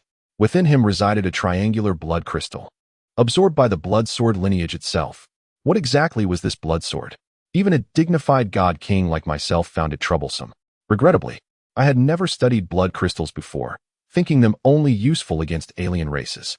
After he departed from the island, the man soon followed suit, and several Tsang-Gue emerged upon the shores. Pursue them. We cannot allow these humans to survive. We must claim their hearts for the blood sacrifice to the Ghost King. The Tsang-Gue scattered, flying towards other islands. On one of the islands, an elder with white hair opened his eyes and exhaled a breath of icy air. In merely 100 breaths, he had reached the 2nd tier of Martial Master. This blessed land truly lived up to its reputation. Once I eliminate Lu Yu, I shall ascend to the 2nd heaven. You old fool, who did you just say you would kill? Yi Xuanshan raised his head, furrowing his brow in disbelief at the audacity of a young girl confronting him. What do you want, you old fool? Who are you planning to kill? He muttered. Dongfang Su, merely passing by, was incensed upon overhearing the old man's ramblings, particularly as they pertained to Lu Yu, prompting her to boldly step forward. Yi Xuanshan replied coldly. Young lady, I advise you not to meddle in affairs that do not concern you, lest you find yourself in a predicament from which you cannot escape. Is that so? At your age, still seeking to cultivate? It seems you are the one courting death, Dongfang Su retorted without hesitation, her sarcasm cutting. You've squandered your chance. May you meet your end, Yi Xuanshan declared as he unleashed a powerful strike, conjuring a massive icy palm of elemental energy that hurtled toward Dongfang Su. With an unruffled demeanor, she remarked, I did not expect this ancient one to wield ice, but this is far too feeble. What do you mean? A sense of foreboding washed over Yi Xuanshan. In the next moment, Dongfang Su waved her hands, summoning 2 colossal ice pillars on either side of her, radiating an intense chill as they charged toward the icy arena. A resounding crash echoed as the forces collided, generating a shockwave, yet Dongfang Su remained unfazed, redirecting one of the ice pillars toward Yi Xuanshan. 3 levels of martial mastery. How could this be? Yi Xuanshan was caught off guard. the ice pillar striking him squarely in the chest, a wave of frigid energy permeating his body as he violently coughed up blood. He had known her to be of the first tier, but never anticipated she would possess the prowess of a third-tier martial artist. I have underestimated her, he realized. Icebound for 1,000 miles. Yi Xuanshan abruptly stamped his foot, unleashing a torrent of energy that activated his martial veins. Instantly, a wave of frost emanated from beneath him, enveloping the entire island in a matter of moments, transforming it into a colossal realm of ice. The moment Yi Xuanshan made his move, Dongfang Su summoned her profound ice martial vein, causing her energy to surge dramatically, shattering the frost that approached her. Old fool, you are utterly weak. The techniques Lu Yu imparted to me could vanquish you 10 times over. With a flourish of her energy, Dongfang Su pointed towards Yi Xuanshan's head. Fall, ice frost descent. As she commanded, a crystalline orb of ice, 10 meters in diameter, materialized in the air and descended with a thunderous crash towards Yi Xuanshan. Before the orb even reached him, the frigid air had already pierced through his body, sealing his fate beneath the impending ice sphere. A glimmer of satisfaction flashed in Dongfang Su's eyes. You dared to offend Lu Yu, but this technique is indeed formidable. This is merely the second form, alas. The third form is too difficult. Is that a foreign being? Dongfang Su noticed a creature from another race soaring through the sky. However, before she could ponder further, a man suddenly swooped in, dispatching the creature with a single stroke of his sword before landing before her. Lu Yu. Dongfang Su exclaimed joyfully upon recognizing him. What brings you here? Lu Yu approached, a hint of surprise crossing his features as he met her gaze. Dongfang Su smiled brightly. I came to find you and to express my gratitude for saving me. Lu Yu shook his head gently. You saved yourself. Had you not conquered the demons within your heart, you would not have so swiftly stabilized your martial master realm. Dongfang Su, possessing remarkable talent, suddenly noticed a corpse beneath the ice sphere. Who is this? Lu Yu inquired with curiosity. I have no idea. It seems to be your enemy. He decided to disregard it, stating, Never mind, I must find someone. Come with me. Lu Yu felt a tinge of confusion, shaking his head and dismissing the thought. If Yi Xuanshan were still alive, he would likely be exasperated, having been killed, and yet no one knew who he was. Wait a moment, there is something here. Lu Yu noticed an envelope quietly nestled within a crevice of stone, inscribed with writing. How peculiar. Why is there an envelope here? Driven by curiosity, Lu Yu opened the envelope. Inside, it was filled with a plethora of runes. What language is this? I cannot comprehend it at all. Dongfang Su glanced at it and remarked, These are runes, though I am uncertain of their purpose. Lu Yu attempted to manifest the first rune using his mental energy.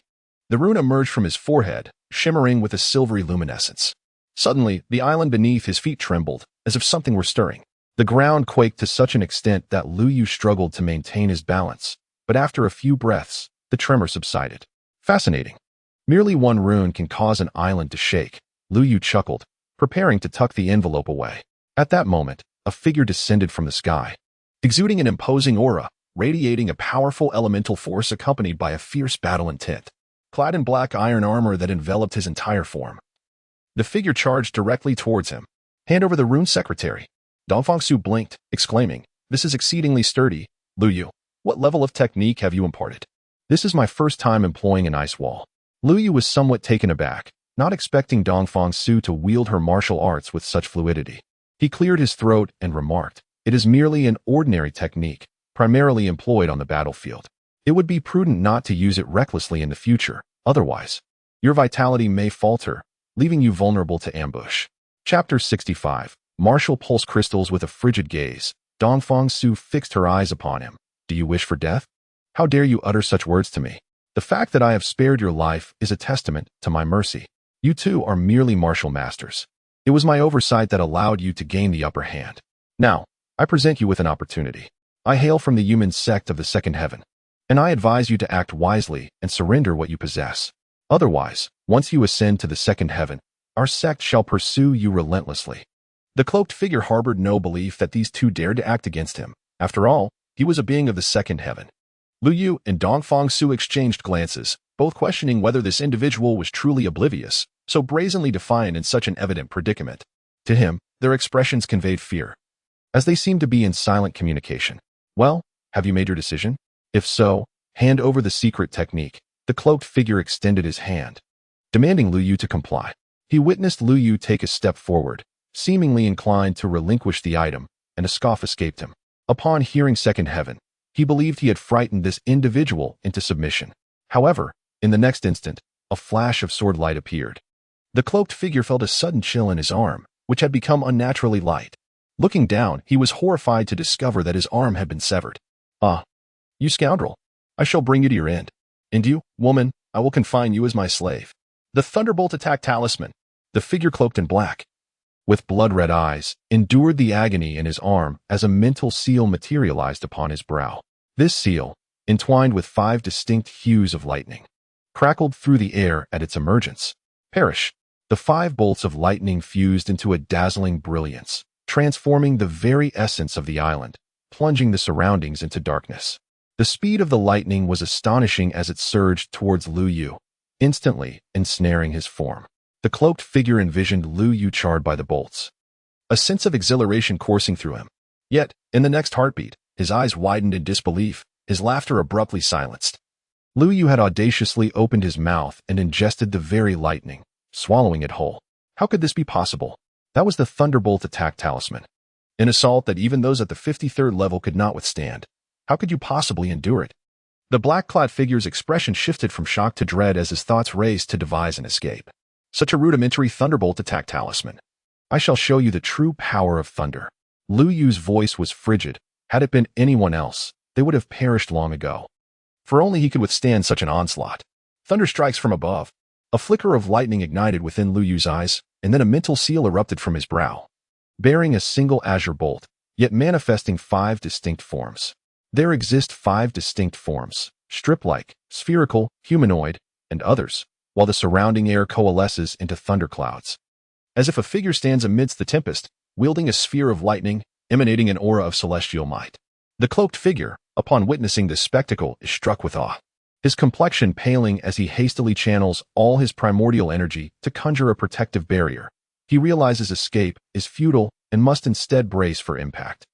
The notion of freezing an entire realm is beyond Dongfang Su's imagination, yet he trusts Lu Yu's words. Let us proceed. Lu Yu and Dongfang Su traverse the void, and mere moments after their departure, a crimson beam envelopes the island they leave behind. This endeavor has nearly amassed a plethora of medicinal herbs and materials from a dozen islands, filling their storage rings to near capacity, with Xiaofei incessantly lamenting from within. Meanwhile, Feng Ningyu is engrossed in her cultivation on one of the islands, her dantian manifesting the early signs of martial veins, beginning to take shape. Found you, Feng Ningyu. You wretch. Upon hearing the voice, Feng Ningyu opens her eyes to behold a man clad in violet robes, his form drenched in blood, half of his face grotesquely disfigured. Resembling a victim of lightning's wrath, a sight most fearsome. This man is none other than Zixioyu. Mind your words, Feng Ningyu retorts, her gaze icy. I have granted you countless favors, and yet you choose to consort with others. Now, with no one else on this island, I shall claim you. With my dual cultivation technique, I will seize your martial foundation to aid my ascension to the martial master realm. Let us see how you respond now. Zixioyu declares with a maniacal grin. As the wind congealed and the rain fell, Feng Ningyu furrowed her brow, swiftly drawing her sword from her waist. With a single stroke, she unleashed 2 shimmering sword shadows that darted towards Zixioyu like bolts of lightning. However, Zixioyu produced a jade pendant from his side, channeling his primordial energy into it. Instantly, a blood-red curtain of light enveloped him, rendering the assault of the sword shadows utterly ineffective. Feng Ningyu widened her eyes, fixating on the ominous blood-red pendant. Zixioyu cackled maniacally. Does it seem familiar? This is the same as the pendant you possess. This artifact is known as the Martial Vein Essence Crystal. Not only can it enhance one's cultivation, but it also possesses formidable abilities. Though you lack the knowledge to wield it, I have long coveted the pendant you carry. When the 2 pendants unite, they will exponentially amplify primordial energy, enabling one to transcend the martial apprentice realm and consolidate the dual martial veins of the pendants. Now they are all mine. Zixioyu advanced step by step, clutching the pendant, while Feng Ningyu's attacks proved futile against him. Stop struggling. Why not join me in dual cultivation and break through the martial apprentice realm together? Feng Ningyu paid him no heed, continuing her relentless assault. Zixioyu gritted his teeth. Since you refuse to acknowledge my kindness, come here. He reached out, aiming for Feng Ningyu's shoulder. Chapter 66. Blood Dragon Feng Ningyu. merely a 9th-level martial apprentice, appeared feeble in the face of Zhixioyu's overwhelming power. Her attacks were akin to throwing eggs against a rock. Crack! Her sword struck Zhixioyu's palm, yet before it could withstand even a breath, it shattered into fragments. I have warned you. Today you cannot escape. Madness gleamed in Zhixioyu's eyes. Suddenly, a piercing sound sliced through the air, accompanied by a chilling aura of lethal intent.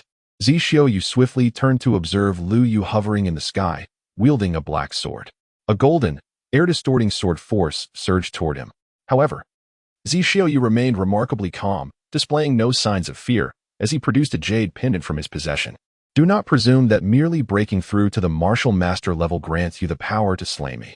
At the moment the sword energy approached him, Zhixioyu raised the jade pendant, unleashing its latent power. Instantly, a crimson shield materialized before him, and the sword energy collided with it, resulting in a thunderous roar as it was repelled. Aside from the dust that was stirred up, no significant impact ensued. Upon witnessing the pendant's potency, Zhixioyu erupted into laughter, proclaiming, "This martial vessel crystal possesses the strength of a martial vein. And within this pendant lies the essence of a blood dragon martial vein of spiritual grade 1. Even if you are a martial master, you shall meet your demise." Liu, still suspended in the air, maintained his serene demeanor. Upon noticing the jade pendant in Zhixioyu's hand, he was somewhat taken aback, realizing that it was, in fact, a martial vessel crystal, though he had initially failed to discern its nature, likely due to his sealing. However, based on the memories of the spiritual thunder, he knew it was not as simple as it appeared. Zhixioyu, mistaking Lu Yu's surprise for fear, sneered, "Even if you beg for mercy today, I shall not spare you." Blood Dragon, Zhixioyu bellowed, channeling his mental and elemental energy into the pendant. In an instant, it erupted with dazzling brilliance. Unleashing a formidable pressure, and a faint echo of a dragon's roar resonated from within the jade pendant. Immediately thereafter, a blood-red dragon's head emerged. Its imposing 50-meter-long body coiling majestically in the air, exuding an aura of unparalleled might. However, its crimson eyes were filled with a thirst for blood. Upon its emergence, the blood dragon turned its gaze towards Zhixioyu, disdain evident in its voice as it remarked on the unexpected awakening of a mere human, a pitiful insect at that. Zhixioyu was taken aback, unprepared for the realization that this blood dragon possessed consciousness and exhibited no inclination to submit. Yet, in a desperate bid for survival, he stifled his rising fear and addressed the dragon, declaring, "I am your master. I nourish you with blood daily. You must obey me and aid me in slaying him." He pointed a trembling finger at Lu Yu, his resolve firm. Once Lu Yu was dead, tranquility would return, and the woman by his side would be his as well. The blood dragon unleashed its power, turning its gaze towards Lu Yu, a murderous intent glimmering within its depths. Though it loathed the notion of being controlled by such a lowly creature, it recognized that fulfilling this desire would grant it freedom, a prospect it deemed honorable. "If you fear pain, then choose to take your own life," the dragon proclaimed, its eyes fixed on Lu Yu, awaiting his action. However, Lu Yu merely raised his head slightly, responding calmly, "You are but a remnant of the undying blood dragon, awakened through the convergence of martial veins and blood essence, attaining a mere flicker of sentience. Do you truly believe yourself a dragon? Even an ordinary martial artist could vanquish you." Originally, he believed he had encountered a genuine martial pulse essence crystallized soul, only to discover that it was merely a lingering remnant residing within the stone. As Lu Yu's words fell, the blood dragon unleashed a deafening roar, revealing its enormous fangs, a wave of sanguine sent wafting through the air. "Young one, since you seek your demise, I shall oblige." The blood dragon bellowed, its form swirling in the heavens, as though it were the sovereign of this realm. Yet, in Lu Yu's eyes, it was nothing more than a fleeting shadow. As the blood dragon lunged to devour him, it appeared poised to swallow Lu Yu whole. Zhixioyu's expression gleamed with delight. Let us see how you contend with me." But in the next instant, his countenance turned ashen, his body rendered immobile. He beheld the moment the blood dragon was about to engulf Lu Yu when, suddenly, a colossal vortex emerged before Lu Yu, drawing the entire blood dragon within and transforming it into a crimson orb, which was subsequently consumed. Zhixioyu's jade pendant dimmed entirely, reduced to an ordinary stone. "I beseech you, spare me. Great sir, do not hold my transgressions against me. Please let me go." His face pallid, he sank to the ground, fervently knocking his head until his skin broke, blood streaming forth. Dongfang Su and Feng Ningyu observed in silence, recognizing that this was merely the consequence of his own actions. As Zhixiu lifted his gaze, he noticed Lu Yu appearing somewhat at ease, when suddenly, Lu Yu rose sharply, channeling his primal energy and striking a palm toward Zhixiu's chest. However, he was utterly unaware that Lu Yu had already attained the 8th level of martial mastery, a status far beyond that of his own mere 9th level martial apprentice. The moment he struck, he felt a chilling sensation in his head, followed by the disconcerting experience of it soaring away. The speed of that sword strike was astonishing. Even before his consciousness faded, he could glimpse his own back, only to be engulfed in darkness, his awareness becoming a blur. Feng Ningyu gazed down at the severed head, her emotions subtly shifting before she swiftly composed herself. Liu picked up the crimson jade pendant, examining it closely. It bore a resemblance to a martial vein essence crystal but exhibited notable differences. Within it lay a formation, likely sealed away. He had once been a 9th-tier formation master, yet his studies had primarily revolved around grand formations capable of suppressing countless beings. Such petite and intricate formations were indeed rare. Moreover, inscribing a formation within a martial vein essence crystal was a delicate task, fraught with the risk of shattering the crystal. Even in the 3rd heaven, martial vein essence crystals were considered precious commodities. Dongfang Su expressed her curiosity, remarking that the object seemed oddly familiar, as if she had encountered it somewhere before. Had she truly seen it? Could she recall the specifics? Upon hearing her words, Lu Yu speculated that these 4 jade pendants were connected to the formations within the small world, potentially capable of resealing that formation. Dongfang Su shook her head, admitting that it merely struck her as somewhat familiar, yet she could not remember. Let us revisit this matter when your memory returns, Lu Yu suggested, before turning his attention back to Feng Ningyu, noting the evident impact the recent events had on her. Had he not arrived in time, it was likely that Feng Ningyu would have succumbed to inner demons. Chapter 67. The reappearance of the light pillar. The events of the past have now faded. It is time for you to commence your cultivation. I shall remain here to safeguard your progress. You should be able to transcend to the martial master realm, Lu Yu earnestly stated, his anticipation palpable regarding the awakening of Feng Ningyu's martial veins. Feng Ningyu nodded slightly, her expression tinged with confusion. There is something peculiar within my Dantian, yet I cannot ascertain what it is. When I attempted to break through earlier, this entity persistently absorbed my primordial energy, thwarting my efforts. Upon hearing this, Liu pondered deeply. You have already formed the nascent shape of your martial veins. Extend your hand. Let me see. Grasping Feng Ningyu's delicate hand without a trace of distraction, he delved into her essence with his spiritual energy. Within her Dantian, he discerned a green luminescence, reminiscent of the tip of a tender blade of grass. This verdant entity inhaled and exhaled rhythmically, as if it were consuming the surrounding primordial energy as sustenance. Surprisingly, when Lu Yu's spiritual energy penetrated further, it too was drawn in by this small grass-like form. Releasing her hand, Lu Yu remarked, I did not anticipate that it would be a wood attribute martial vein. Such veins indeed exhibit a considerable consumption of primordial energy. To achieve a breakthrough to the martial master realm in a short span may prove to be quite challenging. At that moment, a colossal golden light pillar erupted from a distant island, soaring heavenward and piercing the very clouds, emanating a magnificent wave of primordial energy. Even from Lu Yu's location, he could feel the immense energy contained within the golden pillar, a force so formidable that one could only imagine the treasures it heralded. The light of primordial energy signified the birth of a treasure. This is evidently a trap, yet others remain oblivious to the matters concerning the alien races. The Tsangwe tribe is gradually encircling us. Their intent is to lure these individuals in and then devour them, seeking a way to escape this miniature world. Liu will not allow their scheme to succeed. Let us go. Liu grasped Feng Ningyu's hand and soared into the sky, heading towards the radiant pillar of light. At this moment, numerous martial artists surrounded the golden beam, many of whom had been stuck at the 9th level but, empowered by this miniature world's elemental energy, transcended into the realm of martial masters, particularly the elders of various sections. They all ascended as martial masters, basking in the exhilaration of their newfound power. Old fool of the 100-sword sect, meet your demise. In the sky, a martial artist, harboring a grudge against an elder of the 100-sword sect, broke through to the martial master realm. Thunder flashed.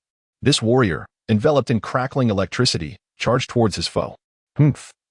The foundation of the 100-sword sect is not something an ordinary person like you can compare to. The elder of the 100-sword sect scoffed, and 10 illusory swords materialized behind him, all lunging towards the warrior. In a flicker, the 10 swords pierced through his body. The girl behind you is quite captivating. Surrender her, and I may spare your life. Ha ha. A blood-soaked man, licking his bloodied tongue, cast a sinister gaze upon Murong Feng. Su Ro, trembling with fear, hid behind Murong Feng. Ninth son, first style, son of the day. Murong Feng's expression turned grave as he wielded a golden longbow, its radiant elemental energy shimmering like the sun in the firmament. He positioned his fingers upon the bowstring and drew it back, conjuring a golden arrow. Buzz. He relaxed his grip, and the arrow was released, vanishing in an instant, leaving only a fleeting glimmer of golden light. Subsequently, the warrior erupted into a cloud of crimson mist. The arrow continued its relentless flight, striking the sea a kilometer away, resulting in a thunderous explosion that sent a towering geyser soaring dozens of meters high. Nanli gazed enviously and exclaimed, Xiaofeng, your prowess is astonishing. This must be the ancestral technique of your Murong family. I never anticipated its application in archery could be so formidable. He glanced at his own martial veins, which flickered as a rather ordinary flame, feeling somewhat disheartened. Murong Feng scratched his head and replied with a smile. Actually, this was taught to me by Lu Yu. He surpasses me in skill. Is that so? Then I shall seek his guidance shortly. Ninli responded eagerly. However, Murong Feng's expression turned grave as he said, First, we need to address the issue of that light column. I sense something ominous is afoot. In the sky, martial artists were locked in a fierce struggle. Driven to madness in their quest for the treasures within the light column, their sanity seemingly abandoned, which struck Murong Feng as peculiar. Liu had already reached the island. Yet he concealed his presence, rendering him virtually undetectable. Just as he contemplated this, a man clad in black emerged, unleashing silver flames directly at him. Die? Liu furrowed his brow. Had he been discovered upon arrival? An unsettling feeling washed over him, as if someone were watching and orchestrating the attacks against him. 9-star sword. Lu Yu swung his sword, unleashing a golden sword essence that severed the silver flames and pierced through the body of the man in black. In that fleeting moment, Lu Yu sensed something amiss within himself. Instantly, a flash of lightning flickered in his eyes as he employed his mental prowess to perceive the situation. To his astonishment, he discovered a colossal eye upon the figure cloaked in black, its vertical pupil fixated directly upon him. However, the instant he caught sight of it, it vanished. Lu Yu, what troubles you? Dongfang Su inquired, noticing his peculiar demeanor. Lu Yu replied calmly, It is nothing. Let us refrain from venturing outside for now and observe the circumstances. Moreover, this golden pillar of light seems to have an effect on the mind. It is prudent to maintain a safe distance. Within him, one of his 3 dantians had already depleted its essence, and the recovery rate was exceedingly slow. There were at least 500 martial artists present, with over 300 having transcended to the martial master realm, sufficient to dominate the entirety of the first heaven. Yet, the path to transcending the martial master realm is fraught with difficulty, even though the elemental energy in this small world is more potent than that outside. Such rapid advancement is implausible. Utilizing his mental eye, Lu Yu discerned that each individual bore a blood-red orb swirling behind them, augmenting their elemental energy and exponentially accelerating their cultivation speed. Lu Yu's gaze turned frigid, a fierce intent to kill emanating from him. The Tsonggui king sought to transform all individuals into abominations, an unforgivable act. Chaos ensued around them. Chapter 68, Elemental Force Bullet. Brother, I am your sibling. Why do you wish to kill me? Why? Junior sister, what has happened? Awaken. The echoes of anguished cries reverberated through the air. In the sky, a woman clad in a gown of pure white sat upon an icy throne, radiating an aura of chilling coldness. Her silver eyes observed the unfolding events below with a calm, yet indifferent demeanor. Flanking her were 2 maidens adorned in similar snowy attire. One of the maidens, her expression tinged with confusion, inquired, Mistress, did we not come to eliminate that fiend? Why do we not intervene to thwart its control over these individuals? The other maiden retorted coldly, Shaolin, mind your tone. Besides, these souls have long harbored seeds of avarice within them. They have merely been unearthed. Blame no one but themselves. Even in the absence of this villain, they would eventually nurture those seeds. The woman addressed as mistress parted her lips slightly. It matters not. These people have brought this upon themselves. We await the emergence of that fiend. Suddenly, a scornful voice interjected, I see you, old crone, shall never reach your goal. Yet you dare to feign youth in this realm. The mistress looked up to see a little girl clad in vibrant red, her bare feet dancing upon the air. a waist drum clasped in her hands, approaching with a whimsical gait. "How dare you speak to the mistress in such a manner?" The maiden beside her exclaimed with indignation. However, Yin Xingxuang raised her hand gently, prompting the maiden to silence herself. She turned her gaze toward the little girl and spoke serenely, "Though I may grow old, I shall never be like you. No matter how many corporeal forms one assumes, one cannot escape the inevitable fate of death. I still have the potential to extend my years." The little girl's expression paled instantly. "I intended to inform you that I have encountered someone possessing the profound ice martial vein, quite fitting for your frigid palace. Yet, judging by your demeanor, it seems our discussion is futile." Yu Qingxuang raised an eyebrow slightly. "Where is the ice heart pearl?" She extended her hand, revealing a crystal-clear ice orb resting upon her palm. A flicker of delight flashed in the little girl's eyes as she snatched the ice pearl, pointing towards a concealed corner where Lu Yu and Dongfang Su were situated. Upon glancing up, Yin Xingxuang furrowed her brow, "A pill master. It is intriguing that my spiritual force cannot penetrate his defenses." Lu Yu, who was seated in meditation, suddenly sensed something amiss and lifted his gaze, naturally spotting the woman seated in the sky. She appeared momentarily taken aback, though her astonishment was fleeting. However, Liu discerned that her attention was not directed at him, but rather at Dongfang Su. At that moment, the beam of light shifted, abruptly contracting, from which a golden longsword emerged, adorned with incomprehensible runes, exuding a sharp sword intent. Merely brushing against it seemed to unveil the sword's potential to cleave through the heavens, causing those who were careless to be struck and bleed. A treasure is indeed a treasure. It must be at least a spiritual-grade artifact. "Huh, it is mine." "Nonsense. That belongs to me. Step aside." The combatants, who had been engaged in a fierce brawl, paused to heed the commotion and surged towards the sword, igniting an even more intense clash.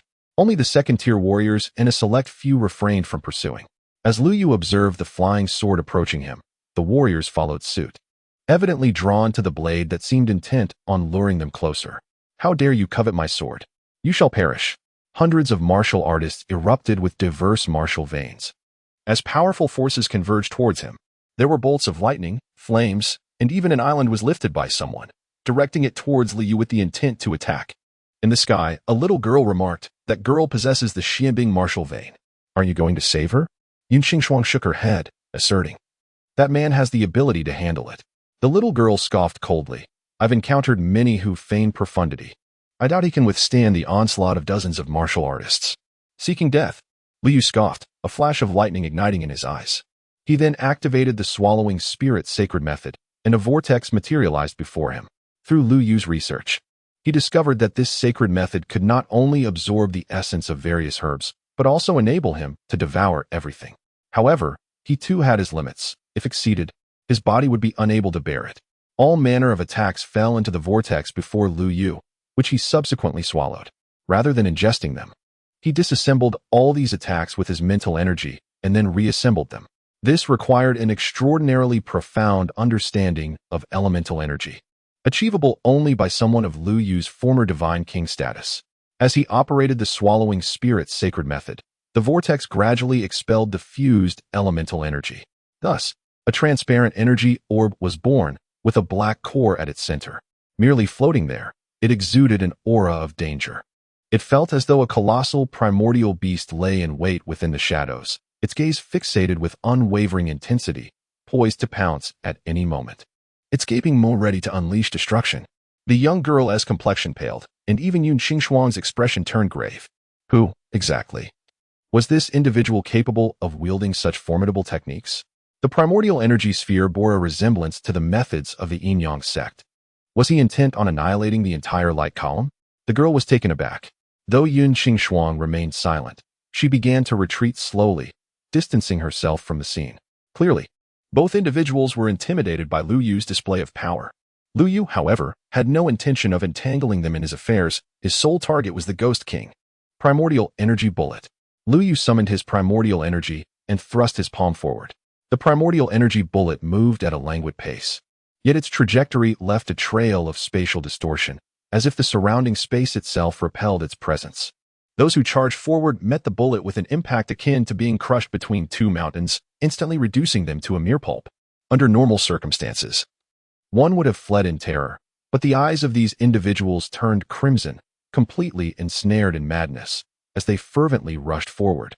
willing to sacrifice their corporeal forms to shield the primordial energy bullet. Realizing their bodies could not withstand the onslaught, they channeled the primordial energy within, self-destructing their dantians and martial veins to unleash tremendous force in an attempt to detonate the energy bullet. Clearly, the unseen puppeteer orchestrating their actions had begun to feel fear. The primordial energy bullet broke through their defenses and approached the light column, gradually pushing forward until it made contact with its surface. The outer layer of the elemental force sphere suddenly contracted, merging with the black elemental sphere at its core, producing a thunderous sound. In the next moment, a radiant white light erupted without warning, and at that instant, the entire world seemed to plunge into an eerie silence, devoid of any sound. This white light descended like the sun from the heavens, enveloping the surrounding area for several kilometers, rendering everything invisible within its blinding glow. The air and elemental energy were instantaneously siphoned away, as if devoured by the light, only to be violently expelled moments later. A resounding boom echoed through the cosmos. As if time had stood still, the ocean boiled, the islands trembled, and the entire microcosm appeared on the brink of collapse. Those on the islands found themselves bereft of sensory perception. Some collapsed to the ground, losing consciousness, while others bled profusely from their orifices, severely injured. Accompanied by a scorching tidal wave, it surged forth relentlessly. Lu Yu formed intricate hand seals, enveloping the vicinity with his mental energy, enhanced by a protective elemental shield, safeguarding 3 individuals. When the torrent of energy struck, it inflicted no harm upon them. Dongfang Su and Feng Ningyu stood in stunned silence, their bodies paralyzed, unable to comprehend the nature of such an existence. Lu Yu's golden dantian was entirely depleted, now a muted gray, yet his blood sword meridian continued to function normally. He sat cross-legged, retrieving elixirs from his storage ring, channeling the swallowing spirit sacred method, while casting his gaze toward the distant pillar of light. As the radiant white glow dissipated, a massive black fissure had torn open in the once golden column of light. In the crevice, 5 upright weapons, each over a meter in length, resembled an elongated sword that shimmered with a silvery light, yet it was not a sword. Suddenly, with a sharp crack, the sword stirred, and the ground fissured, revealing its true nature. It was not a sword at all, but a colossal fingernail, beneath which lay a gigantic palm, its blood-red skin encased in layers of scales. Once the entire arm emerged, it measured an astounding 10 meters in length. With a thunderous impact, the arm pressed against the ground and forcefully propelled itself upward, causing the entire island to tremble. Shortly thereafter, another massive arm burst forth from the earth, seizing the beam of light and shattering it with a violent tug. Then, a gigantic demonic head rose from the ground, its horns extending 5 meters long, paired with blood-red irises and a vertical pupil at its brow, seemingly capable of perceiving all. Yet, only its upper body was visible, as if its lower half resided elsewhere. "You humans shall perish," it bellowed in a furious roar, a crimson mist emanating from its mouth. In the distant sky, hundreds of winged specters soared towards them. The martial artists of the second heaven, oblivious to the recent turmoil, turned their gazes towards the beam of light, their faces alight with excitement. Utterly unaware of Lu Yu's assault, mistakenly believing it was the demon itself conjuring mischief. Is this the demonic head? It must be him. If I eliminate him, the entire rewards of the dual heavens martial alliance will be mine, and perhaps an opportunity to ascend to the third heaven awaits me. You think too simplistically. How could a single individual contend with such a formidable demon? Look at the vast expanse of water surrounding us. Witness the prowess of the 5 imperial sects' water manipulation technique. Aha! A man clad in blue robes stepped forth, his innate energy commanding the surrounding waters to rise slowly. Behind him, a colossal spear formed, crystalline and translucent, its sharp tip seemingly capable of piercing anything. Demon, meet your demise. The blue-robed man's eyes gleamed with confidence as he directed the massive spear toward the Ghost King. Boom! The enormous spear was poised to pierce the Ghost King's heart. The Ghost King's third eye whirled, and in an instant, a blood-red beam, 3 yards wide, shot forth, effortlessly penetrating the blue-robed man's body. As the blood-red beam vanished, the blue-robed man's form had completely dissipated, as if he had never existed. The onlookers' expressions shifted dramatically.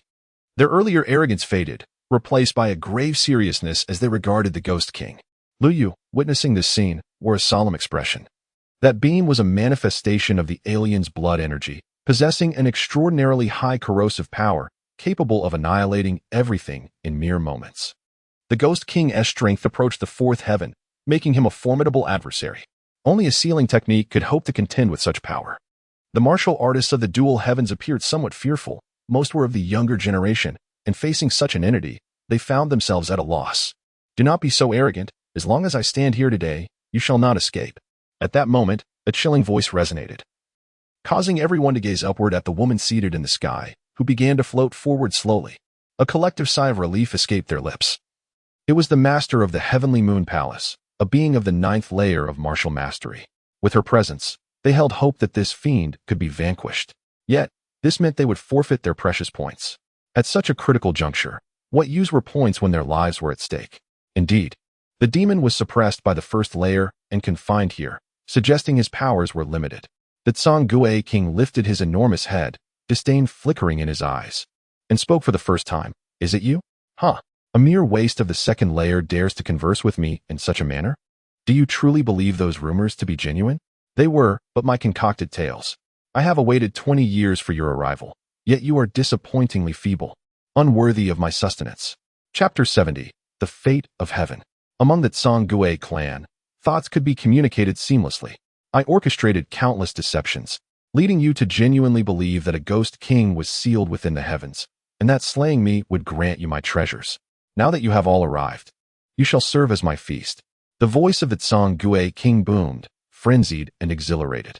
The surrounding mist thickened, gradually enveloping 1,000 meters, obscuring their vision further. The other young martial artists, witnessing this spectacle, felt a surge of fear. Their sole desire was to earn points and attain the rewards from the Martial Artist Alliance, not to perish in such a manner. Particularly distressing was the scent of blood within the mist, rendering their bodies numb with trepidation. Lu Yu never anticipated that the Tsang King had engaged in such deeds. He had been trapped here for 2 decades, and indeed, the formation seal would diminish considerably. No one noticed that Lu Yu was employing his mental energy, as peculiar runes enveloped his being, merging continuously. At that moment, a young girl stepped forward, holding a drum, her innocent face radiating an aura of malevolence. Since you deem yourself so clever, why do you cower here like a turtle? I perceive your intention to stall for time, allowing this blood mist to erode our mental fortitude. I shall eliminate you now.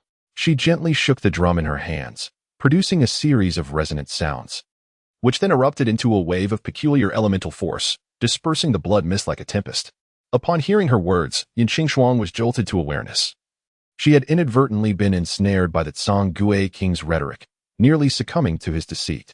Had it not been for the words of the celestial fortune boy, she might have fallen victim to this blood ancestor. Suddenly, a Tsang burst forth from the blood mist, wielding a long spear that pierced the chest of a young martial artist at the 2nd-tier realm, blood gushing forth. He then engaged in combat with the suddenly appearing Tsang Not bad, to think you could slay my subordinate from afar. Within the blood mist, peculiar ghostly heads materialized, their blood-red eyes gleaming, emitting a cacophony of hoarse and piercing sounds. The ghostly heads grinned ominously, unleashing a blood sword that flashed through the air, aimed directly at Yin Qingshuang's heart. Yin Qingshuang, you go deal with that Ghost King, and I shall dispel the blood mist. Before Yin Qingshuang could make a move, the celestial fortune boy flew over, gently shaking a small drum in his hand. A wave of primordial energy surged forth, dispersing the ghostly heads in an instant. Observing this, Yin Qingshuang promptly made her way towards the direction of the Ghost King. The ghostly heads reformed, glaring at the celestial fortune boy with fury. Who dares? Ah, it is you. You, who I vanquished 20 years ago, have returned in a new vessel. Do you still seek vengeance against me? The ghostly head sneered repeatedly. The celestial fortune boy clenched her delicate hands tightly, seemingly filled with rage, yet her countenance remained remarkably serene. Sangui Wang, do not presume I am oblivious to your intentions. You slaughtered my entire clan, and today, even at the cost of my own life, I shall seal you away. The celestial fortune boy closed her eyes, and a purple spiritual mark emerged from her brow, resembling a lotus flower with 72 petals. The ghostly head erupted in laughter. The power of celestial fortune, how utterly ridiculous. I once witnessed a human wielding such power in the 5th heaven. His spiritual mark boasted over 100,000 petals. Yet he ultimately perished at my hands. Do you truly believe that with your mere 2nd heaven celestial fortune, you can triumph over me? Now you find yourself ensnared in this blood mist. Whether you can even kill me remains uncertain. Haha. Who said I intend to attack you? The Celestial Fortune boy's delicate voice rang out. Celestial Fortune Lotus, bloom. With that command, the spiritual mark suddenly expanded hundreds of times, enveloping a 1,000-meter radius and emanating a gentle power that embraced all present. Several martial artists engaged in fierce combat with the Tsangui suddenly sensed a refreshing aura, causing their vitality to surge. I will fight you to the death, exclaimed a bloodied man, his arm severed, facing the formidable Tsangui, whom he could hardly contend with. A mocking expression appeared on the Tsangui's face. Is that all you've got? Haha. With a swift strike, the man slashed down, effortlessly cleaving the Tsangui in two as if it were mere tofu. The Tsangui's face registered disbelief, mirroring the man's astonishment at his own newfound prowess. Is this the power of destiny? Lu Yu opened his eyes, surprise flickering within them, as 100 runes floated around him. These spiritual seals, coalescing into intricate symbols, emanated an imposing aura of suppression. Despite their diminutive size, each rune harbored the strength of 1,000 pounds, collectively amounting to an overwhelming force capable of annihilating half a royal city. However, Lu Yu understood that utilizing these spiritual marks would come at a cost. He would be unable to harness them again for a considerable time. To his astonishment, the second heaven also possessed the power of destiny, yet its enigmatic nature advised against meddling with it. Dongfang Su, Feng Mingyu, you two remain within the circle and do not venture out.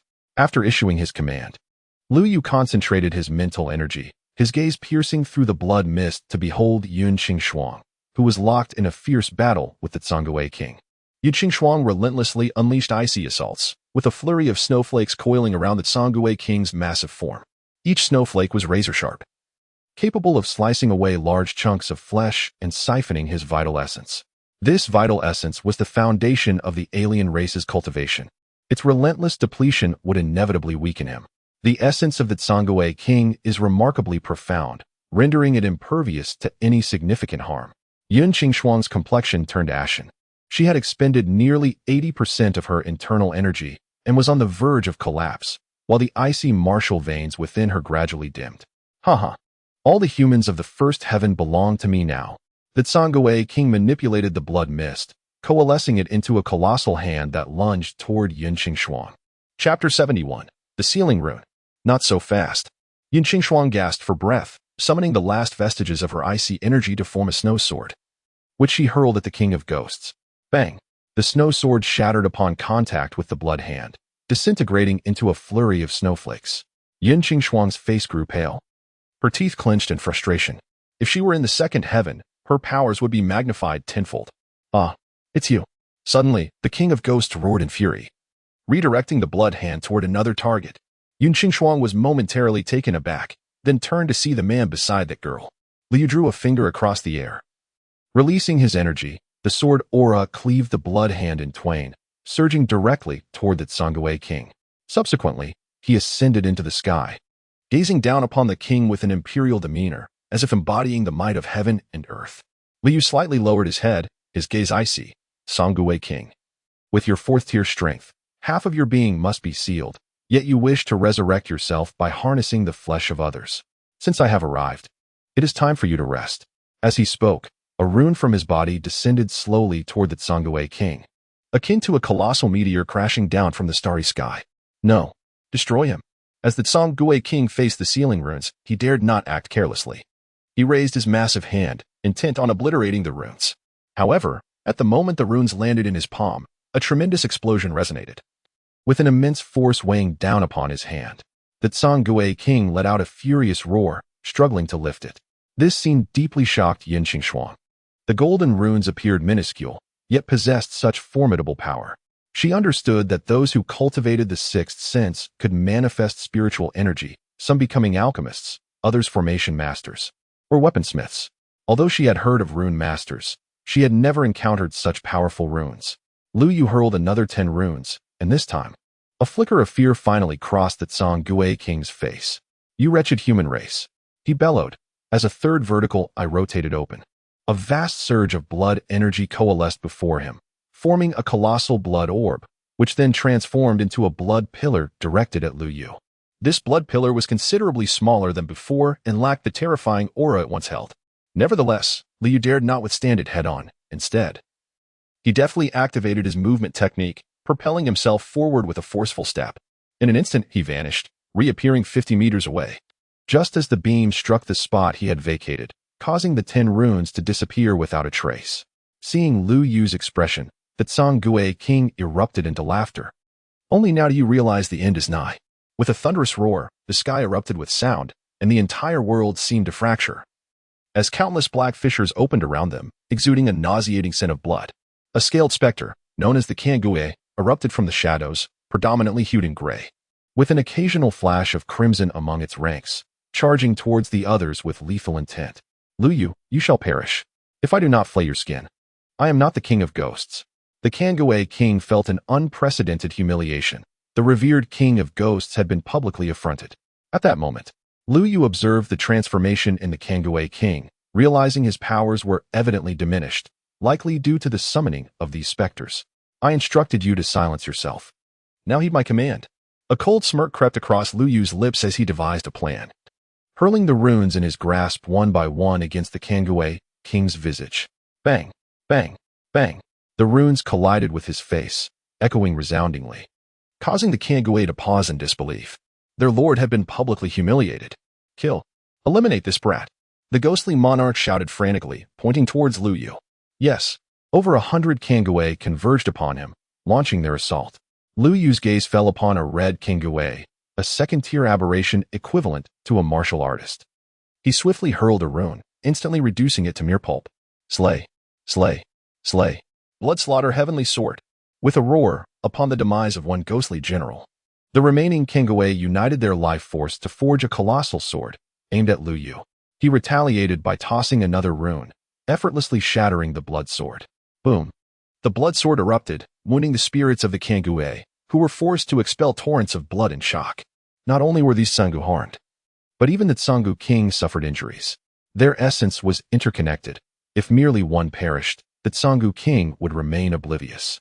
However, when over 100 Sangu were simultaneously afflicted, he could not escape this calamity. You all deserve to die? At last, the Tsangu king unleashed his ultimate move.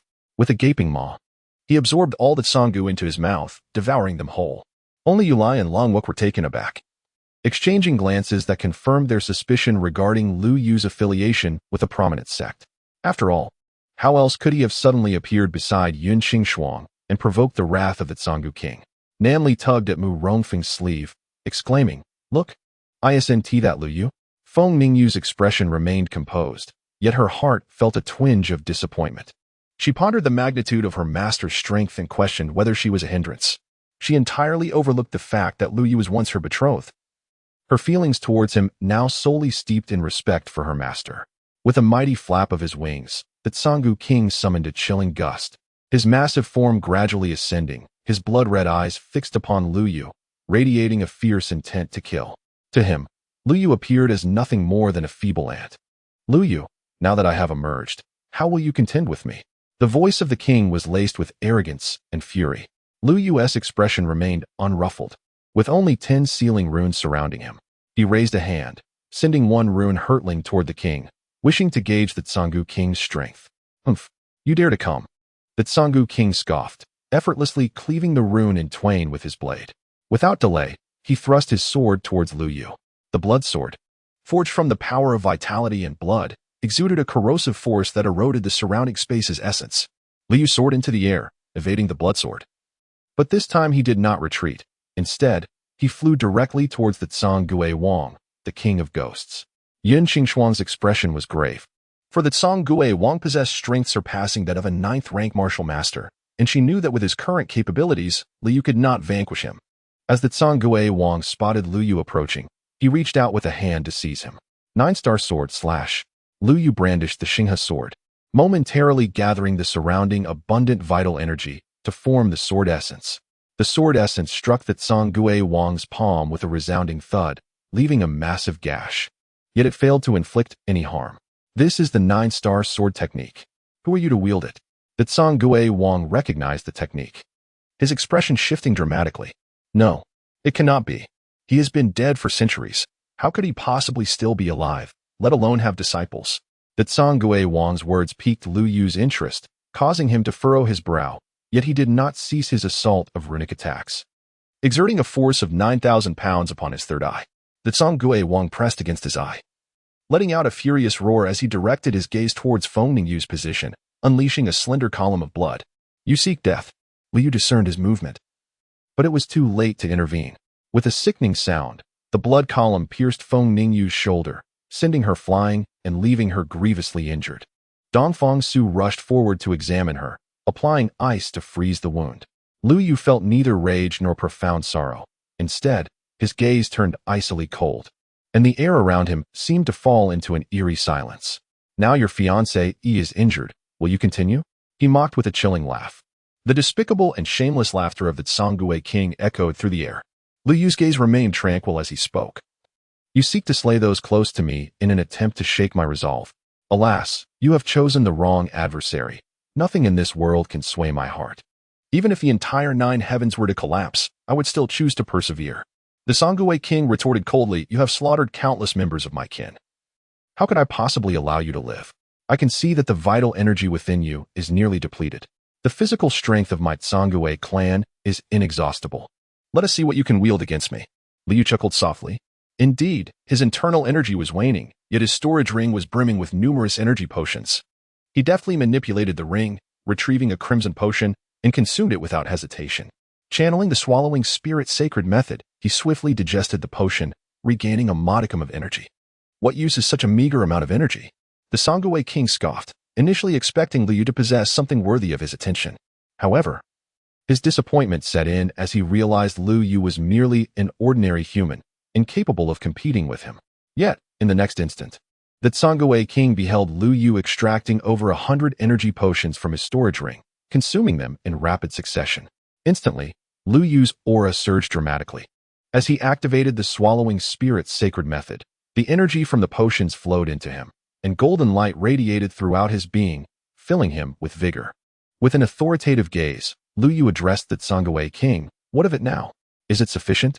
He understood that the Zhonggui king was deliberately stalling for time to restore his own vitality before delivering a fatal blow. Liu Yu seized upon this opportunity, relentlessly exhausting the king's physical strength to prevent any chance of escape. If the small world endured for too long, the stored energy would swiftly dissipate or collapse. Roar! The third eye of the Zhonggui king has regained much of its power. Suddenly, he unfurled his wings, and the countless ghostly heads above surged towards him, emitting piercing sounds as they entwined around his form. "You may take your time to play. Haha," he declared, while he himself sought to depart from this miniature world and teleport to the outside realm. Above, a fragment of the sky had begun to shatter, causing countless stones to plummet. The world was in chaos, elemental energy coalescing into a tempest, islands crumbling, and the wind sliced against them like a blade. "This is dire. This miniature world is on the verge of collapse. We must escape, utilizing the teleportation array provided by the sect." She cast a gaze towards Dongfang Su, her eyes focused with intent. What a promising seedling. It would be a tremendous loss if she were not to take her away. With a swift slash of his sword, the Zhonggui king breached the barrier of the formation, revealing a vast black passage. At that moment, an unexpected turn of events unfolded. From within the black passage emanated a deafening, beastly roar. Just as the Zhonggui king was about to enter, he looked up in astonishment. How is this possible? In the passage, a white six-eared macaque emerged. In the blink of an eye, its body swelled to several dozen times its size, reaching over 20 meters. Nearly matching the Zhonggui king in stature, yet its aura was magnitude stronger. Particularly, its enormous maw opened wide, and in an instant, it devoured the entire form of the Zhonggui king, swallowing him whole. Roar! The six-eared beast let out an exhilarated roar, its eyes gleaming with crimson light, while the surrounding vitality surged tumultuously. Yun Qingxuang was momentarily bewildered. What was happening? What sort of primordial beast was that? She had never encountered anything like it before. How could the Zhonggui king have perished so? The crowd was equally unaware of the unfolding events. However, their greater concern lay in how to escape this place. The warriors of the second realm were ignorant of the formation. "Xiaofeng, do you know how to leave?" Murong Feng shook his head. "The last time I entered, a bird guided me out." Chapter 73, Summer Fortune. "What? A bird? What shall we do then? Are we destined to perish here?" Nanli felt tears welling up. He longed for a longer existence. It had taken immense effort to break through to the martial master level. After the six-eared beast finished its meal, it turned to Lu Yu, its gaze laden with complex emotions, before transforming into a diminutive white ape and leaping into the passage, departing from this place. If you do not leave, you shall die here, Yun Qing stated coldly. Dongfang Su, seemingly unconcerned, remarked, what does death matter? You people of the second realm are truly perplexing. Upon seeing Lu Yu, Yun Qing furrowed her brow, still wary of the power he had just exhibited. You may leave on your own. My friends and I will find our way out, Lu Yu declared, considering the teleportation array a trivial matter for him.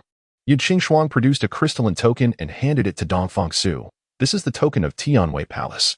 With it, you may come to the second realm to find me at any time. Having spoken, Yun Qing and her two maidservants were enveloped in a radiant white light and vanished from sight. Then, the girl of fortune approached. Her eyes filled with curiosity as she inquired, is your name Lu Yu? Lu Yu nodded, feeling a flicker of fondness for the girl. The girl realized, indeed, you are his son. No wonder you bear such a striking resemblance. Lu Yu, taken aback, responded, you know my father? He had initially believed his father to be merely a warrior of the first heaven, but to his surprise, individuals from the second heaven were also acquainted with him. The 5-star teleportation array enveloped everyone in a radiant blue light, and in an instant, they vanished from their location, departing the small world through the formation. However, what none anticipated was the emergence of a figure from the depths of the ocean. This individual bore a pallid complexion, with blood-red eyes filled with fury. Beside him stood Tsangui, transformed from Feng Muan. Lu Yu was undoubtedly not a being of this era. The 9-star sword technique and the sealing runes exuded an aura foreign to this world. How intriguing. A chilling smile crept upon the lips of the Tsangui king. Yet, the formation has been breached. It is likely that the Bone Forest has met a similar fate. When that time arrives, true chaos will ensue. As Lu Yu reopened his eyes, he found himself outside, precisely at the location where the light pillar had once ascended, now transformed into a desolate ruin, leaving behind a vast pit. The people surrounding him gazed around in confusion, taking a considerable amount of time to realize they had emerged.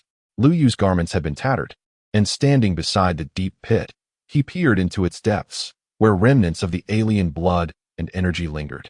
He sensed that this matter was far from simple, especially given the Tsangui king's assertion that the 9-star martial emperor had perished hundreds of years ago, implying that it had been several centuries or even longer since his demise. Morong Feng spotted Lu Yu and rushed over. Brother Yu, are you unharmed? Lu Yu shook his head, saying, I am fine. Your awakening of the martial vein is commendable. It appears you are a descendant of her lineage. I wonder how she is faring now. Morong Feng did not comprehend his words, yet he and Nanli, now having attained the rank of martial masters, were in high spirits. As martial artists, their pursuit was the attainment of higher realms and formidable power. At that moment, several men clad in black robes approached Lu Yu. The leading figure exuded the aura of a 9th-level martial apprentice, emanating a suffocating presence, his deep-set eyes resembling a gaze into the abyss. This individual belonged to the Disha sect, with whom Lu Yu previously had a confrontation. Luo Feng, observing that some of Lu Yu's companions had broken through to martial master, was not particularly astonished. Instead, he calmly stated, I possess records regarding events from 20 years ago, specifically concerning why the alien races are sealed here. If you wish to know, then follow me. Without hesitation, Lu Yu nodded in agreement. He sensed a familiar aura from Luo Feng, one that belonged to the realm of the third heaven. Lu Yu followed Luo Feng as they departed. They traversed a path until they reached a cave, where they paused. The cave was shrouded in utter darkness, almost imperceptible to the eye, but as martial masters, they could easily see through the gloom.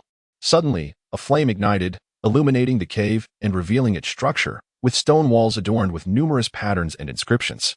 Luo Feng spoke gravely. These inscriptions pertain to the alien races and were left behind by your father. Lu Yu felt a twinge of confusion. Left behind by his father? As Luo Feng observed his ignorance, he elucidated.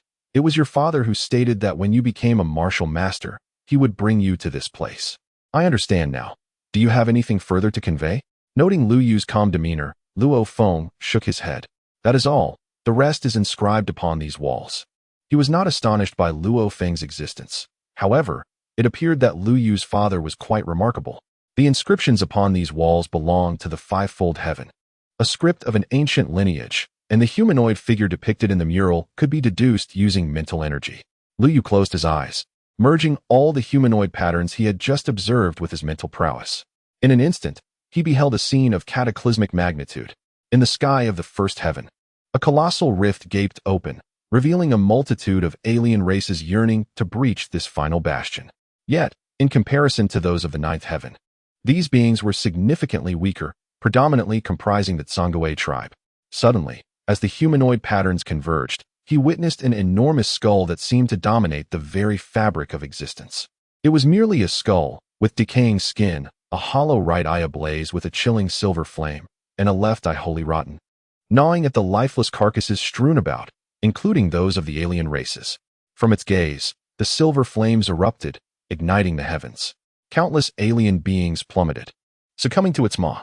Chapter 74. The Mother of Wind and Rain. This colossal head resembled a voracious creature, incessantly seeking sustenance, devouring all those foreign entities attempting to invade the first layer of the heavens. Ultimately, the head became ensnared within the earth, its dark eye seemingly transcending time, fixated upon him, as though attempting to convey a profound message. Yet, the vision abruptly ceased at this juncture. He found no information regarding the Tsangue king within the mural, leaving him with a sense of unease. Given that it was a legacy from his father, it should not have been so meager. Rofeng hesitated momentarily before responding. We are also uncertain about this miniature world. However, your father once mentioned that the Tsangue king is not the true leader of the foreign entities, but rather, there exists another individual. Other foreign entities? Upon hearing these words, Liu furrowed his brow, feeling a weight settle within him. If other foreign beings indeed existed, why had they not been eradicated at the outset? Why indulge in such complexities? The one capable of creating a miniature world undoubtedly possessed strength surpassing the fourth layer of the heavens and could have vanquished the Tsangue king. I understand now. If there is nothing else, I shall take my leave, he declared. His current focus was on cultivation, striving to elevate his realm. Once he regained his former prowess, he would not hesitate to eradicate any foreign entities. One more matter. Liu Yu was about to depart when he paused at Rofeng's words. What is it? Rofeng withdrew a black jade pendant from his bosom, his expression grave as he extended it towards him. The pendant was entirely ebony, its interior reminiscent of a dazzling starry sky, with flickers of white light shimmering within. Liu Yu took the jade pendant in his hand, astonished. Was this not the very pendant from the memories of Linglei? He possessed blue and red jade pendants, and with this black one, alongside Feng Yu's purple heart jade. He had gathered them all. What could this be? Liu Yu inquired with a hint of perplexity. Luo Feng earnestly explained. This was left by your father. It is known to be a martial vein origin crystal. Beyond that, we know little, though it may be intended for you to condense the martial vein within the crystal. Luo Feng's explanation was relatively reasonable. Otherwise, it would be difficult to discern the purpose of this martial vein origin crystal. Liu stored the origin crystal in his spatial ring and turned to leave, feeling no particular interest in the members of the Earth Fiend sect.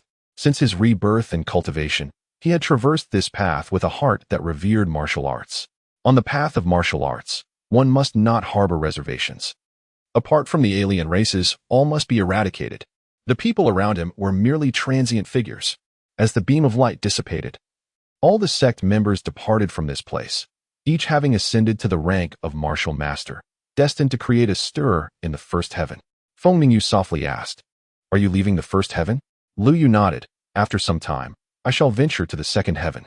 Before that, I will assist you in breaking through to the martial master realm. Afterward, your journey will be your own, in the pursuit of martial arts. Everyone must make their own choices. Only those who emerge from the crucible of life and death shall survive to the end and stand atop the pinnacle. In a moment of reverie, he seemed to once again behold the gentle smile of his father, along with the weary yet resolute silhouette that had perpetually shielded him, allowing him to survive to this day. Although he was not the true Liu Yu, he could still be considered his son. Liu Yu inhaled deeply, allowing the tumult of his thoughts to settle. He vowed silently, "Rest assured, since you have entrusted this to me, I shall safeguard it until the day we meet again, at which point I will return it to you and elucidate everything."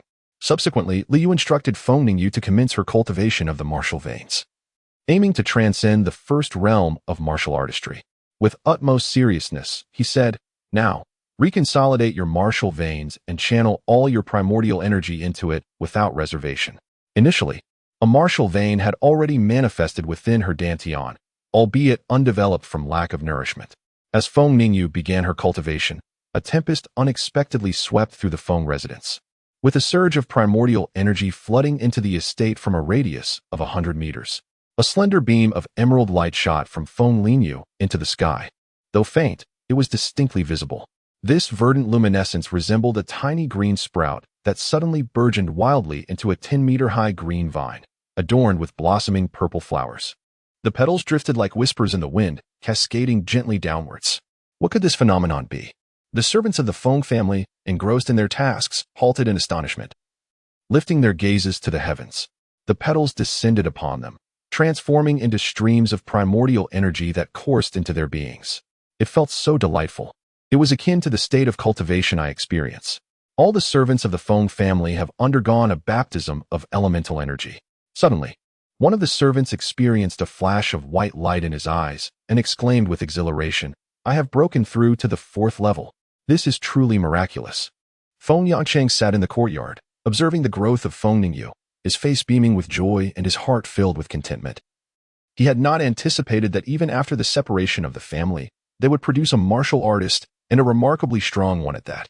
The green radiance emanating from her resembled that of her mother S so closely. Chapter 75. Sacred Heart Grass. I have also broken through. I am now a 5th-level martial apprentice. Haha, I have advanced 2 levels at once. No longer will I fear that rotund fellow. Another servant of the Feng family laughed with delight. What nonsense. I have also broken through. Now a 7th-level martial apprentice. What can you do to me? Hurry up and get back to work. As the servant laughed, a corpulent figure suddenly appeared before him, causing him to panic and be at a loss for words. How could this rotund man have also advanced? In an instant, the entire Feng family was abuzz with excitement, and upon witnessing the scene, members of other families flocked in to celebrate. Within Feng Ningyu's dantian, the small, grass-like martial vein gradually elongated by an inch, forming a complete shape. Lu Yu perceived the martial vein within her dantian through his mental prowess. This martial vein appeared somewhat familiar. It was the sacred heart grass. A look of excitement spread across Lu Yu's face, for the sacred heart grass was an exceedingly precious martial vein even among the 9th tier. Once, a martial crystal containing a sacred heart grass martial vein had emerged, inciting fierce battles among countless martial emperors, all vying for its possession. Once the sacred heart herb emerges, no one in the heavens and earth can resist its allure, for it possesses the power to grant resurrection and to commune with all things, allowing one to hear the whispers of the cosmos. As the wind settled and the rain opened its eyes, it beheld Lu Yu, who was gazing at her with narrowed eyes, his heart racing. Her cheeks flushed crimson as she averted her gaze and softly inquired, "Have I erred?" She suspected a flaw in her martial veins. Perceiving her misunderstanding, Lu Yu shook his head and replied, "Your martial veins are exceedingly potent. Should you venture into the 2nd heaven, you risk becoming a target for others. Even if they cannot seize your martial veins, they will seek to annihilate you. Thus, I must seal your martial veins and disguise them." Lu Yu produced a piece of purple heart jade and infused it with a spiritual mark. Instantly, the jade emitted a burst of violet radiance, resembling a seed akin to her small herb. Within this purple heart jade lay a martial vein crystal, a natural martial vein born deep within the earth, akin to the heart of the world, possessing remarkable restorative properties that render one nearly impervious to harm. Upon witnessing the violet glow, Lu Yu discerned the nature of the martial vein. However, it was of such a low grade that it bore no name. Belonging to the earth element. Feng Ningyu expressed her confusion, "But I can only sustain 1 martial vein. I fear that more would be beyond my control." Lu Yu chuckled lightly, "Do not worry." As he spoke, he pressed the martial vein crystal into her forehead, and it seamlessly merged within her. However, Lu Yu opened his mouth and activated the swallowing spirit sacred technique, conjuring a swirling vortex before him. This vortex proceeded to draw in all the medicinal herbs, which were then consumed by him, transforming into pure elemental energy. Within his body, there resided 3 dantians, yet only a single elemental cavity. As this elemental energy surged into him, it flowed towards the unactivated elemental cavities. In but a mere breath, he succeeded in opening the 2nd elemental cavity. In that instant, tendrils of black mist erupted from his skin, embodying the toxins expelled from within. At this moment, Lu Yu purged them entirely. As he continued to unlock more elemental cavities, his body flushed a vibrant crimson, resembling a block of iron tempered by searing flames, as though it were on the brink of melting. The 10th elemental cavity. The 20th, the 80th. The elemental energy within Liu Yu gradually diminished until it ultimately settled in the 100th elemental cavity. He opened his eyes, witnessing golden luminescence swirling within his irises, which then vanished, leaving behind profound black orbs. With a sigh, he expelled a cloud of black, murky air, feeling a significant lightness envelop his body. 100 elemental cavities were sufficient. Even in the presence of a 9th-rank martial master, he would not falter, although he would require some body-refining techniques. His recent encounter with the Sangui King had been a narrow victory, as only a formidable physique could truly contend against the alien races. The horrific strength of the Sangui tribe lingered in his thoughts. Even the transformed Sangui of Feng Meiyuan had bested him. This realization compelled him to commit to the cultivation of his physical form. The swallowing spirit sacred technique enabled him to consume any elemental energy. While his Dantian could endure the influx, prolonged usage would ultimately overwhelm his body. He possesses an innumerable array of martial arts techniques and finds himself somewhat perplexed as he seeks to select a method for body refinement. Oh, I recall having discovered a certain technique amidst the ruins of that celestial domain. At the time, I had already ascended to the rank of divine monarch, rendering it useless to me. Hence I did not pursue its study. Yet now, it possesses a newfound value. Liu summoned the memory of the technique. The name was rather unassuming, body tempering skill, appearing rather ordinary, yet its contents were extraordinary, albeit incomplete. The records are as follows. Body tempering skill. The body comprises bones, blood, meridians, internal organs, and the brain, all of which sustain the equilibrium of the physical form. Only the martial vein allows one to cultivate the primordial energy that exists between heaven and earth. In the past, my friend and I had uncovered the ancient method of body refinement, which, through rigorous tempering, rendered the body resilient and formidable. However, its content was overly simplistic, and with time, it merely resulted in a battered physique. I sought to discard the dross and retain the essence, employing primordial energy and the martial vein to refine the body, categorizing the stages into bronze body, black iron body, and diamond body. Regrettably, the subsequent details were lost. I remain unaware of what lies beyond the diamond body. Liu Yu stood tall in the courtyard, adjusting his posture in accordance with the technique's movements. The first stance was to throw a punch, a seemingly simple action, yet it necessitated the harmonious integration of every bone, every drop of blood, and every meridian within his being, ensuring that every fiber of his body was in motion. After merely a dozen breaths, beads of sweat began to trickle down Liu Yu's forehead, and his entire body became achingly sore. With a sharp intake of breath, he ceased the movement and sat down. Marveling at the sheer intensity of the technique, it was indeed extraordinary. The servants of the Feng family, witnessing Liu practicing his punches, were taken aback. Had he not also attained the rank of martial master? Why was he still training? Unbeknownst to them, the realm of martial masters is beyond our comprehension. It is best to attend to one's own affairs. The servant of the Feng family shook his head and departed. Chapter 76. Morong Feng severely wounded at this moment. In the second heaven, within the halls of the human sect, an elderly man sat in meditation. Suddenly, a bead behind him shattered. The old man opened his eyes to glance at the broken bead, his brow furrowing in concern. This was a disciple from the first heaven, who had been seeking the runic secrets of the small world and possessed the cultivation of a second heaven martial master. How could he have met with such an untimely demise? At that moment, a figure burst through the door, a grave expression upon his face. Sect leader, the disciple we dispatched has perished. It is undoubtedly not a natural death. The old man nodded, his demeanor calm.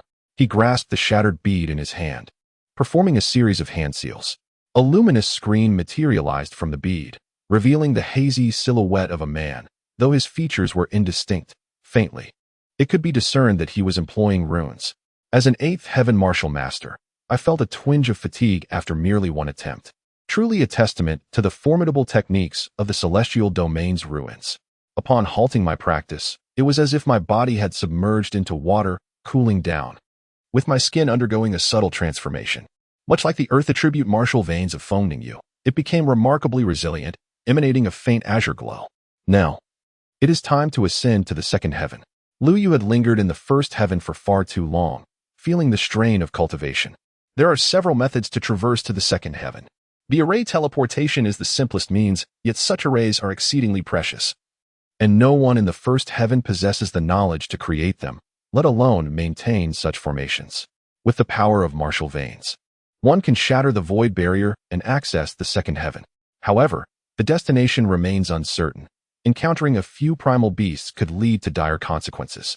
An 8th-level martial artist might not gain much advantage against such formidable creatures. Thus, one is left with only runes. Runes, composed of the primordial energies of heaven and earth, can accurately locate the position of the second heaven, provided a suitable place can be found. Who are you to trespass upon the Feng family? Do you seek death? At that moment, a man burst in, hastily approaching Lu Yu. His face was pale, and he was panting heavily. Upon seeing Lu Yu, a glimmer of hope appeared in his eyes. Brother Lu, something has happened to Morong Feng. Something has happened? Take me there. Lu Yu furrowed his brows and readily agreed. As the ancestral master, how could he neglect the plight of his disciples' kin? As they traveled, Nanli explained the events concerning Morong Feng. It turned out that on a mountain in the Spring and Autumn Nation, there exists a celestial ascension platform, rumored to be an array specifically for martial artists seeking to enter the second heaven. However, only a handful have become martial artists in a century, and they all remained within the dynasty, never utilizing this array. Upon hearing about it, Morong Feng sought to use the array to reach the second heaven, but unexpectedly, an accident occurred, leaving him gravely injured and unconscious. Surrounding the celestial ascension platform stood a multitude of individuals, hundreds of warriors in total. Alas, Morong Feng has finally become a formidable martial artist, and now the entire Morong family is in fear. He had wished to witness this legendary scene, yet now he lies wounded. Indeed, it is said that the ascension platform was functioning normally. How could such an unexpected incident occur? This is truly perplexing. Humph. I suspect he must have committed some heinous act that has drawn the ire of both gods and men, leading to his current predicament. A man clad in black, indifferent to the expressions of those around him, spoke boldly, yet no one dared to challenge him, for he was a member of the Hua family, and his father was a general of the dynasty. Morong Feng, in a feeble voice, reassured, "Father, you need not worry about me. I am unscathed." Morong she went in, her face etched with remorse and guilt, lamented, "It is entirely my father's fault for not thoroughly investigating the circumstances before hastily allowing you to participate in the ascension platform. Otherwise, you would not be in this state now. What we thought was a joyous occasion has turned into this unfortunate reality." The black-robed man from the Hua family, his eyes darting with calculation, seized the moment to step forward and coldly remarked, "I was led to believe you were formidable. Yet it appears you are merely a martial artist who has exhausted his potential to create a fade, deceiving the masses. Your efforts have been in vain. As everything has now been laid bare, even the ascension platform eludes you. Everyone should see through their true colors. The Morong family are nothing but frauds, seeking to leverage our families for resources. How contemptible." Hua Xiong relished this moment, feeling a sense of liberation. Since childhood, Morong Feng had overshadowed him, leading to his father's stringent expectations. With his own lack of talent and diminished prospects, he found himself stripped of the chance to compete for the position of family head. Upon witnessing her brother's injuries, Morong Xiao found herself devoid of any good cheer. She pointed an accusing finger at him, exclaiming, "Hua Xiong, cease your nonsensical ramblings. You, a mere 5th-tier martial artist, wish to drag my brother down with you? No matter his shortcomings, he is undoubtedly superior to you, a useless wretch." Hua Xiong, however, scoffed. "What of it if I am a waste? At least I am not a cripple like him. He is destined to be an ordinary man. As you can see from his current aura, he has plummeted to a 6th-tier martial artist." Yet, before he could finish his derisive remarks, an individual suddenly grasped his shoulder with a vice-like grip, unleashing a tremendous force that brought him to his knees with a resounding thud. The impact caused him to cry out in agony as blood flowed from his injured knee, leaving the onlookers in shock. Who had the audacity to strike a member of the Hua family?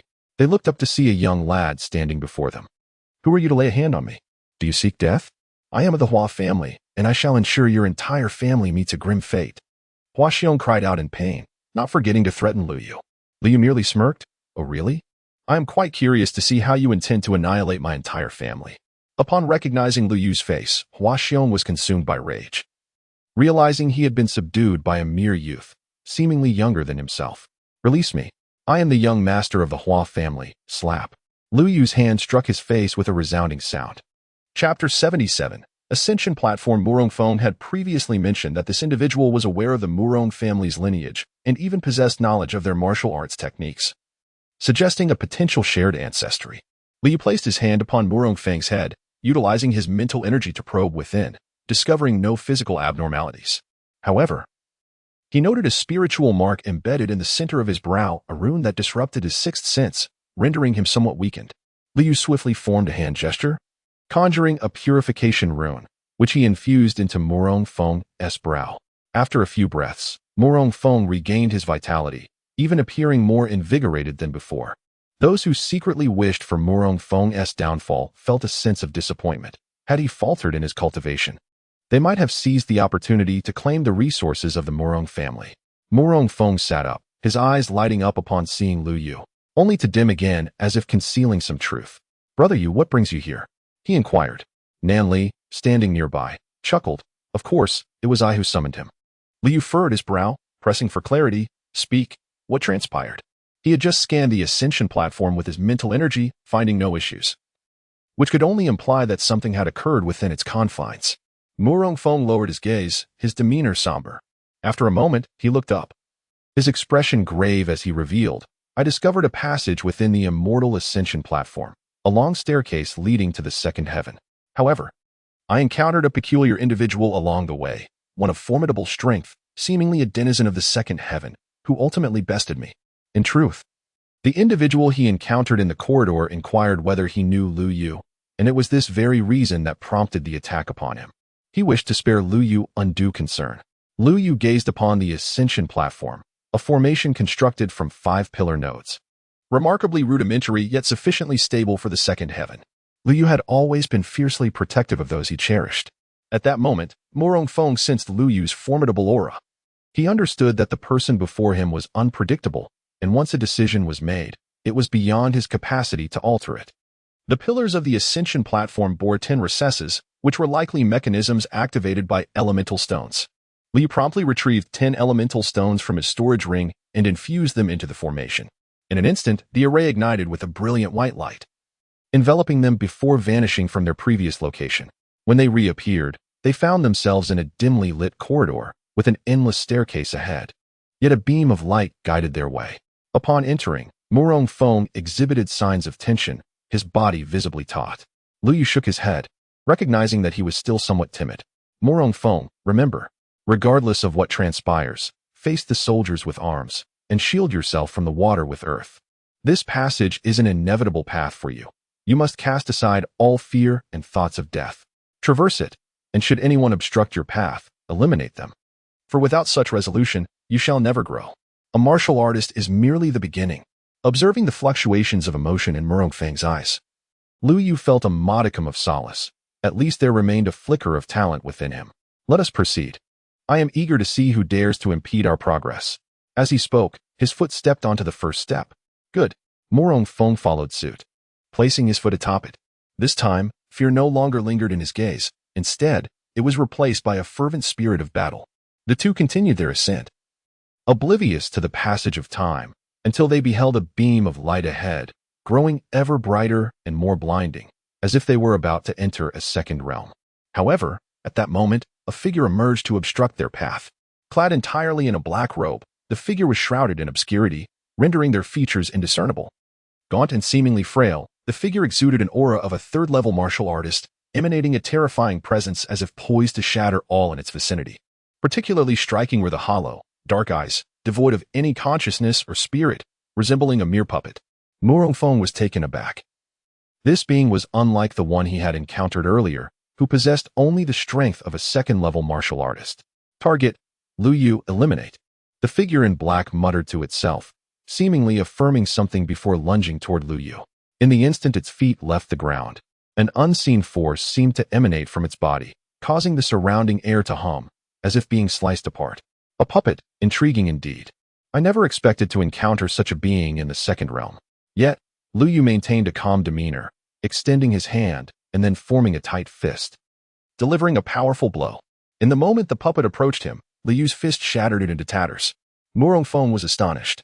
Liu Yu's manifestation of the 9 suns felt distinctly different from his own, more potent, as if it contained something invisible yet formidable. This entity is merely a puppet, unable to affect you. It seems there must be another individual involved, Liu Yu speculated. Murong Feng nodded in agreement, affirming that indeed there were others. Though the reason for their absence remained a mystery, his gaze wandered, anticipating that individual might suddenly emerge at any moment. This time, he felt no trepidation. Rather, he yearned for another confrontation. Previously, he had been ambushed and had not been able to unleash his true strength. He was certain he was not so feeble. However, when they reached the pinnacle of the staircase, no one emerged to obstruct their passage. It appeared they had successfully ascended to the second realm. Liu Yu smiled. Chapter 78. Half-beastmen. The ease with which they entered the second realm left Morongfeng with a sense of unreality. Indeed, textual accounts describe the void barrier as a perilous existence, rife with unknown dangers that preyed upon those traversing its corridors. Liu Yu found the ascension platform rather peculiar. Typically, the passages through the void barrier stretched endlessly, with some individuals potentially lost for decades without finding an exit. Yet, this ascension platform had been ingeniously crafted from stairs, providing a tangible and secure path to the second realm. As Liu Yu and Morongfeng stepped out of the passage and onto the soil of the second realm, Morongfeng was momentarily taken aback by the surrounding environment. Towering trees, robust and majestic, surrounded them, looking up revealed trees over 20 meters high, their lush foliage obscuring the sky, allowing only scattered beams of light to pierce through to the ground. The earth beneath was soft, and Morongfeng felt a touch of discomfort as he tread upon it. However, when he inhaled the first breath of primal energy, his eyes widened in sheer astonishment. Liu Yu furrowed his brow, quickly realizing that this was not a habitat for humans. The air was saturated with the faint yet unmistakable scent of ferocious beasts, mingled with the stench of decaying corpses. He glanced at the ground, gently pressing his foot down, feeling a certain softness. This terrain was likely not soil. Yet he refrained from voicing his thoughts, not wishing to alarm Morongfeng. Li began to survey his surroundings. Noticing something unusual behind a massive tree, something had stirred moments ago. Nevertheless, he paid it little heed. With his 8th-level martial disciple cultivation, 100 primal orifices, and his bronze physique, no one in the second heaven could possibly defeat him. Let us proceed and locate a city of the human race to take refuge. Liu murmured. Morongfeng nodded, silently vowing that once he grew stronger and established a foothold here, he would bring Su Ro and his brother Nanli to join him.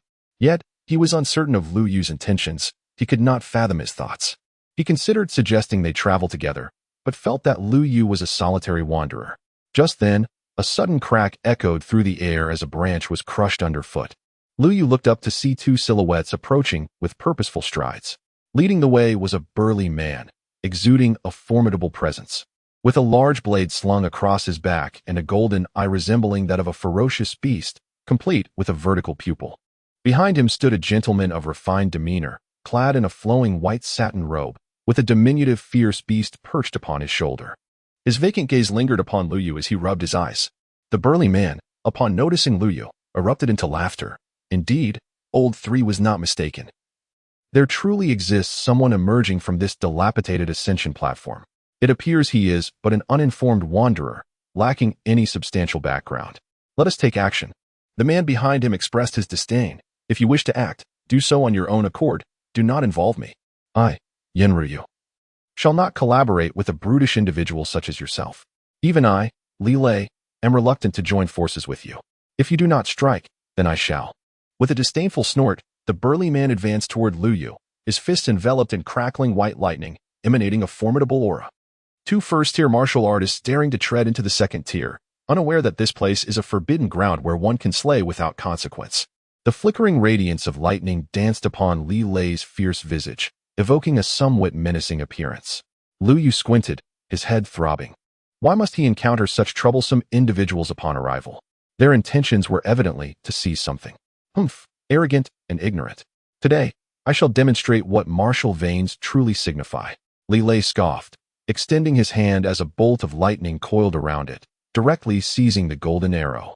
With a crack, the moment his palm grasped the arrow, the lightning intertwined, swiftly disintegrating it into nothingness. Morongfeng, taken aback, gritted his teeth, fingers drawing back once more, conjuring another golden arrow aimed squarely at Li Lei's chest. Liu Yu stood aside, merely observing, as he wished to witness Morongfeng's inaugural battle in the second heaven. Should he fail to grow stronger, he would inevitably perish at the hands of these adversaries. 9 suns, first technique, Son of Days. Morongfeng stretched the bowstring of the elemental bow, fervently channeling elemental energy into the arrow. Despite the sharp pain in his fingers, he persevered, continuing to infuse the arrow with power. In an instant, the arrow in his grasp erupted with a dazzling radiance, akin to the sun itself. With a swift release, the arrow shot forth with unparalleled speed, leaving behind a fleeting shadow before vanishing into the void. Alarming. Li Lei's eyes widened as he beheld the golden arrow, sensing the overwhelming elemental force it contained. Utterly astonished that a warrior of the first heaven could wield such formidable techniques. It was undoubtedly of 5th grade spirit level or higher. Martial skill, Spear of the Thunder God. He dared not exhibit even the slightest negligence, gathering a vast amount of lightning in his palm, nearly exhausting half of his Dantian's energy. He then gripped the Spear of the Thunder God and aimed it at Murong Feng's arrow. Boom! The serene forest erupted with a tremendous explosion as the two powerful forces collided, unleashing a colossal wave of energy. The nearest giant tree shattered instantly, crashing thunderously to the ground. Li Lei was hurled away by the shockwave, slamming into another tree.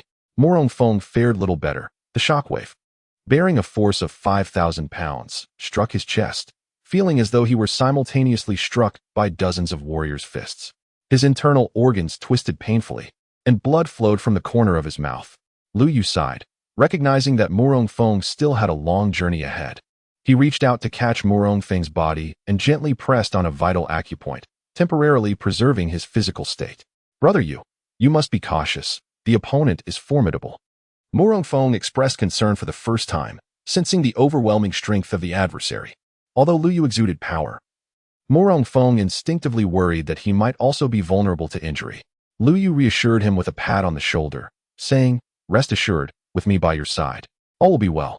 Yen Ruyu cast a disdainful glance at Li Lei, her expression darkening. Despite her aversion to this teammate, she felt compelled to avenge the injury inflicted upon him by their foes. Chapter 79. The martial artist skilled initially, the plan was merely to seize the possessions of the two. But given their lack of cooperation, it seemed that only their lives could remain intact. Observing the ring on Lu Yu's hand, which appeared to be a storage ring, Yen Ruyu surmised it must contain numerous treasures. Unlike Li Lei, Yen Ruyu possessed a keen sense of observation and an understanding of psychological tactics. Rather than launching a direct attack, he sought to gauge Lu Yu's capabilities through dialogue. Noticing Lu Yu's calm demeanor, he pondered whether there might be hidden cards in play, leading him to exercise caution. Particularly, Murong Feng emanated an intriguing aura. Despite his evident strength, he held Lu Yu in high regard, which made Yen Ryu even more wary. Li Lei, a second-tier martial artist with extensive combat experience, recognized that it was no simple feat for a first-tier martial artist to inflict injury upon him. Yen Ryu continued, "This is a forbidden zone. You cannot enter or exit. You have two choices. First, surrender your belongings to us, and I will escort you out. Second, I will incapacitate you and take the items by force. Choose wisely."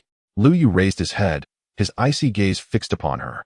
"You carry the essence of primal beasts, and you possess the bloodline of ferocious creatures. It appears that you are not entirely human, but rather a hybrid of man and beast." Upon hearing Lu Yu's words, Yen Ryu was momentarily taken aback, but then she erupted with sharp indignation. "Nonsense. We are not hybrids. We are the Linglong clan, a noble lineage." Murong Feng was evidently taken aback by Yen Ryu's sudden frenzy, his eyes turning a crimson hue, while the small ferocious beast perched on his shoulder recoiled in fear. The last thing he wanted was for anyone to tarnish his identity. "Die!" Yen Ryu's pupils transformed to a gleaming silver as she swung her arm, conjuring a silvery essence blade that seemed almost corporeal, exuding an extraordinarily sharp aura as if it could pierce through anything. Typically, elemental energy exists in a state of semi-physicality. Yet this blade was strikingly solid like a sword. Liu furrowed his brow but stepped forward nonetheless, extending his hand to confront the silvery blade with his bare flesh. With a resounding crash, his fingers grasped the essence blade, and with a forceful squeeze, it shattered with a sharp crack. To his astonishment, the silvery blade did not dissipate. Instead, it fragmented into numerous shards, resembling the material of elemental crystals. Yen Ryu was evidently taken aback that Lu Yu could withstand his assault unscathed. Suppressing his inner fury, he seized the still recovering Li Lei at his side and turned to flee. However, Li pursued closely behind, with Murong Feng joining the chase. The forest was vast, and they ran for a good 10 minutes without emerging from the wooded expanse. The surrounding trees appeared identical, showing no signs of change. Lu Yu had no intention of pursuing them to the death. He understood that they sought to lure him into a trap. While he was merely interested in uncovering the nature of this place, treating it as little more than a game. Suddenly, a cacophony of roars erupted ahead. The sounds of numerous ferocious beasts, seemingly starved for an extended period. There were dozens. Moreover, the environment around them began to shift. The towering trees gave way to desolate mountains. Resembling a landscape ravaged by catastrophe, devoid of life, only endless stretches of land dotted with piles of corpses, both of ferocious beasts and humans. The essence of elemental energy even appearing somewhat withered. Brother Yu, shall we continue the pursuit? This place feels peculiar, as if it is severed from the outside world. Morong Feng remarked, observing the surroundings with heightened vigilance. Crouching down, Lu Yu picked up a stone resembling it from the ground. Its exterior had charred to a deep black, and he held it to his nose for a moment. This is an 8th grade elemental stone, at least a year old. The mysterious essence stones lay scattered across the desolate mountains, as if a fierce battle had once transpired here, claiming the lives of numerous ferocious beasts and humans alike. All in pursuit of the precious stones hidden beneath the mountain. Such struggles for resources were not new to him. He regarded them with indifference, solely wishing to ascertain whether the two had encountered the individual who had attacked him, as mentioned by Morong Feng. Just as Lu Yu prepared to step forward, a rustling sound emerged from the opposite side. A few figures clad in black cautiously poked their heads out, surveying their surroundings. Upon spotting Lu Yu, they momentarily froze, seemingly taken aback by the presence of another. The black-clad individuals approached him, led by an androgynous man, flanked by 2 middle-aged companions, both of whom appeared to possess martial prowess at the 3rd level. My friends, it seems you have just descended from the 1st heaven, Morong Feng inquired cautiously, still alert from earlier events. How did you come to know that? The man replied softly. I am Yi Fengyue. He continued, this is not an appropriate place for conversation. Let us proceed to our camp. Though the 2 middle-aged men behind him showed signs of discontent, furrowing their brows at his suggestion, they remained silent. Lu Yu nodded in agreement. Very well. Before long, they followed Yi Fengyue to a temporary encampment established by the human warriors. As the inhabitants of the camp noticed the arrival of unfamiliar faces, they glanced up, their expressions unfriendly, scrutinizing the newcomers as if attempting to commit their appearances to memory. Yi Fengyue led him into a spacious tent, filled with abundant provisions and an array of weaponry. The sleeping arrangements were equally comprehensive, and the surrounding area was safeguarded by intricate formations and runes. 2 men clad in black stood guard outside, making no move to enter. He surmised that both were cultivators of the 1st tier, possibly unaware of the circumstances here. Having glimpsed their encampment, they might possess some understanding. It would be relatively simple to recruit these 2 into their ranks. Although somewhat lacking in strength, they would still contribute significantly to their combat capabilities. However, Morong Feng's subsequent remark left him utterly astounded. Beast Clan, just now, we encountered 2 individuals, one with a golden eye and another peculiar man. Are they of the Beast Clan? Yi Fengyue paused, questioning in disbelief. Are you certain that you 2 drove away Yan Ruyu and Li Lei? Indeed, Morong Feng replied earnestly, seemingly oblivious to the change in Yi Fengyue's expression. Yi Fengyue harbored doubts about his words, yet it was evident that the 2 had recently emerged from the 1st tier, making it improbable for them to be familiar with the current situation or to have any reason to deceive him. If what he said was true, then they must have sustained significant injuries. He resolved that it was imperative to dispatch someone immediately to investigate their condition. If they were indeed gravely wounded, an opportunity to seize their resources would arise. After contemplating this, Yi Fengyue proposed, since you 2 lack accommodations, why not join our martial arts group? We offer lodging and sustenance, ensuring your stability, and you will also have the chance to seek additional resources, greatly benefiting your cultivation. Although Lu Yu could see through his thoughts, he remained silent. Morong Feng, curious, inquired, what is the Warrior Guild? Yi Fengyue smiled and explained. The Warrior Guild is a mercenary organization within the Warrior Alliance. We undertake various tasks for others or engage in hunts, receiving a modest payment in the form of elemental stones. The guild is divided into 10 ranks, with rank 1 being the lowest and rank 9 the highest. Our Black Feather Guild is a rank 2 guild, consisting of over 100 warriors, and this camp belongs to us. Morong Feng nodded, gaining a general understanding of the situation, yet he did not make a decision, instead turning his gaze towards Lu Yu. After a moment of contemplation, Lu Yu replied, we have other matters to attend to, and it would not be prudent to linger here. Upon hearing this, Yifengyue's expression grew serious, a fleeting glimmer of coldness flashing in his eyes before being concealed. He earnestly cautioned, "You must consider carefully. We are the only rank 2 guild in the vicinity, and the outside world is fraught with danger. There are not only ferocious beasts, but also elemental beasts and other warriors who specialize in plundering resources from their kin, even to the point of taking lives." Since Lu Yu had already indicated their intention to leave, Morong Feng naturally declined, saying, "There is no need for further discussion. We will not join." Standing up, Lu Yu departed with Morong Feng, having grasped the situation at hand. 2 first-level cultivators believed they could join my Black Feather Guild? If it were not for the storage ring in your possession, I would hardly bother to converse with you. Yifengwei waved his hand, and 2 men in black entered. "You are tasked with investigating Mount Deluo to ascertain whether Yin Ruyu and Li Lei have sustained serious injuries. Upon gathering the necessary information, report back to me immediately. Furthermore, relay the details of those 2 individuals to the Marauders, instructing them to take action. Once the possessions of these 2 are seized, eliminate them, and all will be well." The 2 figures clad in black exchanged disdainful glances, but ultimately accepted the order. At that moment, Lu Yu and Morong Feng exited the encampment, only to overhear the conversations of those around them. It is truly embarrassing that Yifengwei engages in such conduct. What merit is there in courting 2 insignificant individuals at the first layer of the celestial realm? Previously, he had inexplicably gathered a dozen or so rogue martial artists, only for them to be used as cannon fodder, leaving not even a trace of their remains. Indeed, these 2 have declined to join the martial artist group. Their fate is surely sealed. Morong Feng cast a worried glance at Lu Yu, observing his unwavering calmness, which prompted him to reflect on whether he had been overly anxious. At that juncture, Lu Yu spoke. "I recently examined their map. The continent of the second layer appears to be divided into 2 opposing factions. One half is occupied by ferocious beasts, while the other comprises the cities of the human race to the south. Our current position lies in the center of the continent, so let us proceed directly southward." Morong Feng felt a pang of shame, recalling that there had indeed been a map in the camp, yet he had failed to scrutinize it closely. He was astonished that Lu Yu had gleaned so much information from a mere glance. It seems he is still too inexperienced. Such an incident must not occur again, he pondered silently. Lu Yu took a brief survey of the area, gaining a clearer understanding of the terrain. The landscape was predominantly dominated by towering ancient trees, and the imposing mountain at its center was once part of this lush forest, now marred by the violent clashes of warriors, utterly devastated by some formidable weapon.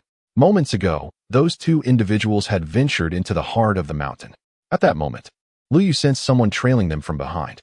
Morong Feng, too, detected the presence, and drawing upon his previous experience, he hesitated not a moment to channel his martial veins. He swiftly nocked an arrow on his longbow, aiming directly at the hidden figure, and conjured a golden arrow that shot forth with fiery intensity. The arrow pierced through the trunk of a massive tree like a beam of sunlight, causing the shadowy figure to momentarily falter and evade the projectile, before aiming back at Morong Feng and unleashing a swift, dark projectile. The speed of that weapon was astonishingly rapid, leaving Morong Feng with little time to react. Furthermore, the shadowy figure clearly possessed a superior martial prowess, emanating a terrifying aura. Jiuyao third form Huiyao. In a moment of urgency, Morong Feng invoked the 3rd form of the Jiuyao technique, transforming the arrow in his hand into a blazing flame. Its heat intensified immeasurably as he released it. The arrow collided with the dark projectile, incinerating it entirely. Liu cast a glance at him, feeling a sense of approval, but the shot was somewhat hasty. It reflected a deep internalization of the battle-esque gravity, indicating that he had genuinely embraced the life and death nature of this conflict. Adapting well to the trials of the second heaven, with just a bit more guidance, he would surely be capable of standing on his own. He began to elucidate. The 9 luminaries are not solely applicable to weaponry. They can also be integrated into the body and the 6 senses. Even your eyes, hands, and feet may operate in accordance with the pathways of the 9 luminaries. For instance, the 2nd form, the moon luminary, when applied to your movements, enhances speed. When utilized with the eyes, it unveils everything in the darkness, although the power of archery remains superior. Allow me to demonstrate physically. The 9 luminaries technique is not merely martial skill, but also a mental discipline. Mastering it and incorporating techniques that suit oneself is paramount. As Liu spoke, an abrupt shift in his aura occurred. Observe closely the 1st form, the sun luminary. In chapter 81, he instructed, the sun luminary, channeling the body. Lu Yu's skin shimmered with a faint golden radiance, embodying the essence of a solar deity. His eyes radiated a golden glow, seemingly capable of penetrating all illusions. Beneath his feet, a golden halo illuminated the ground. In an instant, the figure lurking in the darkness was startled, darting behind a towering tree, hurling concealed weapons in a frantic attempt to strike. Yet, when these weapons collided with Lu Yu, they inflicted not a single wound, instead producing a resonant clang, akin to metal striking iron. The concealed weapon fell to the ground, rendered shapeless. Murong Feng stood in astonishment. Could the 9 luminaries be employed in such a manner? Second form, the moon luminary. Lu Yu's brow gathered a small crescent, resembling an eye, as his gaze penetrated the surrounding trees, revealing the 3 individuals hidden behind the colossal trunk. Every form possesses its ultimate expression, which can be referred to as the 9 transformations. The first transformation is the pattern, allowing one to harness the power of the martial veins and elemental energy without the need to channel one's inner force. The third transformation is the flame pattern. In Lu Yu's palm, a crimson flame pattern emerged, and with a swift motion of his hand, the flame transformed into a fiery serpent coiling around a towering ancient tree. Moments later, a scream pierced the air as a cloaked figure collapsed to the ground, revealing a charred skull, reduced to a desiccated husk by the flames. Achieving the first transformation necessitates relentless practice and refinement, culminating in the attainment of the grand completion. Murong Feng understood that Lu Yu's teachings this time were crucial, for it was likely that he would not always be there to shield her. She needed to expedite her own growth. The second transformation is the mastery, a challenging step that demands not only continuous honing but also a certain degree of comprehension. Even when distanced from the body, one must still maintain control to continue assaulting the enemy. Allow me to demonstrate the 6th transformation, the golden radiance, which is ideally suited to your martial veins. It would be prudent to commence your practice with it. Golden radiance, sword of command. Lu Yu channeled his energy and then hurled it forth. The small sword danced through the air, seeking out the hidden foes cloaked in shadows. The sounds of agony echoed as several figures fell, never revealing their faces before being dispatched by Lu Yu's lethal strike. They perished without ever grasping the nature of their demise, for Lu Yu had transcended their realms by a considerable margin. Murong Feng gazed at the martial artists, his heart filled with astonishment. These individuals had fallen so effortlessly. The 9 celestial techniques were indeed formidable. However, Lu Yu cautioned him that both the first and second transformations consumed an immense amount of elemental energy. In the first layer of heaven, martial artists were reluctant to utilize their martial veins, for once their elemental energy was depleted, it signified inevitable demise. Do you understand? Though Lu Yu appeared to act casually moments ago, he had expended the energy of over 80 elemental nodes, and he possessed scarcely over 100 in total. A single drop of golden liquid from 1's dantian could equate to 1 elemental node, yet the dantian could contain no more than 50 drops. Do you remember? Murong Feng nodded. Regardless of the circumstances, Lu Yu was akin to a mentor to him. In the future, he aspired to carve out his own path in the second layer of heaven and cultivate the 9 celestial techniques to the second transformation. Hey, brother Yu, what are you doing? Searching the corpses. Do not waste the resources they possess. They are quite valuable, Lu Yu replied with utmost seriousness. After Lu Yu completed his search, he acquired a substantial amount of items, including a storage ring, which he deemed of little use to himself and thus gifted to Murong Feng. Let us proceed within. Upon hearing this, Murong Feng lifted his gaze toward the direction Lu Yu indicated, where Yan Ryu and Li Lei had ventured. As Lu Yu and Murong Feng stepped into the depths of the mountain, they felt an intense warmth radiating from the ground beneath them, causing their bodies to flush crimson. The residual flame's elemental energy lingered in the air, suggesting the presence of at least 5th-layer martial artists. Lu Yu formed a judgment in his heart. Within the mountain, numerous openings revealed themselves, indicating this was indeed a cavern. Upon encountering this cave, Lu Yu was reminded of a group of ascetics he had once seen, who resided within such caverns, dedicating their days to relentless cultivation. Alas, their fate was not a fortunate one. Without the trials of hardship and the ceaseless competition inherent in true cultivation, genuine progress remains unattainable. As Lu Yu and Murong Feng ventured into a cave entrance, they were enveloped in profound darkness. However, the illumination of the moonstone granted them clarity. The walls were entirely of stone, and the caves interconnected, resembling a hollowed-out mine. It hardly seemed a place where anyone would dwell. The intentions of the 2 individuals hiding within were shrouded in mystery. Feng pondered the strength of those two. Even he would find it a challenge to prevail against them. At that moment, a chilling scream echoed from not far away. A sound so harrowing it resembled that of a human. "Do not kill me. I am from the Black Feather clan." A sharp and furious voice retorted, "Humph. You humans have long deserved death for trespassing on the territory of the Beast clan." The sickening sound of bones cracking followed. "There are still humans." Liu discerned a figure not far from the cave entrance, petite in stature, bearing a hybrid semblance of human and beast, reminiscent of a creature from the tiger lineage. This bloodline was quite common in the Nine Heavens, and many martial emperors had risen through the legacy of primal beasts. "You two have come to besiege my Linglong clan?" It was only when the figure emerged that Lu Yu could see her distinctly. She possessed black tiger ears, sharp claws, and a beastly mark upon her brow. Her eyes filled with intense hatred. Yet in the next moment, all traces of animosity vanished, replaced by a look of utter bewilderment. As Lu Yu stood beside her, gently touching her ear and even playfully pinching it, she found it quite amusing. Previously, the half-orcs she encountered were brutish giants.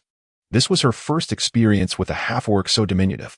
Lu Yu, upon noticing the half-orc, completely disregarded the imminent danger. However, upon hearing the term half-orc, the creature's demeanor shifted drastically, and it lunged at Lu Yu with its razor-sharp claws, attacking with astonishing speed. Should it land a blow, it would spell certain doom. "I am not a half-orc. I am of the Linglong tribe." The half-orc, reminiscent of those she had previously encountered, seemed unwilling to acknowledge its identity, as if it were a source of shame. In the Nine Heavens, such a lineage was considered a mark of disgrace. Lu Yu, observing the swift claws, reached out and seized them. Her bronze-skinned defenses were impenetrable, firmly grasping the creature's claws. Sensing the peril, the half-orc attempted to retreat. Yet it stood no chance against Lu Yu. "Release her. Remove your filthy hands. This prey is mine." A sharp voice echoed from behind. Lu Yu turned to see a fully armored man, clad in lightweight armor inscribed with intricate runes, his face marred with unsightly bumps, giving him an unsettling appearance. "Kid, that night owl is my quarry. Let go at once," the man said, his expression cold and menacing. "You two lack even the insignia of the warrior guild. Yet you dare to challenge us for our prey." Liu paid him no heed, instead directing his gaze towards the half-orc, who bore the bloodline of the Nightcat. He found himself intrigued by the half-orc. The fusion of bloodlines and martial veins could unleash formidable powers and abilities, a pursuit cherished by warriors. The Nightcat bloodline, originating from the Night God clan, possessed divine potential. With proper cultivation, it could indeed serve as a remarkable force in battle. After all, confronting the otherworldly alone was an insurmountable task. Should one possess divine potential, nurturing it could bolster the strength of the Nine Heavens. In his previous life, Lu Yu had taken on numerous apprentices, yet only a scant few had the capability to ascend to divinity, most halting at the martial emperor realm. The Nightcat, sensing the peculiar glimmer in Lu Yu's eyes, a gaze akin to those who sought to capture her, found no malice within it, but rather an appreciation that left her perplexed. "No, these humans are the same. They are mortal enemies of the Linglong clan and must not be deceived. You two are courting death," the man exclaimed, witnessing Lu Yu's audacity in disregarding him. Enraged, he unleashed the aura of a second-tier martial artist. His martial veins surged, and black elemental energy coiled around his form like a dark mist, coalescing into numerous black orbs that morphed into peculiar insects with antennae, swarming densely. These insects swiftly filled the cavern's passageways, encircling Lu Yu. "I, He Xian, am a member of a second-tier martial artist group, ranked among the top 100 with a unique martial vein. Today, you are indeed unfortunate. After all, you dared to touch my prey. Yet, I must thank you for drawing her out." He laughed maniacally. He smiled coldly, reveling in the sight of his enemies succumbing to his attacks, suffering and dying slowly. "A peculiar martial vein?" Liu shook his head, dismissing it as nothing more than a grotesque manifestation. "Your parents must have perished during your birth, poisoned before your arrival. You must have been regarded as a harbinger of doom from a young age." "Silence!"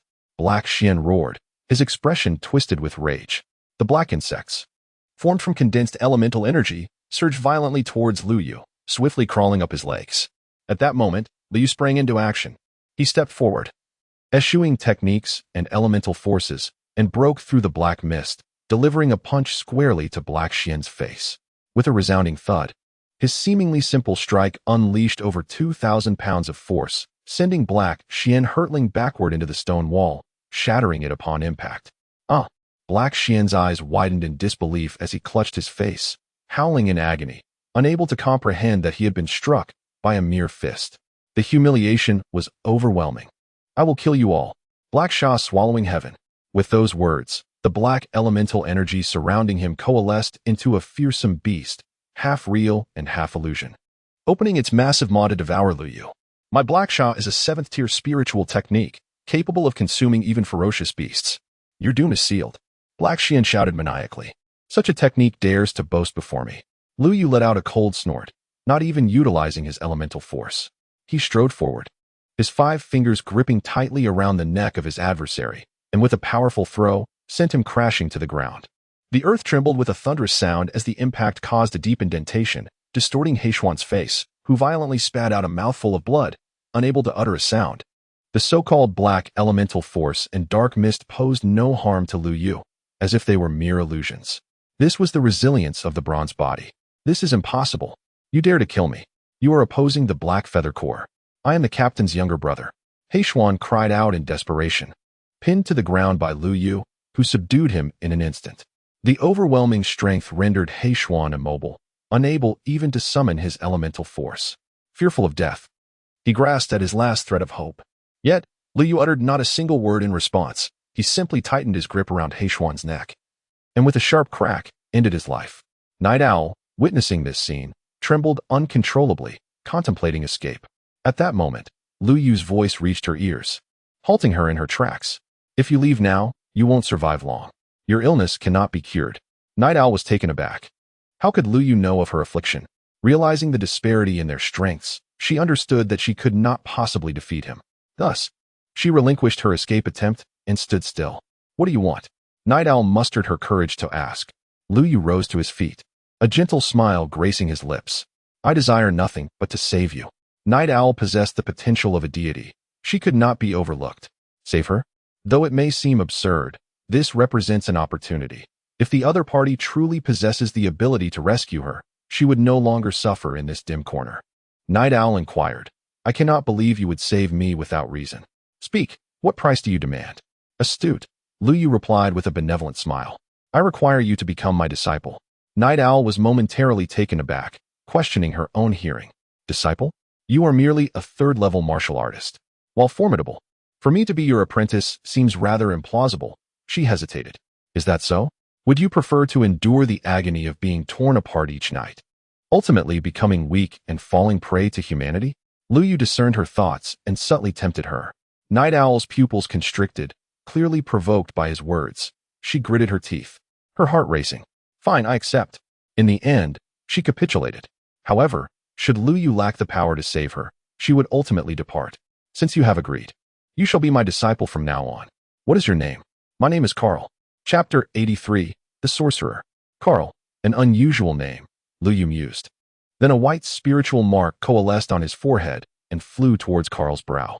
A wondrous rune entered her mind, and countless techniques flooded her consciousness, many pertaining to the practices of the Beast Clan. Carl exclaimed in astonishment, "This is spiritual energy.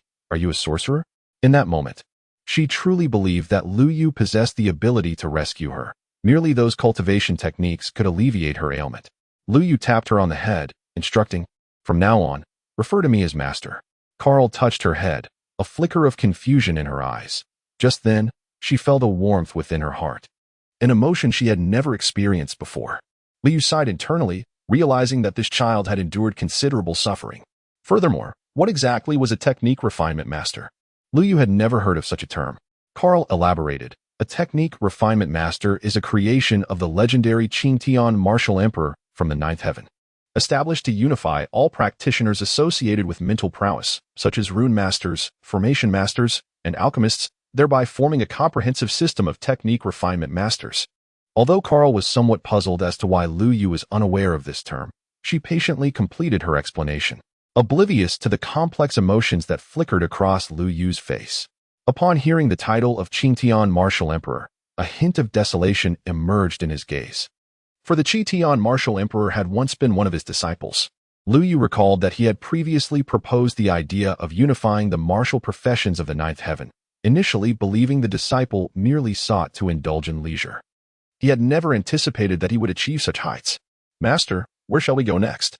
Carl inquired, seemingly anxious, her eyes scanning the surroundings as if fearing something.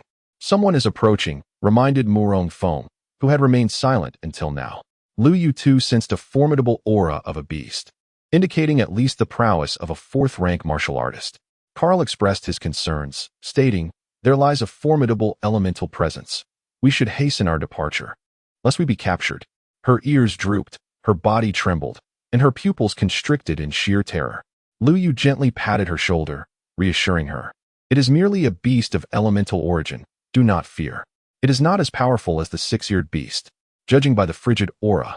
It should be an ordinary creature of bloodline." Carl, in a state of urgency, retorted, "That creature is the ruler of Mount Deluo. Our Linglong clan exists under the dominion of such beasts. Even a fifth-tier martial artist stands no chance against it. We must flee. Flee." "Carl, you are mingling with the human race." A shadow materialized within the cave, crawling along the ground until revealing a figure nearly 3 meters in length, its blood-red tongue flickering, and silver pupils fixating on Lu Yu. It was a serpent, its body pitch black, adorned with silver scales at its 7-inch mark, and a black horn sprouting from its crown, emanating an aura of chill. Upon sighting the serpent, Carl's expression shifted to one of alarm, instinctively exclaiming, "Lord Charm Serpent." The Charm Serpent's eyes narrowed. "Carl, have I instilled such fear in you? This black-horned serpent possesses the bloodline of the Jiaolong. If there is something to discuss, simply convey it to me. From this moment forth, she shall be my disciple." Lu Yu, observing the serpent's lack of malice towards Carl, spoke in a gentle tone. However, the Charm Serpent's words dripped with skepticism regarding Lu Yu's intentions. Lu Yu calmly responded, "It is merely a beast contract. It can be easily dissolved." The enchanting serpent let out a cold snort, remarking, "Such audacity. A beastly contract of the same age is not something you can casually dissolve. Even a second-tier spellcaster might find it challenging. I remain oblivious to the sweet words you may have whispered to Carl, luring her into your snare. I will not allow him to slip from my grasp and fall into the hands of your humankind." Carl, clenching his teeth, stepped forward and declared, "Enough. My Lord Serpent, I have made my decision to take him as my master. Please grant me your mercy." Silence enveloped the cavern, and in an instant, a silver light ignited in the serpent's eyes, casting a chill that permeated the entire space. With a flick of its forked tongue, it questioned in a frigid tone, "The commander rescued you from the grasp of your kind. Do you truly intend to betray for the sake of a mere human, someone you have only just met?" Carl shook his head resolutely. "I will never betray my kin. However, the commander acts solely for personal gain, wishing to exploit me. She has acquired Lu Yu's techniques and learned many secrets." Just as the serpent was about to retort, Lu Yu gripped its vital point with one hand, holding it firmly yet without causing harm. "You seek death," the serpent thought, attempting to bite Lu Yu's wrist. Yet, with a gentle squeeze, it found itself immobilized, unable to channel its essence. "How is this possible? What have you done to me?" The serpent seethed with fury. Lu Yu maintained a serene expression, as if pondering deeply. "Ah, the bloodline of the dragon. Upon transformation, it should possess the ability to change, making it perfect for Carl as a mount." "A mount?" The serpent's eyes turned icy at the suggestion, yet it found itself ensnared by Lu Yu's grip, devoid of the strength to resist. "You shall not succeed." As soon as the words left its lips, Lu Yu tapped into its mind, implanting a mental mark, which instantly bestowed upon the enchanting serpent a method of cultivating the bloodline of the dragon. This was astonishing. The serpent's pupils constricted, revealing a gaze of disbelief. How could this be possible? Although it possessed the dragon's bloodline, awakening this power would typically require a century or even a millennium, by which time it might already be deceased. Yet, with this technique, it could attain the realm of transformation in merely a decade or so, unlocking the dragon's bloodline and metamorphosing into a dragon itself. Subsequently, Lu Yu extracted a wisp of vital essence from her brow and directed it towards Carl, allowing it to soar into her forehead. Chapter 84. The Bloodfang leader. Upon hearing this, the enchanting serpent discerned Lu Yu's intentions and remarked, "You cannot possibly contend with him. Both Carl and I bear his beast element contract seal. Should he be harmed, we would both perish." Lu Yu concentrated, channeling 2 mental marks into their bodies, and a crisp crack echoed as the seals within Carl and the enchanting serpent simultaneously shattered. "Is it done now?" The beast element contract seals that had bound them were now erased by Lu Yu's will. At last, the enchanting serpent comprehended the magnitude of Lu Yu's power. It seemed that nothing was beyond his capabilities. She fell into silence. To eliminate the leader was not in her best interest, for within the entire beast clan, no one would shelter a traitor. Moreover, she could never reside among humans. Li perceived her thoughts. As long as I am here, you need not worry about anything. Just focus on safeguarding Carl. The enchanting serpent ultimately acquiesced, leading Lu Yu into the depths of the cave. Deep within the cavern lies a vast and expansive chamber, where a colossal creature, a blood-fang boar, reclines upon the ground. Its imposing form measures a full 5 meters in length, covered in a rich coat of crimson fur. 2 blood-red tusks, curved and menacing, protrude from the corners of its mouth, their razor-sharp tips seemingly capable of piercing through anything. Surrounding it are several smaller ferocious beasts, diligently massaging its massive body. Suddenly, the beast opens its blood-red eyes, each hair on its body standing erect like quills. The smaller creatures, gripped by fear, retreat and huddle low to the ground, silenced by trepidation. The serpent enchantress and Carl have undone the beast pact, a feat that should be impossible within 100 miles, where no one could possibly break my bond. With the human guard stationed nearby, escape seems utterly implausible. A flicker of confusion crosses the blood-fang boar's mind. But as it casts its gaze toward the cave entrance, it detects the presence of humans, specifically, the serpent enchantress and Carl. In an instant, realization dawns upon it. With a sudden surge of power, it rises, its massive limbs crashing down with such force that the ground trembles beneath it. Its blood-red eyes fixate on the entrance. Filled with fury as it bellows, serpent enchantress, Carl, how dare you betray me? Leading the charge is Lu Yu, his expression calm and inscrutable, giving no hint of emotion. The serpent enchantress and Carl cower behind him, rendered speechless, their current status rendering them unable to confront the blood-fang. Lu Yu lifts his head slightly and remarks nonchalantly, "So it is merely a blood-fang boar. Even in weakness, it can claim leadership. It seems that Mount Deluo harbors no truly formidable beasts." Death. The blood-fang pig, indifferent to its surroundings, let out a thunderous roar. With a forceful push of its front legs, the front half of its massive body leapt into the air, crashing down with a resounding thud that sent countless pebbles scattering, causing the entire cave to tremble. The ferocious beasts within the cavern fled in a state of panic. With a mighty stomp, the blood-fang pig charged forward, aiming its colossal hooves at Lu Yu. The sheer force of its strike was equivalent to several tons. Should an ordinary person be struck, they would undoubtedly be reduced to mere pulp. Yet Lu Yu remained calm, raising his hand to meet the descending hoof. As it made contact, the lower half of his body sank into the ground, yet he emerged unscathed. Not dead? The blood-fang pig expressed a hint of surprise. In the next moment, Lu Yu exerted a powerful push with his hand, and the blood-fang pig felt an immense force, as though it had been struck by a mountain, causing it to stagger backward several paces. Lu Yu then sprang from the pit, landing firmly on the ground. "Curse this human! How dare you harm me?" The blood-fang pig steadied itself. This time, instead of charging, it channeled its elemental energy into the earth. Suddenly, the ground rumbled ominously, as if it had come alive. Observing this, the enchanting serpent cautioned Lu Yu, "It possesses earth element techniques. Be wary of your footing." No sooner had she spoken than a massive stone pillar erupted beneath Lu Yu, resembling the sharp tusks of the wild boar, poised to thrust violently towards his back. The blood-fang pig laughed maniacally, proclaiming, "My earth-tooth thrust has slain countless martial artists. Its power is unparalleled. Even city walls can be pierced. You think you can evade it? Today, not a single one of you shall escape." He imagined Lu Yu's chest being impaled by the earth-tooth. Yet in the next moment, he beheld Lu Yu remain unfazed, turning swiftly to raise his fist and strike back. Bang!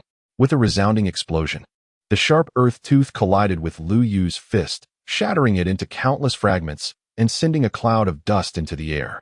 "This is impossible. You are merely a second-tier martial artist. How can your flesh withstand my earth-tooth thrust?" The blood-fang pig could scarcely believe the scene before him. Again, he commanded, as several curved earth teeth surged towards Lu Yu's form. One punch after another, Lu Yu obliterated the incoming earth teeth, sustaining no injury whatsoever. Instead, the blood-fang pig found its vital energy gradually depleting. The enchanting serpent, witnessing this spectacle, was rendered speechless. Lu Yu's strength far exceeded its wildest imagination. Perhaps this time it had allied with the right individual. Yet, it wondered if it could survive in the realm of humanity. Ultimately, The Bloodfang pig abandoned its energy-based attacks and charged forward, its massive form blocking out everything. This time, let us see how you defend. Its razor-sharp crimson fangs aimed directly at Lu Yu's body. It could not fathom that the opponent could withstand such a strike with mere flesh. Lu Yu inhaled deeply, a faint azure glow enveloping his body, a glint of murderous intent flashing in his eyes. He then extended his hand and seized the Bloodfang pig's fangs. Boom! The tusks emitted an immense force, causing Lu Yu to momentarily lose his footing, nearly propelling him outward. However, his bronze-like physique, weighing over 1,000 pounds, firmly anchored him to the ground. Under ordinary circumstances, a single stroke of his sword essence would suffice to vanquish the foe. Yet he was intent on cultivating his body refinement technique and could not overlook such an excellent opportunity for practice. With a determined grip, Lu Yu clenched his fingers, his veins bulging as his muscles tensed. Gritting his teeth, he exerted tremendous effort, gradually lifting the blood-toothed boar. He then hurled it fiercely to the side. Boom! The massive form of the blood-toothed boar crashed into the stone wall, producing a resounding echo throughout the cavern, causing the entire wall to collapse and a cloud of dust to rise. The cave was left in utter disarray. Stepping through the dust, Lu Yu approached the creature, which lay on the ground, racked with excruciating pain, its limbs trembling, unable to rise. Roar! Its eyes glowed a blood-red hue as it let out a furious bellow. Acutely aware that it was no match for Lu Yu, who would not spare it. Utilizing its remaining essence, it unleashed its final attack, Earth Tooth Spike. Despite exhausting its energy, there was no discernible change in the surroundings. The blood-toothed boar sneered, "You shall accompany me to the grave, haha." Lu Yu furrowed his brow and delivered a powerful punch to its forehead, unleashing nearly 10,000 units of force. With a resounding crack, its skull shattered, sending blood and flesh flying in a gruesome spectacle. Carl observed with confusion, pondering why the Commander's Earth Tooth Spike had resulted in no apparent effect. The enchanting serpent's pupils constricted. This is bad. It surely intends to entomb us here. Entomb us here? Murong Feng paused momentarily upon hearing her words. No sooner had she spoken than the entire cavern reverberated with a thunderous roar, and a 10-meter-long earthen fang pierced through the rock wall. Merely a portion of the fang was exposed, yet it measured 10 meters. The entire cavern must have been breached. However, Lu Yu remained unperturbed as he utilized his sword energy to disassemble the blood-toothed boar's body, subsequently placing its remnants into his storage ring. To his surprise, he discovered a beast core of commendable quality. Lu Yu squeezed the black beast core in his hand, feeling a sense of satisfaction. Suddenly, stones began to plummet from the ceiling, signaling an imminent collapse. The enchanting serpent urged, "We must depart swiftly. It is about to cave in." "No need," Lu Yu replied calmly. Earth manifestation. He crouched on the ground, pressing his palm against the earth. In an instant, his body erupted with earth-type energy, and 5 colossal stone pillars rose from the ground, resembling hands that propped against the cavern's ceiling, stabilizing it. Murong Feng felt a surge of astonishment. Although she had witnessed Lu Yu's prowess numerous times, each occasion left her in awe. Earth manifestation, what further applications could it possibly have? Yet, without immense energy, such feats could not be executed. She remained uncertain of Lu Yu's true cultivation level. The enchanting serpent had encountered many formidable warriors, and while such stone pillar attacks were common, none had displayed the same composure and ease as Lu Yu, as if it were but a sip of water. Lu Yu turned to the charming serpent and inquired, "Are you acquainted with individuals named Yan Ruyu and Li Lei?" He had initially entered with the intention of locating these two, yet their presence eluded him. The charming serpent pondered for a moment and replied, "These two are members of the Linglong clan and are familiar with Carl, though I am not well informed about them." Carl, noticing Lu Yu's gaze upon her, spoke somewhat awkwardly. "They are accompanying a leader of the Linglong clan, not present here, but rather in the Heishui swamp." "Master, may I ask what business you have with them?" Lu Yu responded, "Merely a few inquiries. The Heishui swamp is not entirely a marshland. There exist a few dwellings hidden within its depths. Many who venture here, intent on capturing members of the Linglong clan, often fall victim to traps and meet their demise. Beneath the vast expanse of the Black Water Swamp lies a chamber protected by a barrier that shields it from the encroaching waters. Inside, 3 half-beast men are seated, each possessing peculiar appearances. The one in the center is a diminutive half-beast, standing at merely half a meter tall, with brown skin and a pair of tiny protruding fangs. His eyes gleam with sharp intelligence as he gazes intently at a transparent orb resting before him. To To his left sits a bearskin man, his body covered in a thick coat of black fur, who is gulping down alcohol with abandon, appearing intoxicated, yet his eyes remain remarkably clear and bright. On his right is a woman who resembles a human, clad in a flowing robe, without any notable peculiarities. She gazes at the crystal orb and remarks, "Is this contraption truly reliable? If you err in your predictions once more, our Linglong clan will be beyond salvation." At that moment, Yanruyu embraced Li Lei and leaped into the dark swamp, subsequently entering a dwelling. Upon his arrival, he captured the attention of 3 individuals. "Were you not instructed to retrieve items from there? How is it that you are all injured?" The woman, noticing Li Lei's bloodied state, immediately rushed to him. Concern etched across her face. She gently placed her hand upon his body, channeling her energy to aid in his recovery. The squirrel beside Yanruyu scurried onto the shoulder of a dwarf, chattering incessantly in his ear. Instantly, a complex expression crossed the dwarf's face. He sighed. How could it have come to this? Those 2 individuals were clearly from the first heaven. How could they possess such strength? Have I erred once more? Nearby, a werewolf took a swig of his drink and remarked, "What divine arts? There are no deities in this world, only warriors. That ability of yours merely predicts whether it might rain, and it only foretold that the Linglong clan's future would emerge on the ascension platform of the first heaven." The dwarf, somewhat indignant, scoffed, "At least my divine arts have saved your life on several occasions, and no one has ascended that platform in decades. The current coincidence suggests that the key to the Linglong clan's prosperity lies within those 2. Yanruyu's expression turned grave as he spoke weakly. "Enough of this. We cannot hope to contend with those 2. They possess at least the strength of third heaven warriors, and one of them is particularly peculiar.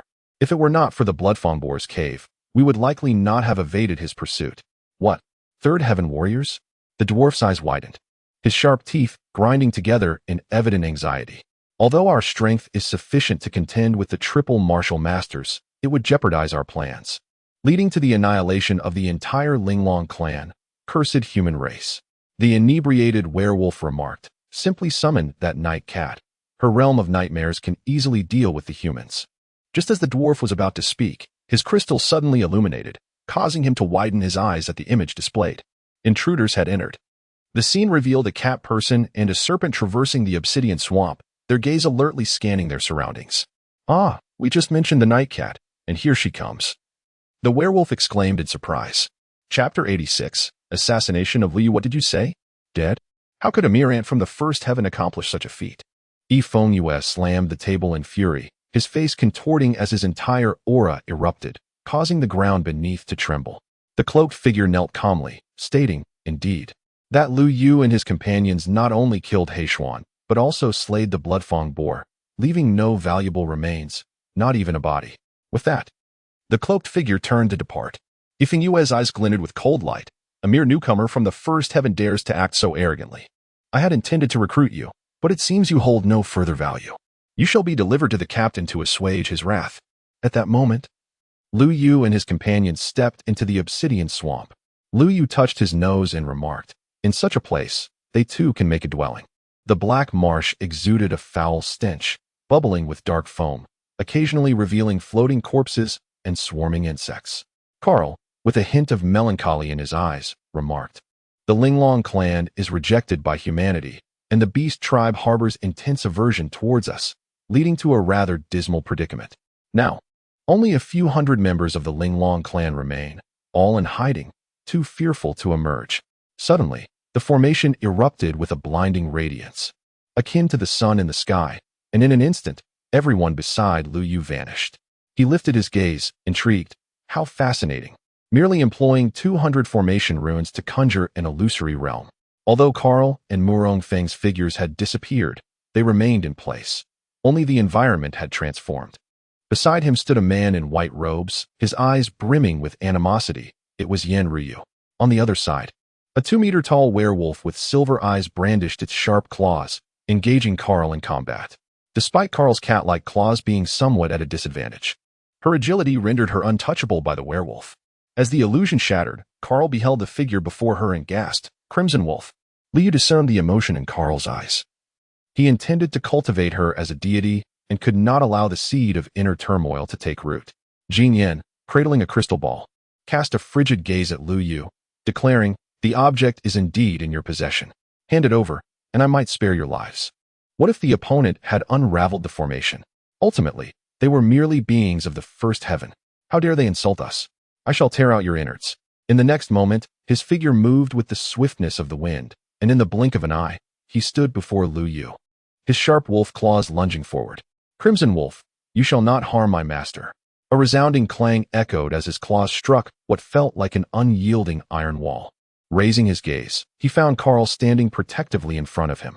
However, Carl's strength was evidently inferior to that of the Crimson Wolf, and he could not withstand the relentless assaults, getting kicked away with a force that sent him flying. Fortunately, he was caught by the entwining body of the Enchantress Serpent. At that moment, the Crimson Wolf, emboldened by his advantage, aimed to strike down both Carl and the Enchantress Serpent. Suddenly, a golden arrow shot toward him. With a swift whoosh, it pierced through his arm, causing the Crimson Wolf to howl in agony. Chapter 87. A solemn purpose of slaughter with a fierce roar. The Crimson Wolf stepped forward, causing the ground to cave in and black marsh water to splash around. Morong Fong released another arrow, but it merely struck the Crimson Wolf's body without inflicting any harm. In turn, Morong Fong was hit in the chest by the Crimson Wolf's attack, sending him tumbling several meters away. The Crimson Wolf then turned his gaze toward Lu Yu, viciously declaring, "Now it is your turn. Brother Yu, be careful." Morong Fong shouted anxiously from the ground. Lu Yu smiled gently, responding, "Beast transformation is indeed impressive, but your bloodline rank is too low. At most, you possess the strength of a triple martial artist, which is insufficient to contend with me. One strike will suffice." Arrogant, the Crimson Wolf darted toward Lu Yu, aiming to pierce his heart with his sharp claws. Suddenly, his claws halted, unable to advance even a fraction. How is this possible? The Crimson Wolf's eyes widened in disbelief as he beheld his claws being thwarted by merely a single finger of Lu Yu. Moreover, Lu Yu appeared to exert not the slightest effort, effortlessly grasping the creature's claw with a single hand. With a sudden forceful twist, a resounding crack echoed as its claw was brutally snapped. Ah! The Crimson Wolf emitted a harrowing scream of agony, propelling itself backward several meters with a frantic kick. Yet, upon raising its head, it was dismayed to find Lu Yu had vanished. At that moment, a chill coursed down its spine, a foreboding feeling enveloping its heart. Turning around, it was startled to discover Lu Yu had stealthily positioned himself behind it. The wolf's head collided with the ground, blood splattering as the earth beneath cracked open. "If you dare to kill me, you shall meet a grim fate." The Crimson Wolf gasped, its breath becoming labored, its countenance twisted in pain. "Although I am not of the human race, my father is an elder of the human sect. If you harm me, he will not spare you." Lu Yu responded with a cold laugh. "Your father is indeed quite deranged, not even sparing the beast kin. The thought of a human elder attacking a she-wolf is unfathomable." The Crimson Wolf, under the illusion of having instilled fear, boasted, "You understand, then. Release me at once." To its astonishment, Lu Yu complied, loosening his grip. The Crimson Wolf's heart swelled with delight as it prepared to rise and sink its bloody jaws into Lu Yu. However, in the very next moment, Lu Yu's hand reasserted itself upon its head, this time with even greater force. With a resounding thud, its skull met the ground in a brutal collision, blood gushing forth. Ah! The Crimson Wolf lay face down, utterly silenced, only able to emit pitiful whimpers. "Release him." At that moment, Yen Ryu let out a fierce shout, followed by the emission of a silver blade of energy that sliced through the air with a piercing sound, indicative of its sharpness. Lu Yu smirked, raising the severed head of the Red Wolf. Just as the Red Wolf, who had exhaled a sigh of relief, was about to unleash a torrent of curses, he witnessed Lu Yu using his own head to block the silver blade of energy, causing his pupils to constrict in shock. With a sickening thud, the Red Wolf's head was severed, and a fountain of blood erupted from his neck, his headless body collapsing lifelessly to the ground. Lu Yu gazed at the gruesome sight of the Red Wolf and shook his head, remarking, "'Tis your fate is truly lamentable. Even your friends are poised to strike you down." Yen Ryu's face turned pale, rendered speechless, trembling with rage as he realized he had inadvertently slain his companion with his own hand. "You shall not die a good death," Yen Ryu's shrill voice echoed, brimming with fury. With a cold snort, Lu Yu flung the severed head towards Yen Ryu. The impact sent Yen Ryu hurtling backward, crashing into the murky waters of the black swamp. When he emerged, he was drenched in repugnant black liquid. Due to the toxins present in the water, Yen Ryu found himself utterly drained of strength, collapsing onto the ground, motionless. Subsequently, 10 glowing runes coalesced, forming a beam of white light, as thick as a man's arm. Inscribed with golden symbols resembling chains, intent on binding its target. Divine Retribution. The beam shot forth with tremendous force, dimming the surroundings in an instant. Upon witnessing this beam, a flicker of gravity crossed Lu Yu's gaze, compelling him to regard it with utmost seriousness. The alabaster beam appeared unremarkable, yet it emanated from a sealing rune originating from beyond the sixth heaven. It was then that he discerned the crystal orb in the person's possession to be a fragment of a divine artifact, albeit devoid of its divinity. Bereft of any semblance of divine power and reduced to a mere mundane instrument. Nevertheless, the potency of the beam remained formidable, and his bronzed physique alone could not withstand the assault of this yuan energy beam. Should he evade it, Morong Feng and the others behind him would inevitably suffer harm. It seemed he would have to expend his energy once more. A trace of solemnity flickered in Lu Yu's eyes as he formed a hand seal, instantly conjuring a yuan energy rune from his palms and between his brows. Sealing rune, 33rd iteration, Divine Demon Prison. As the two runes coalesced, they erupted in a radiant glow, instantaneously transforming into a colossal ebony cage, enveloping them all. Originally intended for the confinement of deities and demons, it was now employed to defend against the Divine Punishment rune. Bang! The Divine Punishment beam collided with the Divine Demon Prison, unleashing a deafening roar. Yet it stirred not a ripple nor an explosion, for the power of runes, unlike martial techniques, primarily served to restrict adversaries, possessing limited offensive capabilities. Furthermore, as divine punishment also pertained to sealing runes, upon encountering the Divine Demon Prison, they merely engaged in mutual attrition, the power of the runes gradually diminishing until they dissipated entirely into oblivion. How can this be? Jin Yin exclaimed, incredulous at the spectacle, but upon regaining his composure, he recognized his inferiority and promptly turned tail, seeking refuge within the Blackwater Marsh. Chapter 88. Divine Artifact Fragment. To flee? Not so facile. Liu unsealed the cage of gods and demons, speaking coldly. What appeared effortless moments ago was, in truth, a formidable exertion. A single rune of elemental energy drained over 100 of his energy points and consumed the golden liquid from his 3 dantians, leaving only 1 dantian empty. The sealing rune, the first layer, was an elemental binding.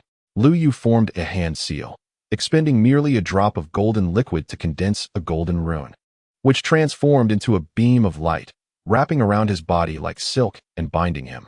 In that instant, he could no longer mobilize his elemental energy. Bang! Jin Yin crashed to the ground. The crystal orb rolled away, and Lu Yu picked it up, holding it in his hand. With a pulse of his spiritual energy, he perceived the hundreds of runes contained within, which were of some value to him. Utilizing this rune orb to perform rune techniques would be significantly easier, sparing him the drain of nearly half his elemental energy in one go. Jin Yin roared, "That is mine, return it."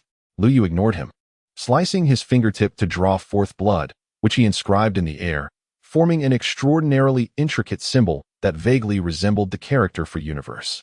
The blood merged with the crystal orb, igniting a blinding white light, with runes swirling around it, dazzling even in the daylight. Simultaneously, a white halo coalesced behind Lu Yu. Gentle yet solemn, as if a celestial deity from the heavens, sacred and inviolable. Truly, this fragment of divine artifact, even devoid of its divinity, could assist in cultivating spiritual energy, allowing the formation of the first divine wheel. Suddenly, a slender sword of elemental energy pierced through his heart. He clutched his heart. His face contorted in agony, and then collapsed onto the ground, sinking into the dark swamp. Even in death, his gaze remained fixed upon Lu Yu, as if he wished to inflict 1,000 tortures upon him, yet the opportunity had vanished. In Lu Yu's mind, information about the crystal ball emerged. This crystal ball was a divine artifact, originally a massive mirror known as the Celestial Mirror. For reasons unknown, it had shattered and descended into the various realms, only to be discovered later. Through the crystal ball, he beheld a small cottage amid the formations resembling the dark swamp, where a woman was tending to a man, none other than Li Lei. Bai Xinzi, unaware of the situation outside, had just exhaled in relief when suddenly, a black figure fell to the ground. As he looked up, his face was ashen. It was Yen Ruyu. Shortly after, Lu Yu and the others leaped in as well. Bai Xinzi attempted to rise, only to find Lu Yu extending his hand, binding her with a golden light that rendered her powerless. She noticed only Yen Ruyu and felt a pang of concern. What have you done to them? Upon opening his eyes, Li Lei immediately attempted to attack Lu Yu. But Lu Yu coldly remarked, "If you wish to prevent that woman beside you from perishing, you may try." Li Lei halted, gritting his teeth. His eyes filled with murderous intent, but upon seeing Lu Yu's companions, he suppressed his rage. "What do you want?" Li Lei inquired, furrowing his brow. "Before we leave the ascension platform, did you see anyone else enter?" The peculiarities of that ascension platform are indeed numerous, and according to Morong Feng, there are individuals who specifically target him, compelling him to remain vigilant. Li Lei was momentarily taken aback, but then he quickly responded, stating that the platform had not been visited for a long time. It is a forbidden area, generally avoided by all. Kill him. At that moment, the previously unconscious Yin Ryu suddenly awakened and immediately unleashed a dark elemental blade, attacking Lu Yu and his companions. Simultaneously, Li Lei reacted by conjuring a thunder god spear in his hand, lightning illuminating the room. Their attacks converged and surged towards Lu Yu, with immense elemental energy compressing within the confines of the room, forming a colossal vortex. A thunderous explosion resonated, causing the entire room and array to tremble. And Lu Yu's position was blasted into a gaping hole, with splinters flying and dust swirling in the air. Before the smoke could dissipate, two golden beams of light shot towards Li Lei and Yin Ryu. Their expression shifted dramatically as they attempted to evade, but it was too late. The two golden beams pierced their hearts, rendering their bodies rigid. As they gazed towards the golden light, they beheld a diminutive golden sword, no larger than a thumb. Yin Ryu and the others, initially confident in their ambush, were met with disbelief as the smoke cleared, revealing that Lu Yu and his companions had sustained no harm whatsoever. Their eyes brimmed with resentment, questioning why they had failed. Only Bai Xinzi remained, her face pale as she gazed at Lu Yu, exclaiming, "Why do you seek to eradicate us completely?" Observing Lu Yu's decisive dispatch, Morong Feng inwardly took note. Had Lu Yu not reacted with such alacrity, they might have met their demise. The specter of Lu Yu's power sent tremors through Maeve and Carl, an involuntary reverence for one of such formidable stature. Morong Feng inquired with a tinge of perplexity, "But by eliminating them, we forfeit any chance of uncovering information." He harbored a deep-seated desire to unmask the assailants from that fateful attack, for they, as inhabitants of the first heaven, had incurred no known animosity in the second. Lu Yu demurred, "I harbored no intention of eliciting information. My sole aim was their eradication. Let us proceed towards the human city." Morong Feng acquiesced with a nod, offering no further comment as he ascended. Lu Yu obliterated the formation, consigning it to eternal interment within the Blackwater mire. Abruptly, Lu Yu halted, his gaze directed towards the forest ahead, remarking, "Such feckless beings, one wonders from whence they derive the audacity to challenge me." Chapter 89. A Triumvirate of Mediocrity Array Deployment. A male voice resounded abruptly. Those lurking in the shadows, realizing their detection by Lu Yu, swiftly conjured array runes. Instantly, 9 pillars of light ascended from the ground within a 100-meter radius, encircling Lu Yu. Subsequently, the runes between these pillars intertwined, forming a network of chains. Each pillar possessed a distinct attribute, encompassing flames, ice, lightning, and tendrils, among others. Morong Feng, comprehending the situation, promptly drew back his great bow, launching a golden arrow towards the ice pillar. Alas, his assault proved inconsequential, akin to a mere droplet failing to make a ripple. At that moment, 3 figures clad in black emerged from the shadows, their entire bodies shrouded, rendering their features indistinguishable. They exuded an aura characteristic of dual practitioners. One of the black-clad individuals spoke with an icy tone, suggesting that compliance would be wise. "You would do well to accompany us willingly and forfeit your cultivation. For should we resort to force, it shall not be an effortless endeavor." Unbeknownst to them, in Lu Yu's eyes, they had already been relegated to the status of mere corpses. Naturally, Morong Feng was unwilling to acquiesce. He swiftly drew an arrow once more, this time invoking the Jiu Yao technique. Flames engulfed the arrow as he launched it towards the icy beam, resulting in a plethora of shattered ice, indicating that his attack bore fruit. A surge of elation filled Morong Feng's heart. A flicker of surprise crossed the eyes of the black-clad assailants. But one of them coldly retorted, "You are truly presumptuous." With a sharp command, he unleashed a lightning whip, a column crackling with electricity, which swiftly unleashed a bolt of violet lightning towards Morong Feng. Alarmed, Morong Feng hastily summoned his inner energy to shield against the oncoming strike. Yet he was still hurled backward, his protective barrier shattered. Fortunately, he sustained no significant injuries. Otherwise, Lu Yu would have intervened. The black-clad man erupted in cold laughter. You have witnessed our power, boy. Should you continue to defy us, do not blame us for resorting to violence. Submit and forfeit your cultivation. For the three of us are adept practitioners, far beyond the capabilities of mere first-tier novices like yourselves. The brazen demeanor of the men in black stirred a sense of displeasure within Carl. She felt an urge to test the radiant pillars of the formation. But the enchantress serpent interjected, cautioning, those pillars can only be breached with mental fortitude. Do not act rashly. The enchantress serpent was aware of Lu Yu's proficiency as an alchemist, and perhaps he possessed the means to resolve the situation. However, apprehension lingered in her heart. Considering their adversaries numbered 3, Lu Yu cast his gaze upon the formation, noting its resemblance to aspects of his own 9 luminaries' art. He turned his attention to the men in black, his countenance serene as he inquired, "You are emissaries of the Black Feather Syndicate, are you not?" A visible tremor ran through the frame of one of the men in black, yet he retorted, "We know nothing of this Black Feather Syndicate. We are merely mercenaries, compensated by our employer for your transgression. Enough idle chatter. Prepare yourselves.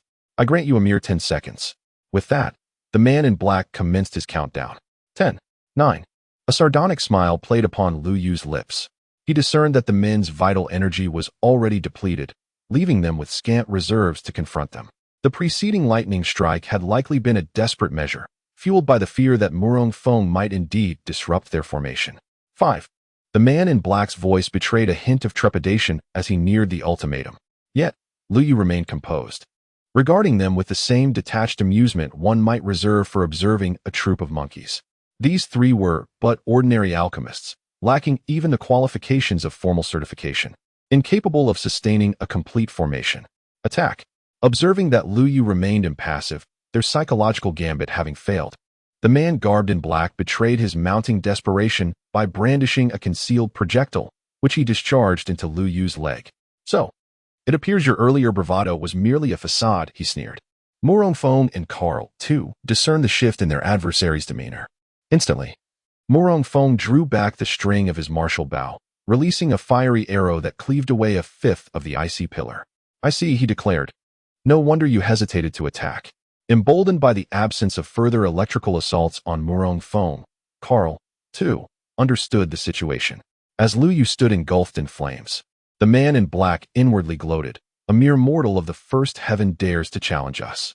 Yet, when the conflagration subsided, revealing Lu Yu unscathed, their eyes widened in disbelief. "How can this be? My flames are of an exotic nature. How could they leave you unharmed?" The man in black was utterly astounded. Lu Yu remarked with equanimity, "You believe such paltry attacks could inflict harm? I question whether your martial vein was not pilfered from another. I have no further interest in trifling with you. Since you seek to ensnare us within this formation, then let it be the instrument of your demise." Upon hearing Lu Yu's pronouncement, the man in black erupted in laughter. "This formation was jointly erected by the 3 of us. You, a mere martialist of the first heaven, presume to control it? I dare say you have never even heard of an art refiner." However, his words were abruptly cut short as he felt his connection to the formation severed, leaving him momentarily stunned. "Impossible!" he exclaimed. Under the terrified gaze of the men in black, the power of 9 luminous pillars surged forth to assail the 3 cloaked figures. In an instant, they were transformed into lifeless corpses, a sight too gruesome to behold. The formation then dissipated. Chapter 90. The origins of the Linglong clan. However, at that moment, a golden beam of light shot into the heavens from afar, resembling a sharp sword piercing the sky, only to vanish in the blink of an eye. With a sudden gasp, Carl expelled a mouthful of blood, his complexion paling as he felt a significant drain on his vitality. "Carl, what is the matter?" the enchanting serpent inquired with concern. Carl shook his head. "I am fine. Let me take a look." Lu Yu stepped forward, grasping her pulse. To his astonishment, he discovered a surge of contract power within Carl, which had abruptly siphoned away a portion of his life essence. The life essence is the foundation of martial arts and the source of one's longevity. Once harmed, it signifies a potential for premature demise. Lu Yu's expression darkened. "Who dares to steal my disciple's life essence?" He concentrated, forming a rune at his brow, which he then infused into Carl's forehead, significantly improving her complexion. The serpent suddenly recalled, "I remember now. The Linglong clan must establish a contract with the Linglong statue. It is surely connected to that luminous pillar we just witnessed. It must be the Linglong statue that has taken away his life essence. Murong Feng, confused, interjected, a statue? How can a statue establish a contract? The Serpent Maiden sighed. That statue is no ordinary sculpture, but rather an exquisite divine effigy capable of absorbing the spiritual and vital energies of others. In return, the deity bestows divine protection. Yet as a consequence, it drains the life essence of the exquisite clan each year, where they must willingly offer their spiritual power. Every member of the exquisite clan is bound by a pact with this effigy, venerating it as a deity. Murong Feng furrowed his brow, questioning, do such beings as gods truly exist? Lu Yu, with a semblance of understanding, elucidated, indeed, gods exist. And they disseminate their effigies across various realms to gather incense and faith, thereby augmenting their divine potency. Having once been a deity himself and having propagated numerous effigies, Lu Yu recalled having them in the first and second heavens, though time may have caused them to be forgotten. However, an effigy requires a divine seal to be efficacious, and it must be imprinted by the deity themselves. Moreover, it is rare for an effigy to usurp the life essence of others. The identity of this exquisite deity remains a mystery to Lu Yu. Few attain godhood, perhaps one in millennia, and he knows them all. He has never heard of this exquisite being. At that moment, Carl, having recuperated somewhat, sat up, her eyes reflecting a trace of melancholy. Lu Yu, caressing her head, reassured, fear not. Your master will assuredly aid you in dissolving this contract. But you must enlighten me regarding this exquisite deity. How could he allow his disciple to be subjected to such maltreatment? Carl, lifting her gaze, felt a warm current emanating from Lu Yu's hand, permeating her heart and imbuing her with a sense of profound comfort. Linglong was indeed a person. She nodded and began to recount the tale of the Linglong stone statue. It transpired that beastmen had existed for centuries, yet they were marginalized and regarded as monstrous aberrations. In that epoch, a human possessing the bloodline of a primal beast emerged, her martial prowess unparalleled as she vanquished both humans and primal beasts alike. Her name was Linglong, and it was she who proclaimed the beastmen as the supreme power in the world, lacking only the proper cultivation techniques. Thus, she initiated the instruction of beastmen in cultivation methods, designating them as the Linglong clan. However, the outcome proved somewhat disheartening, as none possessed her exceptional talent, and no beastman had surpassed her in the intervening centuries. Despite their augmented strength, the beastmen failed to attain any meaningful status. Linglong's advent attracted the attention of the human race in the second heaven, prompting the Martial Alliance to issue a warrant for her apprehension. Linglong's mother, a scion of one of the 10 great heritage families of the human race, was ostracized due to Linglong's existence. The family elders decried her dalliance with a primal beast, claiming it resulted in the birth of a monstrosity. Unable to endure the calumnies and fearing damage to their reputation, the family sought to eliminate her and lure Linglong into a trap. Linglong, in her devotion to her mother, perished in the attempt. Subsequently, the Linglong clan engaged in a protracted war against the human race, but without Linglong's leadership, they suffered a crushing defeat. The clan chieftain initially resolved to conceal the Linglong clan, ceasing all hostilities against the human race. However, a contingent of humans suddenly appeared and massacred the Linglong clan, reducing their numbers from 30,000 to a mere few hundred, teetering on the brink of extinction. At that juncture, a mysterious figure materialized, bearing an exquisite statuette. They proclaimed that by entering into a covenant with the statuette and venerating it, they could secure its divine protection. Initially met with skepticism, the chieftain, for the sake of the Linglong clan's safety, personally undertook the trial. The statuette responded, transforming him into a formidable hybrid, an adversary even for a 9th-level martial master. In short order, the Linglong clan experienced a resurgence, annihilating their adversaries and even reclaiming human territories, now known as the Forbidden Lands. However, the Linglong clan later discovered that the statuette demanded a steep price, an annual tribute of their life essence, leading to premature aging and death. Yet, for the sake of the Linglong clan's survival and legacy, they were compelled to bear this cost. Kar also entered into a pact with the Linglong statuette. Otherwise, she would not have survived to this day, nor would she have attracted the attention of the Bloodfang boar. After hearing her words, Lu Yu furrowed his brow and pondered. From her account, it was evident that the Linglong was not a deity, and the statuette was established by a mysterious individual, indicating a potential issue. No wonder I detected a deficiency in your body, a loss of life essence. It's due to this reason. Lu Yu assisted Car to her feet, stating, "Let's go. Take me to the statuette. Locate it, and then destroy it, and everything will be resolved." As for Car's injuries, he possessed numerous methods to aid her recovery. Carl expressed with some trepidation, however, the idol is situated on Mount Rakshasa, which is the domain of the Deer King. The exquisite clan heeds his commands. If we were to bring humans there, they would undoubtedly be slain by the Deer King, a formidable 4th-level martial master, making him a difficult adversary. In her recollections, the Deer King had vanquished numerous 4th-level martial masters who had ventured there. A mere 4th-level martial master is of no consequence. We shall proceed, Lu Yu declared with insouciance. It seemed she inwardly sighed, and with a determined clench of her teeth, she resolved to place her trust in him. She could not dispel the profound impact those cultivation techniques had made upon her memory. Perhaps Lu Yu could indeed deliver her. Her mentor's capabilities appeared to be quite extraordinary. Morong Feng harbored no skepticism towards Lu Yu. He even surmised that Lu Yu had attained the 5th level of martial mastery. Mount Rakshasa lies approximately 50 miles east of Mount Daluo, a predominantly desolate expanse, largely occupied by tribes, with the Deer King's palace serving as its nucleus. Mount Rakshasa encompasses an area of 100 miles in circumference. Mount Daluo is but a small hillock, whereas Mount Rakshasa is a primordial beast territory, teeming with tens of thousands of ferocious and primordial beasts, heavily guarded. Should humans venture within, they would invariably face near certain demise. Not to mention the presence of the exquisite clan, whose innate human intellect far surpasses that of the primordial beasts. Lu Yu stood at the foot of the mountain, his gaze sweeping across a landscape of rocky terrain, punctuated by countless stone pillars, some tens of meters in height, encircling Mount Rakshasa, giving the impression of a labyrinthine formation designed to trap intruders. Some of these pillars bore iron chains, suspending the corpses of those martial artists who had attempted to challenge the Deer King, only to meet their demise. "Master, perhaps we should reconsider." Carl, filled with trepidation, remarked that the Stag King was the lord of Luocha Mountain, a second-tier elemental beast, comparable to a 4th-level martial artist among humans. Yet, having arrived, there was no point in hesitation. "Let us proceed," Lu Yu declared, striding boldly forward. At that moment, heavy footsteps resonated ahead. Lu Yu discerned from the sound that there were likely 3 entities, 2 of which were ferocious beasts.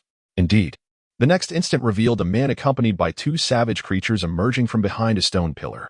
The man donned a hideous leather garment, towering at 2 meters in height, with his upper body adorned in silver scales and piercing gray eyes, emanating a fierce aura. He was unmistakably a half-beast from the Linglong tribe. Notably, the 2 black wolves with single horns trailing behind him were evidently tamed, baring their sharp teeth and growling menacingly upon spotting Lu Yu. "Ah, the Linglong tribe?" the man hissed, his tongue extending half a meter as a flicker of confusion crossed his gaze. Meanwhile, Carl tensed at the sight of the man, his pupils constricting in sheer terror. The man was Chu Lianshan, a figure of great repute within the Linglong tribe. Having lived over 40 years and retaining an extraordinarily robust physique, possessing the prowess of a 3rd-level martial artist. As a general at the side of the Stag King, it was perplexing that he would patrol personally. Chu Lianshan cast a glance at Lu Yu and addressed Carl. "Is this human the one who has taken you hostage? Fear not, for with 2 first-level martial artists, we shall eliminate him. To seek to kill us, one must first possess the requisite strength." After several battles, Morong Feng had grown increasingly adept, particularly with his martial veins becoming ever more proficient. He channeled his martial energy, conjuring a golden bow and arrow in his grasp. With an arrow knocked and drawn, he aimed it squarely at Chu Lianshan. A resonating hum filled the air as the arrow transformed into a streak of golden light, hurtling toward his heart, poised to deliver a fatal blow. Sensing the aura emanating from the arrow, Chu Lianshan scoffed. "A mere 1st-level martial artist dares to challenge me? Foolhardy." Mountain-shattering fist, Chu Lianshan bellowed, unleashing his inner power, which coalesced around his fist, shimmering with a silvery brilliance and exuding a razor-sharp essence as he struck at the arrow. Boom! The arrow ignited with a radiant glow upon impact with his fist, followed by a violent explosion of energy that stirred a tempest of dust and debris, enveloping the adversary in a shroud of smoke. Second form, mountain collapse. Chu Lianshan roared, leaping into the air and crashing down onto the ground, which shattered beneath him, fracturing several meters in an instant. A sense of impending doom washed over Morong Feng. But it was too late. In the next heartbeat, 3 silver beams erupted from the earth directly beneath his feet, so close that evasion was impossible. Should he be struck, Death was certain. Chu Lianshan's eyes glinted with disdain. How could such an insignificant first-level martial artist presume to contend with him? Yet, in the very next moment, he was struck with astonishment as Murong Feng suddenly harnessed his martial energy. The ground beneath him responded as if summoned, rising abruptly into a stone wall. The silver beams detonated against the wall, dissipating much of the force, yet he still sustained injuries. Witnessing Murong Feng spitting blood, Chu Lianshan seized the moment, intent on charging forward to finish him. Bang! Suddenly, a foot materialized from thin air and struck him squarely in the chest, sending him sprawling backward.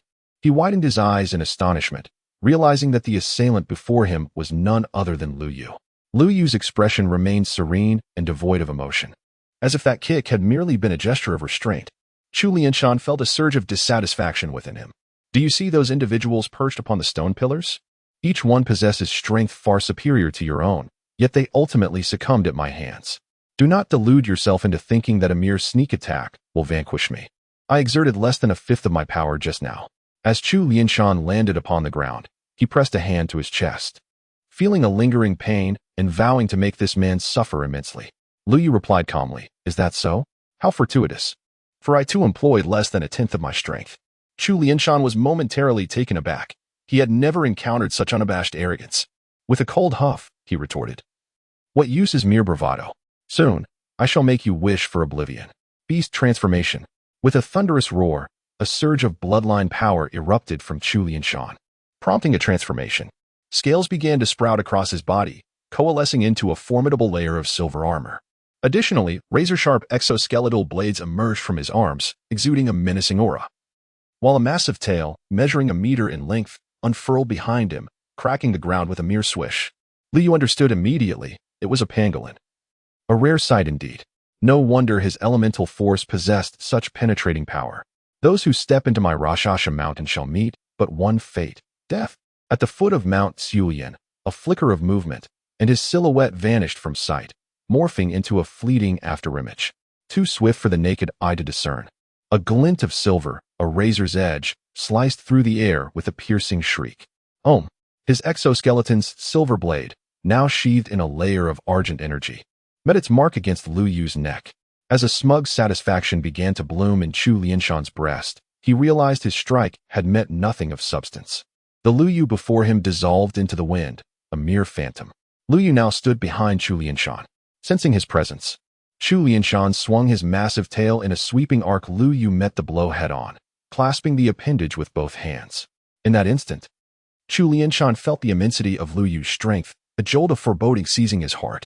Then Lu Yu, gripping his tail, began to whirl him about. His body ascended, weightless, before being hurled through the air. Boom! Chu Lianshan collided with a stone pillar, shattering it to pieces. His armor remained unscathed, but humiliation stung him. Righting himself, Chu Lianshan's demeanor shifted, now serious. Turning to Carl, he commanded, "Carl, go kill him." Chapter 92. Dragon God Tail Swing. What? Carl stammered, bewildered.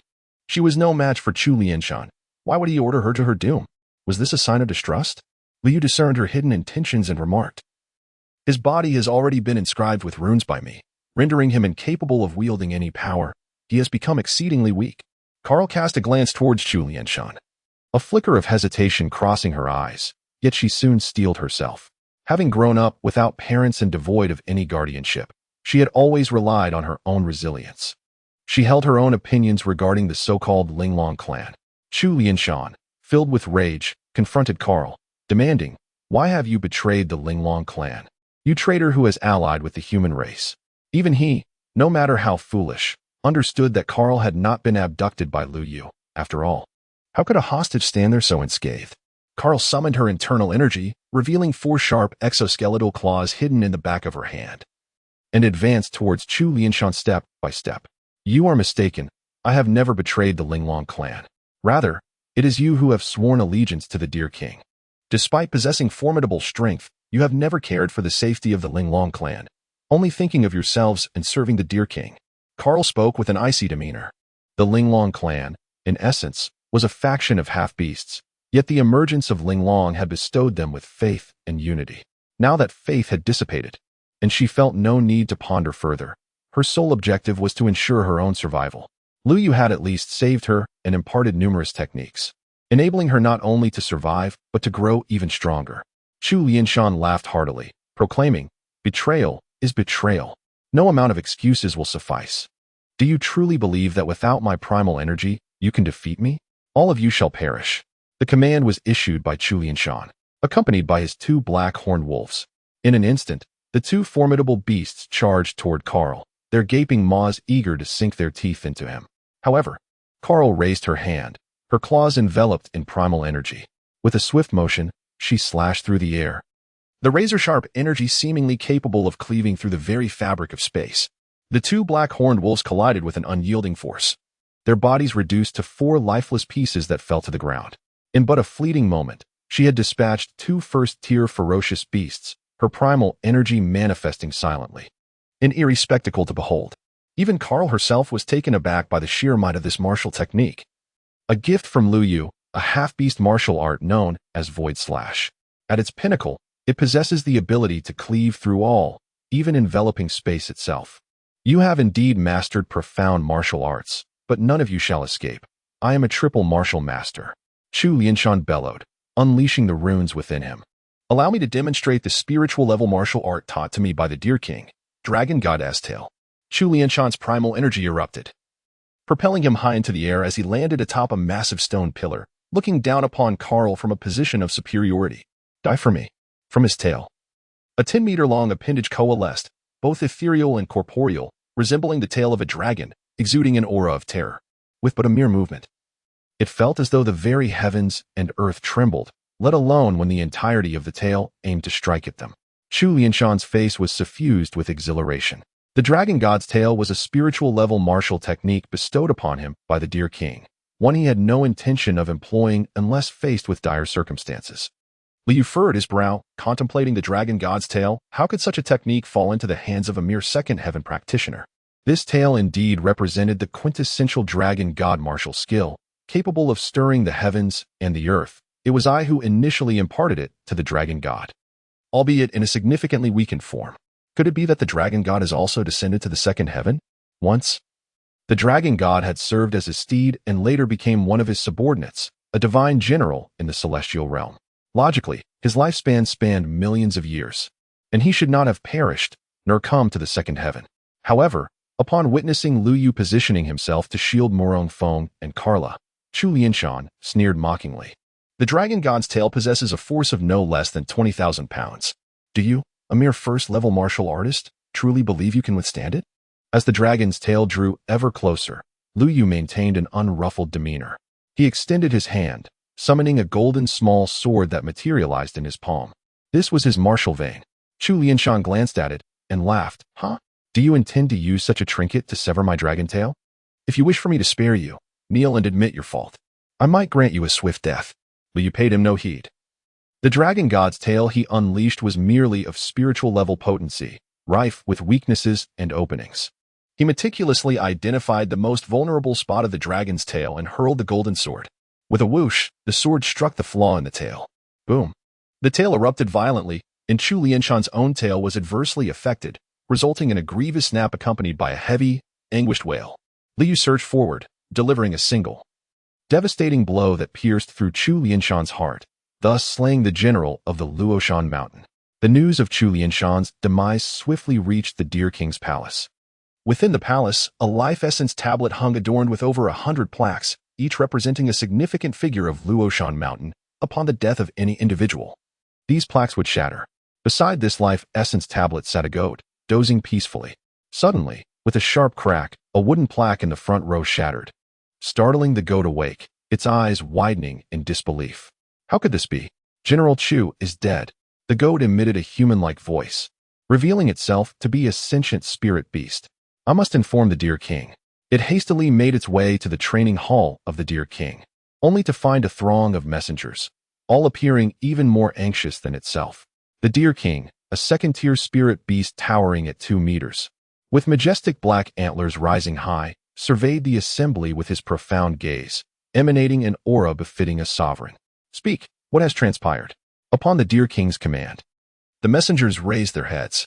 Among them were monkeys and various reptilian creatures, most resembling humanoid spirit beasts. A particularly dark-furred monkey spoke, Your Majesty. The 200 patrolling soldiers in the east have all perished, each struck down in a single blow. It appears we are under assault by a formidable warrior. The hooves of the Stag King quivered slightly, causing the ground to sink beneath him, a clear indication of his displeasure. The monkey, trembling, took a step back, when suddenly a crimson bird emerged, proclaiming, "Stag King, the 500 patrolling soldiers to the south have perished, and the assailant remains undiscovered." Perished? The Stag King erupted with an overwhelming aura, summoning a fierce wind that compelled all the elemental beasts to kneel in trepidation, silencing them. With an icy tone, the Stag King remarked, "It appears that your message pertains to a singular event. Now that it is confirmed that an intruder has breached our defenses, our task is to locate and eliminate this individual. Given the loss of so many comrades, it is imperative that we capture him, be it alive or in death." "We shall apprehend this individual for you," declared the black monkey, stepping forward. The Stag King's intensity diminished slightly, providing some relief to those present. The elemental beasts expressed their gratitude towards the black monkey with appreciative glances before retreating, while the goat hastily departed. At that moment, Lu Yu remained inactive, having been instructing Murong Feng, Carl, and the alluring serpent on how to confront their adversaries. Despite Murong Feng's formidable martial veins, he possessed certain deficiencies. Lu Yu imparted some close combat techniques, enabling him to temporarily enhance his combat prowess, single-handedly vanquishing over 200 ferocious beasts, including numerous elemental creatures. Meanwhile, Carl, wielding her bloodline power, harnessed the abilities of a night owl, a lineage closely tied to the void and spatial manipulation, coupled with her status as a dual martial artist, making her an effortless match against the savage beasts. As for the mesmerizing serpent, it is a primordial beast, inherently skilled in combat, while Lu Yu has little to impart. He merely guides it in cultivating that particular technique, hoping for its swift transformation. The fierce beasts and primordial creatures of Rasha Mountain display an unyielding animosity towards humanity, often charging to attack upon sight. However, their strength is relatively feeble, most of them possessing the prowess of mere 9th-level warriors. Furthermore, there has been no sight of any half-beast along the way. At this moment, Liu noticed an abundance of flying creatures overhead, along with numerous primordial beasts, seemingly fixated upon him. Suddenly, a colossal vulture swooped down, its wings flapping vigorously, accompanied by a barrage of wind blades aimed directly at him. In that instant, Murong Feng unleashed an arrow engulfed in golden flames, piercing through the wind blades and striking the vulture's wing. Injured, the vulture landed with a menacing glare directed at Murong Feng and Lu Yu. Yet, Lu Yu swiftly followed up with another arrow, extinguishing its life. Murong Feng scoffed, remarking, "Is this the ferocity of the beasts of Rasha Mountain? They seem weaker than those of the first heaven." Little did he know that these primordial beasts held them in disdain, caught off guard by their desire for a decisive strike, only to be met with Murong Feng's formidable strength, leading to their demise. Lu Yu cautioned him, "There are many primordial beasts surrounding us. Be vigilant and do not underestimate them." Murong Feng, recognizing the gravity of Lu Yu's words, accepted the warning with utmost seriousness. "Let us engage in battle." Suddenly, a black monkey, wielding an iron rod, charged furiously towards Lu Yu. As it swung the iron rod, a colossal pillar of primal energy materialized, both ethereal and substantial, bearing down with immense weight exceeding 10,000 pounds. Lu Yu's figure flickered and vanished from the spot, narrowly evading the onslaught. Upon the pillar's descent, the ground erupted with a thunderous crack, trembling violently beneath the force. Such terrifying power, Murong Feng observed in astonishment as the earth fissured into a chasm several meters wide. The monkey, armed merely with a small iron rod, was capable of unleashing such might, a stark contrast to the ferocious beast previously encountered. The arrows he had released moments ago were utterly ineffective against the pillar of energy. Yet, this was not the end. Following the monkey's assault, a swarm of avian creatures in the sky converged upon them. These beasts, united in purpose and endowed with intelligence, were incensed by the audacity of these mere humans to disturb the domain of Mount Luosha. "Today, I shall skin you alive and carve your bones to instill fear in the name of Mount Luosha." The black monkey bared its fangs, grinning menacingly. Meanwhile, the various creatures, with myriad flickering lights, coalesced into waves of primal energy, surging towards Lu Yu. They were convinced that this human could not possibly survive their onslaught. Boom. Lu Yu stood motionless, as if struck dumb by fear, absorbing all the attacks unleashed upon him. Instantly, a shockwave emanated, and the ground collapsed, revealing a deep pit as dust and debris spiraled into the air. Morong Feng gazed at Lu Yu in a daze, his hands trembling. "Brother Yu." Carl shook his head in disbelief. "Master, it is my fault. I should not have brought you to such a place," the black monkey coldly declared. "It appears that even the corpses are gone. Nevertheless, you few will be handed over to the Deer King. Capture them all and break their limbs." "You shall not." Morong Feng released an arrow, striking down several primal beasts before launching a surprise attack on the black monkey. The black monkey retorted coldly, "Such feeble resistance. Since you refuse to cooperate, I shall take matters into my own hands." Chapter 94. The truth of the statue. The alluring serpent spat blood, its tongue flickering. "I promised that person I would protect her, so if you dare to strike, I shall not hesitate to engage you in battle." The black monkey furrowed his brow. After all, the alluring serpent was a peak-level primal beast, possessing deadly venom that could inflict severe harm if mishandled.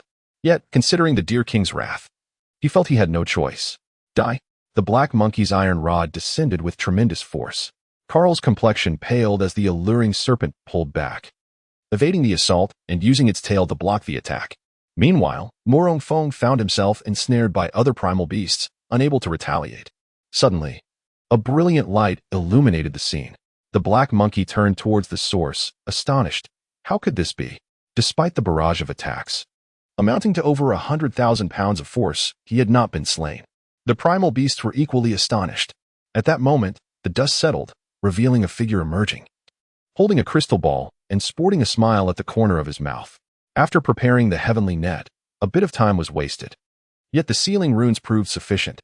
The moment the heavenly net was activated, the crystal sphere emitted a brilliant glow, and hundreds of runes surged forth, intricately weaving together in the sky to form a vast golden net, which descended upon the primordial beasts. However, when the heavenly net encountered Carl and his companions, it had no effect on them. Instead, it ensnared the primordial beasts. In the blink of an eye, all the beasts were enveloped within the immense net, including the black monkey, who could not escape. This was a runic formation. "You are a rune master." The black monkey attempted to tear apart the net with its hands, but to no avail. It could not muster even a hint of primal energy. There was no point in exerting effort. These were sealing runes, and no one could unravel them except for me. Lu Yu, cradling the crystal sphere, breathed a sigh of relief, knowing that if he were to rely on his own primal energy to cast the heavenly net, even with 5 dantians, it would not suffice. This was the advantage of the rune orb. Morong Feng gazed at the colossal net, contemplating how many ferocious beasts were trapped within. Did Lu Yu intend to exterminate them all? The black monkey bellowed. "Even if you seal us, what of it? With so many people here, do you think you can kill us all? Once the Deer King discovers this, none of you will escape alive." Lu Yu paid him no heed. "Since you claim that this Deer King is so formidable, let us seek out this Deer King and see for ourselves. If he behaves wisely, I might just spare him." "Are you the Deer King?" Lu Yu approached it, surveying it from head to toe, only to find it an exceedingly ordinary beast spirit, which elicited a flicker of disappointment in his eyes. He had anticipated a formidable adversary. The Deer King discerned the disdain reflected in his gaze and coldly retorted, "You are the first human to stand before me and the first to dare provoke me. If you kneel and beg for mercy now, I may spare your life." Yet, how could he truly spare Lu Yu? He had slain his commander, a grievance that could not easily be forgiven. "Hm? Carl, Enchantress. It was you two who brought this human here." The Deer King suddenly glowered at them. "No matter, none of that is of consequence now. Since you are all present, let us meet our demise together." With a thunderous roar, the Deer King summoned a pair of sharp, colossal antler apparitions that surged towards Lu Yu. As he charged, the air around him twisted and writhed, and with each step he took, the ground trembled beneath him. In his eyes, these humans were already corpses. However, Lu Yu swiftly countered, delivering a resounding slap against the antler apparition, dispersing its force with ease. He then struck the Deer King's head, sending his entire form hurtling away as if struck by a mountain S-weight, crashing to the ground. The Deer King was taken aback. When had he ever been struck in such a manner? Not only had his face been slapped, but it was done with a single hand. And Lu Yu's serene expression implied that nothing had transpired. "Ah, I shall slay you." The Deer King, feeling utterly humiliated, succumbed to a fit of rage. Losing all semblance of reason, he charged towards Lu Yu with every ounce of his might, only to be swatted away with a single backhand. The Serpent Queen stared at Lu Yu, dumbfounded. It was simply ludicrous. That was the Deer King, a formidable martial artist at the 4th level. Yet he couldn't withstand a single move. Just what level had Lu Yu reached? Morong Feng shook his head, already accustomed to such displays of power. Yield? Lu Yu inquired, his foot pressing down on the Deer King's face with a weight exceeding 10 tons, rendering him immobile. The Deer King, though pinned, remained defiant. Do not presume that mere strength grants you impunity. Know that this is the domain of the divine, blessed by the graceful deity. Should you dare to slay me, divine retribution will strike you down with celestial lightning, and you shall face eternal damnation. So, fear has finally taken root, Lu Yu remarked. The Deer King retorted, do you believe that none stronger than you have ventured here? Even a martial artist at the 7th level once came, and though he vanquished me, he incurred the wrath of the graceful deity and was obliterated by divine lightning. I implore you to release me, lest you forfeit your own life. Chapter 95. Rune contract if you remain silent. Lu Yu threatened, I shall carve away your flesh, piece by piece, and stew it for you to consume. This method was particularly vicious. Humans often consumed the flesh of beasts and ferocious creatures to replenish their bodies and cultivate their martial energy. As a result, the beast race harbored deep animosity towards humans. Yet, Lu Yu intended to force him to eat his own flesh. Lu Yu's smile, as perceived by the Deer King, had become chillingly sinister. Nevertheless, he remained obstinate, having personally witnessed the might of the graceful deity's idol. As he spoke, he astonishingly extracted a large cauldron from his storage ring. He proceeded to slice his own leg into several pieces, casting them into the pot, where they simmered in flames conjured by his mental imprint. Before long, a rich aroma of meat wafted through the air. I will kill you. The Deer King glared at Lu Yu, his massive jaws roaring in fury, consumed by an unparalleled rage. He had never endured such humiliation before. Lu Yu's words caused the Deer King's pupils to constrict sharply, and his body trembled slightly. How could a mere human be privy to the secrets of the Qilu? Even if you are aware, what of it? The entire beast clan is under the protection of the Lord of Deities. I bear the divine seal. Should you dare to slay me, you will meet your demise at the hands of Linglong's divine wrath. No sooner had he spoken than Lu Yu's dagger pierced his skull, blood streaming down the blade. Yet the Deer King did not perish. He merely grew considerably weaker, though a glimmer of excitement flickered in his eyes. In the next moment, his body erupted into a beam of white light, resembling a scale exuding an overwhelming majesty, entwined with crackling black lightning. The Deer King, witnessing this spectacle, laughed maniacally. Ha ha, you are doomed. The divine seal has been activated. None shall escape. Lu Yu replied coldly. I am most curious to see how this divine seal intends to bring about my end. He gazed at the scales in the sky, a hint of familiarity crossing his mind as he pondered where he had encountered such an aura. The scales were jet black, continuously rotating as if locking onto the position of its adversary. Subsequently, a mass of black clouds began to coalesce around them, and within mere seconds, the area within 100 meters was shrouded, plunging the sky into darkness. Amidst the tumultuous dark clouds, lightning flickered and danced, ultimately coalescing into a formidable visage of a dragon's head. This thunderous beast let out a fearsome roar and surged toward Lu Yu. Be cautious, brother Yu, Morong Feng exclaimed, witnessing the terrifying spectacle as he drew back his bow and released an arrow aimed at the lightning dragon. Yet, it proved utterly ineffectual. The dragon merely roared in response, and a tempestuous wind howled. With a slight motion, it unleashed a dazzling display of thunder. Lu Yu lifted his gaze, a fleeting moment of recognition flashing in his eyes as he discerned a familiar silhouette within the dragon. A bitter pang struck his heart. No wonder it felt so familiar. It was you, my divine dragon god. It seemed that a significant upheaval had occurred in the celestial realm, for even you had descended to the second heaven. Fear not. Regardless of what transpired, I shall seek you out and restore your essence. The dragon god lineage possesses the dragon soul, even if the physical form perishes. As long as the soul is recovered, the body can be remade. With a gentle gesture, Lu Yu summoned a rune of primal energy into his palm, which then transformed into a radiant beam, enveloping the dragon's scales in a binding embrace, sealing them away. Just as the thunderous dragon was about to collide with him, it vanished in an instant, dissolving into the void. The black dragon scale effortlessly drifted into his grasp, cold to the touch, resting quietly in his hand. Lu Yu stowed the scale within his storage ring. The Deer King, witnessing this extraordinary event, turned pale. This cannot be. That is the divine seal bestowed upon me by the Lord of the Gods. How could a mere human like you reclaim such a divine mark? The Lord of the Gods. Initially, Lu Yu believed he had fortuitously acquired the dragon scale, but now it appears that someone is orchestrating these events. Perhaps this clue can lead him to the whereabouts of the dragon soul. Lu Yu's gaze turned frigid. Who is the divine master? The dear king, realizing his slip of the tongue, fell silent. A murderous intent flickered in Lu Yu's eyes as he formed a yuan energy rune in his palm with a single hand seal. I had not intended to use this, but to find it, I have no other recourse but to try. With a resounding crack, the golden rune materialized into a meter-long chain, instantly piercing the dear king's brow.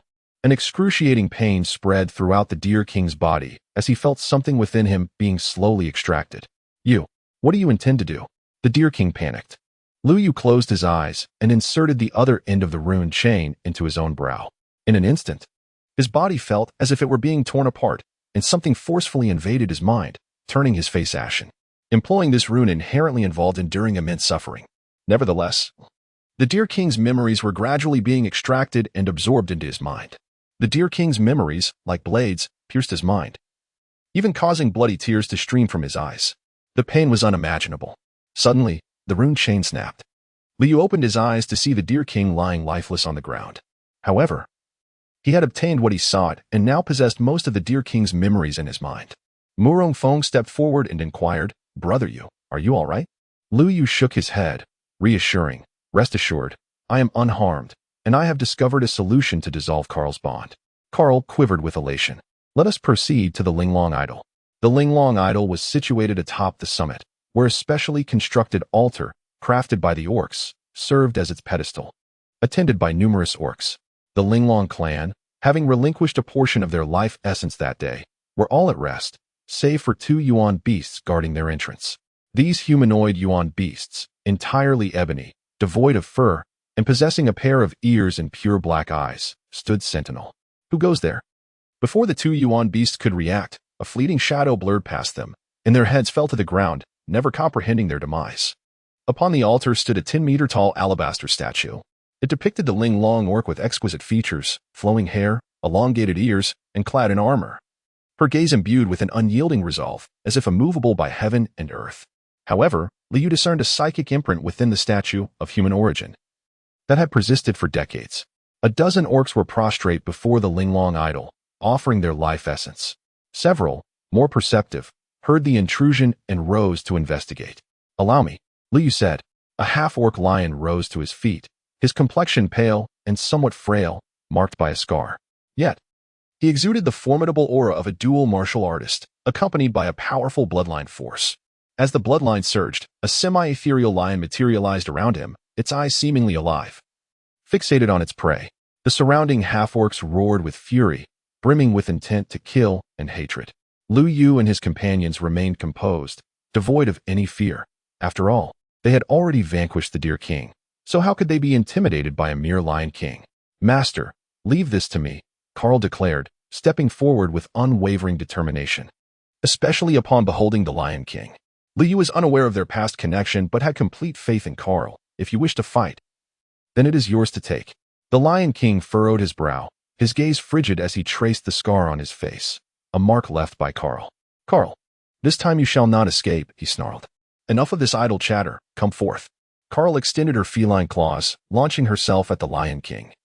Her sharp talons slicing through the air, distorting space, and creating 3 claw shadows. A look of disdain crossed the Lion King's visage.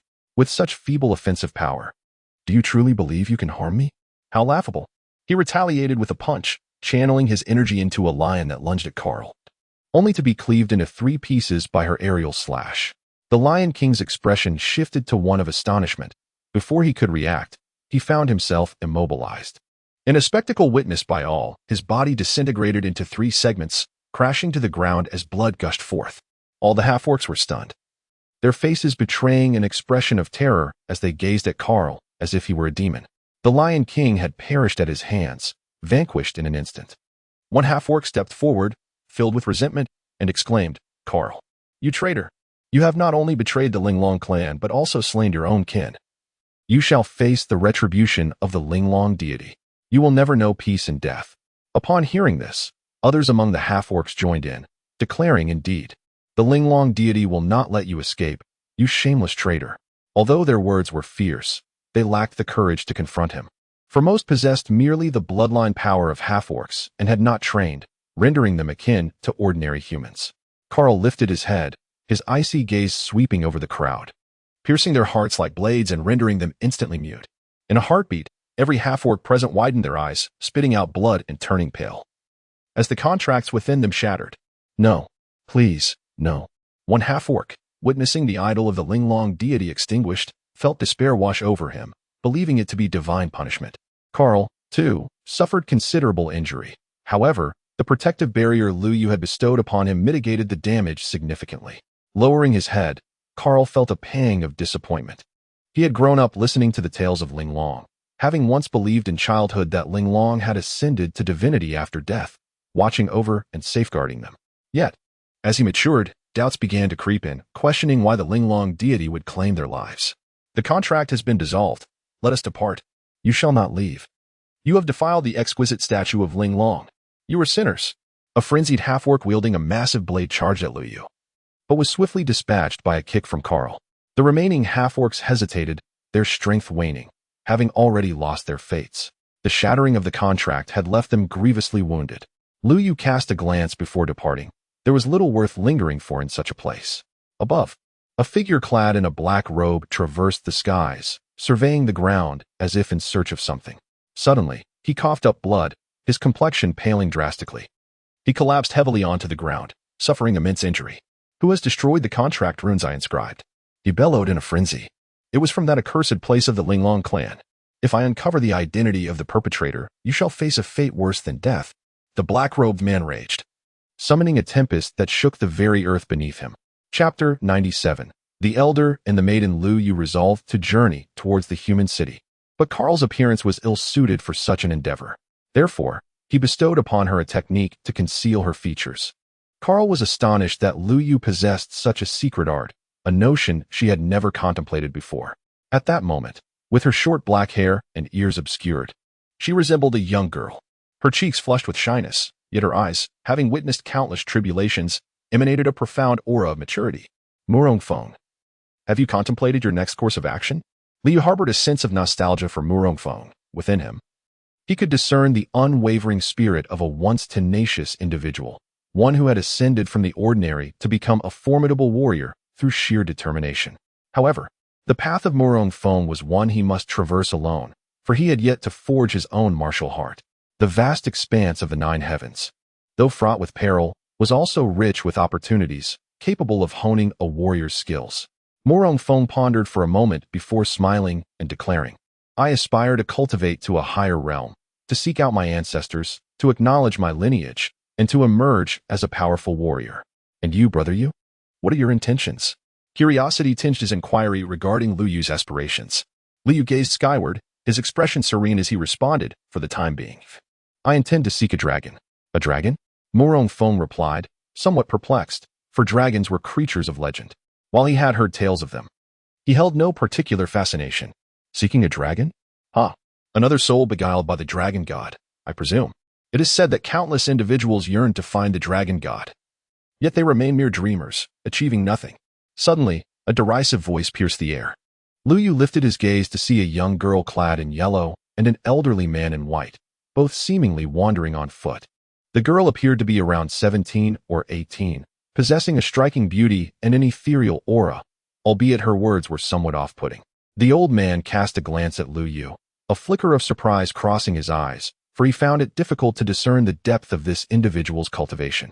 Though he appeared to be an ordinary first-level martial artist on the surface, the fluctuations of the elemental energy surrounding him were remarkably subdued and exquisite, rendering any abnormalities undetectable.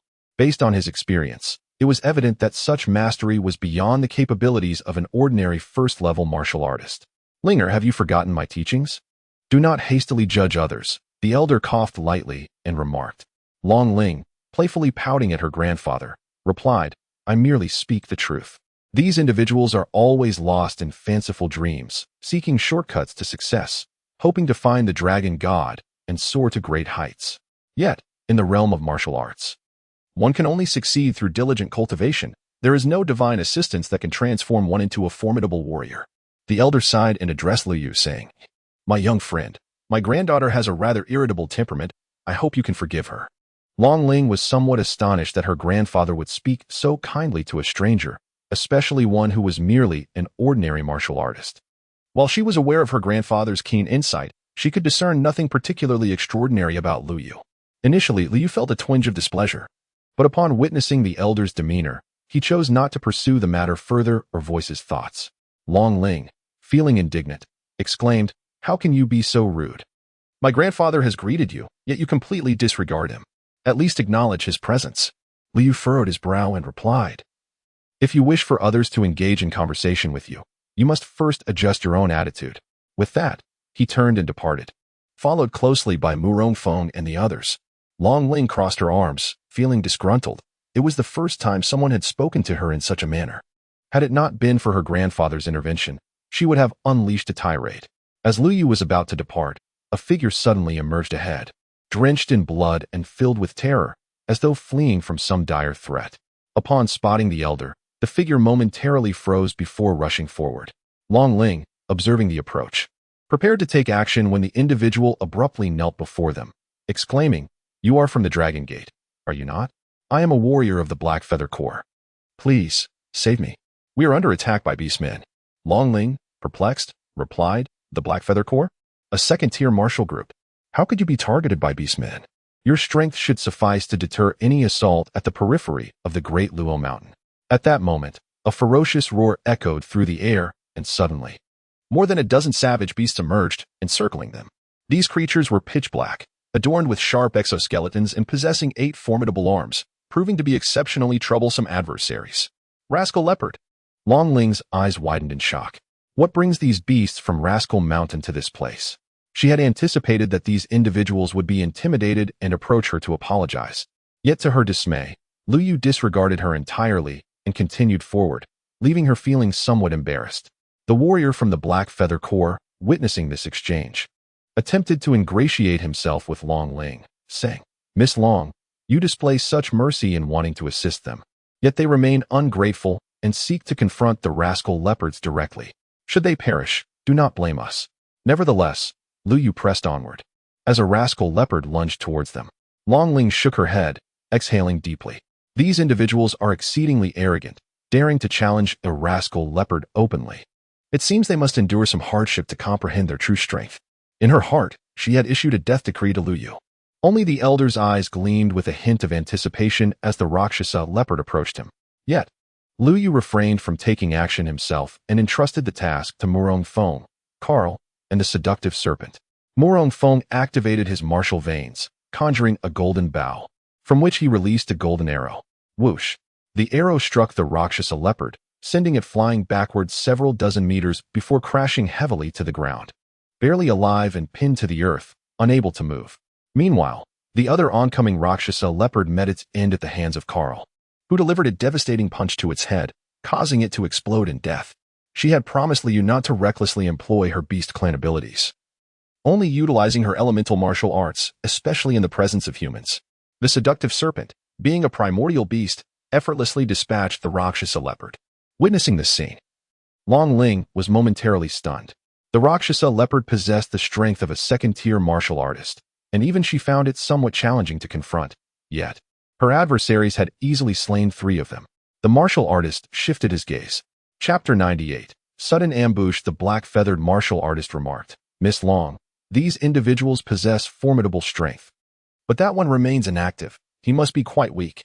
Long Ling nodded in agreement. Indeed, the man with the bow exhibits considerable talent. And that girl has the ability to tame a primordial beast, suggesting she wields beast-taming martial veins.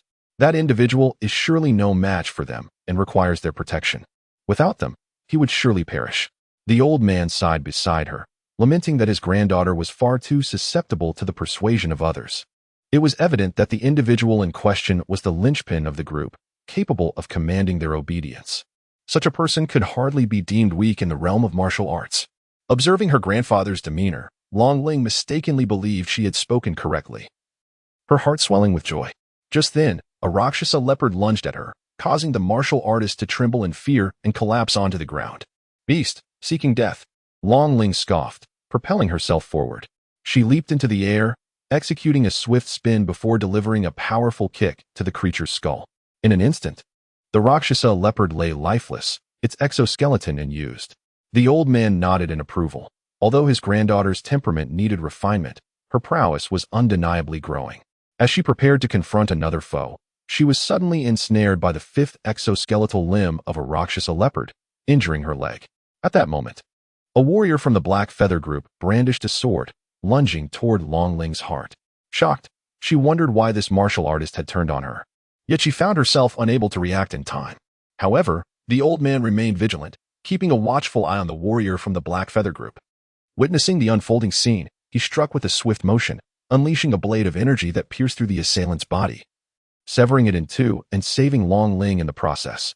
Fuming with anger, Long Ling glared at the fallen warrior. The Black Feather group dares to attempt an assassination against me. They must have purposefully lured these Rakshasa leopards. Those individuals must be connected as well. Grandfather, you must capture them and interrogate them thoroughly. As she pondered further, unease settled in. How could the Rakshasa leopard have suddenly appeared here, coincidentally encountering those individuals? The elder nodded, acknowledging the multitude of suspicious elements surrounding this matter. With his agreement, Long Ling shouted, "You lot, halt at once." Liu cast a glance in her direction before turning to leave. The Rakshasa leopards dared not attack him again. However, in the next moment, the elder's figure flickered and inexplicably materialized before them, silent and still, as if he had always been there. "Young friend, unless this matter is clarified, you shall not be permitted to depart so easily." Liu Yu lifted his head, a glint of murderous intent flashing in his eyes. "You too dare to demand an explanation from me? Begone." Initially, Liu Yu bore no malice towards him, but he would not tolerate any form of humiliation. The elder furrowed his brow and remarked, "It appears this affair is inextricably linked to you. Now that you have made a move against me, you must know who I am. If you surrender willingly, all may yet be well. Otherwise, none who oppose the Dragon Gate meet a favorable end." He remained unconvinced that he could not handle a mere first-tier martial artist. Long Ling rushed over, exclaiming, "How dare you ambush me? Prepare to face your demise." With that, she launched a punch enveloped in elemental power, roaring with the force of 10,000 pounds. "To harm my master, you must first contend with me." Boom. Carl stood in her path, effortlessly absorbing her blow, nullifying Long Ling's immense strength. What? Long Ling's eyes widened. As a third-tier martial artist, she was astonished that her power could be so easily withstood. "Kill her, Carl," echoed Liu Yu's voice. Upon hearing this, Carl unleashed his full power without hesitation, a crimson gleam flickering in his eyes. His fingers curled, resembling a claw, as he lunged toward Long Ling's throat. Regardless of her opponent's identity, she would obey her master's command without question. The elder, however, roared in fury, "You insolent brat, are you provoking the Dragon Gate?" He snorted coldly, summoning a surge of energy that coalesced into a jade-green dragon claw, hovering above his head, several meters in length, both ethereal and corporeal, vividly lifelike. This dragon claw reached for Liu Yu's head, its movement seemingly threatening to rend the very fabric of space, as a chilling wind howled. The elder's face bore a sinister expression. "I must commend your audacity. A mere first-tier martial artist dares to challenge the Dragon Gate. This time, I shall ensure your demise is swift." Liu Yu responded with a cold sneer. "Is that all you have, the Azure Dragon Stride?" The elder's countenance shifted dramatically. "How do you know the name of the Dragon Gate's core technique? That name is known only to the elite of the Dragon Gate and is never to be disclosed. Only the Long family possesses this knowledge. The Azure Dragon Stride was once a technique I imparted to it. I never imagined I would encounter it again. Alas, your version of the Azure Dragon Stride is woefully inferior. Allow me to show you the true Azure Dragon Stride." A flash of lightning ignited in Liu Yu's eyes, and in an instant, his aura surged, as if shattering numerous shackles, accompanied by the resonant sound of a dragon's roar emanating from within him. Azure Dragon Stride. Liu Yu concentrated his primordial energy, and a golden dragon claw manifested above his head. As the claw emerged, a fierce wind surged around, as if to elevate the dragon claw into the clouds, propelling it toward the Azure Dragon Claw. With a thunderous crash, the two claws collided, unleashing a wave of force that radiated outward, causing the ground to cave in, forming a deep pit several meters wide. while both figures remained suspended in the air. A gust of energy struck the elder, causing him to spurt a mouthful of blood, unable to withstand the force as he was hurled away. His complexion turned pale as he knelt on the ground, bracing himself with his hands, struggling to raise his gaze towards Lu Yu, his eyes filled with astonishment. This individual was undeniably no ordinary martial artist. Could he possess the ability to rejuvenate like those from the Heavenly Fortune sect? He glanced at the besieged Long Ling, gritting his teeth. Esteemed elder, if you must kill, then take my life instead. Please spare my granddaughter. To expect me to release her under such circumstances is preposterous. Lu Yu retorted coldly. You attack us without reason. Had we been mere mortals, you would have already slain us without hesitation, without even verifying your assumptions. The elder faltered, contemplating whether Lu Yu truly was not there to assassinate him. Elder, please state your demands. I shall compensate you, only asking that you spare my granddaughter. Lu Yu, seeing through his intentions, scoffed disdainfully. You wretches are not worthy of my time. Begone. Carl, release her. At that moment, Long Ling, injured in multiple places, glared fiercely at Carl before turning to her grandfather. The elder, now reassured that Lu Yu had no intention of attacking them, finally turned to leave. Chapter 99. The Martial Alliance. Lu Yu lacked nothing. His decision to spare them was solely due to the faint trace of the dragon god's aura and bloodline emanating from the elder. Although minuscule, it was enough for him to recognize it. The dragon god had once been one of his subordinates, now fallen to the second heaven. Regardless of whether these individuals were his descendants, the presence of its bloodline warranted a single act of clemency. However, this would be the sole occasion. Should they disrespect him again, he would show no mercy. The Rakshasa leopards, sensing the dragon's presence, promptly turned and fled, compelled by the primal instinct of their beastly heritage. Akin to how humans fear the divine and the calamities that may befall them from the heavens. Suddenly, a brilliant white light erupted from the depths of the Daluo mountain forest, culminating in a deafening explosion that took the shape of a black feather. Lu Yu furrowed his brow. Black feather? Carl, lead the way to the Black Feather Brigade. Carl nodded and continued to guide him.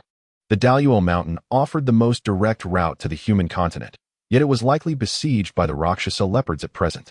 The encampment of the Black Feather Brigade lay in ruins, strewn with blood and corpses, while a few individuals lingered on the brink of death. Devoid of any sign of the ferocious beasts, Lu Yu narrowed his eyes, surveying the nearly lifeless men and women on the ground, devoid of any sympathy. Choosing the path of a martial artist meant accepting the inherent risks of death. Help me. A man, his arms gruesomely torn apart, could only writhe on the ground. His eyes filled with anguish and regret. A few survivors, upon seeing newcomers, cried out for assistance, their voices laden with hope. Lu Yu replied coldly, You brought this upon yourselves. He was already aware that the Black Feather Brigade was behind the repeated assassination attempts against him. Even if he were not dead, he would have personally sought to understand the enigmatic Fengyue of the Black Feather clan. Upon hearing Lu Yu's words, despair washed over the crowd. Some recognized him and exclaimed, It is you. Surely, this is your sinister plot to lure those fierce beasts to slaughter us. Lord Fengyue forbids you from joining the warrior corps, and thus you harbor malice. Such a villain as you shall face the death warrant of the warrior alliance. You are accompanied by both elemental beasts and half-beasts, you aberration. The man's eyes turned crimson, knowing he would not survive, and could only vent his fury in this manner. Murong Feng shook his head, saying, Even on the brink of death, you still seek to slander others. Do you truly believe you are worthy of being a warrior? In his heart, the path of a warrior demanded courage and integrity, a life lived without regret. Lu Yu narrowed his eyes and looked up at a colossal tree, its branches extending over 1 meter long, where a faint breath could be discerned. Moonlight enveloped him as his pupils shifted from black to silver, transforming his perception of the world into a misty gray. His vision penetrated the massive tree, revealing a figure whose heart raced with evident injury. In his hand was a delicate crossbow, which he gently loaded with an arrow, infusing it with elemental energy, clearly intent on attacking Lu Yu. Lu Yu regarded the man coldly and remarked, Your master has fled. How can you profess unwavering loyalty? Truly a rare spectacle. This statement was, of course, directed at the figure in the tree. The man gritted his teeth and retorted, You speak nonsense. Captain Yi has gone to seek aid from the warrior alliance. When they arrive, you, this aberration, will not escape. Fengyue took action, aiming his poisoned crossbow at Lu Yu. With a swift whoosh, the black arrow soared through the air, piercing the silence with its ominous sound. Morong Fong suddenly lifted his head, pulling back his bowstring to conjure his own arrow, which he released directly.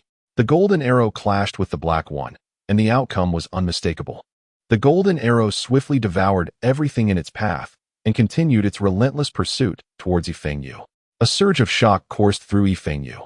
He had not anticipated that Morong Fong wielded the bow and arrow martial lineage, nor the astonishing speed with which he had condensed his martial energy. It was too late for him to evade the oncoming danger. With a sickening thud, the arrow pierced his shoulder, exploding upon impact. Instantly, Yifengyu's visage turned pale as he pivoted to flee, only to be elated by the sight of two figures approaching rapidly on fiery steeds. Those two were third-tier emissaries of the Warrior Alliance, both formidable, fourth-level martial masters. Once they recognized Lu Yu's supposed alliance with the half-beasts in their treachery against humanity, they would undoubtedly seek retribution against Lu Yu and his companions. Seizing the opportunity presented by the emissary's arrival, Yifengyu tumbled down from the tree, producing a heavy thud accompanied by a feigned cry of agony, appearing convincingly pained, though it was all an act. With a grave expression, Yifengyu bellowed in rage. Lu Yu, how could you conspire with those Linglong clansmen to betray our kin? You deserve a wretched fate. I once saved your life, and this is how you repay the Black Feather Corps. Save my life. A flicker of cold amusement crossed Lu Yu's eyes. Gripping his dagger, he struck with a flash of steel, plunging it into Yifengyu's other hand, blood gushing forth. This time, Yifengyu's scream was one of genuine pain. As the emissary of the Alliance arrived, they were destined to pass judgment upon you, and none would escape. In the midst of his anguish, Yifengyu did not forget to threaten Lu Yu. Lu Yu, with an air of arrogance, responded coolly, Judgment? In this world, there exists no one capable of judging me. A mere martial artist alliance holds no significance. Upon seeing the approaching emissary, Yifengyu's heart surged with joy. Lu Yu, hailing from the first heaven, remained oblivious to the terrifying nature of the martial artist alliance. Now, before the emissary, he audaciously spoke such words. No deity could save him from the consequences. Chapter 100. The rules of the alliance. Qi Xiaoming listened intently to the discussions, a glimmer of joy and pride flashing in his eyes. Few possessed a reputation as illustrious as his. Moreover, being deemed a natural pair with Huang Bingyao filled his heart with unmatched satisfaction. However, witnessing someone daring enough to provoke Huang Bingyao, he resolved to teach them a lesson personally. Qi Xiaoming dismounted from his steed and approached with deliberate steps. His gaze icy as he fixed it upon Lu Yu. You are the one who just claimed that my martial artist alliance is worthless. Lu Yu cast a glance at the two fourth heaven martial masters, regarding them as trifling. After all, he was now an eighth heaven martial master. Even without the memories of his past life, he could easily overpower them. Lu Yu sneered, not only have I said it, but you too have admitted it. You just declared that the alliance is worthless. Qi Xiaoming furrowed his brows in irritation. Do not speak nonsense. When did I ever say that the alliance is worthless? Lu Yu remained silent, merely observing him, while Carl behind him chuckled, surprised by his master's cunning method of turning the tables. Huang Bingyao's displeasure deepened as she regarded Qi Xiaoming with a hint of disappointment in her eyes. In the next moment, Qi Xiaoming was momentarily taken aback before his countenance darkened. You insolent wretch! You dare to toy with me! With a resounding clang, the black sword at his waist was drawn forth, and with a flick of his wrist, the sharp point was directed menacingly at Lu Yu. His gaze brimming with murderous intent as he proclaimed, I now offer you an opportunity. If you all willingly forfeit your cultivation, I might show you the mercy of sparing your lives. Otherwise, none of you shall escape unscathed. A surge of energy emanated from him, revealing the formidable power of a fourth-tier martial artist, his aura sharp and deadly, akin to a blade, instilling fear in all who dared approach. Morong Fong knocked an arrow, aiming it squarely at him. You may certainly try. Although his own strength was merely that of a first-tier martial artist, he had been guided by Lu Yu, setting him apart from an ordinary warrior. The atmosphere thickened with tension, a battle on the brink of eruption. How dare a mere first-tier waste provoke me? He seeks his own demise. Qi Xiaoming scoffed, a fierce glint of malice igniting in his eyes. With another flick of his wrist, the sword in his grasp transformed into a phantom of steel, swiftly launching forth. In a mere moment, that singular sword shadow multiplied into a staggering 81, each resembling a roaring dragon or tiger, all converging upon Morong Fong, effectively sealing off all avenues of retreat. What use is your bow against the might of my blade? In the face of steel, your weapon is rendered impotent. His eyes gleamed with triumph, envisioning Morong Feng's body pierced through by his strike. Yet, Morong Feng remained unperturbed, methodically drawing his bowstring. Though he had engaged in numerous battles throughout the day and his energy reserves had been significantly depleted, he had gleaned invaluable experience from each encounter. Faced with such a flamboyant assault, he needed merely to pierce through with sheer force. Boom! A golden radiance erupted from his arrow, resembling a sun, before it was propelled forward, colliding violently with the 81 sword shadows. Crack! The arrow's primordial energy not only shattered the strength of the sword shadows, but also struck directly against the sword in his hand, producing a crisp sound as Qi Xiaoming's blade fractured instantaneously. His countenance was a tableau of shock and fury as he gazed at the shattered sword, disbelief etched across his face. This was the renowned blade bestowed upon him by his master, crafted from celestial meteorite stone. It had sustained no damage even after battling over 100 martial masters for days on end. Even the regal Huang Bingyao, positioned behind him, experienced a subtle shift in expression, her eyes flashing with astonishment. The Tianying sword was a prized possession of the Thousand Swords sect, invaluable and emblematic of the sect itself. Each of the 81 sword shadows wielded a force of 1,000 pounds, summoning a total of 80,000 pounds of power, capable of obliterating anything in its path. The destruction of the Tianying sword signified a complete enmity with the Thousand Swords sect. However, Morong Feng was unconcerned by these ramifications. Noticing Qi Xiaoming's dazed demeanor, he seized the opportunity to strike again, releasing another arrow aimed squarely at his chest, intent on delivering a fatal blow. This was a lesson imparted to him by Lu Yu. Once an enmity was established, there was no need for restraint. In the realm of martial arts, decisiveness and slaughter was paramount. Yet, at that moment, Huang Bingyao sprang into action, drawing her pristine silver sword and thrusting it forth with fierce intensity. The flash of her blade shattered Morong Feng's arrow effortlessly. Suddenly, her sword danced through the air, conjuring an icy pillar that shot forth toward Morong Feng. He attempted to block it with his bow, but the pillar struck him violently, sending him flying and causing him to spew blood from his chest in excruciating pain. Lu Yu caught Morong Feng and pressed on a vital point, stabilizing the internal injuries he had sustained.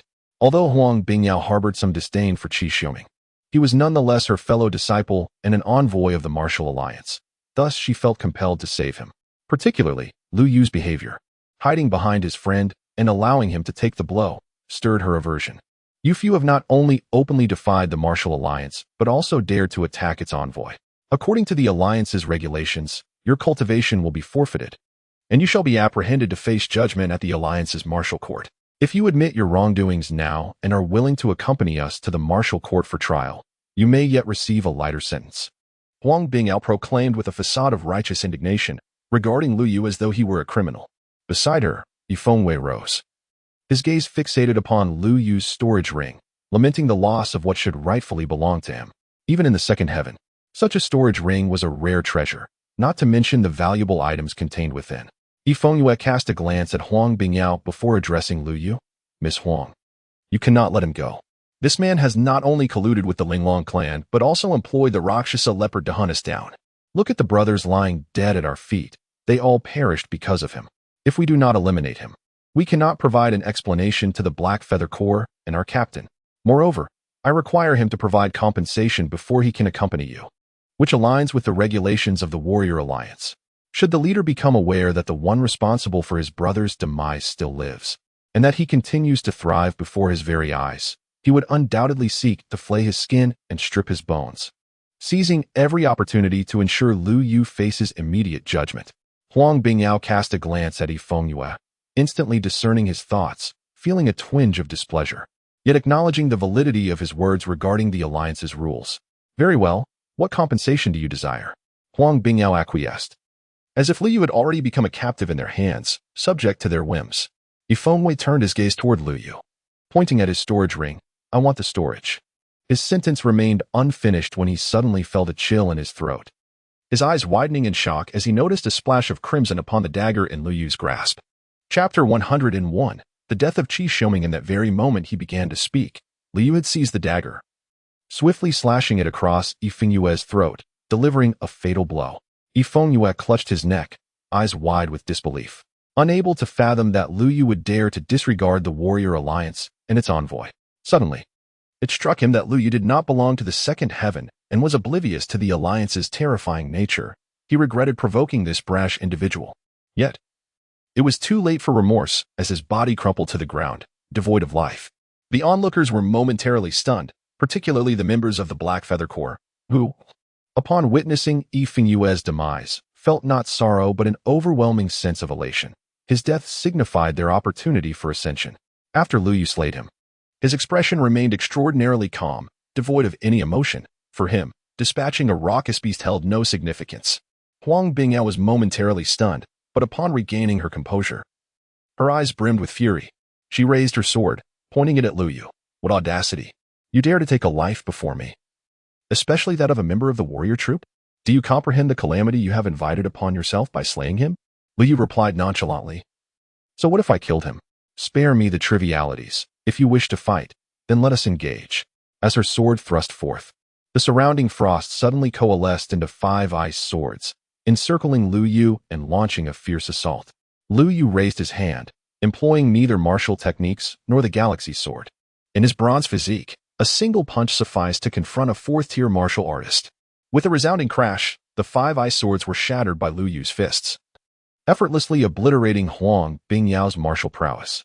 However, he noted that she refrained from launching a subsequent attack, instead fixating her gaze upon him, seemingly awaiting something. At that moment, Lu Yu observed a layer of frost enveloping his fists, gradually creeping up his arms, with an unsettling tendency to invade his bloodstream. The frost resembled myriad tiny blades, pricking through his skin, burrowing inward. Intriguingly, it appeared to be a transformation-type martial vein. She did not possess an ice attribute martial vein, but rather a sword transformation vein, which endowed her techniques with the ability to embody the essence of a sword. Even a mere punch could acquire the attributes of a blade, striking a foe as if pierced by a sword, leading to immediate demise if one were not vigilant. Evidently, her techniques were aligned with the ice attribute. Huang Bingyao coldly remarked, "You still have time to regret." Regret? Lu Yu shook his head, a derisive smile on his lips. With your meager strength, you are hardly worthy of my regret.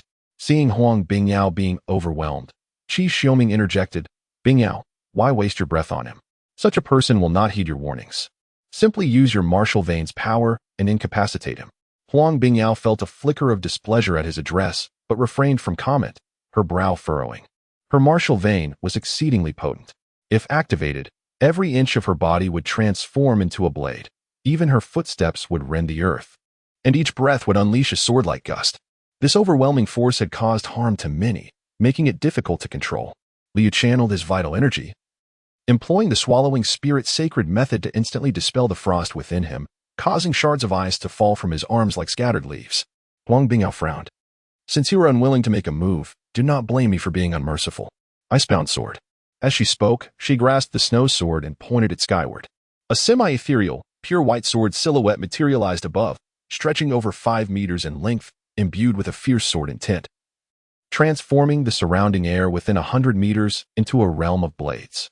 Lu Yu merely shifted his body, yet the sword intent in the air sliced a small wound on his arm, which healed almost instantly.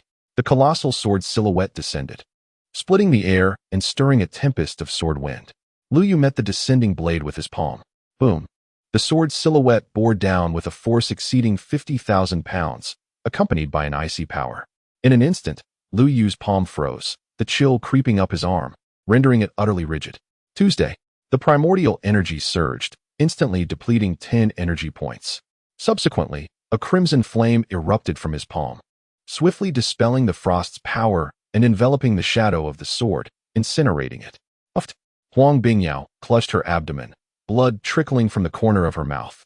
Her complexion pale as her martial veins were damaged, and an excruciating pain surged through her dantian. "You are courting death," Qi Xiaoming shouted angrily upon witnessing Huang Bingyao's injury. He retrieved a black jade token from his storage ring. "Today, if I do not sever your head, I am not Qi Xiaoming." Huang Bingyao furrowed her brow, urging, "Qi Xiaoming, you cannot resort to such methods. We are envoys and cannot kill." Qi Xiaoming thought to himself that even on the brink of death, she still pondered such matters, though he refrained from voicing it. "Rest assured, I will only cripple his cultivation." In truth, he contemplated killing Lu Yu, casually stating that it would be unintentional. After all, the god-slaying decree of the martial alliance was beyond his control. He grasped the god-slaying decree, sliced his palm, and melded a drop of blood into it. which then illuminated with a radiant glow. A shadowy figure clad in black emerged, its gaze hollow. It turned its attention to Lu Yu, and its expression suddenly shifted, unleashing an overwhelming surge of primordial energy. Boom! The figure stepped forward, causing trees within a 100-meter radius to collapse as a tempest arose, lifting the nearly lifeless individuals from the ground into the air, filled with anguished cries. Lu Yu squinted. This shadowy figure was a manifestation of concentrated spiritual energy, achievable only at the second-tier divine wheel realm. However, Lu Yu, having once been a deity in his past life, would not be intimidated by a mere apparition. Even if his true self were to appear, it would still meet its demise. Upon witnessing this scene, Qi Xiaoming burst into laughter, exclaiming, "This is the might of the warrior alliance, the power of the master of techniques." Suddenly, a white divine wheel materialized behind Lu Yu, coalescing into a sword that soared forth. With a resounding crash, the sword pierced through the figure of the cloaked man, who instantly vanished, leaving behind a gaze filled with resentment directed at Lu Yu. Fear flooded Qi Xiaoming's eyes as the sword did not pause, hurtling towards him. With a sickening thud, the blade penetrated his chest, and he collapsed to the ground, lifeless, without even a cry of despair. Qi Xiaoming was dead. Huang Bingyao stood rigid, paralyzed by fear. Lu Yu took a step forward, his gaze fixed upon her, as his hand gathered martial veins, summoning a small golden sword that shot towards her heart. Despair washed over Huang Bingyao, when suddenly, a radiant white light illuminated her chest. In the brilliance, another human silhouette emerged, a figure clad in a white robe. Bearing a pristine sword on his back, his gaze gentle as he regarded Lu Yu. "I am the master of Longjin Peak from the Qianzhen sect. Might I implore you to spare my disciple? Should we meet again, I shall express my heartfelt gratitude with generous gifts." Lu Yu halted, for typically, a master would be enraged, eager to exact vengeance. Yet this individual exuded unparalleled gentleness. "This shall not be a precedent," Lu Yu implied, signifying that a second transgression would not be forgiven. However, this was not the reason Lu Yu refrained from slaying her. Rather, he sensed a trace of the dragon god's essence emanating from the silhouette. He pondered in his heart, "O dragon god, what have you done in the second heaven? You truly give me a headache." As Huang Bingyao, grievously wounded, prepared to flee, Lu Yu suddenly called out, "Wait." Huang Bingyao's body trembled slightly, for reasons unknown. She felt an inexplicable fear deep within her heart whenever she beheld Lu Yu. "Take me to the cities of humanity," she requested. The second heaven consists of but a single continent, known as the Dragon God continent. Legend has it that a colossal dragon god descended upon the second heaven a millennium ago. For reasons shrouded in mystery, it met a tragic end, its immense form, stretching hundreds of thousands of meters, plummeting into the ocean. The dragon goddess body curled into itself, forming a new landmass, once merely a scattering of several thousand islands. The second heaven was enriched by this continent, teeming with elemental energies and countless treasures. Naturally, both the human and beast clans vied fiercely for dominion over the territory. After millennia of conflict, a semblance of order emerged. The beast clan claimed the southern tail of the dragon, while the human clan secured 3/5 of the land. Subsequently, the alliance of sorcerers and warriors was established, solidifying the foundation of the dragon god continent. As an envoy of the Huang family, Huang Bingyao faced no opposition as Lu Yu seamlessly entered the territory of the Dragon Kingdom, arriving at Falling Star City. Before her departure, she bestowed upon Lu Yu a jade tablet inscribed with a map of the Dragon God continent. After a thorough reading, Lu Yu discerned that the Dragon Kingdom was merely one of the nations on this continent, guarded by the esteemed Long family, who were said to possess the bloodline power of the Dragon God. They collaborated with the Warrior Alliance to establish a fifth-tier warrior organization known as the Dragon Gate. Falling Star City, however, was but a minor city among the 108 cities of the Dragon Kingdom. In the bustling streets, countless ordinary citizens and warriors mingled in lively chatter. The young girl, Carl, found the sights before her utterly fascinating, wandering about with unrestrained curiosity, while Liu followed closely behind, observing with intent. He temporarily resided here to cultivate the energy points within his body, aiming to break through the 360 barriers and ascend beyond the martial spirit realm. Suddenly, a crisp sound echoed, startling Carl. She had spotted a beautiful white jade bottle at the stall and reached out to touch it, only to have it shatter at her mere contact. The stall owner, a robust man, glared at her with fury and exclaimed, "Little girl, have you no eyes? Can't you see that this item is marked as fragile? Now that it is broken, You must compensate me. Despite Carl's fearlessness in the face of danger, she felt a pang of guilt for causing trouble. Her voice dwindling to a whisper, "How much is this?" The passers-by murmured among themselves, well aware that the man was a fraud. However, given that he was an 8th-level martial artist, they dared not provoke him. The stall owner, noticing her guilty demeanor and the energy beast she possessed, felt a surge of greed. He realized she was a lucrative catch. Acquiring a submissive energy beast would cost at least several thousand stones. Ahem. This jade bottle is a common grade treasure, capable of collecting the essence of the sun and moon to form energy liquid, allowing any plant to flourish in mere months. I shall let it go for 10,000 stones. What? 10,000? Carl, unaccustomed to using energy stones, was oblivious to the actual value, merely perceiving it as exorbitant. She had only a little over 100 stones on her. When did a mere bottle come to be valued at 10,000 stones? Suddenly, a voice laced with mockery rang out. The man looked up to see only 2 youths, devoid of any martial aura, and coldly retorted, "I advise you not to meddle in affairs that do not concern you. Now, leave me be." Carl spotted Lu Yu and approached him, feeling a twinge of guilt. Lu Yu gently ruffled his hair and said, "How could you be so foolish as to believe his words? It's clearly a deception." Suddenly, Carl's eyes widened in realization. What? I was deceived. The human race is indeed cunning. Yet, my master is a good person, along with Brother Moro. Master? The crowd exchanged bewildered glances at the young boy. How could he claim to have a disciple at such a tender age? Surely, this girl must have been misled. A man scoffed disdainfully, a mere child. Yet he dares to take on the role of a master. Suddenly, he noticed the storage ring on Lu Yu's hand and paused momentarily. Kid, since you are his master, compensate me with 10,000 stones. If you dare to shortchange me, you won't leave this street today. The man exuded an overwhelming aura that pressed heavily on everyone, making it difficult for them to breathe. Lu Yu maintained his composure. And if I refuse? It seemed that a beating was the only way to make him compliant. The man snorted coldly, advancing with a fierce demeanor, his colossal fist roaring through the air as it aimed for Lu Yu. Bang! A wave of elemental energy surged outward, and the gust of wind left the onlookers pale-faced. This was the might of an 8th-level martial artist. Alas, that young boy would surely be reduced to pulp. However, as they opened their eyes to witness the unfolding scene, they were astounded to see that the boy had merely used a single finger to intercept the punch of the 8th-level martial artist. How could it be possible? The man widened his eyes in disbelief. Li remained unfazed, flicking his finger lightly. Boom. The man was sent hurtling back into a nearby shop, grievously injured. While the shopkeeper cowered in fear, a man rose to his feet, seething with rage, and bellowed, "How dare you harm me? My brother is a member of the 2nd-level warrior guild. If you dare to kill me, you will all suffer dire consequences." The mention of the 2nd-level warrior guild sent shockwaves through the crowd. Such an esteemed group boasted at least 100 formidable warriors, far beyond the reach of ordinary fighters. Lu Yu stepped forward, placing his foot firmly upon the man's knee. With a sharp crack, the man emitted a piercing scream of agony. Are you seeking death? Lu Yu remained silent, lifting his foot once more, poised to strike his other leg. Panic washed over the man. No, please, I was wrong. I beg you, spare me. I don't want the spirit stones. I want nothing at all. The thought of losing both his legs terrified him, as it would spell the end of his life as he knew it.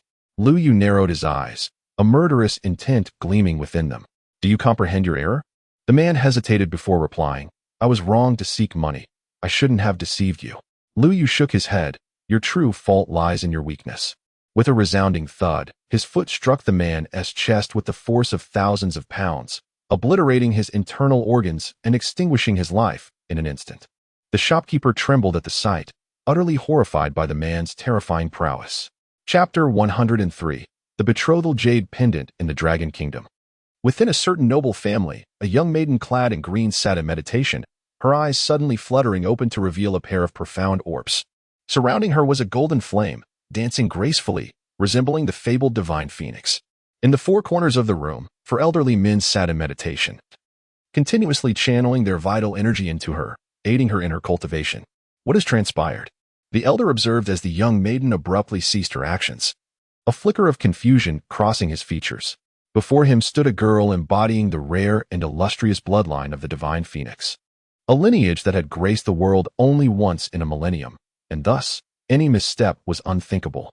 The maiden delicately furrowed her brow, retrieving a golden jade pendant from her waist, intricately carved with the image of a phoenix, now pulsating with a faint, ethereal glow.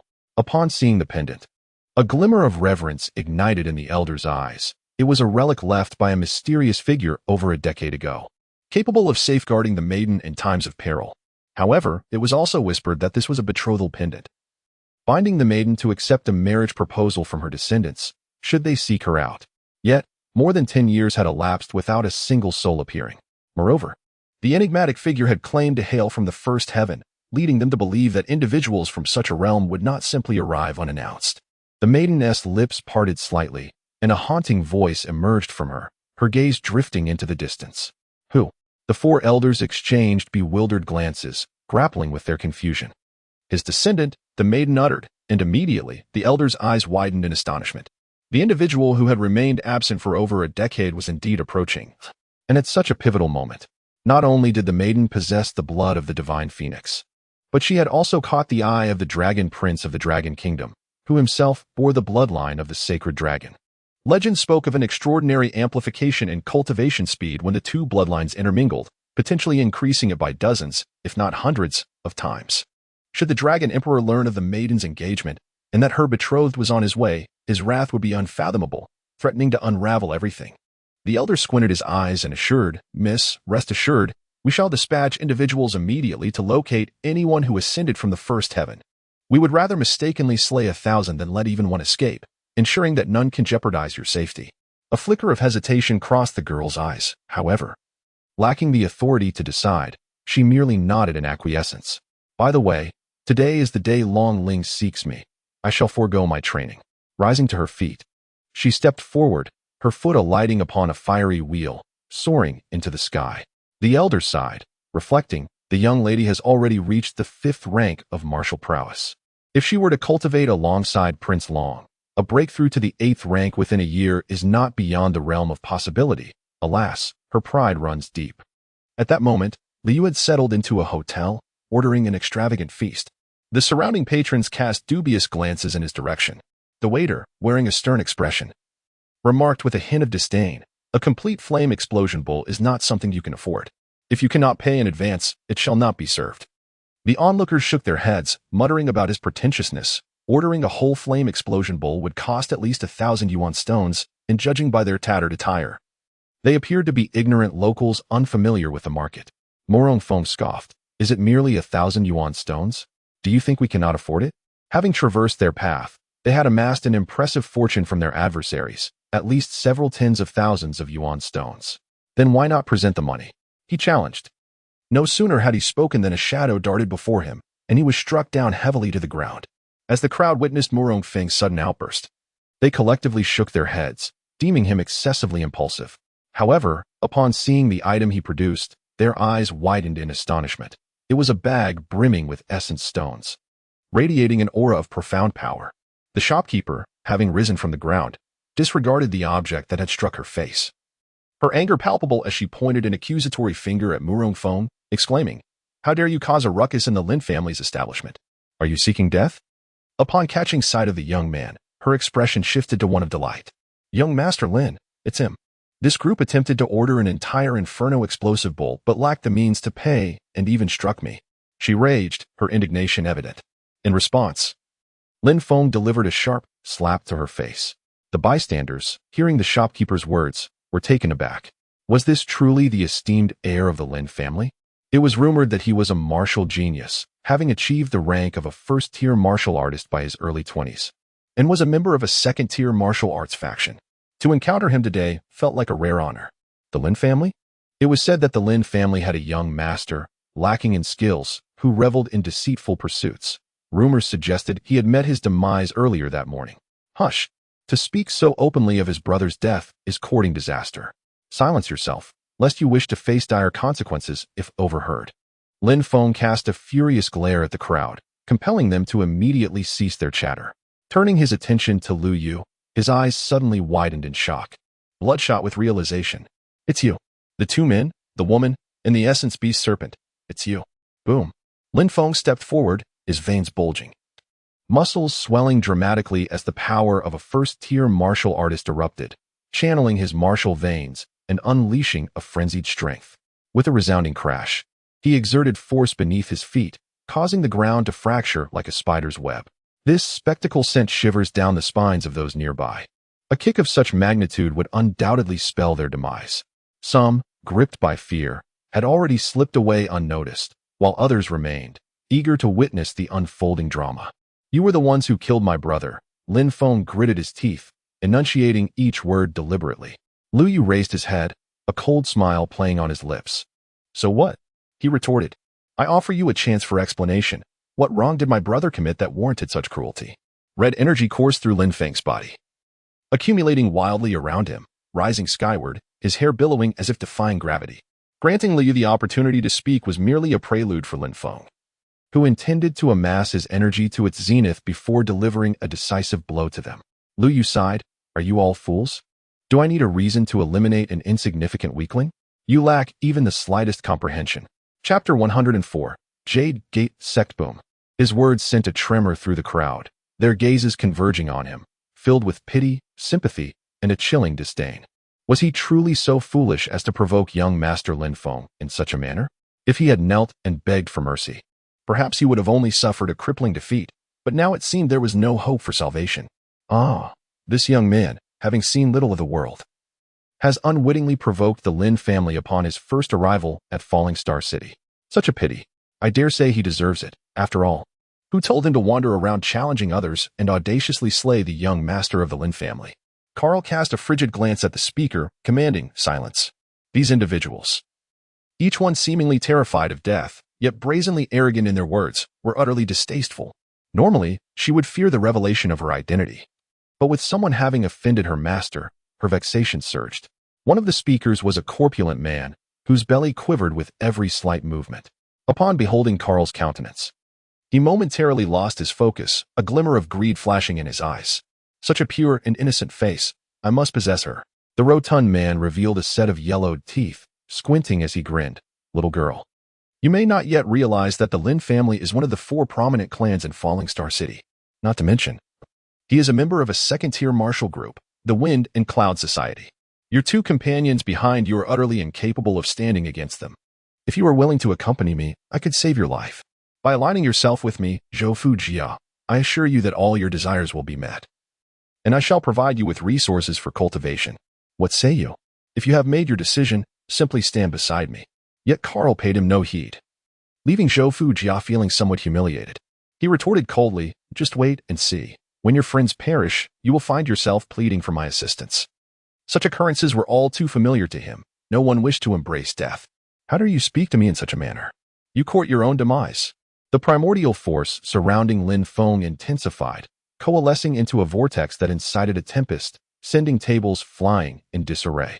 Subsequently, he unleashed a punch, manifesting dozens of shadowy fists that converged into a formidable mass, akin to a mountain, hurtling towards Lu Yu. Yet, Lu Yu remained unfazed, casting a glance at Morong Feng, deeming a mere ant unworthy of his intervention. With a resounding crash, Morong Feng charged forward, colliding his fist against Lin Feng's. The explosive energy of the day sun primordial force erupted, resembling a miniature sun, detonating before them in a blinding flash that rendered all present momentarily sightless. The crowd shielded their eyes, erupting into a cacophony of panic. Although yesterday they had witnessed nothing, they were still left in awe, believing that Lin Feng had triumphed over Lu Yu. However, upon reopening their eyes, they were met with an astonishing sight, their expressions frozen in disbelief. The words they had uttered previously felt like cold water splashed upon their faces. How could this be? What have I just witnessed? Am I hallucinating? At that moment, Lin Feng lay prostrate on the ground, his skin splitting inch by inch, drenched in blood. One hand pressed against his chest, expelling crimson from his lips, while the other struggled to push against the earth in a futile attempt to rise, his strength waning. Morong Feng shook his head, remarking, "Unable to withstand even a single punch of mine, how could you possibly hope to challenge my elder brother, you? It appears that the strength of your Lin family is merely a facade." He had exerted only half of his power, and even he was taken aback by how effortlessly his opponent had crumbled. If Lin Feng were aware of his innermost thoughts, he would undoubtedly be devastated. He had been defeated with but a single punch. "Do not be so arrogant. I was merely careless," he retorted. Trembling, Lin Feng struggled to rise. his gaze fierce as he glared at them. Observing his defiance, Morong Feng let out a cold laugh and taunted, "What? Do you still wish to receive another blow from me?" He swung his fist, harnessing the power of the sun, causing Lin Feng's complexion to turn ashen with fear. "None of you shall leave today." Lin Feng clenched his teeth and angrily turned to depart.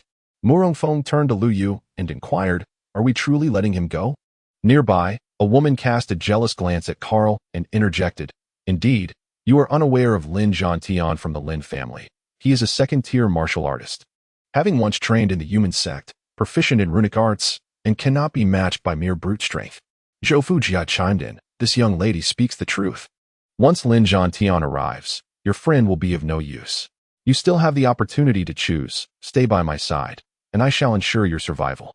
Just then, at the entrance, a middle-aged man clad in silver armor strode in with an imposing presence, wielding a massive black blade inscribed with dragon patterns, dragging it across the ground and leaving a long fissure in its wake. "So it is you who has slain my son?" Lin Zhantian questioned gravely. Lu Yu, seated calmly, turned to Carl and said, "I leave it to you." Carl, still inexperienced in combat, needed to grow. He quickly discerned that Lin Zhantian was of the sword martial vein, similar to himself, providing the perfect opportunity to hone her skills. Upon hearing this, Zhou Fuhua felt a pang of regret. How could she possibly go out? It would be akin to courting death. If that lovely face were to be ruined, there would be no joy left. Carl said nothing further, stepping forward with a gaze as cold as ice, akin to that of a predator fixated on its prey. Exuding an untamed ferocity, Lin Zhantian paused for a moment, then scoffed, sending out a girl, "Are you attempting to insult me?" Chapter 105. The brutal slaughter. Carl concentrated a surge of black elemental power in the palm of his hand, manifesting as a semi-ethereal, crescent-shaped blade that radiated a chilling gleam. This was a martial vein rune disguised by Lu Yu, though it could only be sustained for a month before requiring recreation. Lin Zhantian's eyes brightened. "A first-level martial vein. You possess some potential, yet you are still too inexperienced to contend with me. Since you have slain my son, I have no choice but to eliminate all of you." With a single stroke, Lin Zhantian swung his great blade, channeling elemental energy into its body, illuminating the blade's essence to a length of 3 meters, humming through the air like the roar of a dragon. The onlookers were taken aback. As those with discerning eyes recognized his technique, it was the Thousand Sword Sect's move, the Skyline. To their astonishment, he had modified it, elevating it to at least a spiritual level martial skill. What? A spiritual level martial skill? Who would have thought Lin Zhantian was so deeply concealed? Death. Lin Zhantian swung his great blade, aiming for Carl's head. Boom. The blade essence was intercepted by Carl's crescent blade, unleashing a powerful gust of wind that caused the ground to tremble. The surrounding crowd felt as though they had been struck by countless blades. A tremendous force bore down upon Carl, yet her expression remained serene, untouched by the overwhelming pressure. With a deft twist of her wrist, her crescent blade elegantly circumvented Lin Zhantian's massive sword, slicing through his wrist. With a sickening thud, Lin Zhantian's hand fell to the ground, severed by Carl's strike. Lu Yu sipped his tea, a satisfied smile gracing his face. Carl had finally grasped the essence of combat, seizing an opportunity to strike decisively. "Ah, my hand!" Lin Zhantian exclaimed. A tempest of rage and agony coursing through him, unleashing a surge of primal energy that shattered the surrounding tables and chairs within a 10-meter radius into splinters. The onlookers, panic-stricken, fled in all directions. "This is your own doing," he bellowed, invoking the power of the Yu Min runes. Casting aside his sword, he formed a hand seal with one hand, conjuring a runic emblem of energy that ignited into a roaring inferno. As the flames erupted, the air around warped, the temperature soaring to an unbearable heat. Lu Yu furrowed his brow. Although Carl possessed considerable strength, confronting the might of runic power posed a significant challenge. The essence of elemental energy was fundamentally a suppression of martial prowess, weighing thousands of pounds. While martial veins held unique attributes, they accounted for merely 1/10 of martial techniques. For instance, the flame martial vein would utilize martial skills to suppress with brute force, subsequently employing fire to execute a surprise attack. However, the existence of runes distilled elemental energy into pure flames, augmented by elemental power, allowing for precise control over the temperature of the fire. As one ascended in martial realms, the purity and depth of elemental energy intensified, thereby amplifying the potency of runic power. "Carl, retreat." Liu performed a single-handed incantation, conjuring a frost rune within his palm. Accomplished in the blink of an eye before he hurled it forth. How is this possible? Lin Zhantian's eyes widened in disbelief as the frost rune manifested. The temperature that had recently risen plummeted instantaneously, and the flames in his grasp began to flicker and die. Yet, he had no time to react. In the next moment, the force of frost pierced through his body, enveloping him entirely, transforming him into a solid block of ice. As the ice shattered, so too did Lin Zhantian's life come to an end. The head of the Lin family, Lin Zhantian, had thus fallen. Father, Lin Feng cried out in anguish. It's all your fault. I will kill you. Driven to madness, Lin Feng's eyes burned crimson as he charged toward Lu Yu. However, before he could close the distance, he was cleaved in two by Karl's swift strike. It was over. The head of the Lin family lay dead, and 3 members of the Lin clan had perished at the hands of this individual. Surely, the fate of Falling Star City was about to change. Those witnessing the scene along the roadside shook their heads, hastily turning away, fearful of becoming entangled in the chaos. Morong Feng expressed concern. Brother Yu, we have slain so many here. It may be unwise for us to remain. We should find another place. After all, Falling Star City is vast, home to millions. And the Lin family, despite their strength, is ultimately just a single entity. Karl, too, felt a twinge of worry but remained silent. As long as she could stay by Lu Yu's side, she feared nothing. With the contract dissipating, her Night Owl bloodline was gradually restoring. And it would not be long before she emerged even stronger. Lu Yu shook his head and said, Do not worry, with their family vanquished. There will surely be those who aspire to ascend, and for the time being, we shall not be disturbed. Let us reside here and recuperate. He had endured numerous battles that day, leaving his internal vitality nearly depleted. After changing to another hotel and consuming a whole inferno bowl, he began to replenish his strength with the surging energy within him. Sitting cross-legged, his eyes wide open, they seemed to reflect a resplendent galaxy, with golden stars twinkling within. This was his internal vitality cavity. At that moment, the sword martial vein within him was spiraling, absorbing the energy from the cavity. Typically, a martial artist must refine the energy before cultivating the martial vein, a process that is rather sluggish. However, Lu Yu's vitality cavity could autonomously absorb and store energy, providing sustenance for his martial cultivation, akin to the ease of walking, eating, and drinking. He was perpetually in a state of training. Although he possessed the swallowing spirit sacred method, the availability of vitality elixirs and spiritual herbs was limited. Even if they were abundant, they would scarcely suffice. The path of martial arts becomes increasingly arduous as one seeks to break through. Initially, a few boxes of resources could elevate him to the realm of a martial master. Yet now, even if he were to consume the entirety of the Dragon Kingdom's rarest treasures, it would scarcely amount to a tenth of what he needs to transcend the 9th level of martial mastery. Currently, his sword martial vein had coalesced 8 intricate patterns, each representing a distinct realm, and these patterns intertwined like the petals of a flower. Beside him, the blood sword lay silently, having ceased its movements. Lu Yu sighed. It appears that I must hasten my cultivation of the 6th sense, solidify the 2nd divine wheel, and enhance my combat prowess. If I exhaust my vitality today, the repercussions would be dire. The divine wheel is a symbol of mental prowess. As the name suggests, when one cultivates the divine wheel to its utmost potential, one can achieve godlike capabilities, even conjuring life from thin air. However, in his past life, he possessed only 9 divine wheels and had not attained the true realm of divinity. The elusive 10th divine wheel remained beyond his grasp. Suddenly, he sensed an anomaly within his storage ring. Upon probing, he discovered that Xiao Fei lay quietly inside, nourished daily by spirit herbs, entering a transformative slumber while awaiting evolution. Was it the jade pendants that exhibited unusual properties? Lu Yu retrieved 4 jade pendants, which floated gracefully before him, black, red, blue, and purple. Upon closer inspection, he noticed that each pendant bore unique engravings. These 4 jade pieces were all primordial artifacts, seemingly unremarkable, yet. Chapter 106, Historical Records in his previous existence as a divine sovereign, Lu Yu had seen and learned much. Instantly recognizing the inscriptions on the pendants as ancient script. The purple symbolized thunder, while the red depicted a dragon, the blue represented water, and the black was rather peculiar, eluding even his understanding. At that moment, the 4 pendants radiated brilliance, particularly the blood dragon pendant, which reacted most intensely. He recalled that this pendant once released a sealed remnant of a blood dragon. Could there be a treasure nearby? Just then, he overheard a conversation from outside and stowed the pendants away. With his divine wheel, he could perceive sounds from 1,000 meters around him. Have you heard?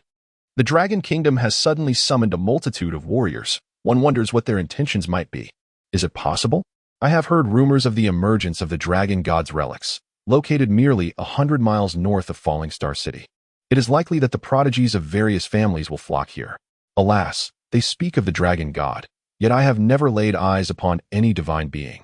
All this relentless searching for Dragon God artifacts ultimately leads to demise.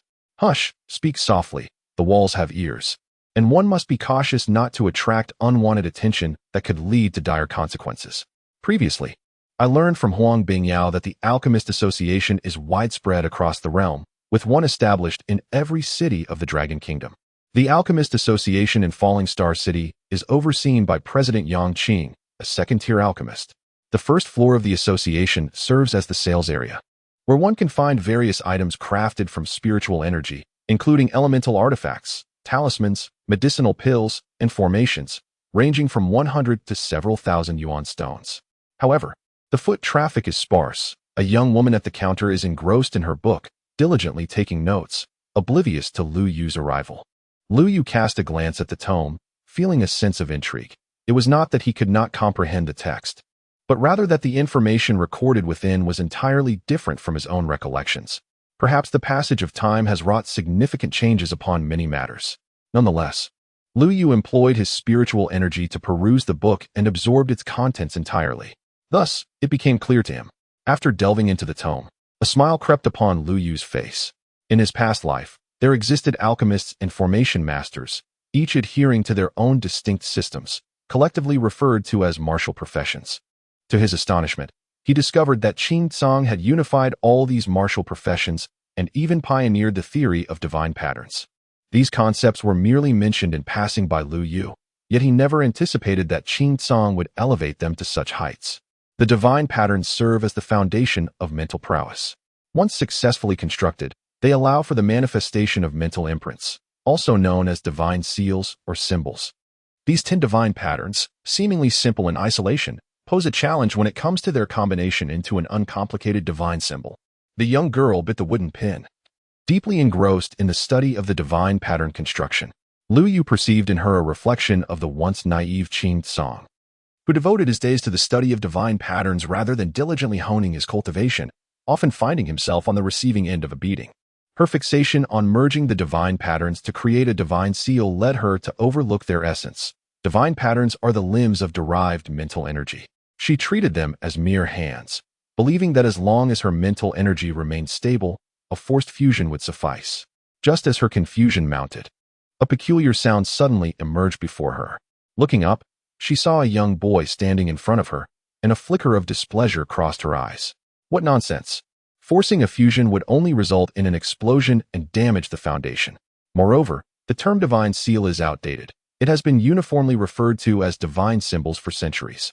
Lu Yu maintained a calm demeanor, choosing not to respond. He had initially intended to offer her guidance, but since she seemed incapable of grasping his point, it no longer concerned him. In the heat of battle, who would ponder the intricacies of divine pattern construction? The only objective was to fuse them together, hurl them at the enemy, and secure victory. Though the girl felt a twinge of annoyance, she recognized that the person before her was a guest and refrained from being overly rude. Instead, she inquired, "Are you here to purchase something?" She observed that although Lu Yu's attire was not particularly luxurious, it was impeccably clean and exuded a unique charm that made her feel an unusual sense of warmth. After a moment of contemplation, Lu Yu inquired, "Are there any books detailing the historical development of the Alchemist Guild, or perhaps those that chronicle the history of the 9 heavens?" The young girl shook her head, replying, "History of the 9 heavens? Such literature is non-existent. However, there are indeed books on the history of the Alchemist Guild, though typically only those with a genuine interest in alchemy delve into them. Are you aspiring to become an alchemist? I could recommend some foundational texts." Lu Yu declined her offer, opting instead to purchase a book on the history of alchemy for 10 essence stones. As he turned each page, a sense of disappointment washed over him. He found no information regarding the 9 heavens. However, he did come across references to Qing Tsang, who had made an appearance over a millennium ago. descending alongside the dragon god. This allowed him to deduce that it had been over 1,000 years since Qin Song's demise. In that time, the world had undergone significant changes, leaving him to ponder what events had transpired. The current generation, devoid of patience, seemed unlikely to achieve greatness. Xiner, what troubles you? Still engrossed in your research on divine patterns? The girl lifted her gaze to see a middle-aged man with black hair, her face brightening with a smile. Master, you've emerged from seclusion. Have you succeeded in your study of the remnants of the divine seal? The middle-aged man was none other than the guild president, Yang Qing. Upon hearing her, he adopted a stern expression and replied, I have told you repeatedly, that pertains to the remnants of the divine seal. The power of the divine seal is beyond that of any talisman. However, the remnants are exceedingly profound. And I always feel as though I am on the cusp of understanding. As you peruse the historical tome, a collection of books once read by Lu Yu adorns the counter. The young maiden emits a cold scoff, expressing her frustration. It is infuriating. Just moments ago, someone requested to borrow a book, yet after merely 2 minutes, they lost interest. What vexes me further is their unsolicited advice, suggesting that I merely grasp the essence of the divine patterns, treating them as extensions of spiritual energy, and forcibly merge them together. Can you believe that? Boom. Upon hearing this, Yang Qing's mind erupted as if a formidable lock had been unlatched, unraveling the remnants of the divine seal within his consciousness. Who is that person? He pondered with urgency. Chapter 107. Breaking through to the 9th level of martial mastery. I do not know. The maiden replied with a shake of her head, leaving Yang Qing somewhat disheartened, though her words were blunt. They resonated perfectly with the rigid profundity he had been grappling with. He merely imparted a brief instruction to her before ascending the stairs to verify the revelation. Chen Xian, puzzled, wondered if her master truly needed to be so agitated. Could it be that the youth's earlier assertions held merit? She attempted to forcibly merge the divine patterns, and in an instant, a radiant light burst forth from her hands. She succeeded. The intricate construction of divine patterns, meticulously crafted, had culminated in such a straightforward triumph. Moreover, this divine symbol was even more potent than the records indicated, resembling a blazing seal. At this moment, Lu Yu traversed the streets, his emotions a complex tapestry. Given his current pace of cultivation, ascending to the realm of martial emperor might require a year or two. Far too sluggish for his liking. He must hasten his progress. Were others to learn of Lu Yu's aspirations, they might deem him mad. For many toil their entire lives, ensnared at the level of martial master, let alone achieving martial emperor. At present, one finds oneself within the 8th realm of martial arts, striving to coalesce the 9th sword mark of the martial vein, to transcend to the 9th layer and attain ultimate perfection. This endeavor necessitates no less than 10,000 spirit-level, first-grade Yuan Dantians. Throughout this journey, the most frequently encountered artifacts are spirit-level 9th grade, with the highest being merely 8th grade, and their quantities are lamentably insufficient for one's cultivation. Observe this Dragon Shadow Sword. It was once wielded by the esteemed Dragon Shadow Sword Saint. Acquiring it might just propel you to become the next Sword Saint, a relic of the Dragon God. This is indeed sourced from the Dragon God ruins. Its authenticity is assured. Their discourse is almost invariably linked to the Dragon God, likely influenced by the Dragon God continent. After all, this land was shaped by the Dragon God, and many hold firm beliefs. Yet, the martial artists cast disdainful glances at these individuals, deeming their claims excessively exaggerated. How could relics of the Dragon God possibly manifest in such a locale? At this juncture, a man at a nearby stall captured the attention of many. His arm was severed midway, the wound appearing to have been inflicted by some corrosive force, emanating a faint crimson glow. On the man's stall lay a weathered black sword, corroded and an unremarkable black stone, seemingly devoid of distinction. With a beaming smile, the man proclaimed, "This is a genuine artifact from the Dragon God ruins. Its authenticity is guaranteed, and even the Dragon Emperor is preparing to enter the ruins." A passerby questioned him, "If this is indeed from the Dragon God ruins, how could someone of your caliber gain entry? Moreover, these items appear to hold little value. Who would believe such claims?" The man explained with a hint of exasperation, "I merely walked around the edge of the ruins, yet I truly witnessed a miracle. Look at my arm. This is the mark of the Dragon God's curse. If you do not believe me, feel for yourselves. This is certainly not mere elemental energy. It is something of the Dragon God." The sight of his severed arm was indeed compelling. As one drew closer, a wave of intense heat emanated from it, making it quite uncomfortable for the chest, while the elemental energy within him fluctuated. At that moment, someone felt intrigued. "How much are you planning to sell this stone for?" Lu Yu inquired. Squatting down to examine the stone closely, he noticed a tiny blood bud nestled within its crevices. This stone was none other than a spring bud, and not just any ordinary one. The blood bud was a variant of the spring bud, and this particular variant only existed in one form, the spring tree, which could yield over 36,000 spring buds. Acquiring a spring tree would make it exceedingly easy to surpass the 9th rank of a martial artist. Observing Lu Yu's interest in purchasing this seemingly commonplace stone, someone scoffed. "I can't believe there are still fools like you in this day and age, willing to buy a mere stone. Do you truly believe there is any dragon god power within it?" Lu Yu shot him a glance, replying, "My purchasing choices are my own business. What does it concern you?" The man's expression soured as he retorted, "I was merely trying to offer you a word of caution. If you disregard my advice, do not come crying and begging for forgiveness later. I will not accept it." The vendor, noticing someone discerning the value, addressed the man. "Do you really think the power in my arm could be a ruse?" He scoffed. "This is merely the talisman of an artisan. Do not attempt to play tricks here. Watch as I dismantle your little charade." Suddenly, a young man clad in a long robe stepped forward, exuding an air of self-satisfaction as he conjured a rune in the palm of his hand. It transformed into a beam of white light, aimed at the stump of his severed arm, gnawing at the crimson glow like a ravenous insect. The appearance of this youth startled the onlookers, who exchanged bewildered glances. It was young Master Zhou. Word had it that he had been taken as a disciple by the esteemed Master Yang Hong just a month prior. To encounter him here was unexpected. Young Master Zhou proclaimed it to be a divine talisman, and thus it must be true. It turned out to be a rune, which explained its peculiar nature.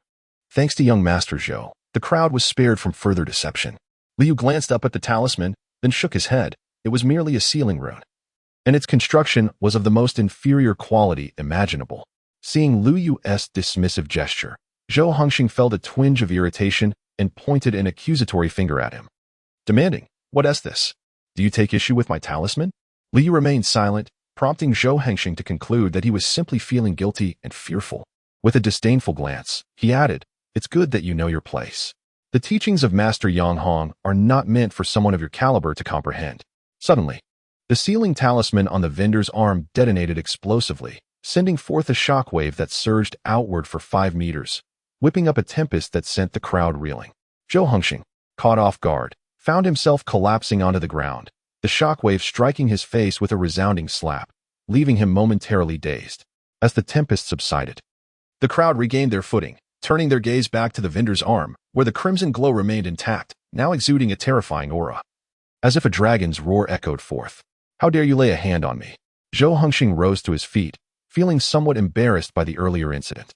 Lucy hurriedly glanced at the vendor, who appeared anxious about provoking Zhou Hongxing, a person of considerable stature. He hastily attempted to clarify the situation. Yet Zhou Hongxing paid no heed to his explanations. Chapter 108, The Dragon God Seal. Lu Yu stood nearby, his brow furrowed, an expression of discontent evident in his eyes. The divine patterns painstakingly crafted by Qing Tsong were being misused by such a person. It was nothing short of an affront to Qing Tsong himself. He was merely selling an item. How could one hastily label him a fraud? Lost in the ecstasy of dominating others, Zhou Hongxing was abruptly interrupted by a voice, his expression darkening instantly. "The Dragon God's relics are inaccessible even to me. What qualifications does a mere 5th-level martial artist possess to enter? If he is not a swindler, then what is he? I suspect you are in cahoots with him, attempting to stage a deception to ensnare others, an unforgivable crime. I shall seal you both away." The vendor grew anxious. "My lord, Zhou, he is merely a passerby, unrelated to me. If you seek punishment, direct it at me alone." He wished to avoid implicating others due to his predicament. "Brother, you must understand. The individual before you hails from the Zhou family. It would be wise for you to depart and not let a momentary impulse ruin your future." The vendor urged Lu Yu, hoping he would take his advice. However, Lu Yu calmly regarded him, a look of satisfaction gleaming in his eyes. "Your character is commendable. No wonder the Dragon God chose you and bestowed this opportunity upon you. Today, I shall assist you in becoming the Dragon God's successor ahead of time." Zhou Hongxing let out a cold snort and remarked, "Look at these two individuals. Not only are they deceivers, but they have also lost their sanity, claiming to be the descendants of the Dragon God. How absurd. If he is indeed a descendant of the dragon god, then I must be the reincarnation of the dragon god myself. The moment he uttered the final sentence, he suddenly caught sight of a fierce glint of murderous intent erupting from Lu Yu's eyes, causing him to instinctively close his mouth, as if a presence loomed behind him. The stall owner turned pale and said, "My friends, please refrain from further comments and leave quickly. I am merely an ordinary martial artist. How could I possibly be the descendant of the dragon god?" The crowd murmured in disbelief, shaking their heads, thinking that he must have been driven mad by fear. Li replied coldly, "Your disrespectful words shall be forgiven this time, but as the descendant of the dragon god, he must face the consequences of his irreverence." The stall owner trembled in terror. To oppose Zhou Hengxing and take action? That would be courting death. He had thought he encountered a mere customer, but had unwittingly invited such a calamity upon himself. "Humph, let me seal your martial foundation. I shall see how you respond." With a loud shout, Zhou Hengxing summoned a divine talisman in the palm of his hand. The talisman radiated a brilliant white light, featuring a small chain at its center, which suddenly shot forth and pierced the stall owner's dantian. No. The stall owner's face turned ashen as the chain coiled around his dantian, causing him to spit out a mouthful of blood, his heart filled with resentment. Originally, he had only wished to be a martial artist and sell a few items, but he had never acted against his conscience. Why had such a deadly calamity befallen him? His vision gradually blurred before him, and the chilling smile of Zhou Hengxing entered his sight, igniting a surge of anger within him.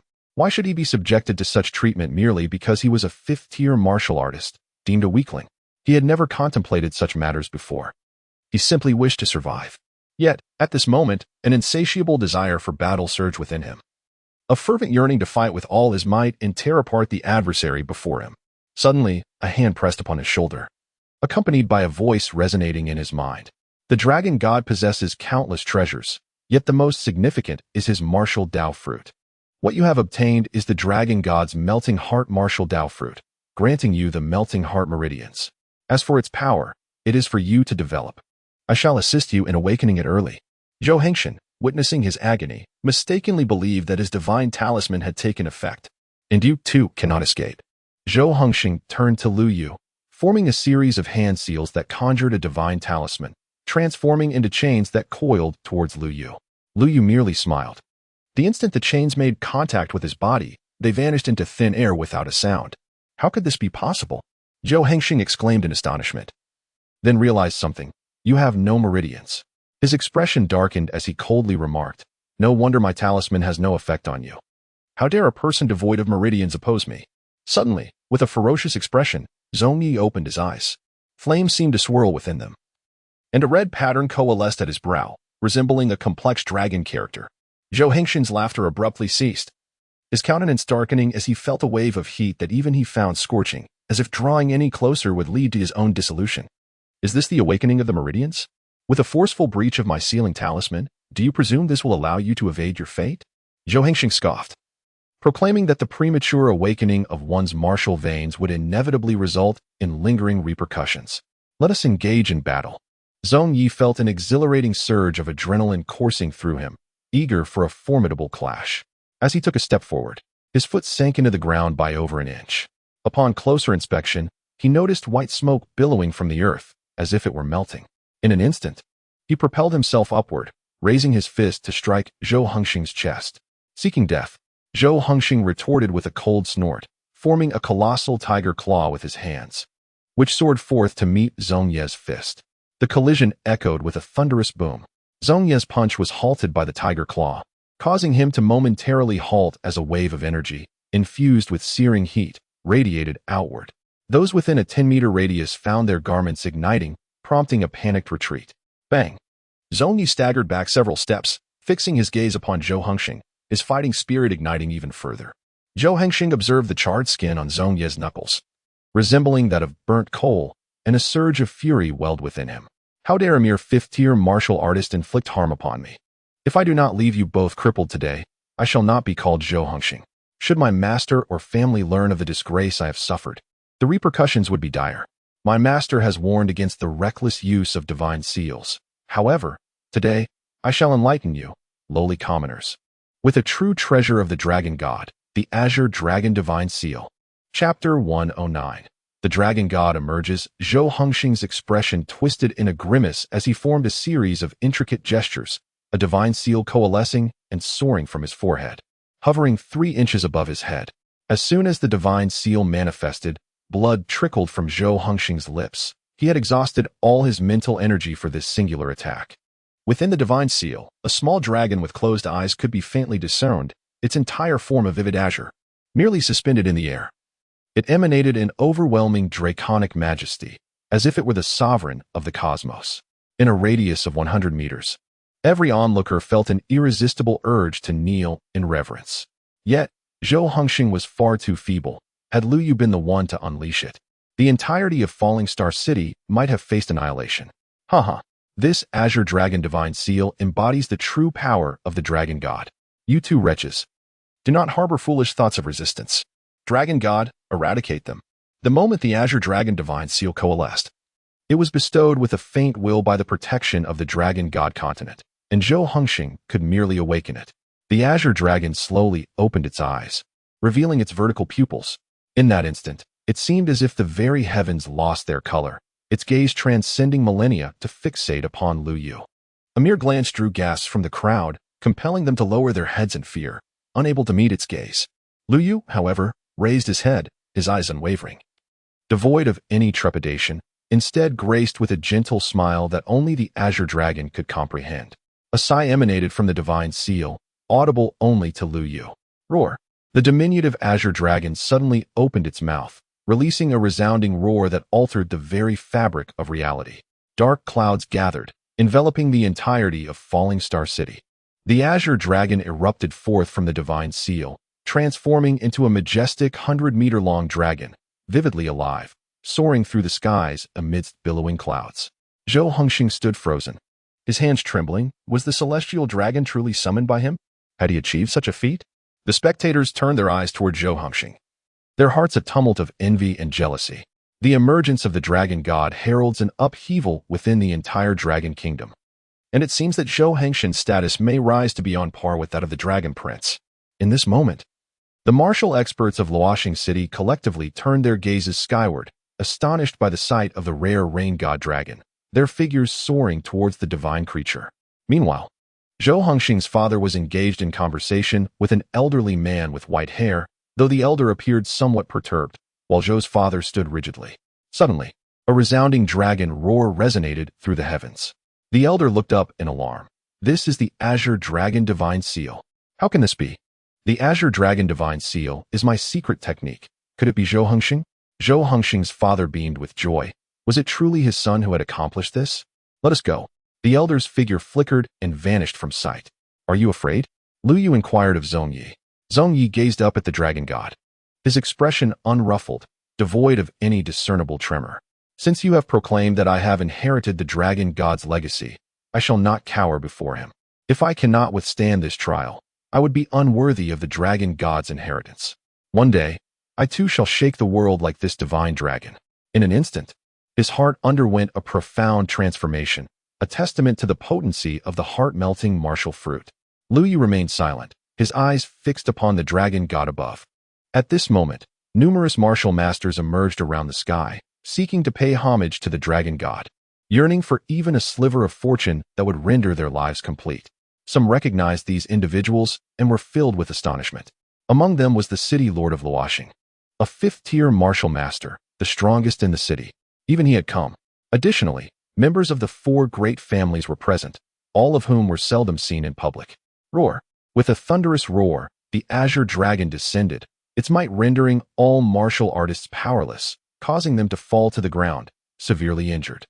The sheer force of the dragon's presence, manifested in but a single roar, left no room for resistance, astonishing all who witnessed it. The divine dragon had emerged. None could rival its power. Zhou Hongxing beheld this spectacle and laughed triumphantly, declaring, I am a chosen one of the dragon god, who has manifested for my sake. You two wretches shall not survive this day. Indeed, Zhou Hongxing, my disciple, has summoned the divine dragon. How remarkable! At that moment, Yang Hong stepped forth from the crowd, his face alight with joy, accompanied by a man. Master, father, Zhou Hongxing exclaimed, filled with excitement. Congratulations. The Zhou family has produced a person recognized by the divine dragon. We must extend our support in the future. It is rumored that the Dragon Prince resides near Falling Star City. Upon witnessing this scene, he will surely come forth.